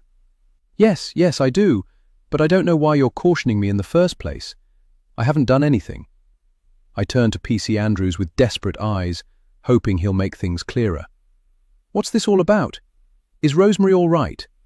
"Mrs. Ellis is as well as can be expected under the circumstances. Can you tell me which room her children are in?" I point to my bedroom door, taking comfort from the baby in my arms, his warm breath on my neck. "They're in there. Why do you want to see them?" She ignores my question. "Mind if I take a look?" "No, of course not, but I'd rather you didn't wake them." My eyes follow the officer as she opens the door and disappears into my room. She comes out a few seconds later and closes the door behind her. They're there, both fast asleep. PC Andrews is studying a photograph of me and Ed that I've never got around to taking off the wall. It was taken on a rare day out when we had a bit of money, not something that happened very often. He points to Leo. This one's Dad, I'm guessing? Yes. He looks at the photograph again, then turns his attention back to me. We'd like to ask you a few questions about Octavia and Felix Ellis. We have reason to believe you abducted them from their mother. What? No, you've got it all wrong. I told you what happened. I was rescuing them, taking them home with me because they weren't safe in their own house. Panic claws at my throat. From the look on PC Andrews' face, he doesn't believe me.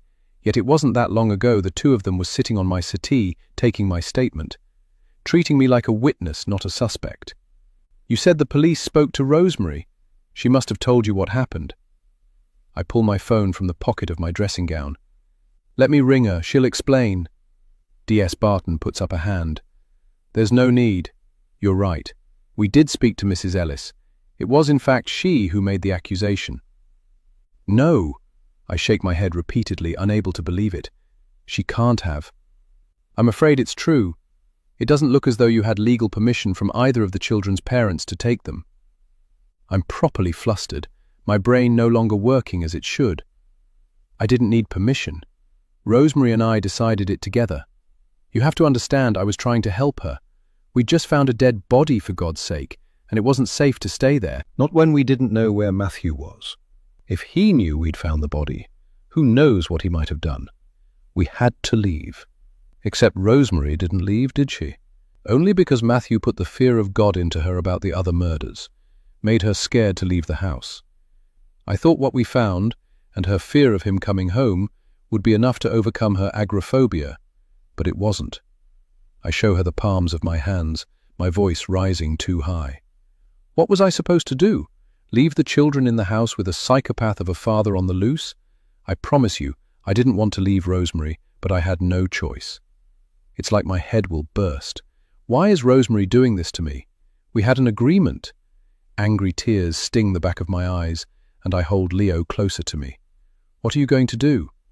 We'll need to take you to the station for questioning. You'll have the right to free legal representation. I clutch at D.S. Barton's arm with my free hand. But I haven't done anything. It's Matthew you should be talking to. He's a murderer, and you should be out there looking for him. Rest assured that we are, but we have no indication of his whereabouts. He can't have gone far. I point at the front door. He came here after you left, looking for the children. D.S. Barton's face tenses. She exchanges a look with P.C. Andrews. He did? Yes. I didn't think he knew where I lived, and he put the fear of God into me. I'm just grateful I managed to get him to leave without causing us any harm. And how did you do that? I lied, played on my instinct that he'd want to be seen to be acting as a good and responsible father. I told him that if he let the children sleep here, came back in the morning, I'd have them ready to take home with him. My idea was that the next time he stood on my doorstep, I wouldn't be on my own. You'd be waiting for him. I see. D.S. Barton's frown deepens. Except you didn't tell us, did you, Miss Young? We knew nothing about the visit. Why would that be? I don't know.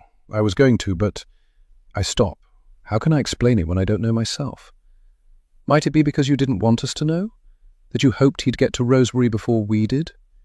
She gives me a straight look. Why did you take her children, Miss Young? I told you I didn't. Cold fear spreads through me. Rosemary has set me up, but I have no idea why. Leo has started to cry, and I know it's because he's overtired. I need to change my baby's nappy. Can I at least do that? D.S. Barton nods.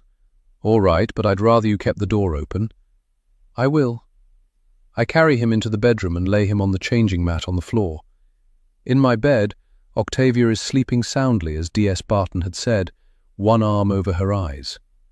Leaving Leo, I go over to the bedside table and switch on the bedside light to see what I'm doing, and, on the way back, my toe stubs against something.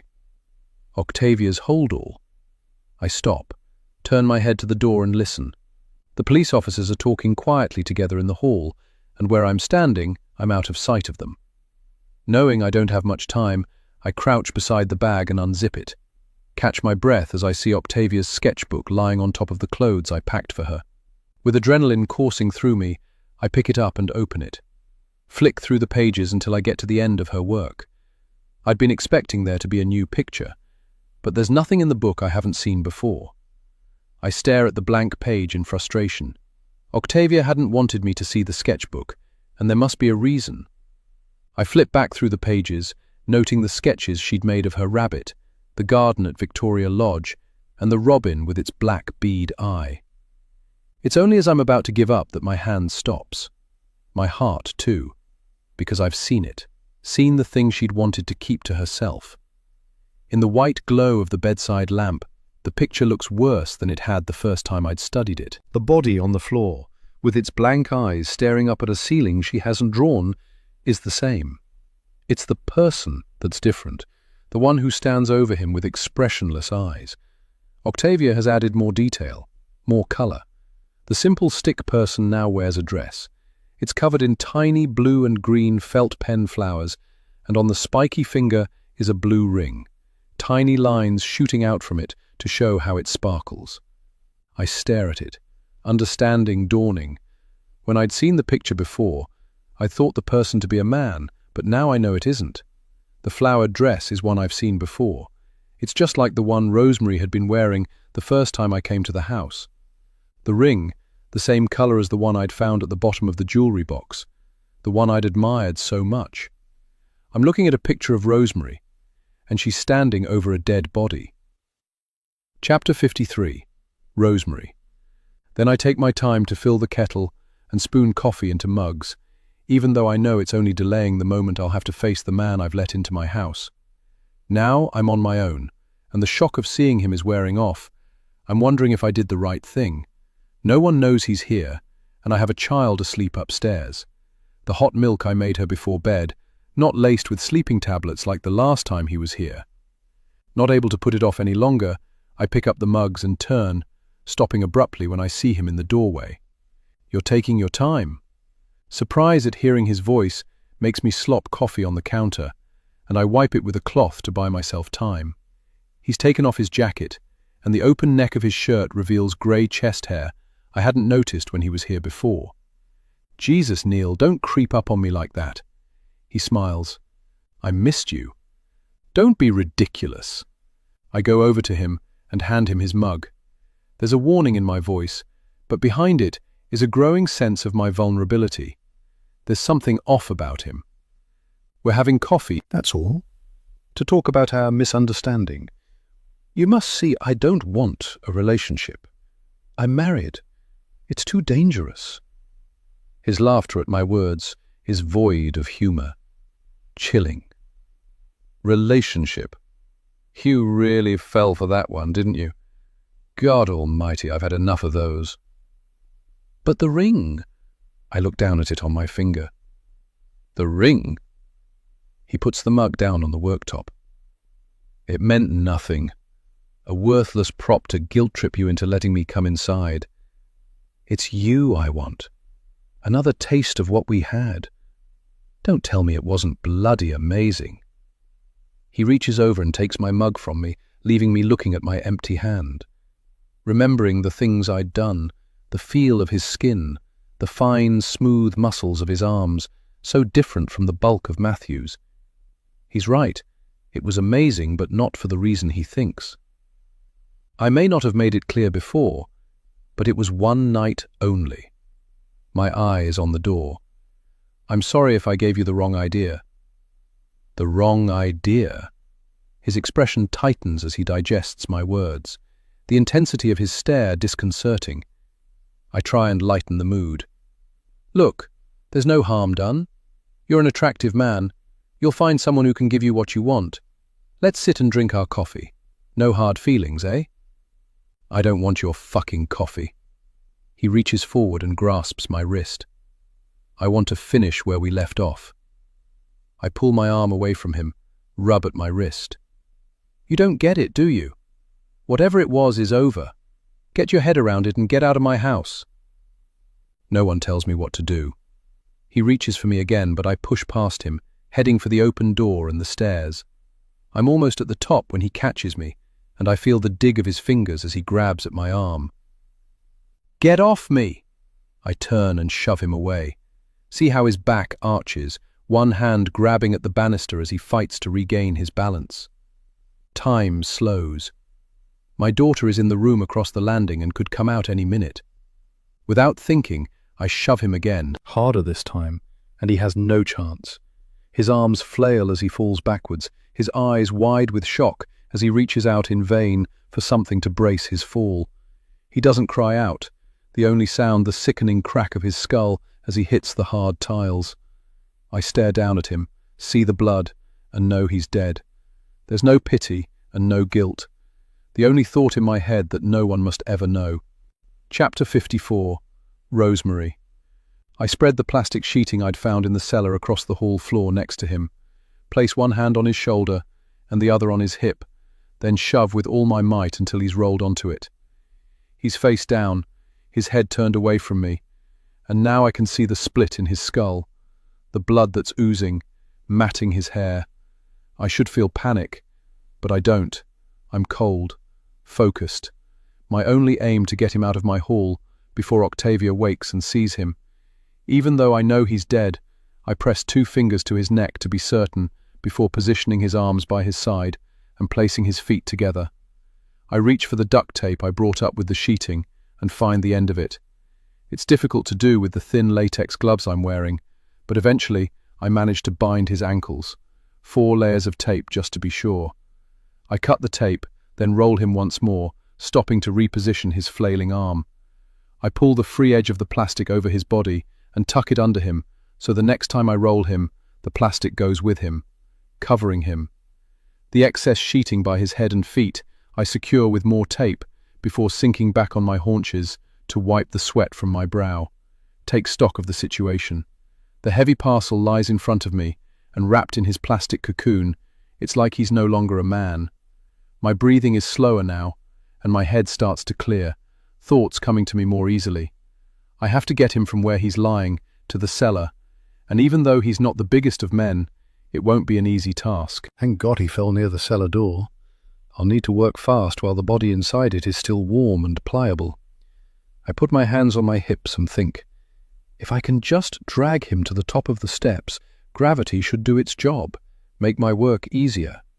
With a glance up at the stairs to make sure I'm still alone, I crouch down by the body again and grip the plastic sheeting with both hands. I pull, adrenaline giving me a strength I didn't know I had, but the bulky plastic package hardly moves. Come on, come on. The earlier calmness I felt is seeping away, sick fear replacing it as the reality of what I've done sinks in.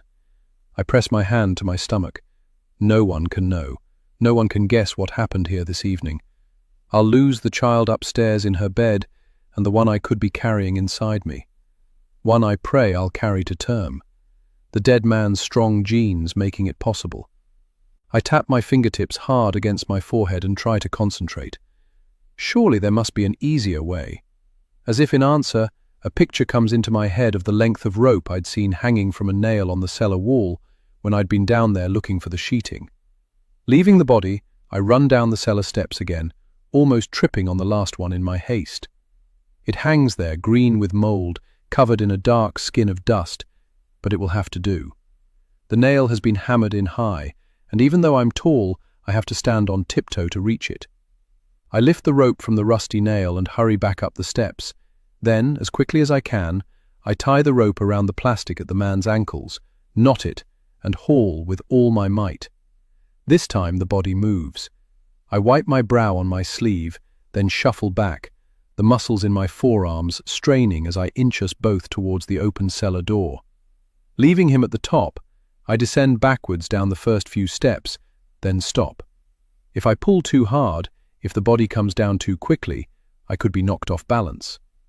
I think a moment, then leaving the rope, lean forward and grip the plastic around his legs, bracing myself against the weight, using my body to guide. As we edge towards the cellar floor, my back screaming in pain at the awkward way I'm bent to him, his head bumps sickeningly on each stone step, the heavy thuds echoing through the empty space. I wince as though he can feel it. Whisper an apology he's no longer able to hear. It's only when the body is at my feet, on the cold, hard floor, that I realize something. That was the easy bit. I still have to hide him. I look behind me at the freezer, the floor around it now covered with half its contents, hunks of frozen beef and lamb, the cuts unrecognizable in their blue freezer bags, bags of chips that were bought God knows when, and cardboard packets containing things I must have once thought we'd eat. I pull on the rope and drag him closer. Somehow, I have to get him in there. Unsure if it will work, I swing his legs round so he's parallel to the freezer, then crouch behind him with my arms around his chest. With a groan that echoes around the cellar, I brace myself against the freezer's metal side, then haul him up so his upper body in its plastic is balanced on the freezer's edge. Using my body to stop him from slipping back, I pull at the plastic wrapped around his legs and manage to lift them, offering up thanks that he isn't a large man. Gravity does the rest, and I sink my forehead onto my arms in relief as the body bag falls awkwardly into the metal coffin. But it's not over yet. His body is longer than the freezer, and I won't be able to close the lid. Not ready to be defeated, I lean over the edge and rearrange limbs that are already beginning to stiffen. I stand back, rubbing at the soft skin of my arm where I've banged it on the freezer's side. By tomorrow the bruise will have bloomed, and I'll have to explain it away to Matthew when he's next home. Not that he's likely to notice. He barely looks at me at all these days. How long I've been down here, I've no idea, but there's still the cleaning up to do, his phone to destroy, and his few personal possessions to get rid of. I bend and pick up bags of meat, boxes and packets from the floor, throw them back into the freezer on top of the body. Only when I'm satisfied that there's nothing left to be seen of him do I slam the freezer lid down. Matthew never comes down here, and I must make sure Octavia doesn't either. I lean my back against the hard edge of the freezer and make a mental list of what I still need to do. The hall and cellar stairs will need to be swabbed with bleach. I'll lock the cellar door and tell Octavia that there are rats down there. We don't have many visitors, so, with luck, for as long as we're living here, the body won't be discovered. A good thing, as it's not as though I can move it. But what if it is found? I bend forward, hands on my knees. What I need is a plan should the worst happen. I press my hands to my face, and in that cold, echoey cellar, the answer comes to me. There needs to be a more obvious suspect, someone with reason to want the man dead. Matthew, the jealous husband. I should feel guilty at what I'm planning, but I don't. He let me down, his genes not strong enough, healthy enough, to keep my growing babies alive. Each time I think of how their little lives had bled out of me, how he'd carried on with his life as though it didn't matter to him, a red mist descends. It's something for which I can never forgive him, and if being wrongly accused of this man's death is the price he pays for his neglect of me when I needed him most, then so be it. I have other things to think about, new responsibilities. My hands slide to my stomach as I remember the sickness that came over me when I was cleaning my teeth yesterday morning. I'd thought it too early for morning sickness, and yet I close my eyes and smile. Think of the strong, healthy baby that might already be growing inside me. A brother for Octavia. For already I'm sure that is what it will be. Matthew will never know it's not his, and I'll never tell him. It will be our miracle baby. I turn and face the freezer, place my hand on the lid and whisper my thanks. He may have lost his life, but he served his purpose. Sacrifices sometimes have to be made. Where one soul departs this life, another enters. That's the way it is, and the way it should be. Chapter 55. Becky. Now Octavia's sketchbook slips through my fingers. "Are you all right in there, Ms. Young?" It's PC Andrew's voice I hear. I pick the book up and look at the picture again, feeling sick. Everything I thought I knew turned on its head. I have to show them. Tell them Rosemary has fooled us all. Scooping Leo off his change mat, I run back into the hall with him. "You've got to see this." I shove the book at D.S. Barton. "It's a drawing Octavia did. She must have seen what happened, seen the murder. Can't you see? It's why she won't speak. I thought it was Matthew who killed the man, but this picture Octavia drew in her book proves it was a woman who did it." I point at the dress. It was but DS Barton is holding up her hand to silence me. Her phone is to her ear. I see. Her voice is clipped. The knuckles of the hand that holds the mobile, white. Yes, thank you for letting me know. What is it? What's happened? I shove the book under her nose. The evidence is here. They're in this together. You have to do something. She looks down, takes the book from my hand, but instead of agreeing with me, hands it to PC Andrews. I watch as her fingers reach to the concealed duty belt under her jacket. Can't stop my intake of breath as she pulls a pair of handcuffs from the cuff case.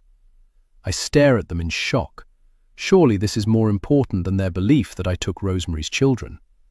Rosemary killed her lover. Don't you see? She's been living with the body for over a year. Matthew must have made her do it. Perhaps he threatened her or the children if you didn't. I'm gabbling now, my eyes not leaving the handcuffs. I know it sounds mad. DS Barton clearly thinks so too.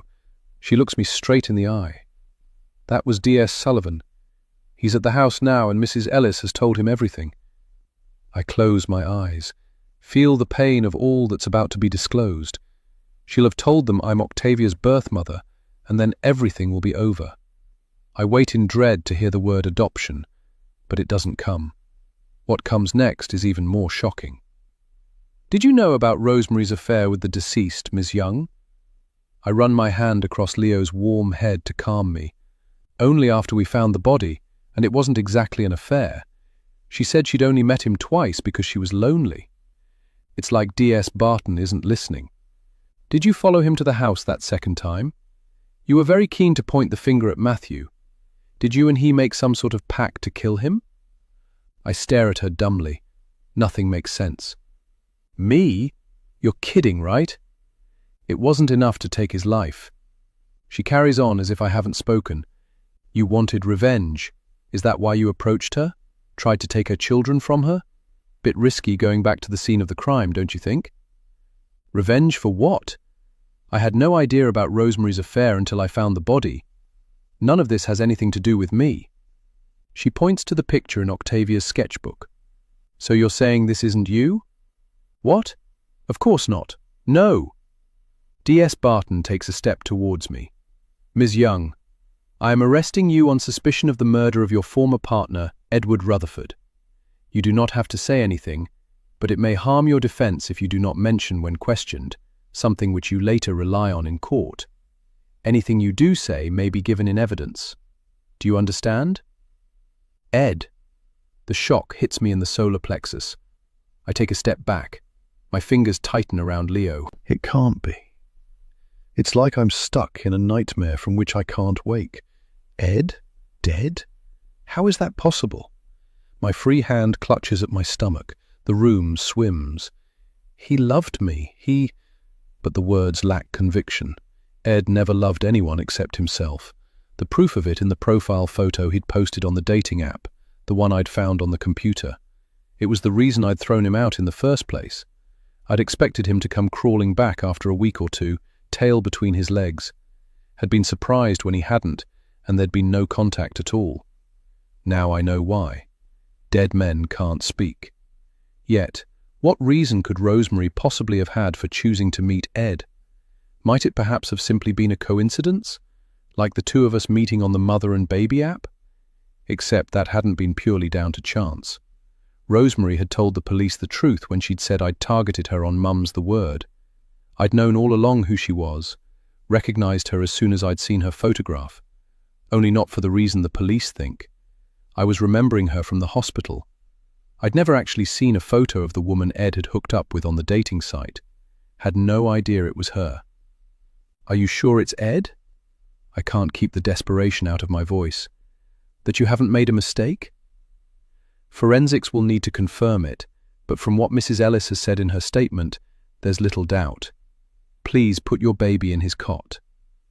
I have no choice but to do as she asks, but as I pass the sketchbook, my eyes settle on the picture Octavia drew. On the blue ring on the woman's finger. Slowly, the curtains of my memory part. I'm sitting again in the cafe near the university watching Ed and his wife. As she puts down her coffee cup and Ed lifts her hand to his lips and kisses it, The unusual blue ring above her wedding band looks ostentatious in the rather ordinary venue. Years later, he'd tell me the ring had been his mother's, that his wife had thrown it back at him when she'd walked out. But that would be to come. As I'd sat in that cafe, looking at the ring on her slim finger, I wasn't the woman who fell for his charm a second time, even when he was down on his luck. No, I was a student with a new life growing inside me. And as I watched Ed's wife smile up at him, her love for him so complete, it made me realize I couldn't do this terrible thing to her, couldn't take her husband. It was that trusting smile which had changed my life forever. Changed my babies too, and Leo's. Most of all, it had changed the life of the man who had died. The man would never now see either of them. Know either of them. D.S. Barton is sliding the cuff over my wrist, and I stare at her wide-eyed. What about Matthew? Don't you worry about him. If I were you, I'd be worrying about myself. The metal of the handcuff is cold against my skin as she clicks it shut.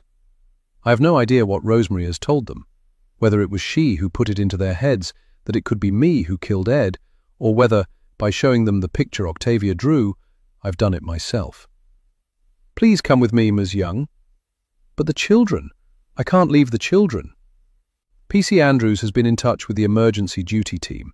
They'll find a social worker to sort out temporary foster care for your child. What about Octavia and Felix? I think of the girl asleep in my bed. They've no idea she's my daughter too. Don't worry, their mother is on her way to collect them. Rosemary? I shake my head in disbelief, the handcuffs pulling at my wrists behind my back. They're letting a murderer take my child, and I'm powerless to stop them. Chapter 56. Becky. Yes, I mean Rosemary. At present, we don't know Matthew's whereabouts, but when we find him, we'll be wanting to speak to him too. Not just about your partner, but about the other murders that have taken place in the area. Headlights slide across the thin curtains at the window. Looks like the social worker's here, Sergeant. Good. Take Miss Young to the car, and I'll stay and fill her in on what's happened. P.C. Andrews takes my arm, but I pull away from him. I won't leave without my children. You've got it all wrong. Rosemary's the one you should be arresting. Please calm down. The children will be fine. Mrs. Ellis has somewhere safe to take them until they can go back to their home. Tears scald my eyes. How could they have got this all wrong? There must be something I can say to make them believe me, make them realize how dangerous Rosemary is. But my thoughts hit a brick wall. The prospect of losing Leo, of never seeing Faith again, too great to circumnavigate. Please, my tears spill at last. You have to believe me. Not now, Ms. Young. Save it for the station. There'll be plenty of time then. P.C. Andrews holds me more firmly, leads me to the door. I struggle against him, look over my shoulder, tears streaming down my face. She hasn't left the house in months. Can't you see that's strange? But D.S. Barton's not hearing me. She's making notes in her book, checking her watch. I don't know what to do. In a minute I'll be in the police car. They'll take me away for questioning, and Rosemary will be stepping through my front door, her cheeks damp with crocodile tears, her arms outstretched to receive her children. They'll see how frail she is, incapable surely of doing the thing I've accused her of, and they'll listen to her lies. I fight against the arms that hold me. Octavia! Octavia! Calm down, Ms. Young. You'll wake the babies. I don't care, I raise my voice. Octavia! And as if by magic she's there, the white of her nightdress, the pale moon of her face, the only things visible in the dark bedroom. My breath shudders in my chest. Please, love, my eyes beseech her. You know what happened. You're safe now, and it's time to tell the truth. I stop, realizing the futility of what I'm doing, what I'm saying. The room is silent, but D.S. Barton's eyes are on me, her expression one I can't read. P.C. Andrews looks as though he's about to speak, but she raises a hand to stop him. She picks up Octavia's drawing book from the arm of the chair, goes over to the child, and kneels in front of her. The page is open at the woman in the flowered dress. No one's angry with you, she smiles, a dimple forming in her cheek. Her voice is calm, measured, and I know she must have children of her own. No one's going to make you say or do anything if you don't want to. Her finger touches the figure in the drawing. Mummy will be here soon, and... She killed him! Octavia's voice is high-pitched and cracked, as though the sound has been forced out of her throat. I hear the sharp intake of P.C. Andrews' breath, feel the air escape from my own lungs. D.S. Barton's tone doesn't change. If she's surprised the girl has spoken, she doesn't show it. Who do you mean, love? P.C. Andrews' grip on my arm tightens, but I hardly register it. I'm too numb with shock. Seconds pass. The tension in the room is palpable. Has Rosemary got to her? Will she say, I did it? You're safe now. It's the officer's coaxing voice again.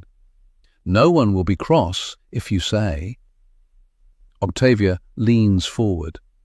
She says something to the woman kneeling in front of her, but it's so quiet I can't make out the words. I wait in agony as D.S. Barton stands. Watch her place gentle hands on the girl's shoulders. You've done well, Octavia. Be proud of yourself. She turns to her colleague. Take the cuffs off her. You need to make an urgent call-out. Rosemary Ellis must be apprehended and brought to the station ASAP. Got that? P.C. Andrews' hand drops from my arm. He does as she asks, then pulls his radio to his mouth. Loud and clear. Octavia runs out of the bedroom and throws her arms around me. I'm sorry. I hold her to me, stroke her hair. You've nothing to be sorry about. You hear me? Nothing. My cheeks are wet with tears. These few sentences she's uttered are the first I've heard since I gave her up for adoption, and I couldn't love her more. Chapter 57. Rosemary. I know this is difficult for you, Mrs. Ellis, but I'm sure you'll feel better once your children are back with you. The police officer is younger than me, a mother herself perhaps. I hope so. I turn away from the window, the heavy drape dropping back into place. I can't believe she took them. It's not as though she was able to look after her own child, let alone mine. Earlier, I'd shown them the videos captured on the baby monitor. Leo crying in his carry-cot, in his bouncy chair, on the floor on his change mat, had watched their faces harden when they realized no one was coming to comfort him, to check if he was hungry or needed a nappy change. They don't need to know that it had all happened while Leo was in my care. Snatched moments when Becky was with Octavia. My fingers clench at the thought, how I'd hated the idea of her alone with my daughter, terrified Octavia would bond with Becky in a way she hadn't with me. It was cruel of me to leave Leo to cry, I know, but necessary if I was to cast doubt on Becky as a mother. And Matthew, has he been found yet? Do they know where he is? I press my palms to my chest, blink away crocodile tears that come easily to me when I visualize the children I never had with him. I won't feel safe until I know he's been caught. To think he and that woman murdered Neil under this very roof. The female officer frowns. Because he'd used an alias on the dating app, there was no way you'd join the dots. Link him to the woman who had befriended you. She shakes her head in disbelief. To come back here a year later was brazen, to say the least. Yes, it was. Ed had changed his name, but had he really believed it would be enough to stop Becky from finding out what he was getting up to? I won't tell the police how I'd stalked Becky for years. Ed, too, when he came into her life. How easy it had been. It's a shame it's something I'll have to keep to myself. I'm rather proud of it. When Becky had discovered his body, I thought it would be the end. I hadn't meant it to happen, had only invited her into my house, into my life, to discredit her. To get evidence to prove she was incapable of looking after her new baby, like she'd been incapable of looking after Octavia. My hope had been, and still is, that the child would be taken into care, that history would repeat itself, and when it did, I'd be waiting in the shadows to step up, as I had with Octavia. My heart warms at the prospect of a new brother for my children. Poor Ed. I hadn't meant for him to die, but he'd done his job. Impregnated me with a healthy seed the night I'd brought him home. His genes, unlike Matthew's, strong, healthy. The proof of it in Becky's pregnancy, something she should never have mentioned in her contact letters. I think of the babies I never had, the pregnancies that never came to anything. Matthew's fault. My fingers lace into my hair, gripping it, dragging it away from my scalp as I remember those dark days. Always Matthew's fault. The female officer is at my side, her hand on my arm. Please don't distress yourself, Mrs. Ellis. I know we haven't found him yet, but we will. I'm sorry, it's just I've been so scared. It's hard to believe the two of them. Of course, that's understandable. And you say you have somewhere safe to go until we're finished here?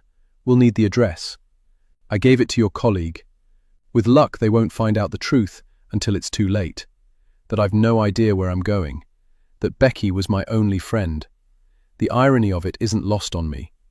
In some sick way, I'd grown close to her, which I suppose makes the betrayal worse.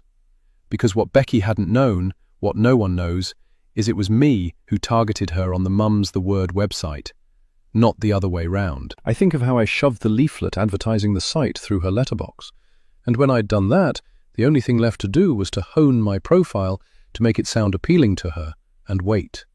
Hope she'd take the bait. And when she did, when her message had popped up on my screen, it was like all my birthdays had come at once. My journey to become a mother to another baby was about to begin. My shock, when she'd called my daughter Faith, had been genuine. Her confession that she'd known I was her daughter's adoptive mother, striking me dumb for a moment.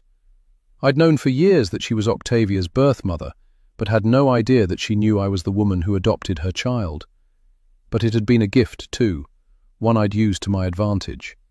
Her desperation for me not to tell the adoption agency that she'd infiltrated my life had given me the means to frame Matthew for Ed's death. She'd seen the after effects of my overdose of sleeping tablets and already believed it was Matthew who had administered them in order to keep me docile and housebound.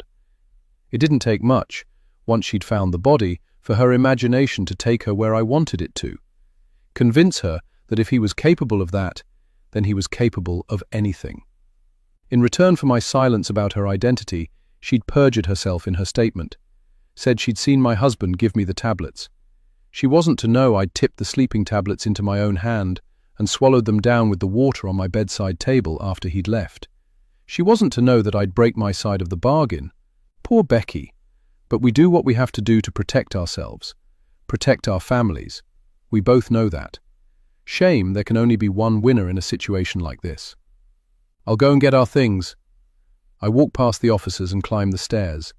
Without the children in it, the house is too quiet, and I can't wait to leave it. When I reach the landing, I hurry to my bedroom and lift my bag onto my shoulder. I'm just picking up the other one when I hear a car sweep into the drive. It must be the forensic officers. The female police officer is just opening the door as I approach the top of the stairs.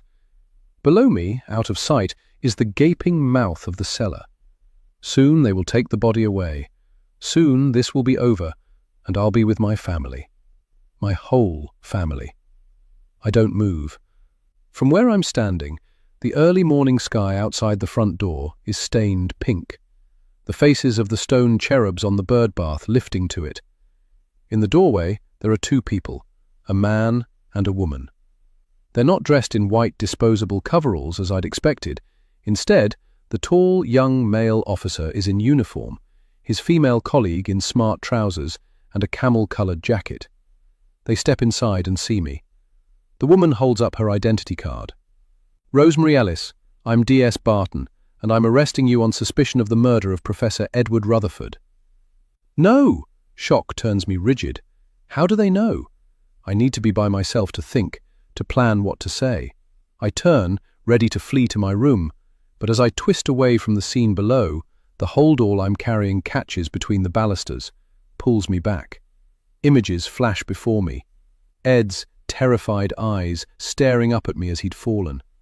Octavia's scream as she'd stood in the doorway of her bedroom watching us, and my own voice telling her to get back inside, to close the door. She knew what I did, and I know now that neither of us will be able to live with that. My daughter, Becky's daughter, will never love me. Mrs. Ellis! The male police officer is running towards the stairs, arms outstretched as though he might catch me. Survival instinct screams out to me to reach out and grab the banister, but I fight it and gravity takes over. The sudden release of the bag and its weight pulling me backwards. The female officer cries out. The black and white tiles come up to meet me as they had Felix's father. I feel nothing but release. Epilogue. Becky, 1 year later. I slide Leo's legs into the baby swing, give him a gentle push. Want to go higher, little man? He laughs and kicks his legs. More! More! The children's playground is empty, most of the parents having gone home to give their children their tea, but we've brought ours with us, a habit we've got into over the last few months. I look across at Matthew.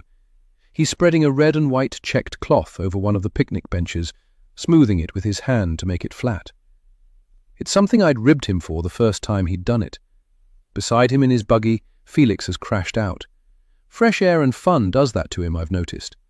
Happy with the cloth, Matthew is now rummaging in the cool bag, trying to locate the sandwiches he made earlier. Sensing there are eyes on him, he twists his neck to look at me.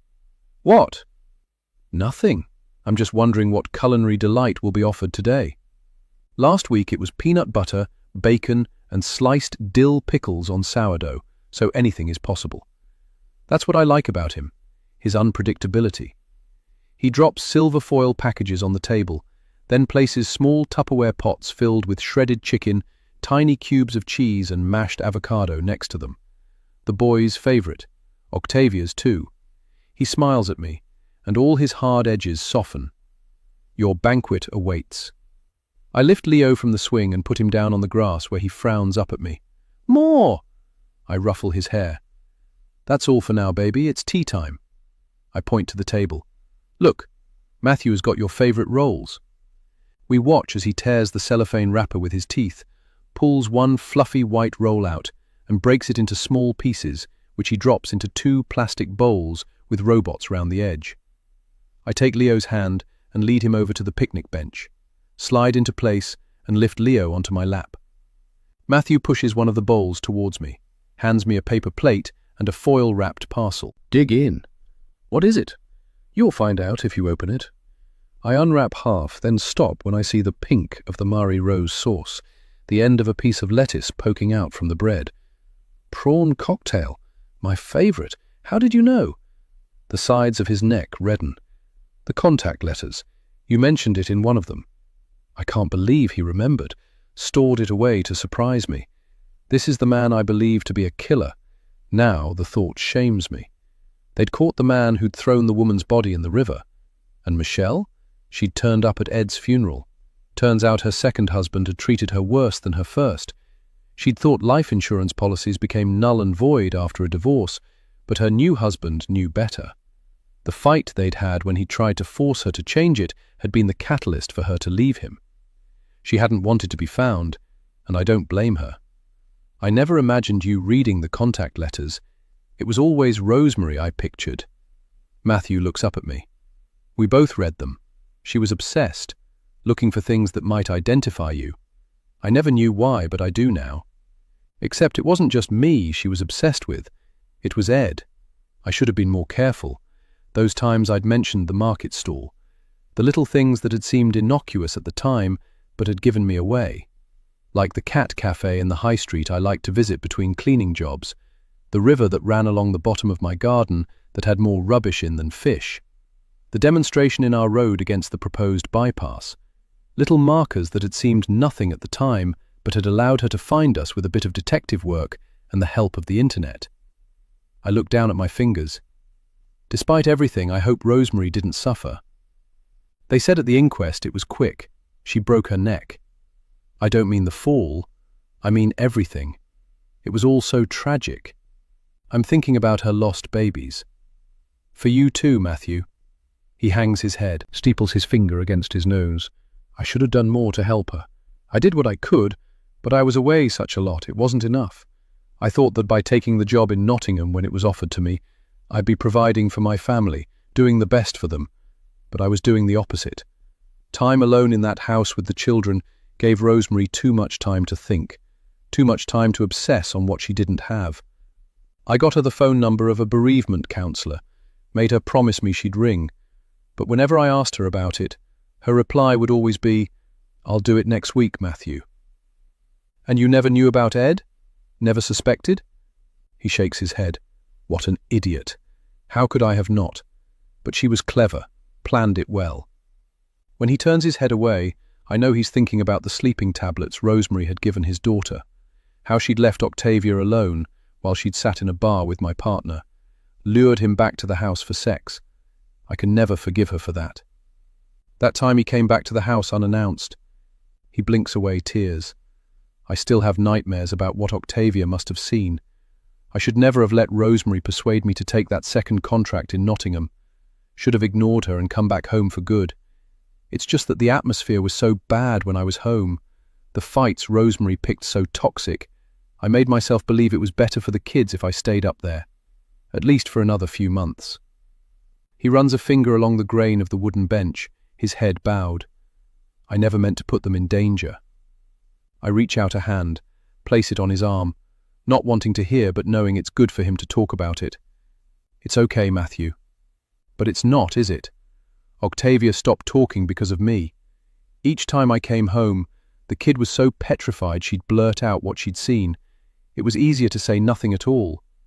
She knew she'd been adopted, and Rosemary had threatened her with the idea she'd be put into care if she said anything to anyone.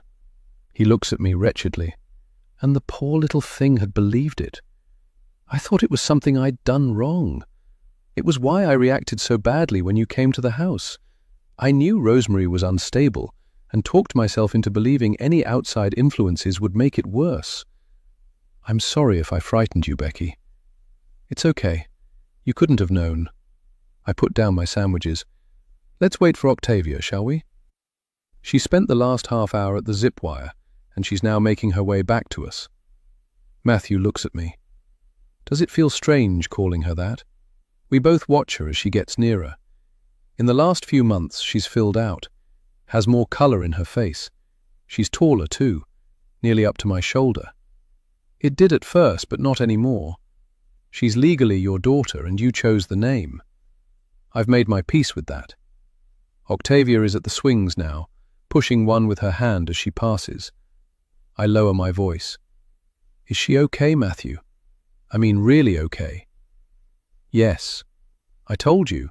The therapist said she's opened up a lot in recent sessions, that she reckons it's helping a lot. He puts down the plastic tub he's holding, rubs at the side of his face. There's something else that's helping too. Yeah? What's that? You. Spending time with you is good for her.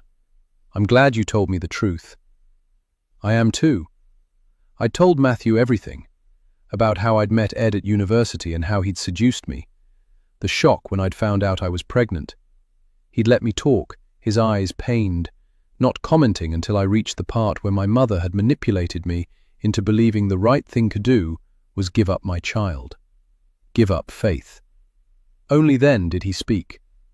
I understand why you did it, Becky. Why you needed to know your daughter was okay, that she was being properly looked after. And I'd seen how his eyes had filled with tears, how he blamed himself. Now he looks at me questioningly. The only thing that I don't understand is why Rosemary never told anyone. She knew who you were, but she kept it to herself right until the end. Why would she do that? It can't have been to protect you. You're right. I think it was to protect herself. Something to keep up her sleeve if she needed it. I expect she was worried that if she revealed the truth, it might open up questions about how she found out about me, how I came to be in your house.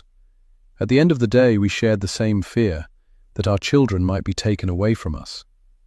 Octavia slides into the seat beside me, and the irony isn't lost on me that Rosemary never knew that Ed, the man she'd slept with, the man she'd killed, was her adopted daughter's birth father. His name was never on the birth certificate, so it's something only Matthew and I know. Let's hope it stays that way. I smile at her. All right, love? Yeah, that was fun. She flips her hair over one shoulder, giving me a glimpse of the teenager she'll be in a few short years. Can we come again tomorrow, Dad? She turns to me. You and Leo too. We'll see. Maybe your dad. I'd like it. Really? There's a dimple in his cheek when he smiles that's endearing. His signet ring catches the light of the evening sun as it sinks below the trees. Then it looks like a yes. Bring your sketchbook and we can have a drawing session. I stop, realizing what I've said could be triggering. If you want to, that is. Only if you bring yours too. I sigh out a breath, relieved. It's a deal. Draw something like the bird I photocopied for your contact letter to your birth mother, Octavia. I think she must have really loved it. What do you think, Becky? My face splits into a smile. I think she really must. I look at him, wondering if he realizes his slip, that it was he who had copied Octavia's pictures for the contact letters. I remember my eagerness to open them, how I'd always thought it was Rosemary who had written them, but now I'm not so sure. Now I know him better, I wonder if it was him who'd written them, typed them so as not to be given away by his masculine hand. Most likely, once my child was legally in her care, Rosemary would have wanted nothing more to do with me, left it to her husband. Until she needed me, that is. Felix is waking, his face screwing up as he stretches. I watch as Matthew unbuckles him and lifts him from his pushchair. Do you miss it? Victoria Lodge, I mean? I hadn't meant to ask, but it's something that's been on my mind recently. Matthew looks surprised, then shakes his head. I'm glad to be shot of it. Was scared no one would make an offer. Did you really need to ask? No. I give an apologetic smile. I'm not sure why I did. An elderly man and his wife pass by on the other side of the playground's railings. The woman looks over, smiles at us. Lovely little family you've got there. I smile back. It is, isn't it? They walk on, and I wonder if Matthew will say something, tell them we're just friends. But he doesn't. I open another packet of sandwiches and offer one to my daughter. She doesn't know that I'm her mother, but one day, when she's old enough to understand, she'll find out the truth. But that's a long way into the future. I could have lost it all, and I'm lucky to have what I've got, happy with it. I reach over the table and take Matthew's hand, surprising him again. For now, anyway. The end.